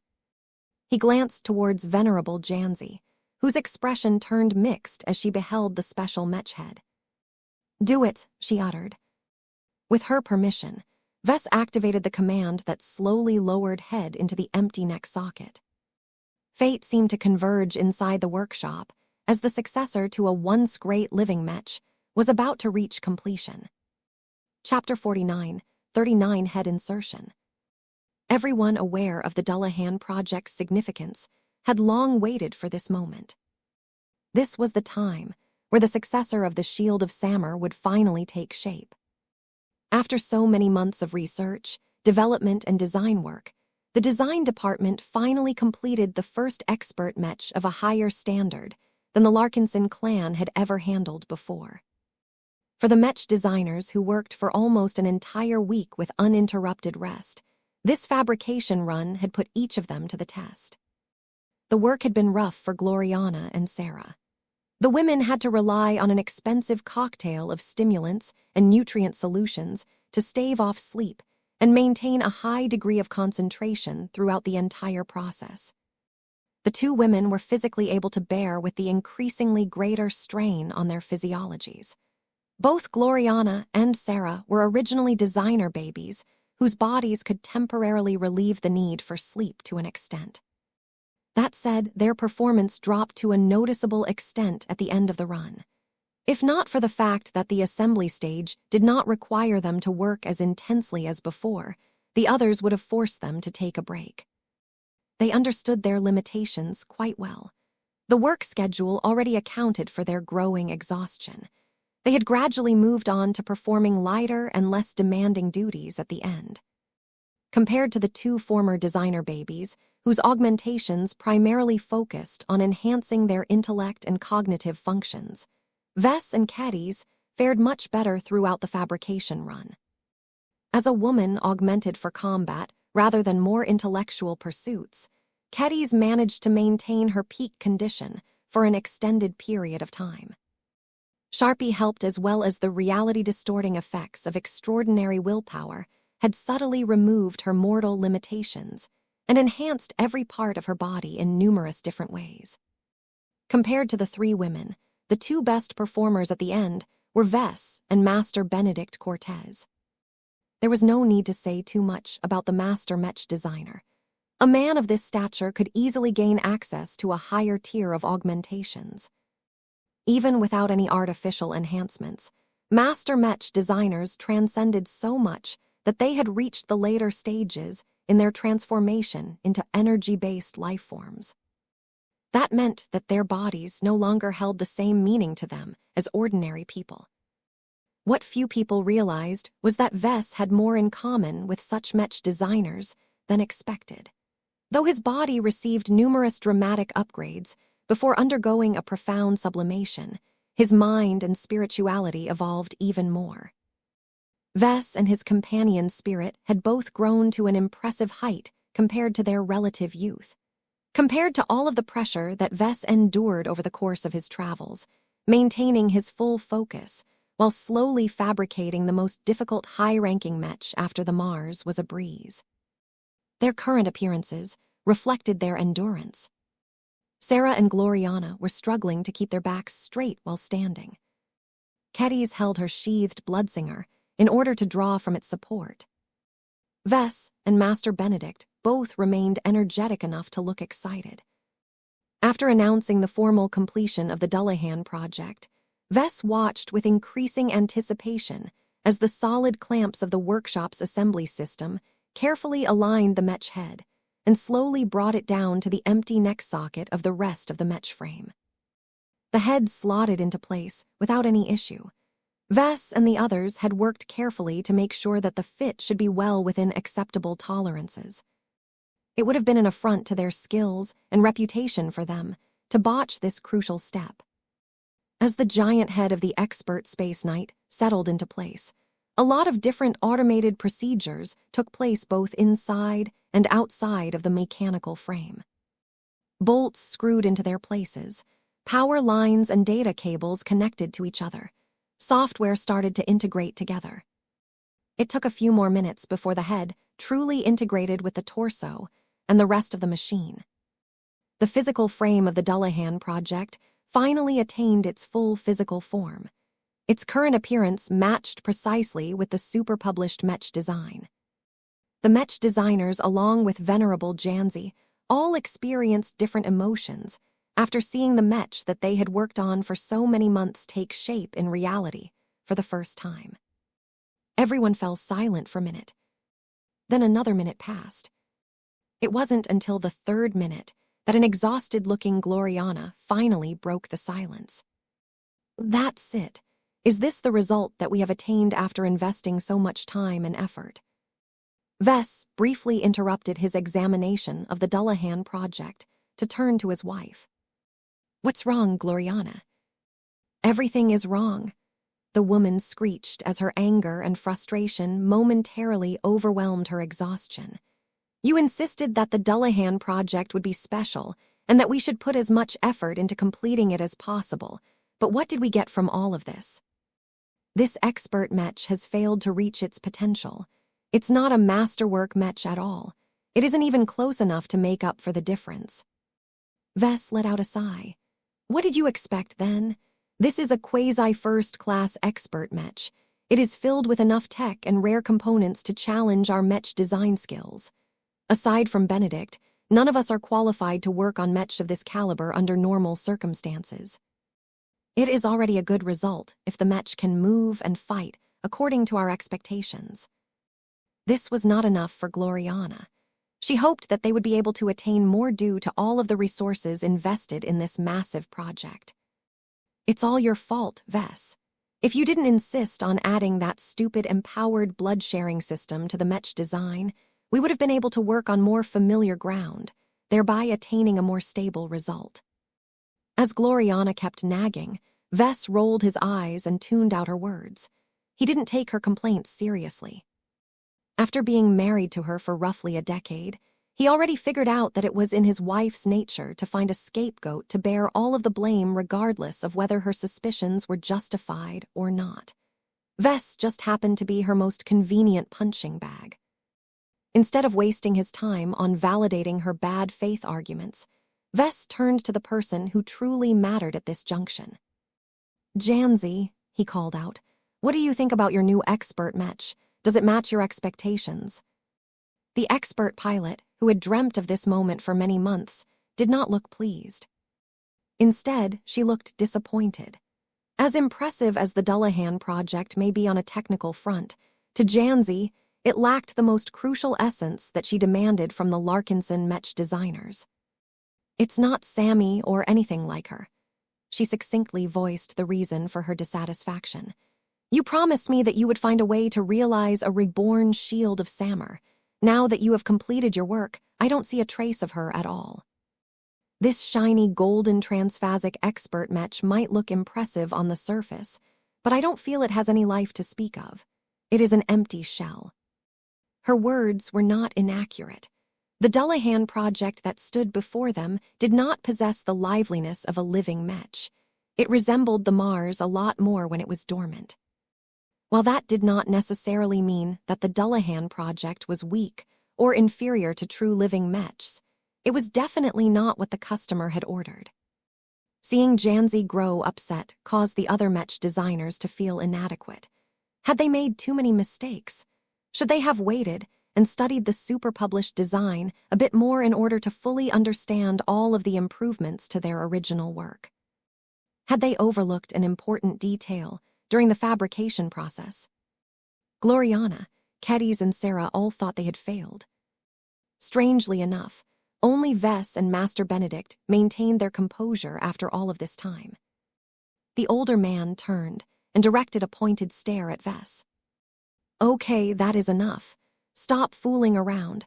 I know you do not consider the Dullahan project to be truly complete at this stage. After all, its organic components have yet to be attuned." Vess started to smirk. "I suppose I can't hide it from you, clever bastard. You're right. The Dullahan project is not complete. We still have to take 2 more steps before it can truly take on its final and most complete form." Gloriana and the other women looked surprised. "Well, what do we need to do?" his wife impatiently asked. "You don't need to do anything, dear. You have done your part," Vess told her before turning around to face his cousin. "Janzi, remember what the Dullahan project is all about. The Carmine system that I have added to your expert Mech is nothing but a giant bundle of artificially cultivated flesh at the moment. It is no different from a cloned organ in this regard. If we truly want to activate it in order to kickstart your new expert Mech, then you must prove your dedication with action. Form the blood pact and bind your life to the machine. Venerable Janzi could sense the seriousness in his tone. She did not think he was joking about this matter. What do I need to do, Vess? Change into your piloting suit and prepare to interface with your expert Mech, he instructed. We need to get this done as soon as possible. The longer the Dullahan project remains in a state of limbo, the greater the chance that an unpredictable event might occur. Wait, what? Are you doing this now? We just stayed up for an entire week. We are not ready to commence our first testing session, Gloriana vehemently protested. It's your choice, Janzi. I have given you my recommendation. Do not forget what I told you about the blood pact. I admit that there may be risks involved as I have never tested the Carmine system in reality, but all I ask of you is to trust my work.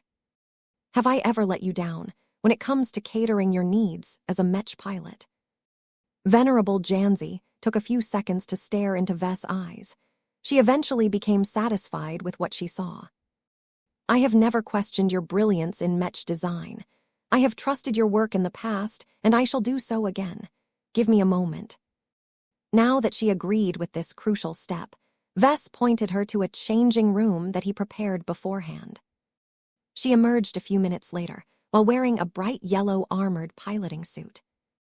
Different from the ones usually assigned to the expert pilots of the Larkinson clan, this particular suit received heavy modifications. Vess not only embedded it with additional health and treatment-related modules, but also featured several ports that provided direct access to Janzi's blood vessels. The expert pilot took a deep breath before she began to ascend into the air.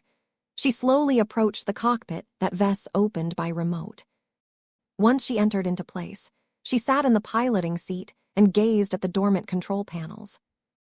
Meanwhile, most of the Mech designers had all retreated to a shielded control room.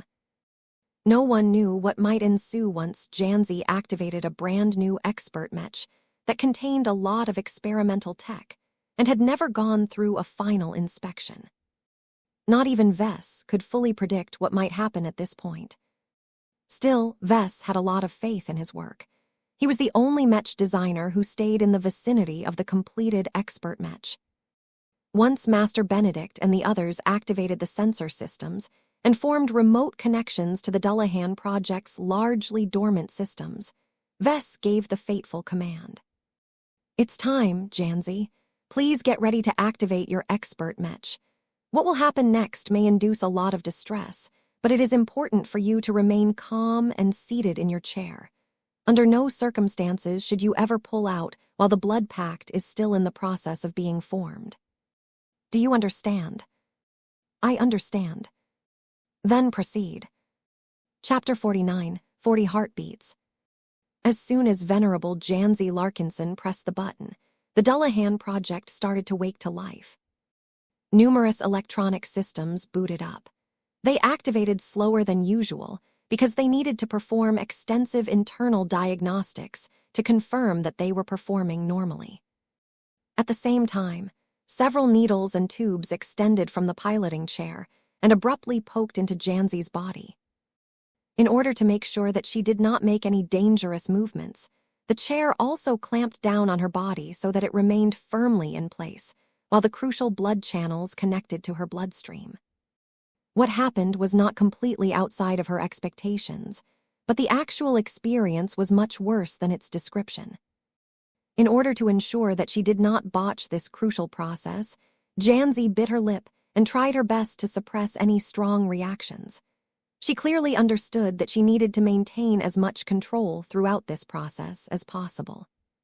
As soon as the needles poked into place, they first injected different chemicals into her body.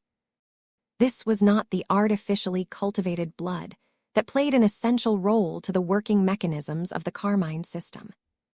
It was highly irresponsible for Janzi to absorb a lot of foreign blood while losing much of her own. Her physical body needed to be put into the right condition first before it was ready to endure more extreme circumstances. Janzi felt warm as her body heated up a bit. Her veins became warmer, and her heart started to pump more actively than before. Her piloting suit efficiently absorbed all of the sweat produced by her more active body. While all of this took place, the expert Mech continued to execute its first startup process. More and more advanced Mech systems came online. The powerful reactor integrated in the Dullahan project started to kick into a higher gear so that it could fulfill the increasing demand for energy. The expert Space Knight was beginning to exude more heat. Soon enough, the neural interface started to establish a connection between Janzi's mind and the control systems of the Dullahan project. This was a crucial step. In the case of a normal Mech, this process allowed the pilot to extend his awareness beyond his physical body and gain access to the functions of a mechanical machine that was countless times more powerful. Venerable Janzi experienced the rush of connecting to a powerful new expert Mech for the first time, but the experience was not as good as the time when she first interfaced with the shield of Samur. However, the formation of the man-machine connection was just one of several steps needed to fully activate the Dullahan project. Outside of the cockpit, Vess floated in front of the torso of the massive machine. He did not hesitate to stray closer in order to better feel the changes that took place inside. Of course, he also kept watch over the telemetry transmitted by the Dullahan project.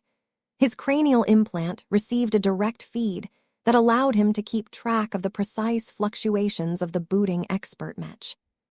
A sense of power began to surge from the Dullahan project. The customized neural interface especially designed by the Larkinson clan's recently hired neural interface specialist was doing its job. The Dullahan project faintly began to glow as the man-machine connection enabled Janzi to resonate with her new machine. The magnitude of the resonance was not high. Part of this was because Janzi did not want to produce a strong and dangerous reaction, but another part of it was because she had yet to recognize the new machine as her battle partner. Vess did not look concerned. He monitored the situation closely and recognized that it was almost time to perform the most crucial steps. After Janzi received enough adjustments, half of the channels connected to her body started to pump foreign blood into her bloodstream. At the same time, the other half of the channels began to siphon her native blood away from her body. These processes took place simultaneously. Not only that, the blood did not flow continuously through the transparent channel, but instead pulsed in or out in the cadence of a heartbeat. No, not a single heartbeat. There were two heartbeats. The small and tiny human heart inside Janzi's body did not have the strength to circulate the enormous quantity of blood flowing through the organic veins of the Carmine system. In order to make sure that its blood circulated effectively throughout its massive biological components, Vess embedded it with an artificial heart. This heart, which was largely based on Janzi's DNA, began to beat in perfect synchronicity with the expert pilot's own key organ. It was as if the Carmine system's gigantic heart machine was not a foreign component at all, but one that was always meant to circulate blood in Janzi's physical body. The neural interface, which previously granted Janzi awareness of the expert Mech's mechanical systems, now began to connect her to a part of the machine that she had never experienced before. The sensation of connecting to an organic system was like nothing else she had ever experienced before. Yet as the Carmine system opened itself up to her influence without any rejection or complications, Janzi instinctively felt as if she was always meant to assume control over its organic parts. The connection and intimacy she felt towards the Carmine system exceeded that of anything that she had ever experienced in the past. Not even the shield of Samur in her former peak condition could match the strong sense of unity produced by the Carmine system. This weird and novel addition to the Dullahan project made her feel as if she and it were one and the same. If not for the fact that the rest of the Dullahan project was fully mechanical and operated under an entirely different and inhuman set of standards, Janzi might have been able to embody the entire machine as if it was her own body in truth.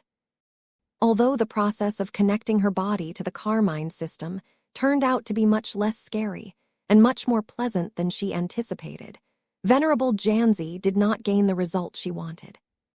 She did not set out to turn the Dullahan project into a perfect vessel that she could fully embody. She wanted to reconnect with her long-lost battle partner. As impatient as she may be, she understood that she needed to wait a bit longer.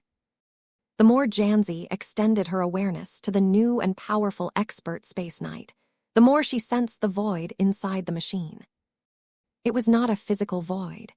The Mech frame was completely filled with matter when examined on a physical level. No, this was a different kind of void. The more Janzi interfaced with the Dullahan project, the more it became obvious that there was a metaphysical void. She found it extremely strange that this void had been deliberately left unfilled. All of the living mechs designed by Vess were completely opposite. Each of his works contained the fullness of life. This was especially the case for his most recent mechs. Outside of the mech, Vess could sense Janzi's confusion. He already intended to do something about the void that prevented the Dullahan project from reaching its most complete form. He just had to make sure that the expert mech performed well enough, and that Venerable Janzi's body had yet to experience any negative side effects from connecting to the Carmine system. Seeing that all of the parameters looked fine, Vess confirmed that the mech and mech pilot were ready to endure the next shock. Vess reached into his pocket and withdrew a large gem that Lucky produced in the past. He had made up a plan on how he intended to use it as soon as it fell into his hands. The dying wish of a powerful soul is contained within this gem. Increases the damage resistance of a mech up to 100% in proportion to the damage it has incurred.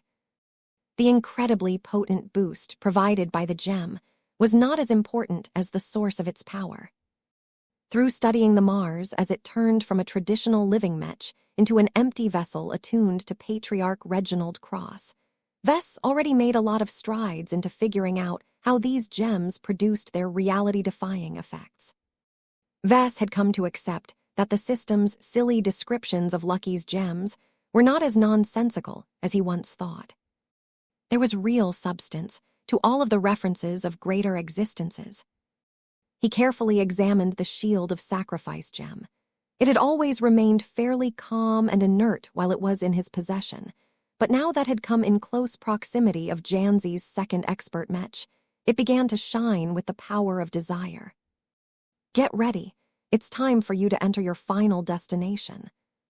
Vess slowly extended his hand and pressed the gem onto the chest plate of the Dullahan project.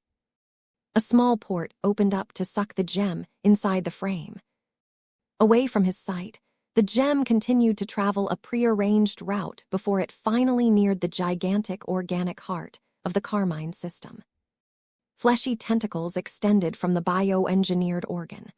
They embraced the gem with loving care and pulled it in so that the solid object could sink deep inside the enormous heart. Badump. Once the organ made a powerful beat, an invisible shockwave spread from the Dullahan project. Vess quickly drew back as he sensed a surging will and spirituality from the depths of the expert mech. Badump. Another powerful beat spread from the expert mech, causing it to become more alive than it had ever been before. As the blood pumped by the hearts of the mech and mech pilot continued to circulate throughout their bodies, two different life forms started to connect and familiarize with each other. Tears spilled from Venerable Janzi's eyes as she began to experience a surge of strong emotions. After so much waiting, she finally sensed the traces of her familiar battle partner. Sammy. The gem that Vess added to the machine did not make the Shield of Sammer come to life again. Too much had been lost to make that happen. What actually happened was that the gem filled up the invisible void and prompted the expert mech to form a new and independent personality that was descended from Sammy's dying wish. Badump. Badump. Badump. As the hearts beat faster and faster, More and more blood circulated throughout their bodies. This had a profound effect on the woman and her new machine. Even though the newly born consciousness of the Dullahan project was only less than a minute old, it already formed a bond with venerable Janzi that was far more intimate than anything the Larkinson clan had ever witnessed. Badump, badump, badump, badump, badump. Both sides of the relationship experienced such a rush of emotions that their hearts began to beat much faster than was healthy. It couldn't be helped. The very first blood pact formed between a human Mech pilot and a living Mech was such a powerful rush that they lost their self-control. However, before Venerable Janzi could go too far, the design spirit that had remained silent throughout all of this time immediately took action. A moderating influence entered the fray. Kalankso's powerful influence descended upon the expert Mech. She exerted enough power to lower the frequency of their heartbeats. Ves quietly sighed in relief as he witnessed what had happened. Thanks, Kalankso. With the help of the design spirit, Venerable Janzi and her expert Mech continued to merge together until they had fully established their permanent blood pact.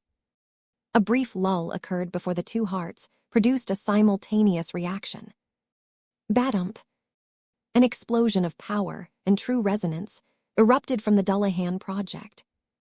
Gloriana and several other people yelled in surprise as the might released by the expert Mech surpassed almost anything they had experienced before. Outside of Ace Mechs, the Dullahan project exuded the most power by far. A powerful corona marked by the blue of Janzi's resonance mixed with another corona that glowed red with blood. Chapter 49, 41 Blood Pact. Ves grinned as he witnessed the successful formation of a blood pact. This was far from a simple bond. The blood circulating through the bodies of Janzi and the Carmine system could not exert their full functionality until the blood pact formally took shape. Now that the living Mech and Mech pilot connected each other on a level that surpassed anything produced by a neural interface, the Dullahan project truly began to activate its full potential. As the expert Mech continued to produce a strong outwards reaction, both Janzi and her newly born battle partner continued to experience a massive amount of changes. Despite Kalankso's best efforts to moderate the bond between the Mech and Mech pilot, the blood pact turned out to be far too strong. Its strength and cohesion had quickly become so astounding that the bond between Janzi and the Dullahan project became indescribable. The blood pact produced many effects. One of them was to blur the lines between the two to an unprecedented degree. Janzi had never come in touch with a Mech to this degree in her life. The neural interface and the Carmine system connected her mind, body, and will to her new battle partner without as many barriers in the way as before. This enabled her to form a much deeper sense of substitution with her expert Mech, despite piloting it for the first time. Not only did she suspect that she could pilot the Dullahan project, as if the new machine was truly her body, she could also borrow the living Mech's awareness and strengths in a more effortless manner. Resonating with the Dullahan project became a lot easier than before. The shared blood circulating throughout their bodies closed the distance to such a substantial degree that Janzi's effective resonance strength multiplied to an unheard of degree. Back in the shielded control room, all of the Mech designers barely managed to recover from the shock of witnessing the expert Mech establish its much-promised blood pact. Gloriana had a powerful hunch and quickly directed her eyes towards the resonance meter. What? That is impossible. What is wrong, Gloriana? Look at the resonance meter. If the sensors are not malfunctioning, then Venerable Janzi's resonance strength has currently reached 33.25 lavers. 33.25 lavers. That represented an enormous leap in power compared to Janzi's last record when she piloted the Shield of Samur. Compared to her previous stable levels that hovered somewhere around the early 20s, it was as if Janzi had obtained a decade's worth of gains in advance. The dramatic jump in resonance strength effectively meant that venerable Janzi was able to exert true resonance with her expert Mech that was several times stronger than before. The significance of this dramatic change was too great. What Gloriana and the others keenly realized that this was just the initial reaction. What would happen once venerable Janzi fully familiarized herself with her new expert Mech and began to work together over a span of several years? It was conceivable that the blood pact would stimulate her so much that her growth rate would definitely skyrocket.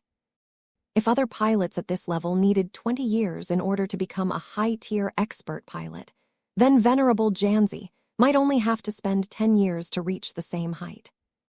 This was an enormous advantage, and this was only just the beginning. It did not take a lot of imagination to guess that the blood pact could produce massive benefits once venerable Janzi was ready to undergo her second apotheosis. If advancing to the rank of ace pilot was an insurmountable challenge to the vast majority of expert pilots, then Janzi may be able to overcome this hurdle as easily as entering another room. This was because she no longer strictly needed to rely on her own efforts. Now that she was able to enter into a deeper fusion with the Dullahan project, her powerful new living Mech was able to provide much more substantial help than before.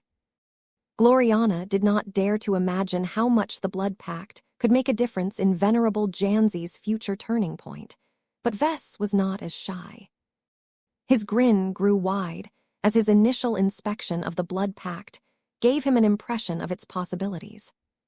This is it. This is what I have sought to establish. The fruit was right. The power of blood did not disappoint me. A new generation of Mech shall arise with the help of this crucial invention. Even if the initial results were not representative to his subsequent applications of the Carmine system, Vess had no doubt that the completed Dullahan project accurately embodied his future direction as a Mech designer. With the success of this experimental design project, Vess gained full confidence in his ability to explore all of the new possibilities introduced by the Carmine system. Even if ordinary Mechs could only gain a fraction of the might produced by the Dullahan project in its current form, it was already worthwhile to spread blood Mechs to the masses. Vess did not doubt that many eager and ambitious Mech pilots would take the plunge and form lifelong blood pacts with the living Mechs of their choosing. The price is a bit heavy, though. Power never came for free. Vess always had this truth in mind when he designed the Dullahan project, and now he was able to witness through his own senses how extensively the blood pact bonded the two partners together in life, and perhaps in death. From a spiritual perspective, venerable Janzi had formed a strong and permanent bond with the Dullahan project. It became most active when they shared their blood with each other, but even without this excellent medium, they would still remain tied together no matter the distance. Cutting this bond would definitely produce deep and mostly permanent trauma to the both of them. If Janzi was barely able to recover after the shield of Sammer's effective destruction, then she would never be able to pilot any Mech again after the fall of her latest machine.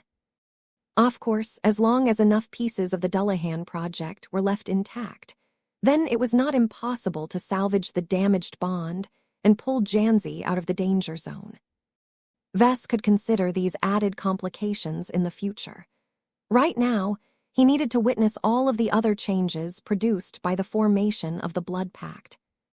As venerable Janzi gradually managed to wrangle the much more powerful true resonance produced between herself and her new battle partner, the expert Mech no longer became as unbearable as before. It formed a stable resonance shield that exuded a combination of different powers and influences. From Kalanxo to the recently formed blood pact, the completed expert Mech conveyed a much greater presence than any Larkinson expert Mech made by the design department in the past. Neither the Amaranto, the Evertshanger, nor the Minerva could come close in this regard. The Dullahan project truly demonstrated with its own strength and appearance that the Larkinson clan had made huge advances in its design capabilities. How much this enormous increase in strength could be attributed to the existence of the Carmine system and the blood pact was not entirely certain. There were many other variables in play that undoubtedly helped to empower the Dullahan project even further. Nonetheless, Vess had a strong suspicion that once he fabricated the completed version of the Ghost project, it wouldn't produce nearly as strong of a reaction as now. A part of Vess even regretted the fact that the Ghost project did not come with the Carmine system. There was no way the Geist system could produce comparable effects. It was made for a completely different purpose and could never fuse the Ghost project with venerable Zimro Belson to this extent. Oh well, he sighed in regret. Vess already made peace with the fact that forming a blood pact was not an acceptable choice to the majority of Mech pilots. Unless venerable Zimro strongly wished to bind himself to a single living Mech for the rest of his life, Vess had no intentions of encouraging him to take the plunge. Now that the Dullahan project had reached its final form and entered into a stable but still remarkably powerful state, the dramatic event had come to an end. While Vess had become so incredibly curious about what the new expert space knight was capable of, he knew better than to start trials right away.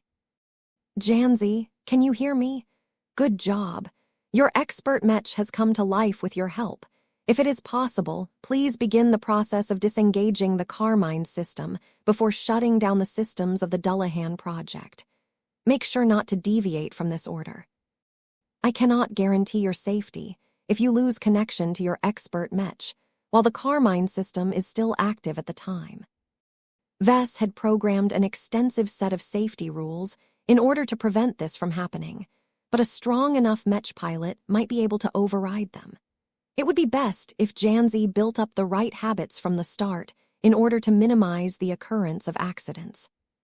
As Janzi slowly did as instructed, the Dullahan project did not exhibit any unexpected behavior.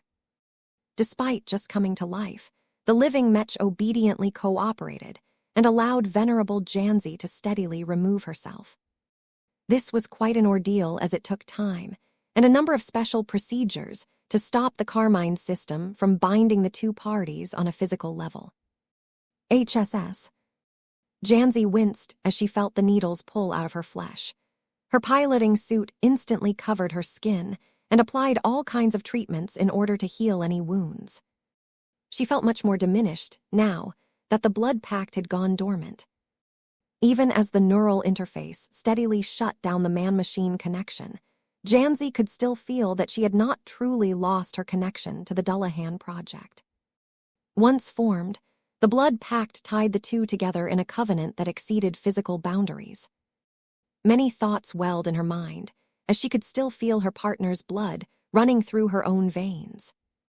At the same time, she could faintly sense that a portion of her lifeblood quietly circulated through the organic systems of the Dullahan project. Janzi could scarcely believe that all of this was possible merely through the exchange of blood. Once she exited the cockpit and lowered herself to the floor of the workshop, Vess quickly greeted her first. "How is it, Janzi? Are you satisfied?" The female expert pilot smiled. "I am. It was not what I expected, but this is even better, short of bringing my old shield of Sammer back to life. The Dullahan project is not Sammy, but close enough for me to accept the changes," Janzi said. "It may sound strange to you, but my expert Mech feels like what would happen if Sammy and I had a child." She was right. That did sound strange. "If that is the case, then maybe you should choose a new name for your machine," Vess suggested. "I am still thinking about it. Please give me time to find a fitting name," she said before she turned around to gaze up at the dormant expert Mech once more. "I suppose Gloriana will be disappointed today. It's not a masterwork." Vess did not look bothered by this outcome. "It is what it is. Gloriana's contribution will ensure that your new battle partner will eventually transform into a more impressive form by itself. All of the changes that took place at the end have produced a profound effect on the physical and metaphysical state of the Dullahan project.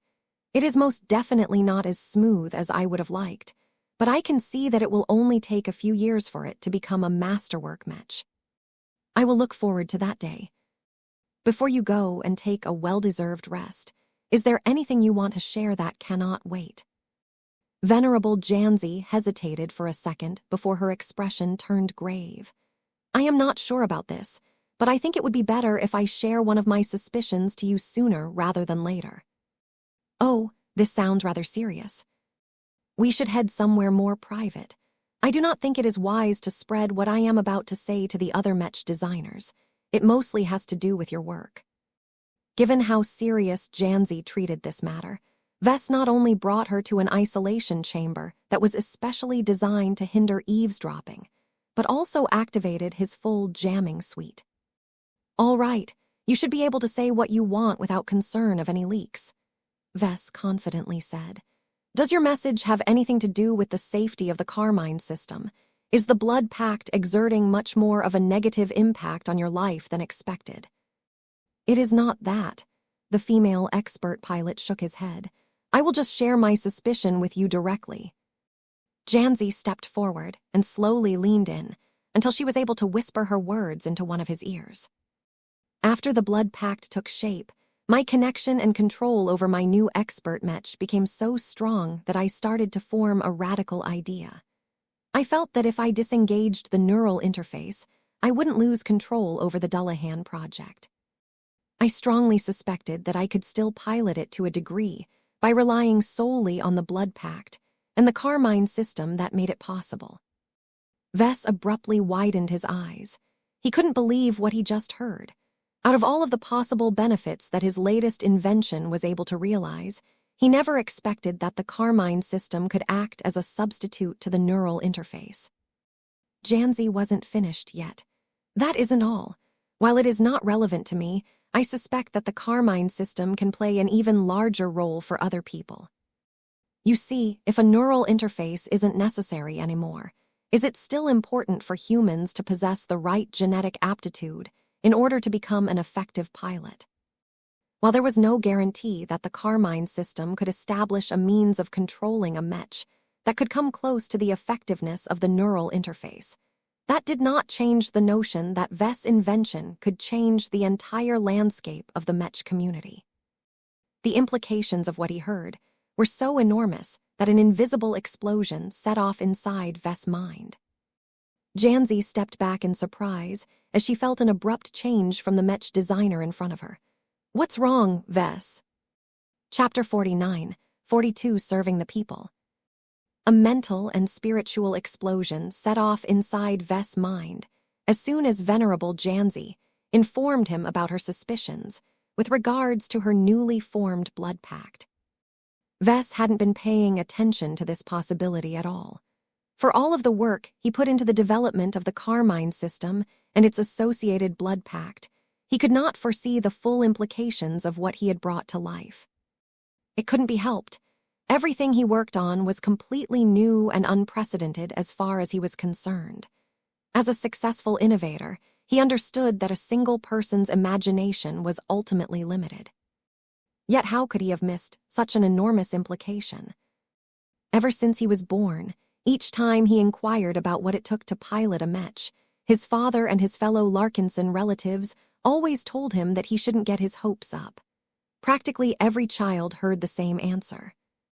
There is only a 3.5% chance you can become a Mech pilot, Ringcall Larkinson once told Vess when he was around 6 years old. You have to win the genetic aptitude lottery in order to become eligible to pilot a real Mech. But I heard our family was special, little Vess complained as he sat on his father's lap. Aren't we supposed to be natural pilots? The father chuckled after hearing his boy's words. Our relatives like to claim that, but the reality is much less glamorous than you think. The ancestor who started our family was strong. He was really strong. We not only inherited his original genes, but also follow many of his prescriptions several centuries after his passing. I think that has increased the chances that our family can produce Mech pilots, but even if it has doubled, that only gives us a 1 in 14 chance to possess the right genetic aptitude. Do you understand what that means? Ew. If there are 14 Vesses like yourself, only a single one of you will be lucky enough to become a Mech pilot. The other 13 have little choice but to find another job. This is why none of our family wants little boys like you to think you will definitely get to pilot a Mech in your life. Many people are actually ordinary and decent folk who are already happy with doing something normal for a living. That sounds boring, Tilda, cheeky little Vess whined. His father had a different opinion. Boring is safe, boring is steady, boring is a blessing, becoming a norm is not a curse, it is a relief. Not every potentate is cut out to become a soldier, but those who have the power to pilot a Mech are often pushed into this dangerous job regardless of their wishes. What about the norms who really want to fight but don't have the right aptitude? Vess eagerly asked. Ringcall smiled down at his son. There is no great expectation for ordinary people to take part in a fight. If you truly want to make a difference, you can always learn the skills to support the Mech pilots that do the actual fighting. Many of our family members end up doing that due to their sense of duty. Even if they cannot enter the cockpit themselves, they can still do their part by repairing damaged Mechs or serving aboard the carriers that transport the Mechs to their destinations. Everyone has their own place in life. Genetic aptitude is one of those things that sets people apart. That's life. As Vess took in the enormous implications of Janzi's suspicion about the blood pact, he briefly recalled this particular conversation with his father. He thought back on those words because they played a large role in shaping his attitude towards the so-called genetic aptitude lottery. Life wasn't fair. The chance that a 10-year-old kid would have the right genetic aptitude to pilot a Mech was too low. What was worse was that there were few, if any, means to influence a child's chances of becoming a potentate. There were no known training methods that could increase a child's probability of developing the right genetic aptitude. Nutrition did not seem to matter, and a lot of miracle medicines turned out to be complete scams. Vess couldn't count the number of enthusiastic young children who possessed a lot of talent to become a soldier, but eventually grew into jaded adults due to the simple fact that their brain chemistry just hadn't grown in the exact right manner. What would happen if genetic aptitude no longer served as the crusher of dreams? What if every human gained the option to pilot a Mech, just as proficient as real potentates? How many other professionals would abandon their successful and impactful careers in other sectors just so that they could revive their buried desires? The potential consequences of announcing and popularizing a viable means to pilot a Mech through an alternative control method were too great for Vess to fully contemplate. As Vess' incredibly powerful mind continued to wrap around the ideas that sprung into his mind after hearing Janzi's words, he understood that he may have inadvertently opened one of Pandora's many boxes. If Janzi's suspicion turned out to be accurate, then he may have brought an invention to life that could never be unmade. The Carmine system and the blood pact had gained a huge amount of significance. Vess had already decided to center his major around its many possibilities. He initially thought that the successful formation of the blood pact today fully paid off all of the hard work he put into inventing this radical and controversial means of empowerment, but it turned out that he had only scratched the surface of its potential. A strong part of himself warned him that there was no way it would be that simple. A huge reason why Mech pilots gained the capacity to control large and complicated war machines was because their brains could withstand much greater data throughput. In other words, their brains had mutated in a way that allowed them to function as highly active organic processors. A normal human individual did not possess this capacity. Any attempt to forcibly exchange huge amounts of data would quickly cause a normal brain to wear out in a matter of seconds depending on the severity. However, what if there was no need to rely on brain power to control a Mech? One of the basic fundamentals of the blood pact was that it was formed on a spiritual level rather than a neural level. Just like how the Larkinson network worked according to completely different principles from Master Huron's neural networks, the blood pact did not have anything to do with the most basic form of the man-machine connection. The neural interface induced a heavy load on a Mech pilot's brain because it directly channeled data back and forth. The Carmine system operated through a more mystical means. Aside from requiring that the Mech and Mech pilot share the same circulation, it did not do anything directly to the latter's brain. So how could Janzi's suggestion work? Through spirituality. When Vess examined Janzi from a spiritual perspective, he could clearly see that her force of will had developed a permanent entanglement with the completed Dullahan project. Due to Janzi's extraordinary willpower alongside her strong connection with the successor of the Shield of Samur, this spiritual bond had already grown to become exceptionally strong and firm. Vess could fully imagine that it possessed the bandwidth to channel the huge amount of data required to pilot a normal Mech, though he was less certain whether it was sufficient to pilot a highly complicated quasi-first-class expert Mech.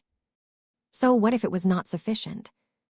One of the defining traits of his design philosophy and all of its applications was that the starting point was just the beginning. Each of his works possessed the capacity of growth, and it was not a one-way street either. If Venerable Janzi was not yet capable of piloting the Dullahan project by relying on the blood pact alone, then she could always wait until she grew strong enough to make it possible. This applied to other people as well. Vess already deduced that if he wanted to make this radical new means of controlling a Mech viable, he had to ensure that the irregular pilots possessed the spiritual strength necessary to absorb and process large quantities of data. Although this sounded like an enormous limitation, Vess already knew that he had a potential solution to this new hurdle. Companion spirits. What if he combined the strengths of companion spirits with the possibilities of the blood pact? Both innovations happened to complement each other. Granting companion spirits to normal people not only allowed them to activate their spiritualities and grow their spiritual potential, but eventually allowed them to grow strong enough to perform many complex actions, including the act of controlling a full-sized Mech. In fact, the companion spirit could even serve as a special channel that could make the process of controlling a Mech a lot easier. After all, if Kedis was able to control her swords a lot better by imbuing them with Sharpie, an irregular Mech pilot could theoretically merge his companion spirit to a living Mech in order to improve the control process. Embedding a companion spirit to a living Mech also unlocked other wonderful possibilities that Vess could scarcely think about. There was no point in thinking any further. He was going way too far in his speculations when he hadn't even verified a single word of what Janzi had just said. He needed to obtain proof before he could properly explore the immense new possibilities opened up by the blood pact. Yet even as his rationality told him that he needed to contain his excitement, his passion told him a completely different story. As a successful and experienced Mech designer and innovator, he knew in his heart that Venerable Janzi's suspicion was not an idle guess. It fully conformed with the theoretical framework that Vess had built up in his mind. He was even able to use his existing knowledge on spiritual engineering to derive all kinds of possible outcomes, many of which had a realistic chance of coming true. Aside from that, his powerful intuition strongly told him that he had become exposed to a discovery of such great significance that he could easily shake the fabric of human civilization if exposed. While Vess had admittedly developed numerous different innovations that could already change people's lives, this particular train of thought was different from the rest. He could hardly think of a better way to put his stamp on the age of Mechs than by giving humanity a viable means to turn every person into a Mech pilot. No matter whether they were space peasants or Mechers, each of them could gain the means to control a Mech, just like the potentates they always envied. The blood pact had the potential to turn the infamous and much-maligned genetic aptitude lottery redundant. As Vess thought of the enormous impact he could make on human society, he understood right then and there what his subsequent research direction should be from this point onwards. Vess still wanted to pursue mutual growth, But rather than focusing on empowering the strongest and most gifted Mech pilots such as Venerable Janzi, he wanted to serve the needs of the weak and underprivileged. What better way to make his mark as a Mech designer than to fulfill the collective wish of 96.5% of all humans living in the Milky Way and the Red Ocean? Vess couldn't imagine how many people he could satisfy by giving them the option of piloting an actual Mech. As a professional service provider, he could not think of a worthier cause. He believed that not even the likes of the polymath could make this impossible dream come true. Many people had long thought that it was impossible to liberate Mechs for normal people. Vess rejected this truth. His strong belief in the blood pact and his determination in liberating humanity from the tyranny of genetic aptitude eventually sparked an irreversible transformation in his essence. After years of silent accumulation, the design seed that encapsulated his design philosophy started to explode with power. Vess had finally found the breakthrough opportunity that he had always sought. Even as Venerable Janzi looked alarmed and concerned, Vess had entered into a completely different state of mind. For the second time in a relatively short amount of time, Vess went through another sublimation. This time, his evolution purely took place on a spiritual level. Chapter 49, 43 Ignition. Vess could not describe what he was going through at this moment. In the middle isolation chamber underneath the surface of Cat Nest, Vess initiated one of the most important breakthroughs of his life. He did not expect this to happen. He initially thought he would have triggered his breakthrough immediately after completing the Dullahan project if he was ready. Since that did not happen, Vess restrained his disappointment and assumed that he would have a better chance once he fabricated the Ghost project. After all, he was just as passionate about this design, if not more. The fact that he broke through after hearing just a single point of feedback from his latest client was out of his expectations. As such, no one aside from an expert pilot he had a mixed relationship with was able to witness his current transformation. He would have found it to be ironic that Janzi of all people triggered his breakthrough if he wasn't already preoccupied at this time. Vess raised his palm in order to convey to Janzi to stay calm and not do anything rash. This was all he could do before his mind became completely immersed in the immense changes that took place within the confines of his powerful mind. No matter how much he evolved and how many changes he went through, Vess never let go of his identity as a Mech designer. His various incarnations had all become powerful in their own right. Not only that, but their potential was much greater as well. It was quite conceivable to assume that they could eventually transcend into true gods or comparable existences in the far future. Yet even if his incarnations were able to attain godhood, Vess knew quite well that they would not become omnipotent. Gods weren't as impressive as they appeared. Vess much rather aspired to become a star designer, because his ability to create powerful new innovations would become unmatched.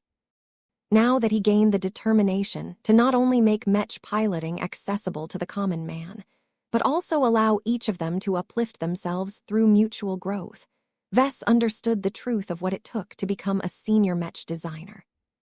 Journeyman Mech designers were like teenagers who were just discovering what they could do.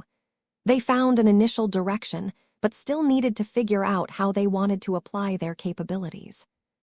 Developing design applications was not enough, though. They needed to look beyond their own selfish desires and start to think how they wished to serve the greater community. What was the point of becoming a Mech designer? While the exact motivations of every professional was different, each of them desired to become a productive member of society. Seniors needed to hold themselves to a much higher standard than journeymen. The latter could get away with focusing on their own selfish needs, but they could go no further if their perspectives remained limited. Only Mech designers, who made the resolve to serve a cause that was greater than themselves, deserved to attain greater power. Vess had no idea how or why this rule came to be, but he had clearly become one of its beneficiaries. As a Mech designer who wanted to fulfill one of humanity's greatest demands since the start of the Age of Mechs, it would be a horribly travesty if reality denied his immediate breakthrough. Fortunately, the worst-case scenario did not happen. Ves could feel that every part of his mind and his spirituality underwent a profound transformation. His mentality expanded to the point where he could feel he could perform a lot more calculations and deductions than before. It was like getting a free upgrade for his cranial implant, but applied to his entire brain. In other words, his basic ability to design Mechs improved by another margin. The only letdown was that the difference was not that great to him due to all of his prior improvements. This particular change was just icing on the cake as far as he was concerned. What truly mattered was that his design seed finally went through the transformation he had long been waiting for. This solidified spiritual core swelled with so much power after Ves had advanced his design philosophy to this extent that the internal pressure finally forced it to find a release. Short of breaking its solid exterior entirely, it instead formed numerous different cracks on its surface. The growing pressure from within the seed cracked its exterior to the point where numerous different holes had formed. This was a crucial step in the breakthrough process. Only by making enough progress in his design philosophy and setting a firm goal to serve a worthy cause did he manage to ignite the flame inside his seed. Now, the powerful flame releases a surprising amount of energy from the cracks in the exterior of the shell. Multiple different streams of energy began to spread out and escape from his mind and body. His design philosophy had begun to impose itself onto reality to a significantly greater extent than before. Through the ignition of his design seed, the traces of his work, his theories, and his ambitions spread across unimaginable distances in space. His design seed turned into a design flame. Perhaps there may be better ways to describe the new state of the encapsulation of his design philosophy. Maybe the Mech Trade Association already developed its own fancy terminology of this particular state. It didn't matter. All Ves cared about was that his design philosophy completed a qualitative transformation that turned it from a well of possibilities to a fire that could change reality. As the cracks of his design seed continued to release continuous streams of ignited energy, Ves could feel that there would be no end to them so long as he sincerely endeavored to continue his career as a Mech designer. So long as he engaged in his work, he would never have to worry about running out of the kindling that continued to spread his design philosophy throughout space. How amazing! The most crucial part of his breakthrough had settled down. The formation of his design flame proceeded smoothly and without any obvious issue. Ves did not experience any pain or discomfort. Despite the worrisome appearance of his cracked design seed, nothing about it felt wrong. In fact, it was the opposite. Ves felt more whole and complete than ever before. He had already felt awfully uncomfortable as a highly accomplished journeyman Mech designer as of late. He had created too many innovations and affected the lives of more people than practically any other journeyman at his level. His qualifications to become a senior was stronger than any other journeyman he knew of. It frustrated him quite a bit that he could not make any further progress unless he overcame his bottleneck. Though he probably would have broken through sooner or later, he was incredibly happy that it ended up being the former. In the end, he finally found his key to break his bottleneck and smoothly enter an entirely new phase in his career as a Mech designer. As the design flame settled into his mind, Ves took several deep breaths as he fully tried to understand all of the changes and improvements it introduced. He could instinctively feel that the changes were far from simple. More had taken place than was obvious on the surface. In general, he was able to deduce that the strength and activity of his design flame not only allowed his design philosophy to affect reality across much vaster distances, but that it also strengthened his ability to change the rules in close proximity. Ves immediately made use of his strengthened cognition to deduce what this meant. His ability to imprint Mech designs with his design philosophy became noticeably stronger. Although his capacity to do so still did not come close to that of an actual master Mech designer, it became undeniable that he would be able to exceed his fellow journeymen in the design department in this aspect. This was good news, as his unique design applications became stronger and produced a higher impact due to the ignition of his design flame. His living mechs could start off stronger and grow even faster than before. His design spirits could connect to his works at a deeper level.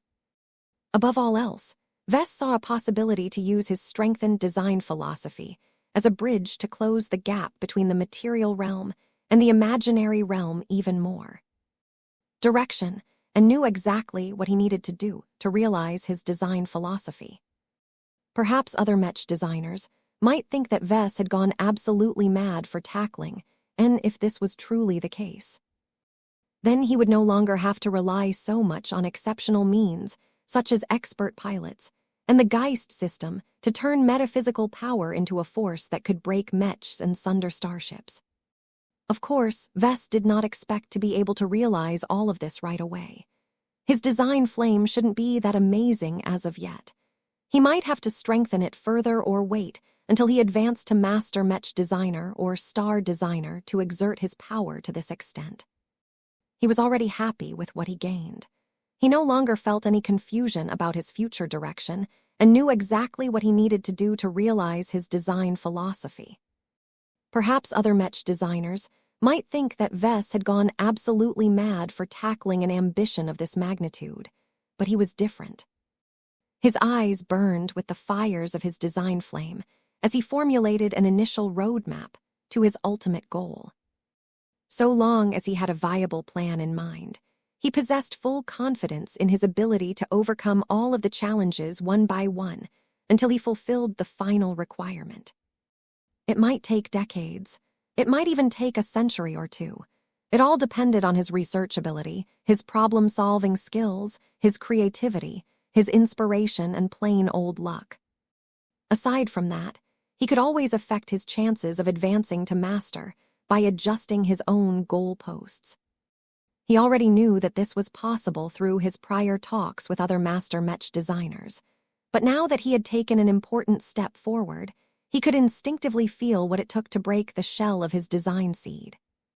If he wanted to break this design seed and transform his relatively weak flame into a blazingly hot star, then he had to turn the impossible into the possible.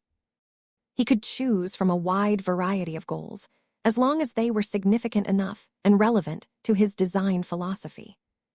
An easier goal would allow him to ignite his flame into a weaker sun, while a stronger one would probably result in a much stronger sun. Vess did not know whether master Mech designers who chose the former could make up for their deficiency. He also didn't know how strong his design sun would become if he fulfilled an ambition as great as enabling every other individual in human civilization to effectively pilot a Mech. Perhaps his flame would transform into such a powerful design sun that it could light up the entire cosmos. He shook his head. This was all too far away from him. He probably needed to have a good talk with the MTA in order to obtain the answers to all of his new questions. For now, he was more than happy to celebrate his long-awaited breakthrough. The Larkinson clan had taken another step towards dominance now that its patriarch became a senior Mech designer. The speed in which he accomplished this breakthrough was sure to increase his value to other parties.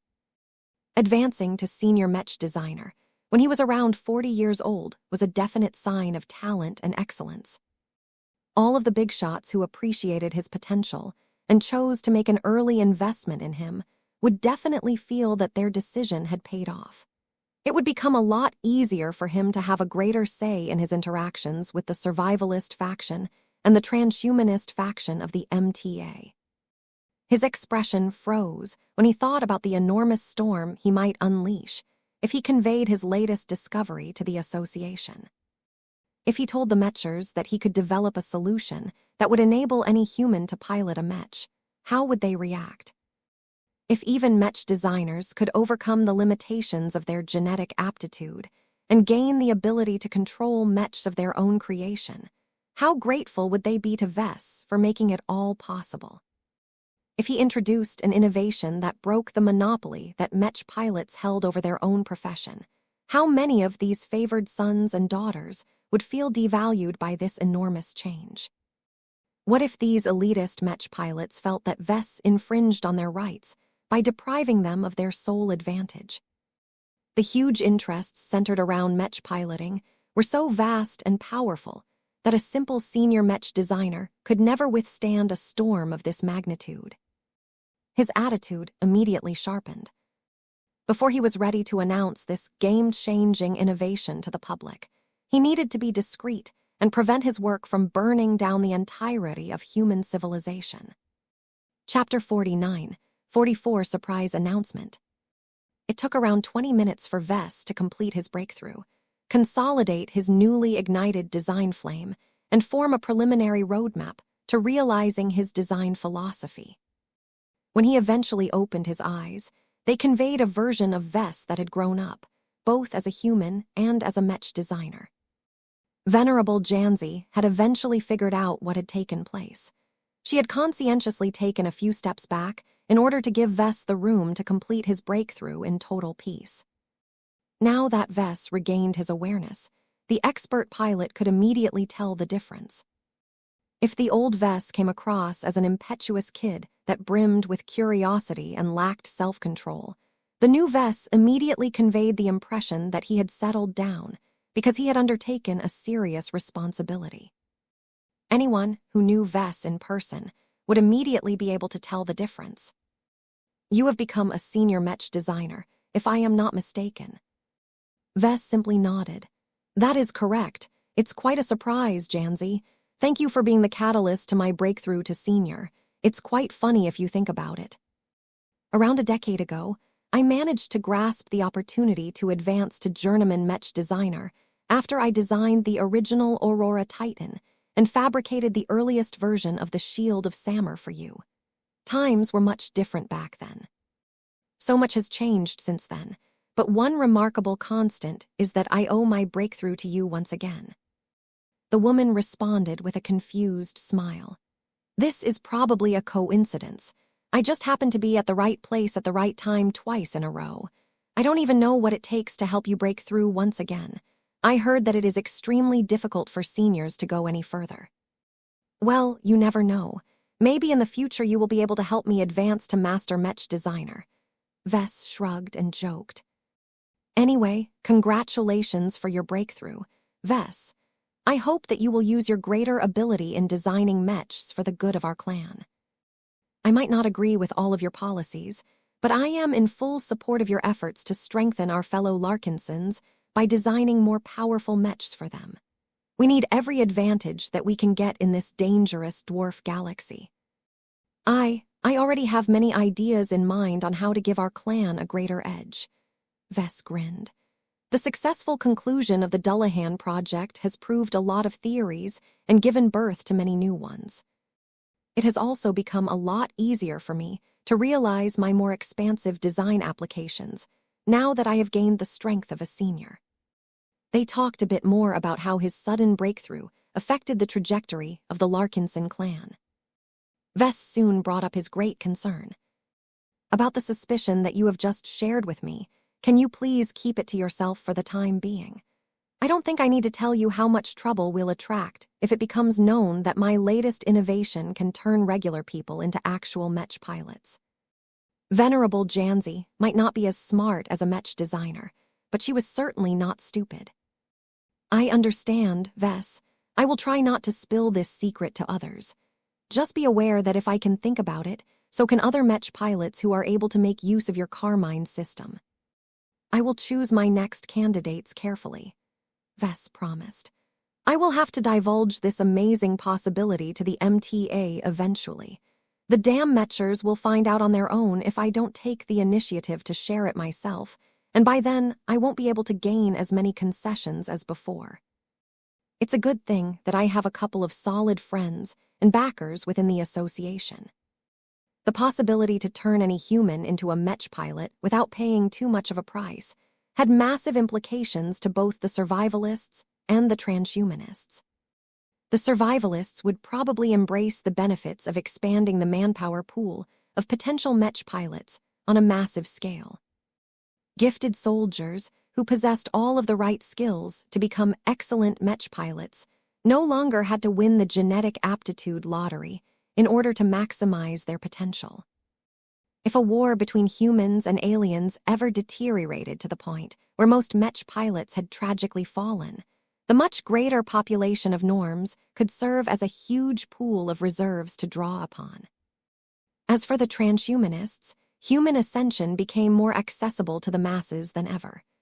The possibilities that Vess brought to the table opened up an easier and less convoluted way for humans of all stripes to grow stronger. One of the most remarkable consequences of realizing his latest ambition was that apotheoses no longer became exclusive to potentates. Norms could transform their willpower and surpass the extraordinary threshold with the help of Mechs, as long as Vess successfully completed his research. Yet before Vess could realize all of these dramatic outcomes, it was incredibly important for him and Janzi to keep this sensitive matter under wraps. Once he concluded his eventful meeting with Janzi, he stepped out of the isolation chamber and returned to his fellow collaborators. Gloriana and the others had spent their time on cleaning up the workshop, and army bots moved all sorts of disqualified parts and loose materials out of the way.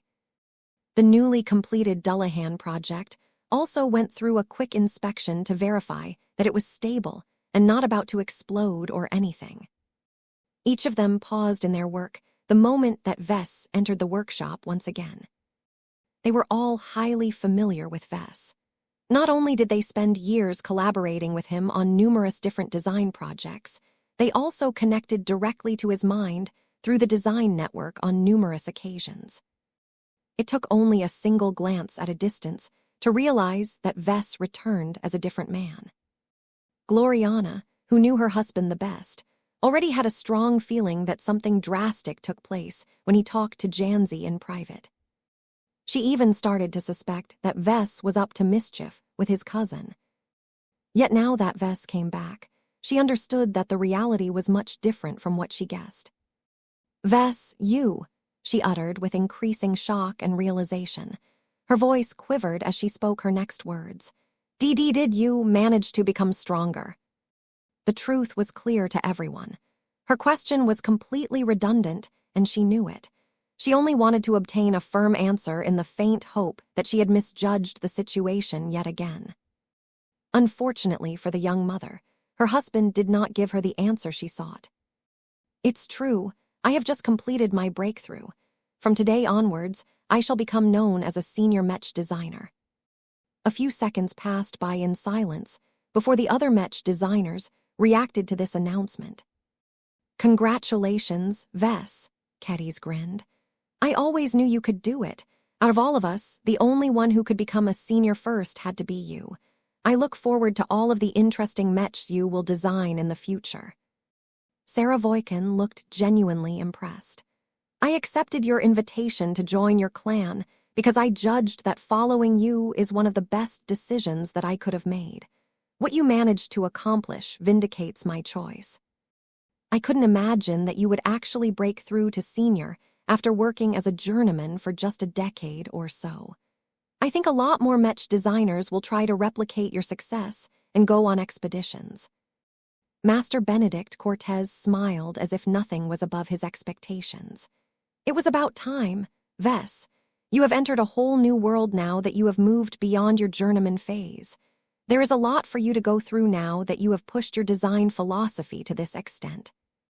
While you need to schedule a meeting with the Mech Trade Association, I think it is best if I fill you in on what you need to pay attention to now that you have started your struggle to become a master."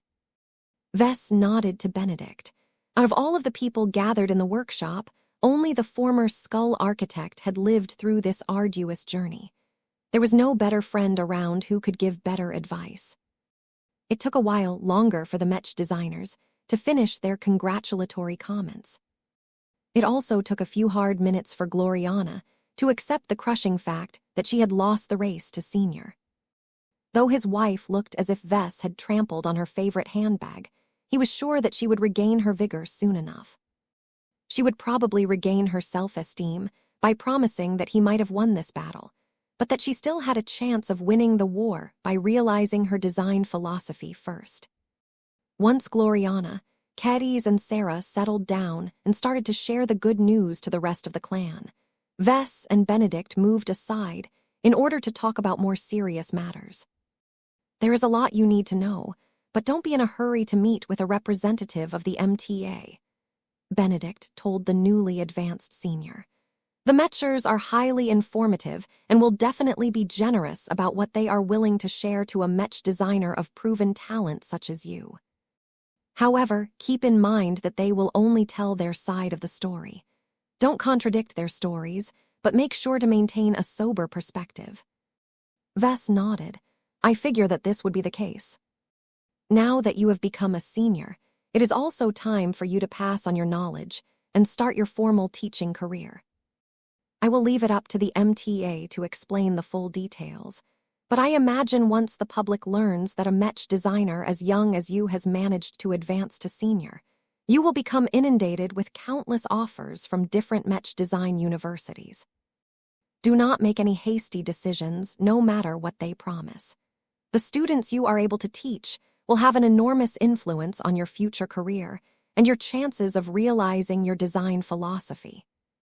Vess did not know that it was that serious, though he already had suspicions about why every senior Mech designer played along with the requirement to become a professor.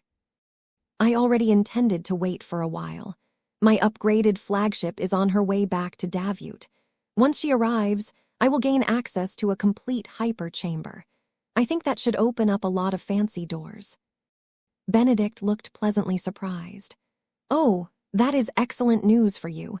Try your best to teach at a first-class Mech design university if possible. It doesn't matter if you are relegated to teaching basic or elective classes.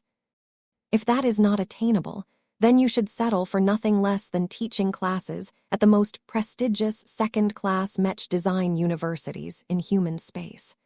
I can provide you with a credible reference in order to help you obtain the posting that you deserve. Vess did not refuse this benefit. Thank you, Benedict. It will definitely help. Is there anything else that I should know?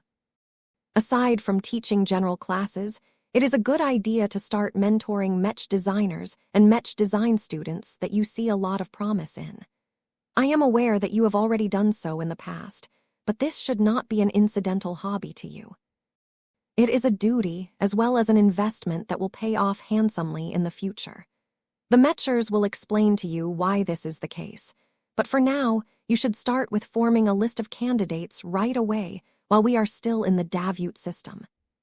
If you are not satisfied with people in your clan, you can always choose from one of the many promising kids in the surrounding neighborhood. I will take your suggestion into consideration. Chapter 49, 45 Big News. Big news spread throughout the upper circles of Davut. The Larkinson clan has announced that its patriarch has just advanced to the rank of senior Mech designer. How is that possible? Isn't he supposed to be a third-class bumpkin? How in the cosmos is he able to become a senior faster than all of the professors at the Davut University of Technology? Ha, I knew he was a genius. He didn't break the polymath's record, but he's not that much worse either. Don't underestimate the potential of a Mech designer who earned 7 masterwork certificates in the journeyman stage. This is good news. The stronger he becomes, the more he can assist our colonial federation in our impending war against the Karlachs. How likely do you think he will attain master? Damn, the living Mech corporation is already hard to deal with due to their living Mechs, and that is when its principal designer is just a journeyman. Now that he has become a senior, the Larkinsons are bound to win over a greater share of the Mech market than before. He's improving too quickly. Not even our worst contingency plans have accounted for this exaggerated promotion speed. What if he becomes a master before his centennial birthday? As the most prominent and high-profile Mech designer of the younger generation in the Krakatoa Middle Zone, the announcement of his unexpectedly quick advancement turned into a major topic of discussion. Initially, the storm spread throughout the political circles of Davut. The Larkinson clan and its patriarch had abundantly established its prestige in the newly founded colonial state, so any major change among the Larkinsons could potentially impact a lot of Davutans. However, Vess and his fellow Larkinsons had also become heroes and household names throughout Davut, so an event that normally did not attract much attention suddenly blew up and turned into prime gossip material. The young colonial state had never witnessed such an absurdity. Although journeyman promoting to senior was not an uncommon event, it was not worth highlighting outside of the Mech community. Normally, only the friends, colleagues, competitors, business partners, and customers of the Mech designer reacted to such an occurrence as it directly affected their lives. The fact that the news of Vess' advancement not only elicited a huge reaction from every corner in Davut, but also produced ripple effects in Karlach and far beyond, was a sign that his influence had spread far and wide. As a citizen of Davut, Tristan Wesseling received the news pretty early. The Larkinsons had not deigned to hide this massive development, and instead publicized it through all of their channels. Tristan had a habit of closely following any news related to the Larkinson clan, but even he found it difficult to accept the claim. Vess became a senior, this soon. This was almost incomprehensible to Tristan. As a direct disciple of Master Katzenberg, he learned what it took to make this transition. However, knowing was one thing, pulling it off was another. A Mech designer not only had to study a lot, but combine what he learned with successful research to invent original new design applications.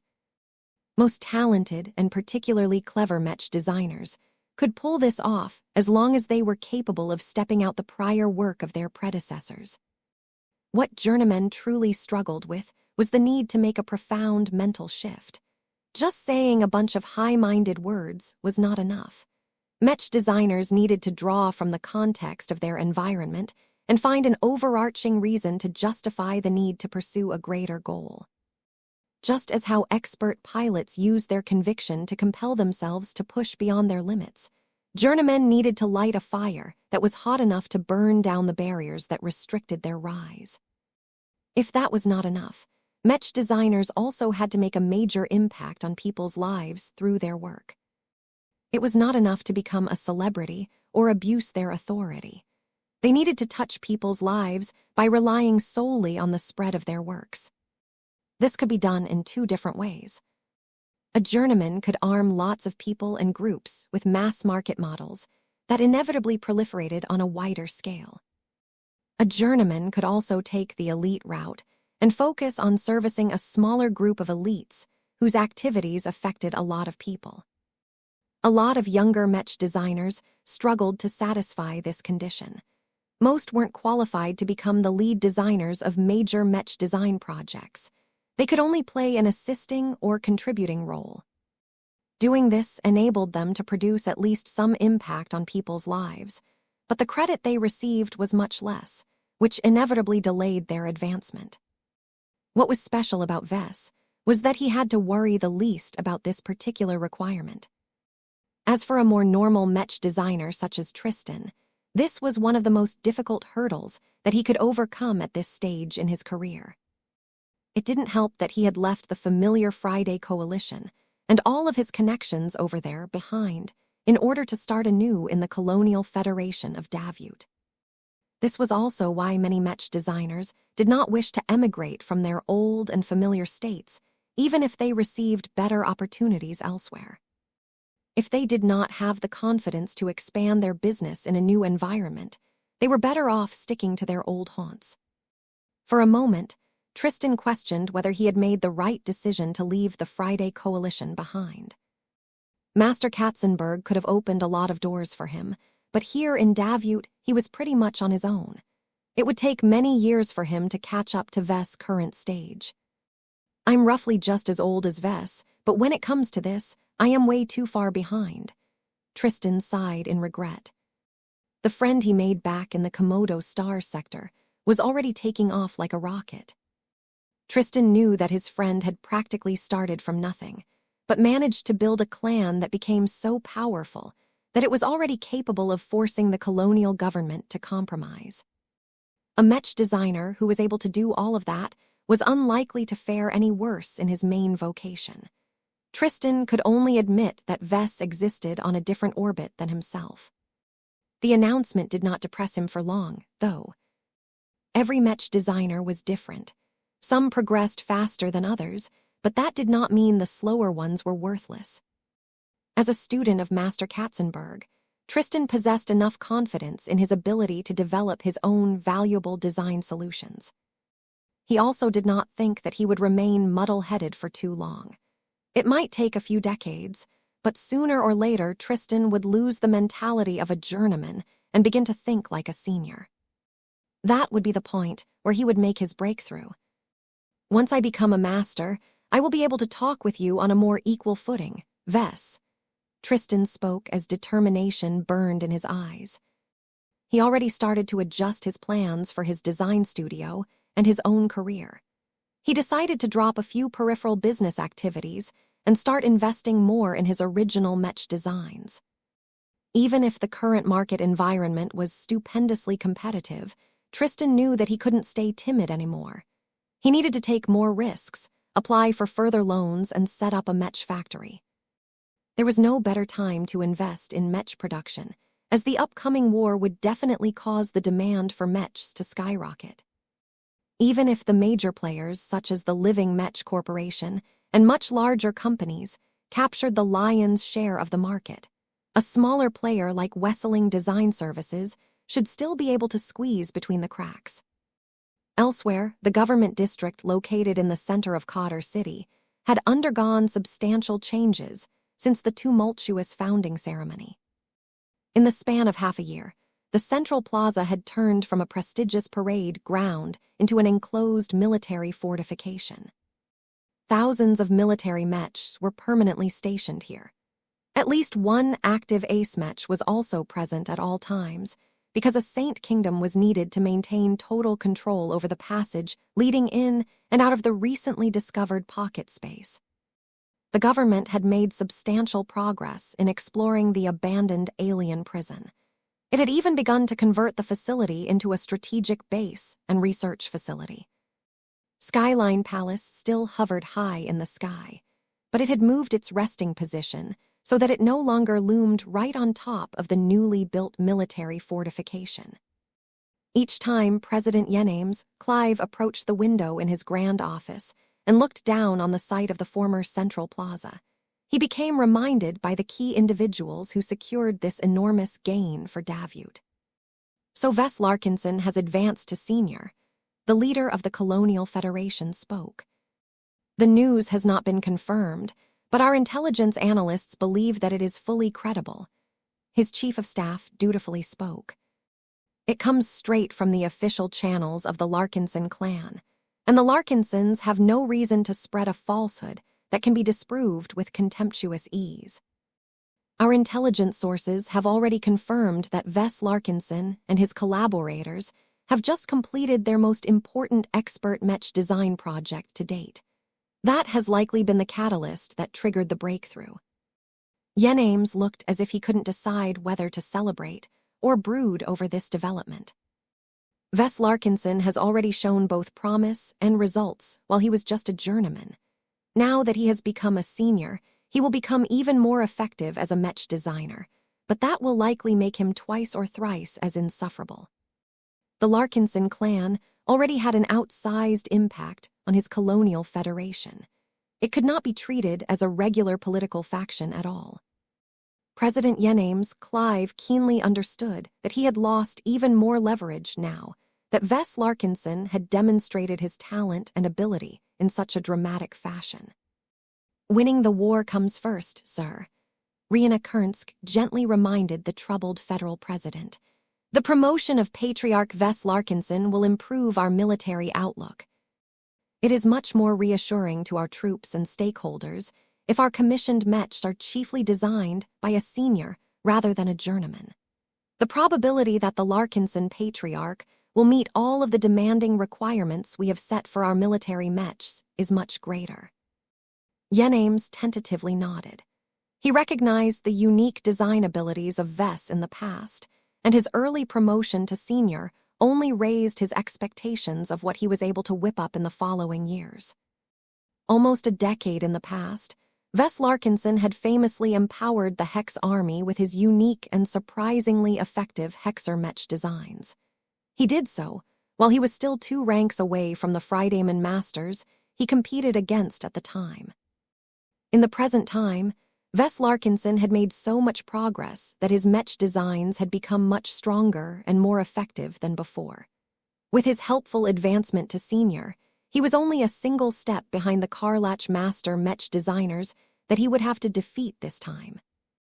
Perhaps you make a good point, Riene, Yenames Clive admitted.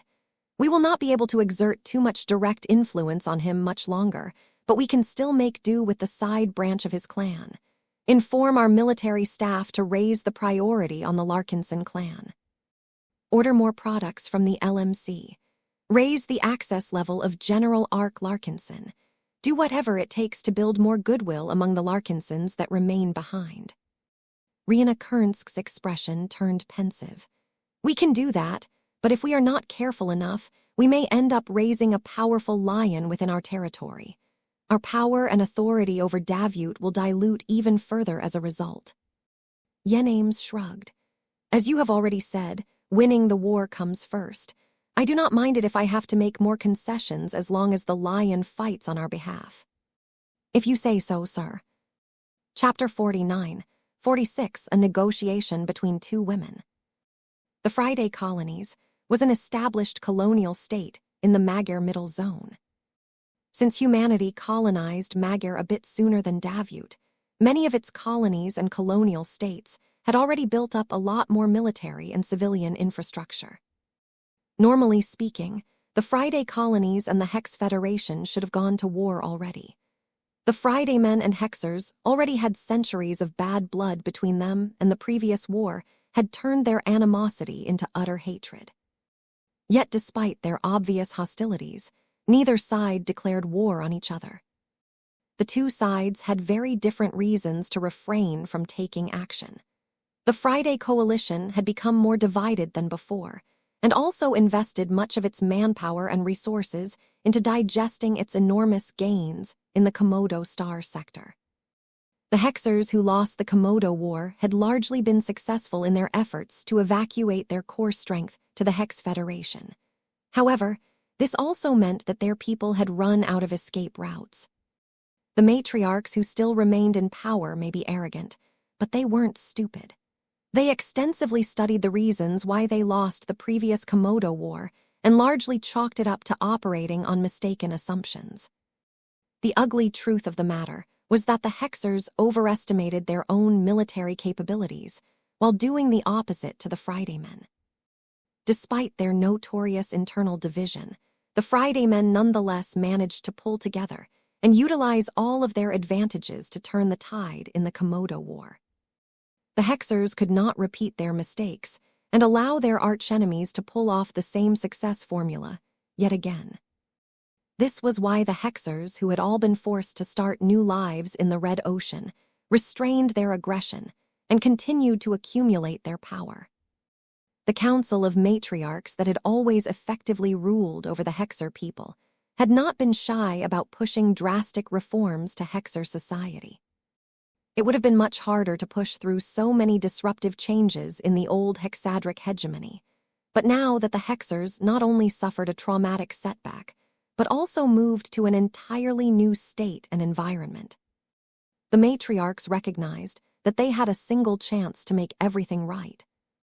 Many reforms that were previously unthinkable in the old galaxy eventually took effect without too much resistance in the Hex Federation. For example, the difference in status between boys and women became a lot less pronounced. Hexers should no longer seek to press boys down. Hexers should instead put more effort into lifting them up.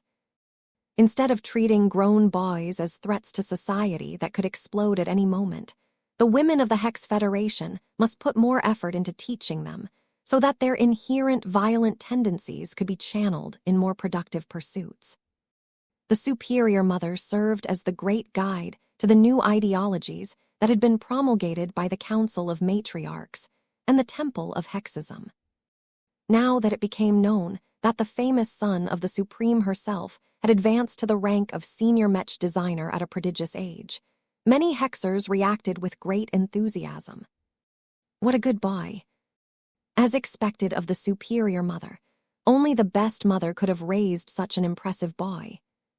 The Supreme Son is the model of a good boy. I have tried so hard to become as good as him, but I am much too far behind. With his advancement, the next editions of the Valkyrie Redeemer and the Maiden of Adversity are bound to become stronger.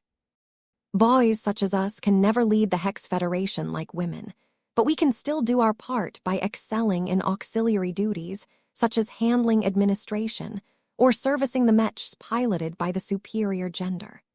Learn from the example of the Supreme Son.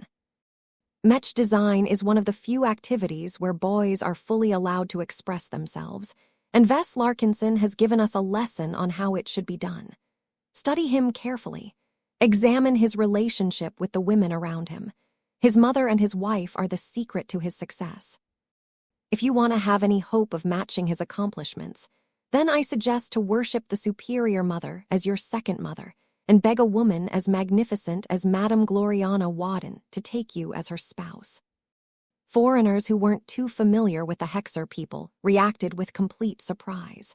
They never imagined that billions of proud and insular Hexers would pay so much attention to the emergence of a senior Mech designer that wasn't even a citizen of the Hex Federation. Only the Friday men understood their old archenemies the best. They expressed no surprise at how big of a deal it was for Ves Larkinson to take another step towards becoming a master Mech designer. The new scimitar system proclaimed a holiday. Many Hexers who lived in the core territory of the rising Wadden dynasty spontaneously burst out in celebration in honor of their greatest benefactor. The success of Ves Larkinson directly affected the fortunes of the Wadden dynasty. The Waddens had long assumed the role of unofficially representing the Supreme Son's interests in the Hex Federation. It didn't matter if Ves never really thought about the Hex Federation these days. His wife regularly passed on instructions and proclamations which the Wadden dynasty spread through official channels in order to affect the policies of the colonial state. Due to the Wadden dynasty's undeniable family relationship with the Superior Mother and the Supreme Son, it had risen to become the fastest-growing power in the Hex Federation. To be honest, the Waddens already met many of the qualifications to become a leading matriarchal dynasty of the Hexer people. The only reasons why their forward had been blocked was because they lacked enough assets, and because it was unacceptable for a seventh matriarchal dynasty to arise. It was therefore extremely unlikely for the Wadden dynasty to become one of the top rulers of the Hex Federation. The only way it could go much further was to grow its economic might and weight until one of the 6 existing matriarchal dynasties fell. Still, even if the Wadden dynasty fell far short of the matriarchal dynasties in terms of territory, assets, and military power, it compensated for it by having an outsized cultural influence on the Hexer people. Any public statements made by the Waddens weighed as heavily as the announcements made by the Council of Matriarchs as far as most Hexers were concerned. This granted the Wadden dynasty a lot of leverage in the halls of power of the Hex Federation. Right now, the mother-in-law of Ves Larkinson tried to take advantage of this in order to secure a crucial concession. Matriarch Elijah Vraken, let us put aside the pleasantries and speak plainly. Prime Minister Constance Wadden spoke to the projection in her office in the Crescent Palace. Our Glory Seekers is the only concrete connection that ties the Hex Federation to the Larkinson clan. My son-in-law may be the greatest good boy that our state has ever seen, but he has set his sights far beyond our trivial affairs. He is a Mech designer who is destined to become a part of the top community of Mech designers of our entire civilization. The projection of the old but wizened female leader of the powerful Vraken matriarchal dynasty began to look impatient. What are you trying to convey, Prime Minister Constance? From what I understand, you and your fellow Waddens are being left behind by your precious supreme son. Constance did not deny this truth. The boy has a short attention span. Combined with his wild ambitions, his attachment to our people and state grows weaker over time. While our dynasty has put much effort into strengthening the glory seekers within his alliance, the material assistance that you and the other matriarchal dynasties have provided is not enough. We have already explained to you that we cannot recklessly transfer too many of our mechs and ships to your glory seekers. Matriarch Elijah Vraken responded. The Friday colonies are watching us like a hawk. The more defenders we divert from our colonial state, the more we become vulnerable to Fridayman aggression. We cannot limit our thinking to this level, matriarch, Constance retorted. My son-in-law has become a senior Mech designer now. My daughter has informed me that he can design much stronger mechs for us if he is willing to do so. As Ves Larkinson has proven himself to be a boy who treats his friends fairly, we must make a grand gesture in order to make him feel indebted to our Hex Federation. I do not like the sound of this. Grand gestures are costly. Tell me what you have in mind. Constance Wadden slightly paused before she chose to bite the bullet. I want you to plead to the rest of your council to reassign a Hexer Ace pilot to the Glory Seekers. Absolutely not. This is completely out of the question, Wadden. Each of our saints are tasked with protecting our most vital star systems from Fridaymen aggression. No matriarchal dynasty will agree to donate one of their own ace pilots in order to please a single boy, even if he has obtained the title of the Supreme Son. Our Vraken matriarch dynasty will never approve of this, and so will the other ones. Constance sighed. She already expected this response. Please think carefully, Matriarch Elijah. Sending an ace pilot is a gesture that my son-in-law cannot possibly ignore. This is the only effective method that we can employ to restore the relevance of the glory seekers and prevent them from sliding into irrelevance. By reinforcing the Golden Skull Alliance to this degree, we can persuade my son-in-law to repay our generosity with another Hexer Mech design or 3. Think about how much his work can strengthen our Hex army even further. The temporary sacrifice of a single ace pilot can strengthen the combat effectiveness of millions of Mech pilots. This is a beneficial trade. The matriarch of the Vrakens looked pensive. She agreed with Constance Wadden's logic, but that did not mean she was willing to pay the price. Seeing that Elijah Vraken no longer rejected the proposal as strongly as before, Constance decided to pull out a trump card. Matriarch Elijah, I strongly suggest you take advantage of this opportunity for the good of the Vraken matriarchal dynasty. My daughter has shared many interesting stories about my son-in-law's work. What you know about him and his mechs is only the tip of the iceberg. His close relationship with not one, but 2 MTA factions is not a coincidence, and neither is his elevation to a Tier 6 galactic citizen. His potential is known to all of us, but that does not necessarily translate into immediate results. Respectfully, you are wrong, matriarch. His ingenuity along with the superior mother's blessing has allowed him to master not just one but several methods to grow and empower both mechs and mech pilots. His methods are also effective for ace pilots and ace mechs. If you do not believe me, then let me show you a collection of footage of a number of expert mechs that he has agreed to modify in exchange for certain concessions. Once matriarch Elijah Vraken received the footage, she began to examine it carefully. The recordings displayed the battle performance of numerous different ace mechs before and after Operation Lighthouse. From the amazing firepower of the Thunderer Mark Roman II to the extraordinary lethality of the ace mechs of the Gemini Saints, it was clear that these top machines massively outperformed other machines of this category. The Vraken matriarch finally became sharper. Someone as old as her possessed an extensive understanding of Ace Mechs. The information conveyed by the footage along with the accompanying documents made it abundantly clear that the only reason why these powerful machines became much more powerful was because Vess had upgraded them in person. What was even more shocking was that Vess had a lot more secret methods at his disposal. Matriarch Elijah Vraken's opinion on the value of the Supreme Sun shifted dramatically. "Let us see what we can do. Your glory seekers cannot be allowed to fall behind," one of the 6 powerful rulers of the Hex Federation readily declared. It may be challenging to persuade the other 5 matriarchal dynasties to weaken their defenses, but the Vrakens are more than willing to take responsibility. Constance Wadden smirked. Chapter 47 Old Master. The Old Galaxy. No human referred to the Milky Way galaxy like this in the past.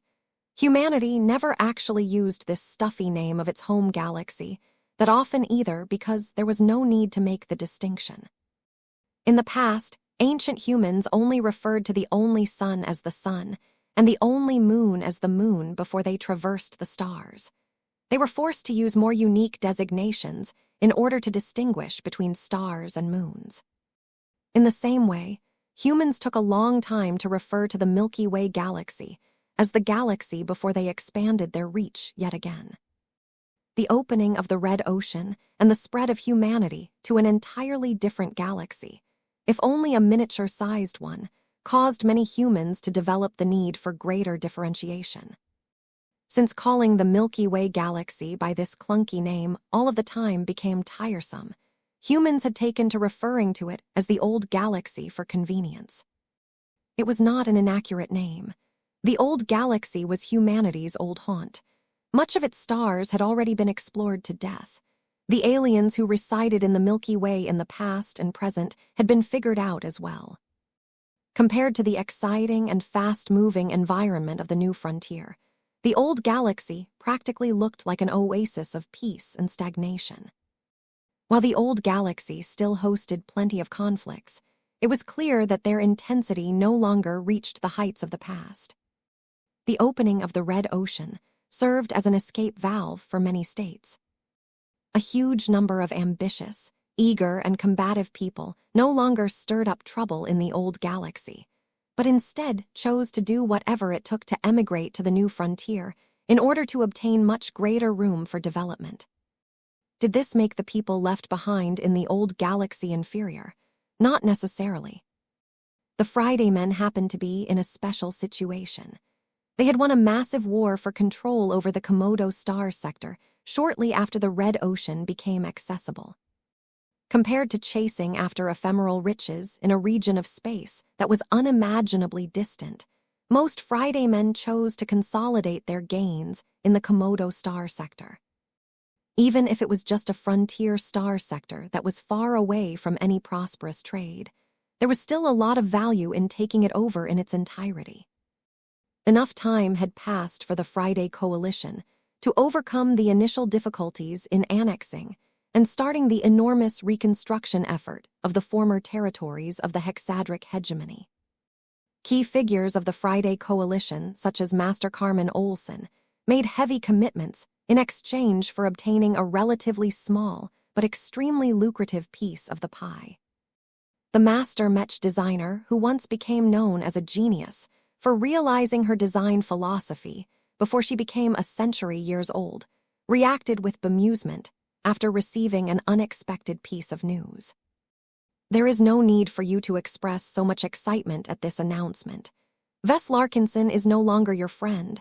He is still our enemy. His work has led to the deaths of many good Fridayman soldiers. You should not expose this attitude to other Fridaymen. They are liable to accuse you for treachery. Oleg Vorn snorted. Though he had grown up since the last time he met with Vess in person, he still couldn't help but regress whenever this topic arose. Alienating was the worst mistake our state could have ever made.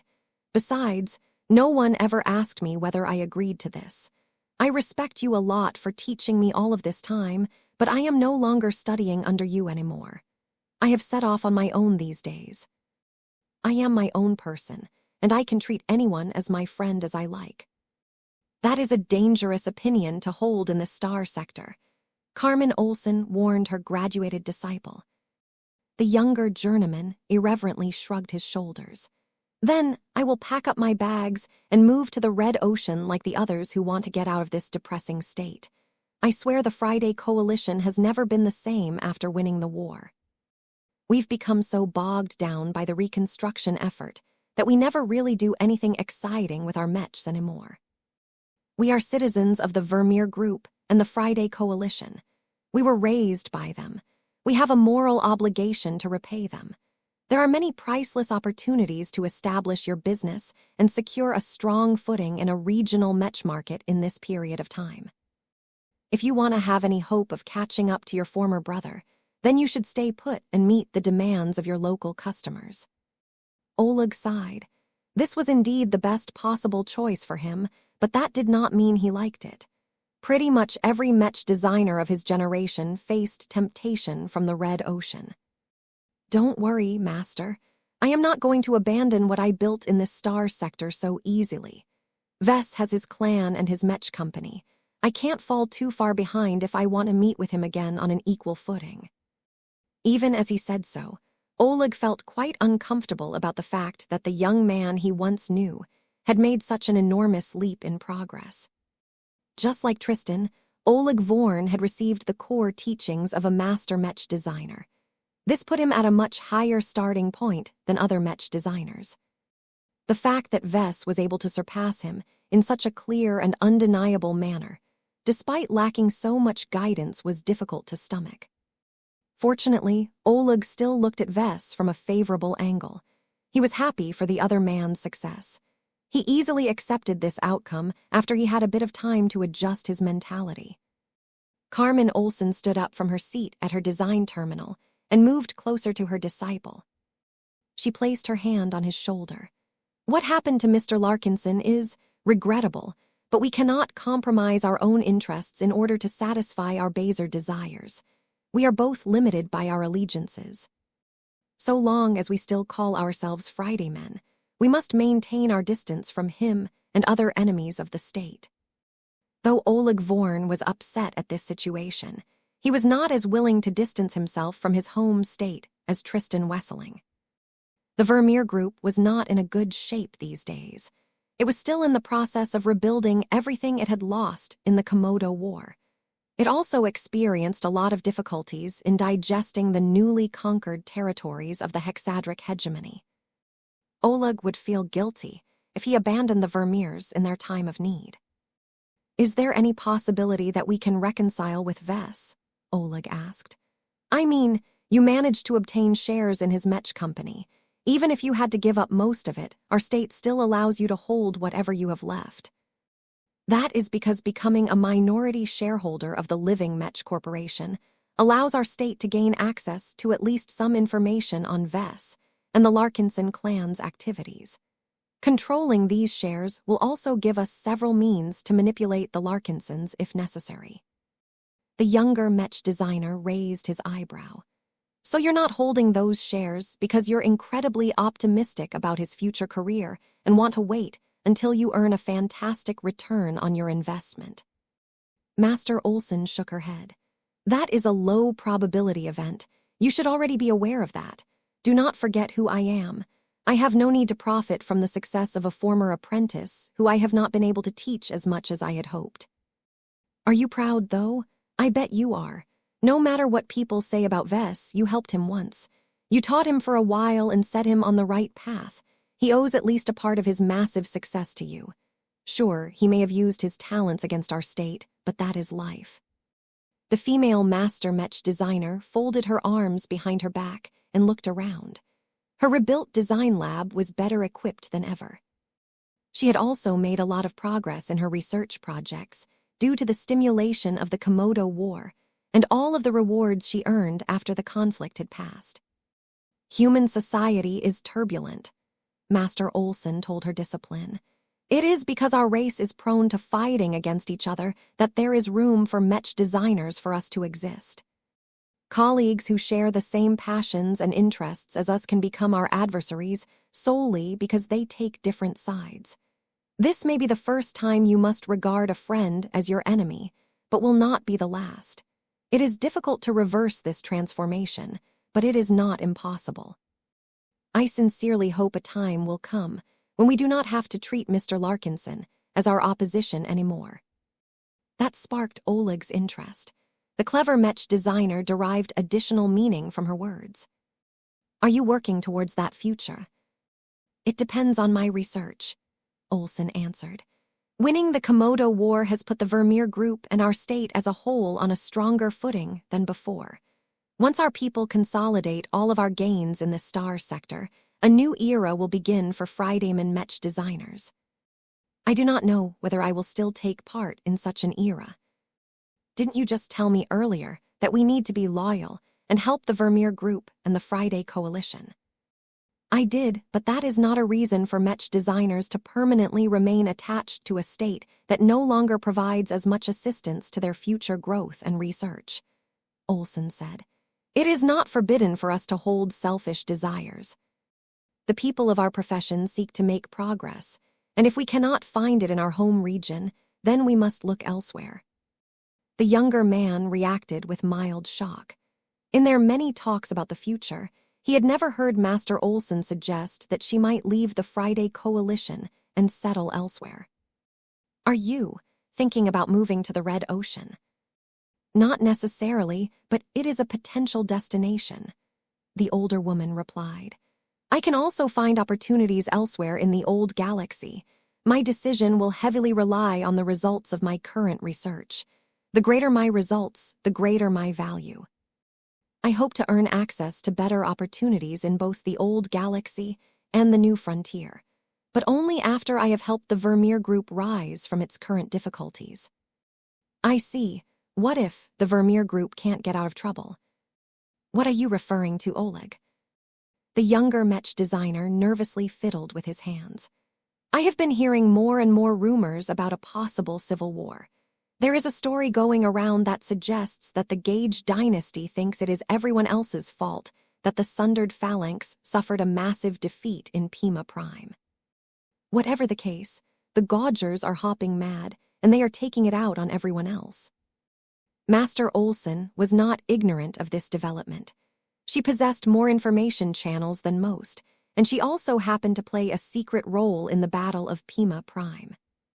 The Gaugers are engaging in theatrics as usual, Oleg.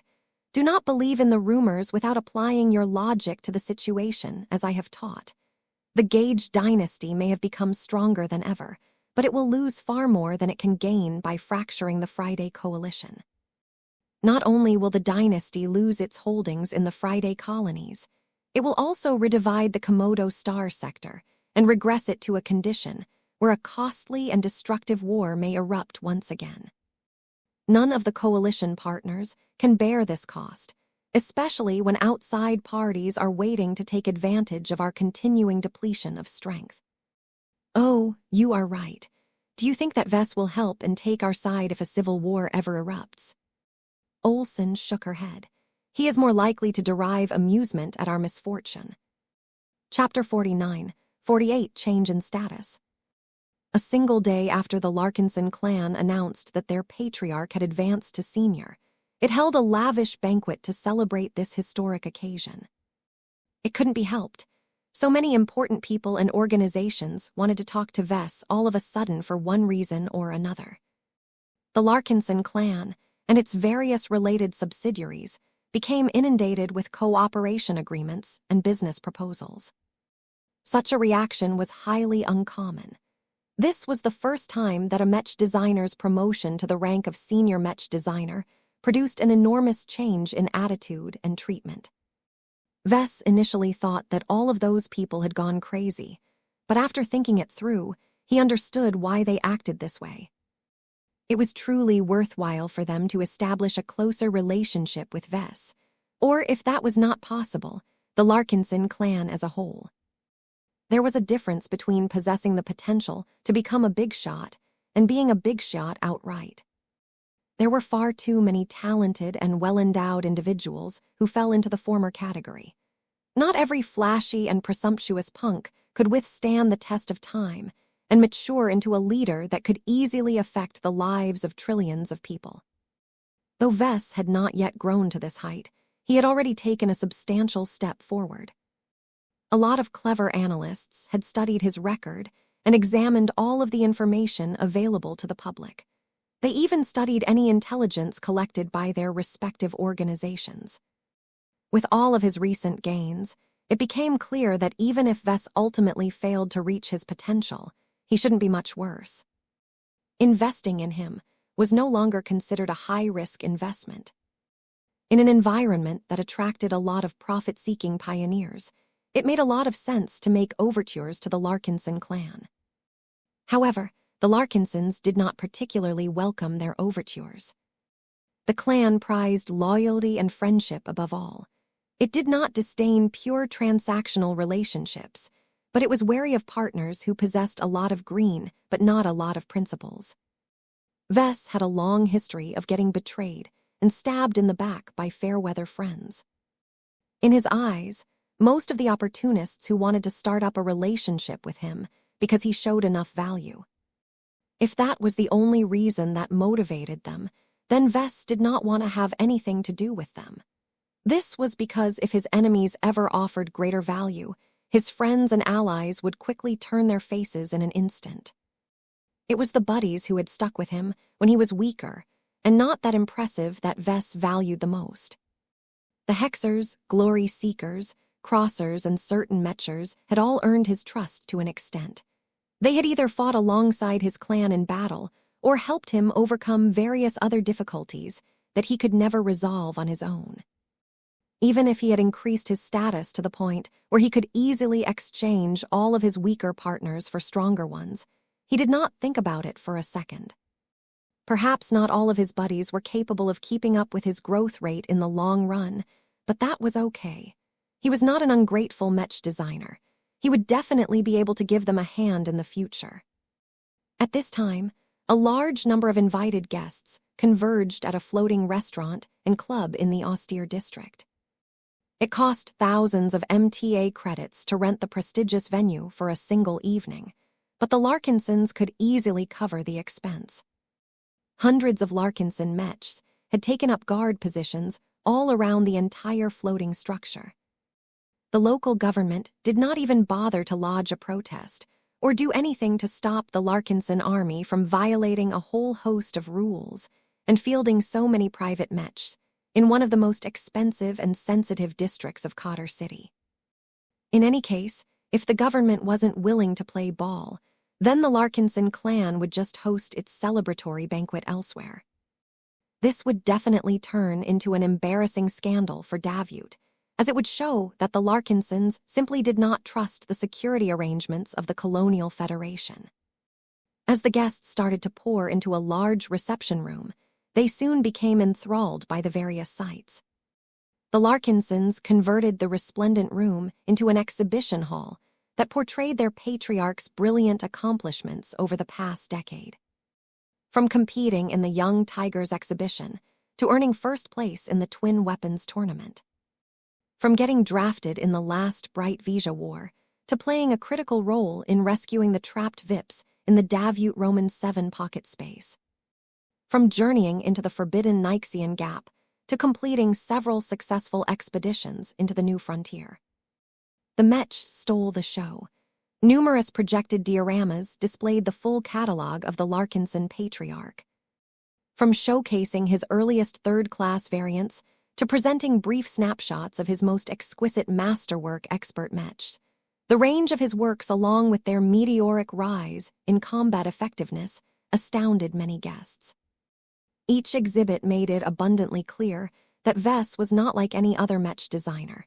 He lived a much more active life and took much more risks than usual. The greater the risk, the greater the reward. It was exactly because Vess had a penchant of making reckless decisions that made other groups reluctant to invest in him. It was only now that he managed to get past his weakest period that he became a lot more worthwhile to befriend.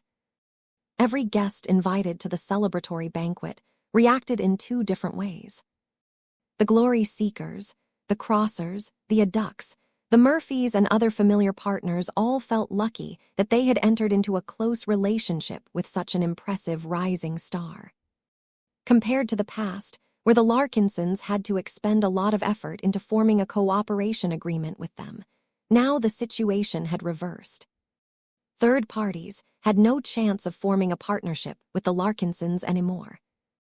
The Larkinson clan only showed a willingness to sign modest business agreements with a select number of groups. This was just to ensure that the clan would gain easier access to starships, resources, supplies, and other mundane goods and services. The representatives of the companies who were willing to sign much more favorable contracts with the Larkinson clan did not get to meet with the famous Larkinson patriarch in person. There was no compelling reason to bother Vess with such trivial affairs. The Larkinson clan's Ministry of Foreign Affairs and other relevant departments had more than enough qualified personnel to manage the new relations. Unless a group was willing to gift the Larkinson clan an entire fleet carrier on the spot, there was no chance that any representative would be able to secure a meeting with Vess in person. Still, as much as Vess wanted to avoid dubious people in this time of celebration, he could not completely say no to everyone. His responsibility as the leader of the Larkinson clan obliged him to meet with a number of individuals he would rather avoid. Congratulations for attaining the rank of senior Mech designer. Please accept this little token on behalf of President Yenames Clive, Rihanna Kernsk said as she passed on a decorative box to Vess. I believe I can speak for all Davitans that we look forward to what you will be able to present to our military in the coming months and years. Vess accepted the gift box as if he was holding a plague locked within a vial. He quickly passed it over to his personal assistant without making it seem as if he wanted to toss it into the trash chute. I am almost ready to commence work on fulfilling the first major Mech design commission, he told the president's chief of staff. I have regularly met with Master Decimus Horst over the last couple of months. I learned a lot about the type of Mechs that he excels at and brainstormed a lot of interesting ideas. It won't take long before I will finish a Mech design proposal that your people can evaluate. If they approve of my Mech design concept, I can start our new design project right away. I think it is possible to complete it within a year with the earnest cooperation of an experienced master and the full support of your state. Madame Kernsk looked satisfied with this answer. Speed is important. The sooner you complete your design, the sooner we can retool our Mech factories and produce your new Mech model in sufficient quantities. If we can transfer enough copies of your new and promising heavy artillery Mech to our strategic planets at the border region, we can stop, or at the very least delay the offensives that the Karlachs will undoubtedly launch. Having gone through a mastery experience that gave him an extensive first-hand experience of how wars were fought on land, Vess gained a much greater understanding of the context and the importance of planetary campaigns. A strong, heavy artillery Mech that could outperform the models fielded by the opposition could make a huge difference in any war. Vess grinned at the representative of President Clive. Don't worry. I was already a productive Mech designer at the journeyman stage. Now that I am a senior, I can work even faster. You will get your new heavy artillery Mech in time. Once Rihanna Kernsk got the promise she wanted, she left with a satisfied expression. More important guests came up. The Larkinsons had carefully screened and selected them so Vess did not grow too annoyed. Congratulations on your promotion, Vess. General Herman Forain spoke as he came up next. We have yet to go on any expeditions, but it appears that our decision to join your alliance has already paid off. The Adelaide Mercenary Company is pleased to be your friend and ally. Vess raised his eyebrow. Are you speaking on behalf of your Third Fleet or your parent organization as a whole? The latter, General Forain spoke. If not for the fact that it is not possible for the other fleets to converge on our location in the short term, I am sure that more of us would have clamored to join your expeditionary fleet. I think we already have enough Mechs for the time being, Vess gently replied. With an effective strength of around 3 Mech divisions, our fleet has already become incredibly large and clunky. It might be better for everyone if we think about splitting up. We can cover more locations and harvest more wealth this way. We just need to make sure that our splinter fleets are close enough to each other that any of them can quickly be reinforced if a major threat is on the way. Herman looked critical. Dispersing our fleets and Mechs comes with considerable risks, Vess. Even if our fleets are located in 2 different neighboring star systems, it still takes at least a day or 2 for reinforcements to arrive. This is not a problem if our scouts can detect major threats in advance, but if our enemies manage to launch a sneak attack, it becomes extremely difficult to maintain an effective defense for such an extensive period of time. I am aware of these possibilities, my friend. I am just making a suggestion. We can discuss the details of our upcoming expedition at a later date. The 2 leaders talked a bit more about other subjects. Herman even talked about the possibility of procuring a number of Larkinson Mechs. While we are not looking to break our existing contracts and overhaul our entire Mech setup, we are much more open about the possibility of introducing additional living Mechs in our Mech roster, Herman said. Are you interested in designing a custom Mech for our mercenary company? You can treat it as a formal commission, if you would like. Chapter 49, 49-2 Reliant. Vess always had an interest in designing a powerful new Mech for a specific client. These sort of commissions were fun and interesting because he could tailor his work to a much more defined target audience. However, it was not a good idea for him to accept General Herman Forain's commission right away. I am going through a lot of changes at the moment, and I am already obliged to design a bunch of other Mechs already, Vess told the leader of the Adelaide Third Fleet. Oh, I see. Besides, I don't think we should act too hastily on this matter. My clan has yet to fight alongside your mercenary fleet outside of the Battle of the Borean Belt. I already have a decent idea on how your forces fight, but I need to observe your Mechs in action further in order to figure out what sort of living Mech model can best complement your existing combat approach. We always have room for lighter Mechs, though I will not say no to heavy firepower either. Vess recalled that the Adelaides had a preference for mobility warfare. Getting bogged down in battles of attrition was extremely unprofitable, so the Adelaides preferred to outmaneuver their opponents. They also liked to distance themselves from enemies that were too costly to defeat. The Jeddah Sandovar of the Adelaide Third Fleet loosely matched the strategies that the mercenaries favored. The Ace Light Skirmisher was too fast to get pinned down and possessed plenty of means to isolate and disrupt its chosen prey. All of these advantages ensured that St. Marissa Lewandowski always held the initiative. Vess already came up with a few interesting ideas that might give the Adelaides an extra edge on the battlefield, but there was no hurry. If you want to dip your toes into living Mechs, then I highly recommend you look into our ferocious Piranha Mark Roman III. It is an effective Mech against all sorts of enemies, but is especially useful against aliens who aren't mentally resilient enough to withstand its disorienting glow. General Forain was familiar with this Mech model. Our fleet has purchased a dozen ferocious piranhas. I cannot deny that they are useful, but we cannot replace all of our existing light skirmishers so easily. I understand. Their talk did not go on for too long, as Vess still needed to chat with other important people. He was tempted to ask whether he could gain permission to study and tinker with the Jeddah Sandovar, but he ultimately did not voice this request.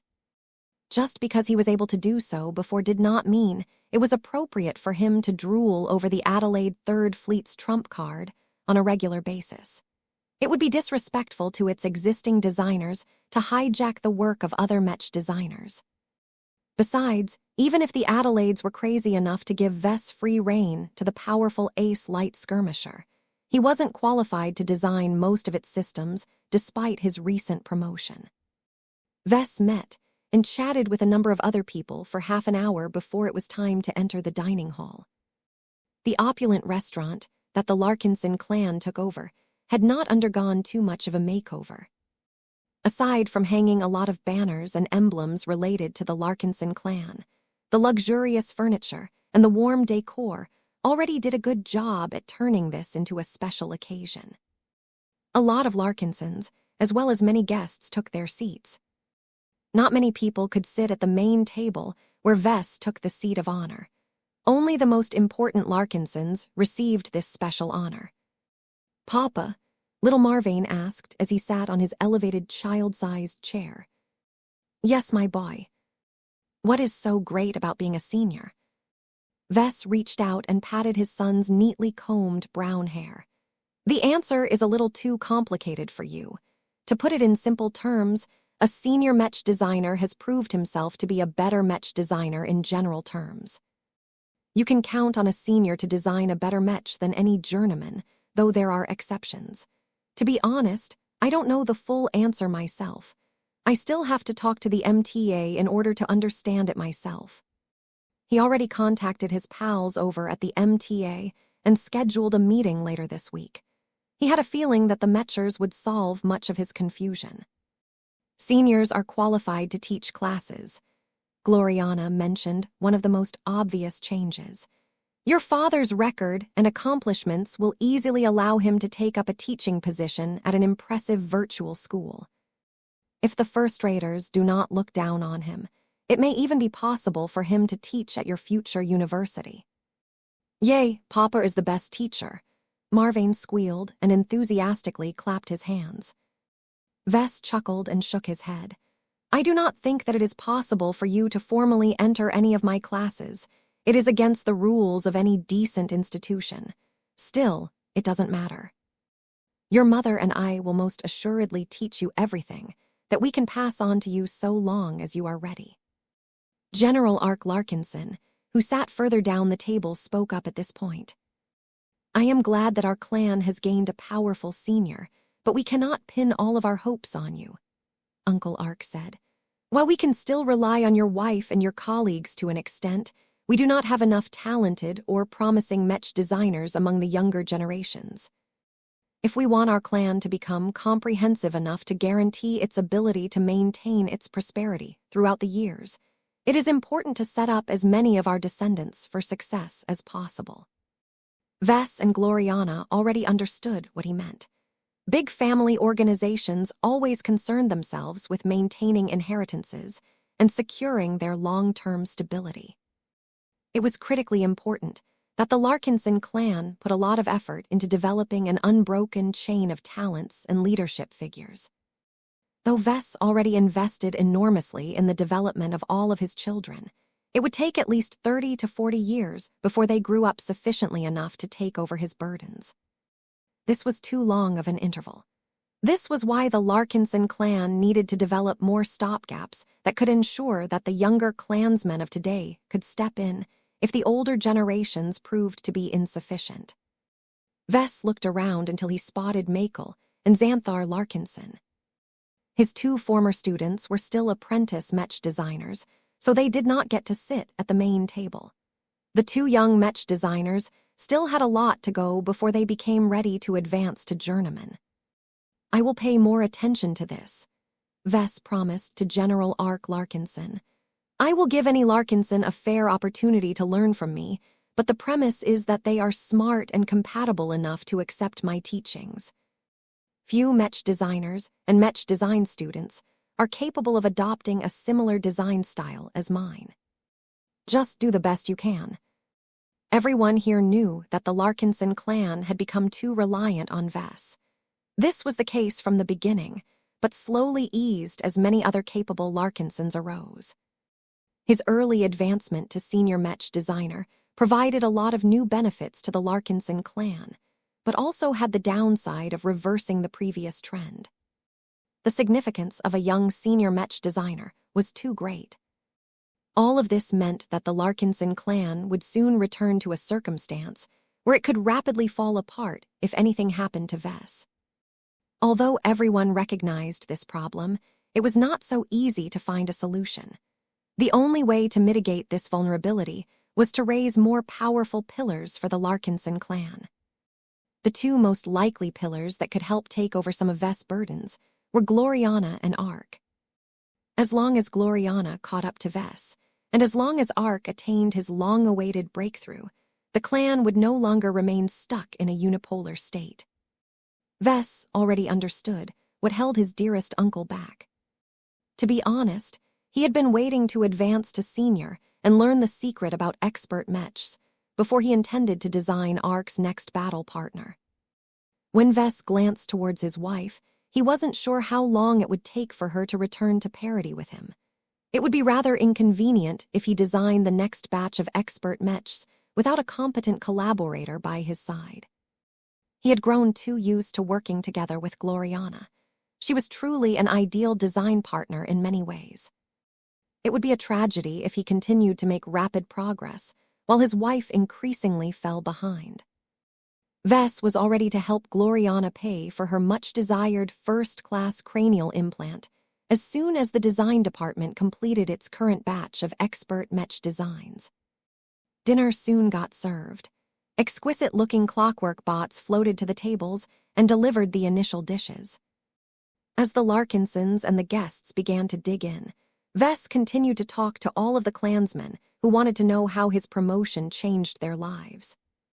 "Will you upgrade all of our expert mechs?" Venerable Joshua asked as he sat next to Keddies and his children. "The Everchanger has been clamoring to reach the standard of Janzi's new machine. Please upgrade the Larkinson expert mechs assigned to my Warborn division first," General Ark quickly requested. "The expert mechs that remain attached to your fleet will not be subjected to as much pressure as my troops. The Larkinson expert pilots who volunteered to take part in the upcoming war will inevitably fight against their Karlach counterparts. Any upgrade can make a difference in these confrontations."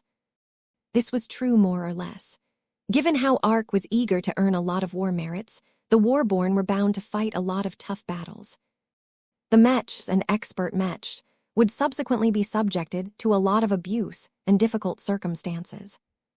It wasn't just the intensity of combat that worried everyone, but also the frequency of battles.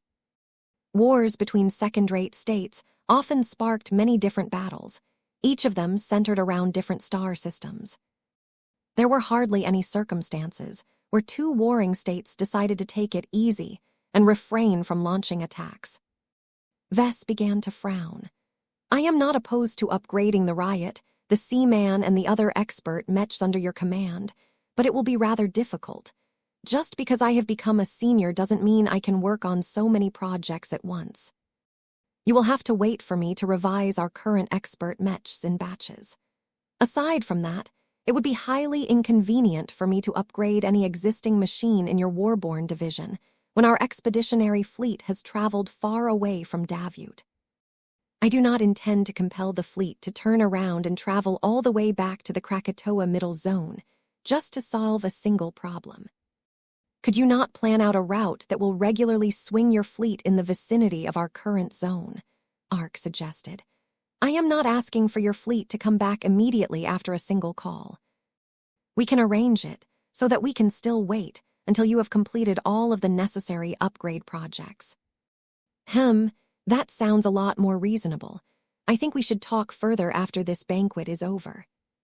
Vess did not want to deprive the Warborn of any major upgrades, but he did not want the Davut branch to shackle his fleet either. He needed to find a reasonable balance where the main branch of the Larkinson clan could support its side branches, but not to the extent of turning into their slave. Chapter 49, 50 How to Progress Quickly. As the banquet progressed, Vess increasingly felt more gratified with the attitudes of his fellow clansmen. In the last couple of years, he always had the sense that his clan had grown too large for him to control. It was a bit difficult for many Larkinsons to continue to look up to a journeyman mech designer. The story was different now that he had become a senior mech designer. While it was not as good as attaining the rank of master mech designer, people were already accustomed to seeing seniors in positions of authority. This was because the majority of seniors tended to advance to this rank when they were in their 60s or later. Mech designers who had overcome their youth and climbed their way to this level of success were no longer young and inexperienced. They had all attained the mentality and the qualifications to assume responsibility over important duties.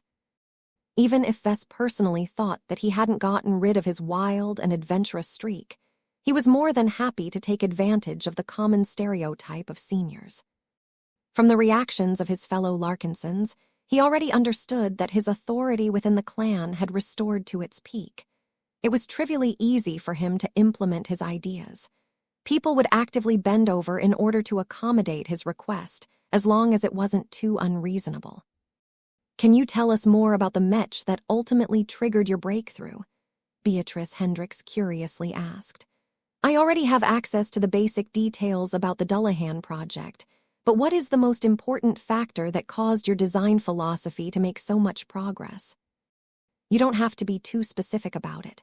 I only want to learn from your example so that I can save a few years myself." Half a year had passed since Vess successfully invited one of his former competitors at the Twin Weapons tournament. Just as expected, Beatrice adapted well enough to the Larkinson clan. It did not matter whether she fully agreed with the values of the clan or its penchant for risk-taking. The huge amount of resources the clan had at its disposal was reason enough alone for the talented journeyman Mech designer to feel grateful about joining this club every day. Vess figured that Beatrice Hendricks would soon be ready to get into full gear. He already had a few upcoming Mech design projects in mind where she could make full use of her specialization in modular armor systems.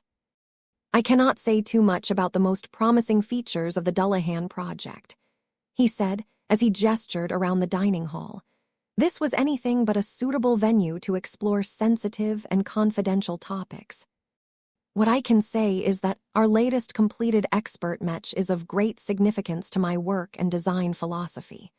I took a gamble and implemented experimental new tech that is not proven to be safe. While I am sure that I have broken a lot of ethical rules in the process, the benefits are also obvious. It is only through bold experimentation that I have been able to become a senior so quickly." The laymen around the table all nodded as if the entire story made sense, but the Mech designers weren't so easily fooled. Gloriana and the others started to frown. "Forgive me for saying so, but you are contradicting yourself," Meryl O'Brien spoke up. "Testing untested and highly unsafe design applications is a good way to crash your career. It only takes one deadly accident to force the MTA into censuring you. Mech designers such as us are supposed to serve Mech pilots to the best of our ability, and an important part of our duty is to prioritize their safety. How can we make persistent progress when we constantly subject our own clients and customers to unnecessary risks?" That was indeed a persistent problem with Vess' work. He had few compulsions about holding back and constantly wanted to play around with new ideas. That admittedly caused him to develop a lot of bad habits that he found difficult to shake. Everyone stared at him in order to hear his answer to this crucial issue. Vess could already tell that his status as a senior would incur serious damage if he did not provide a satisfactory answer. "My attitude towards innovation is different from most of you," he began.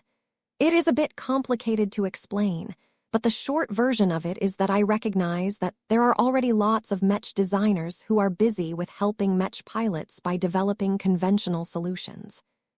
I feel no need to follow the crowd, because my work won't make that much of a difference anyway. You would rather kill yourself than become a generic Mech designer," Gloriana said in a familiar tone.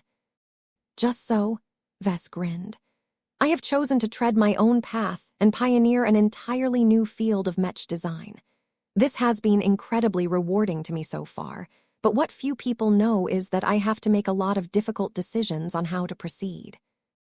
If I slow down and conduct proper studies all of the time, then I would have still been stuck as a journeyman. Innovation comes at a price, but I have always made sure that the users of my product understand the dangers of benefiting from my latest work. I laid out all of the possible risks and rewards to Venerable Janzi so that she could make an informed choice. In no way did I ever deceive or coerce her into playing along with my experiments. Was it worth it to cooperate with Vess on the Dullahan project, Janzi? Venerable Tusa asked his fellow expert pilot. Yes. Many people reacted with surprise. Everyone knew that Janzi had a lot of disagreements with Vess. To hear her support his reckless decisions was a bit difficult to accept. Are you serious? The female expert pilot crossed her arms. What do you want me to say? I was desperate, okay?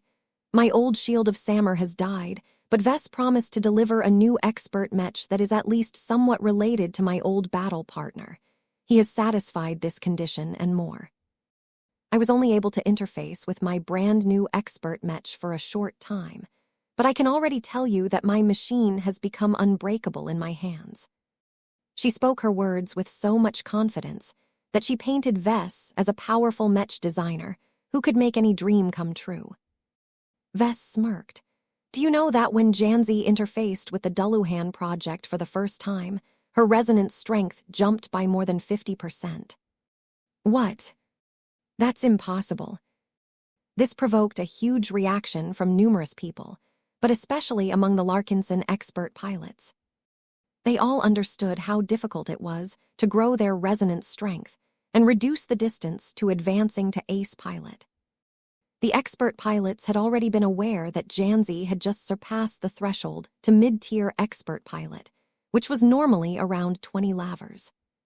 For her to exceed 30 lavers when she hadn't been piloting any expert mechs at all in the past year sounded absurd. The only reasonable explanation why Janzi managed to make so much progress was because of her new expert space Knight. This was the only variable that made sense. More than a few Larkinson expert pilots began to stare at Vess as if he was a juicy morsel. It made him feel slightly uncomfortable. He quickly raised his palm. Whoa, whoa, whoa, slow down everyone. Each of you should know about Janzi's close attachment to the shield of Samur. Since the Dullahan project is my attempt at creating a successor mech, this partial reunion evoked a strong emotional reaction. That shouldn't be enough of a reason, Joshua said. True, the Dullahan project has other qualities that can explain why Janzi has made a huge jump in resonance strength. I even think it will continue to accelerate her progress over the coming years.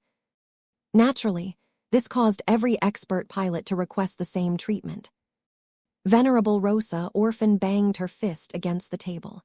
How soon will you be able to upgrade our own expert mechs with this fantastic new tech? I can't wait to get stronger. That is not a simple matter, Rosa. The specific solution that Janzi is benefiting from can be incredibly powerful, but the demands are also high.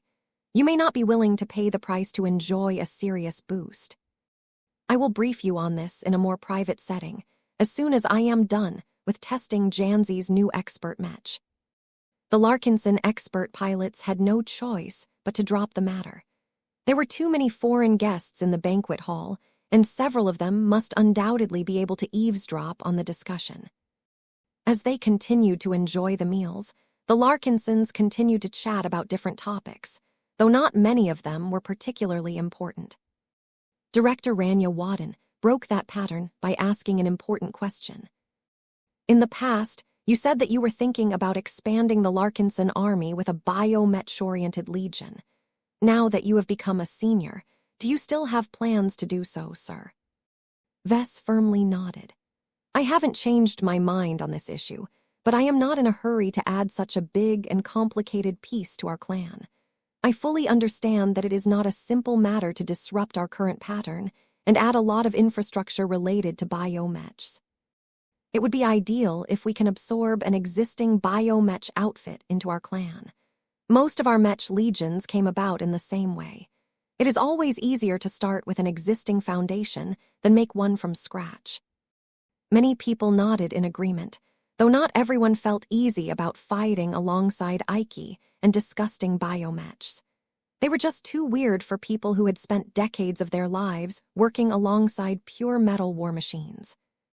With the current strength and status of our clan, I believe it will not be particularly difficult to acquire such a unit, General Verl opined. That is true, General, but if the only solution to get what I want is to throw a lot of money at the problem, I would have obtained what I wanted a long time ago. What I am truly looking for is a group of strong but more importantly trustworthy bio-Mech pilots. If they cannot be as trustworthy, pardon, madam. Gloriana's expression turned coy. Our expeditionary fleet will receive the protection of 3 ace as the likes of the Sword Maidens or the Penitent Sisters. Then I would rather not take the risk of turning an unstable element into one of the core protectors of our clan. There aren't viable candidates in the Davut region. Although Davut had grown into an enormous trade hub over the years, it was not a particularly friendly or accommodating site for bio-Mechs and large-scale biotechnology. There was too little infrastructure to accommodate bio-Mechs. Any pioneering fleet that heavily relied on bio-Mechs would constantly suffer headaches when they needed to replenish their organic supplies and order large batches of replacement biomachines.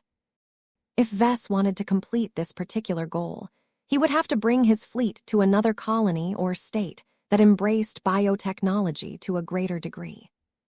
In other words, he had to find the Red Ocean version of the Life Research Association. Such settlements were rare, but not unheard of in the new frontier. The real challenge was to persuade a good enough bio-Mech outfit to join the Larkinson clan. I do not think we have the ships, personnel, and room to integrate a large bio-Mech legion in our fleet, General Verl cautiously said. I think it is best that we focus on profiting from our expeditions for the time being. We are not too short on Mechs, and we are traveling in the company of many strong allies. With 2 ace Mechs watching over our fleet, we can shrug off most threats in the Torald Middle Zone. 3 ace Mechs, Gloriana spoke up all of a sudden. Pardon, madam. Gloriana's expression turned coy. Our expeditionary fleet will receive the protection of 3 ace Mechs. You see, my mother has just informed me that the Vraken matriarchal dynasty just agreed to temporarily transfer one of its precious saints to the Glory Seekers. The entire table fell silent for a few seconds before Calabast expressed her shock. What?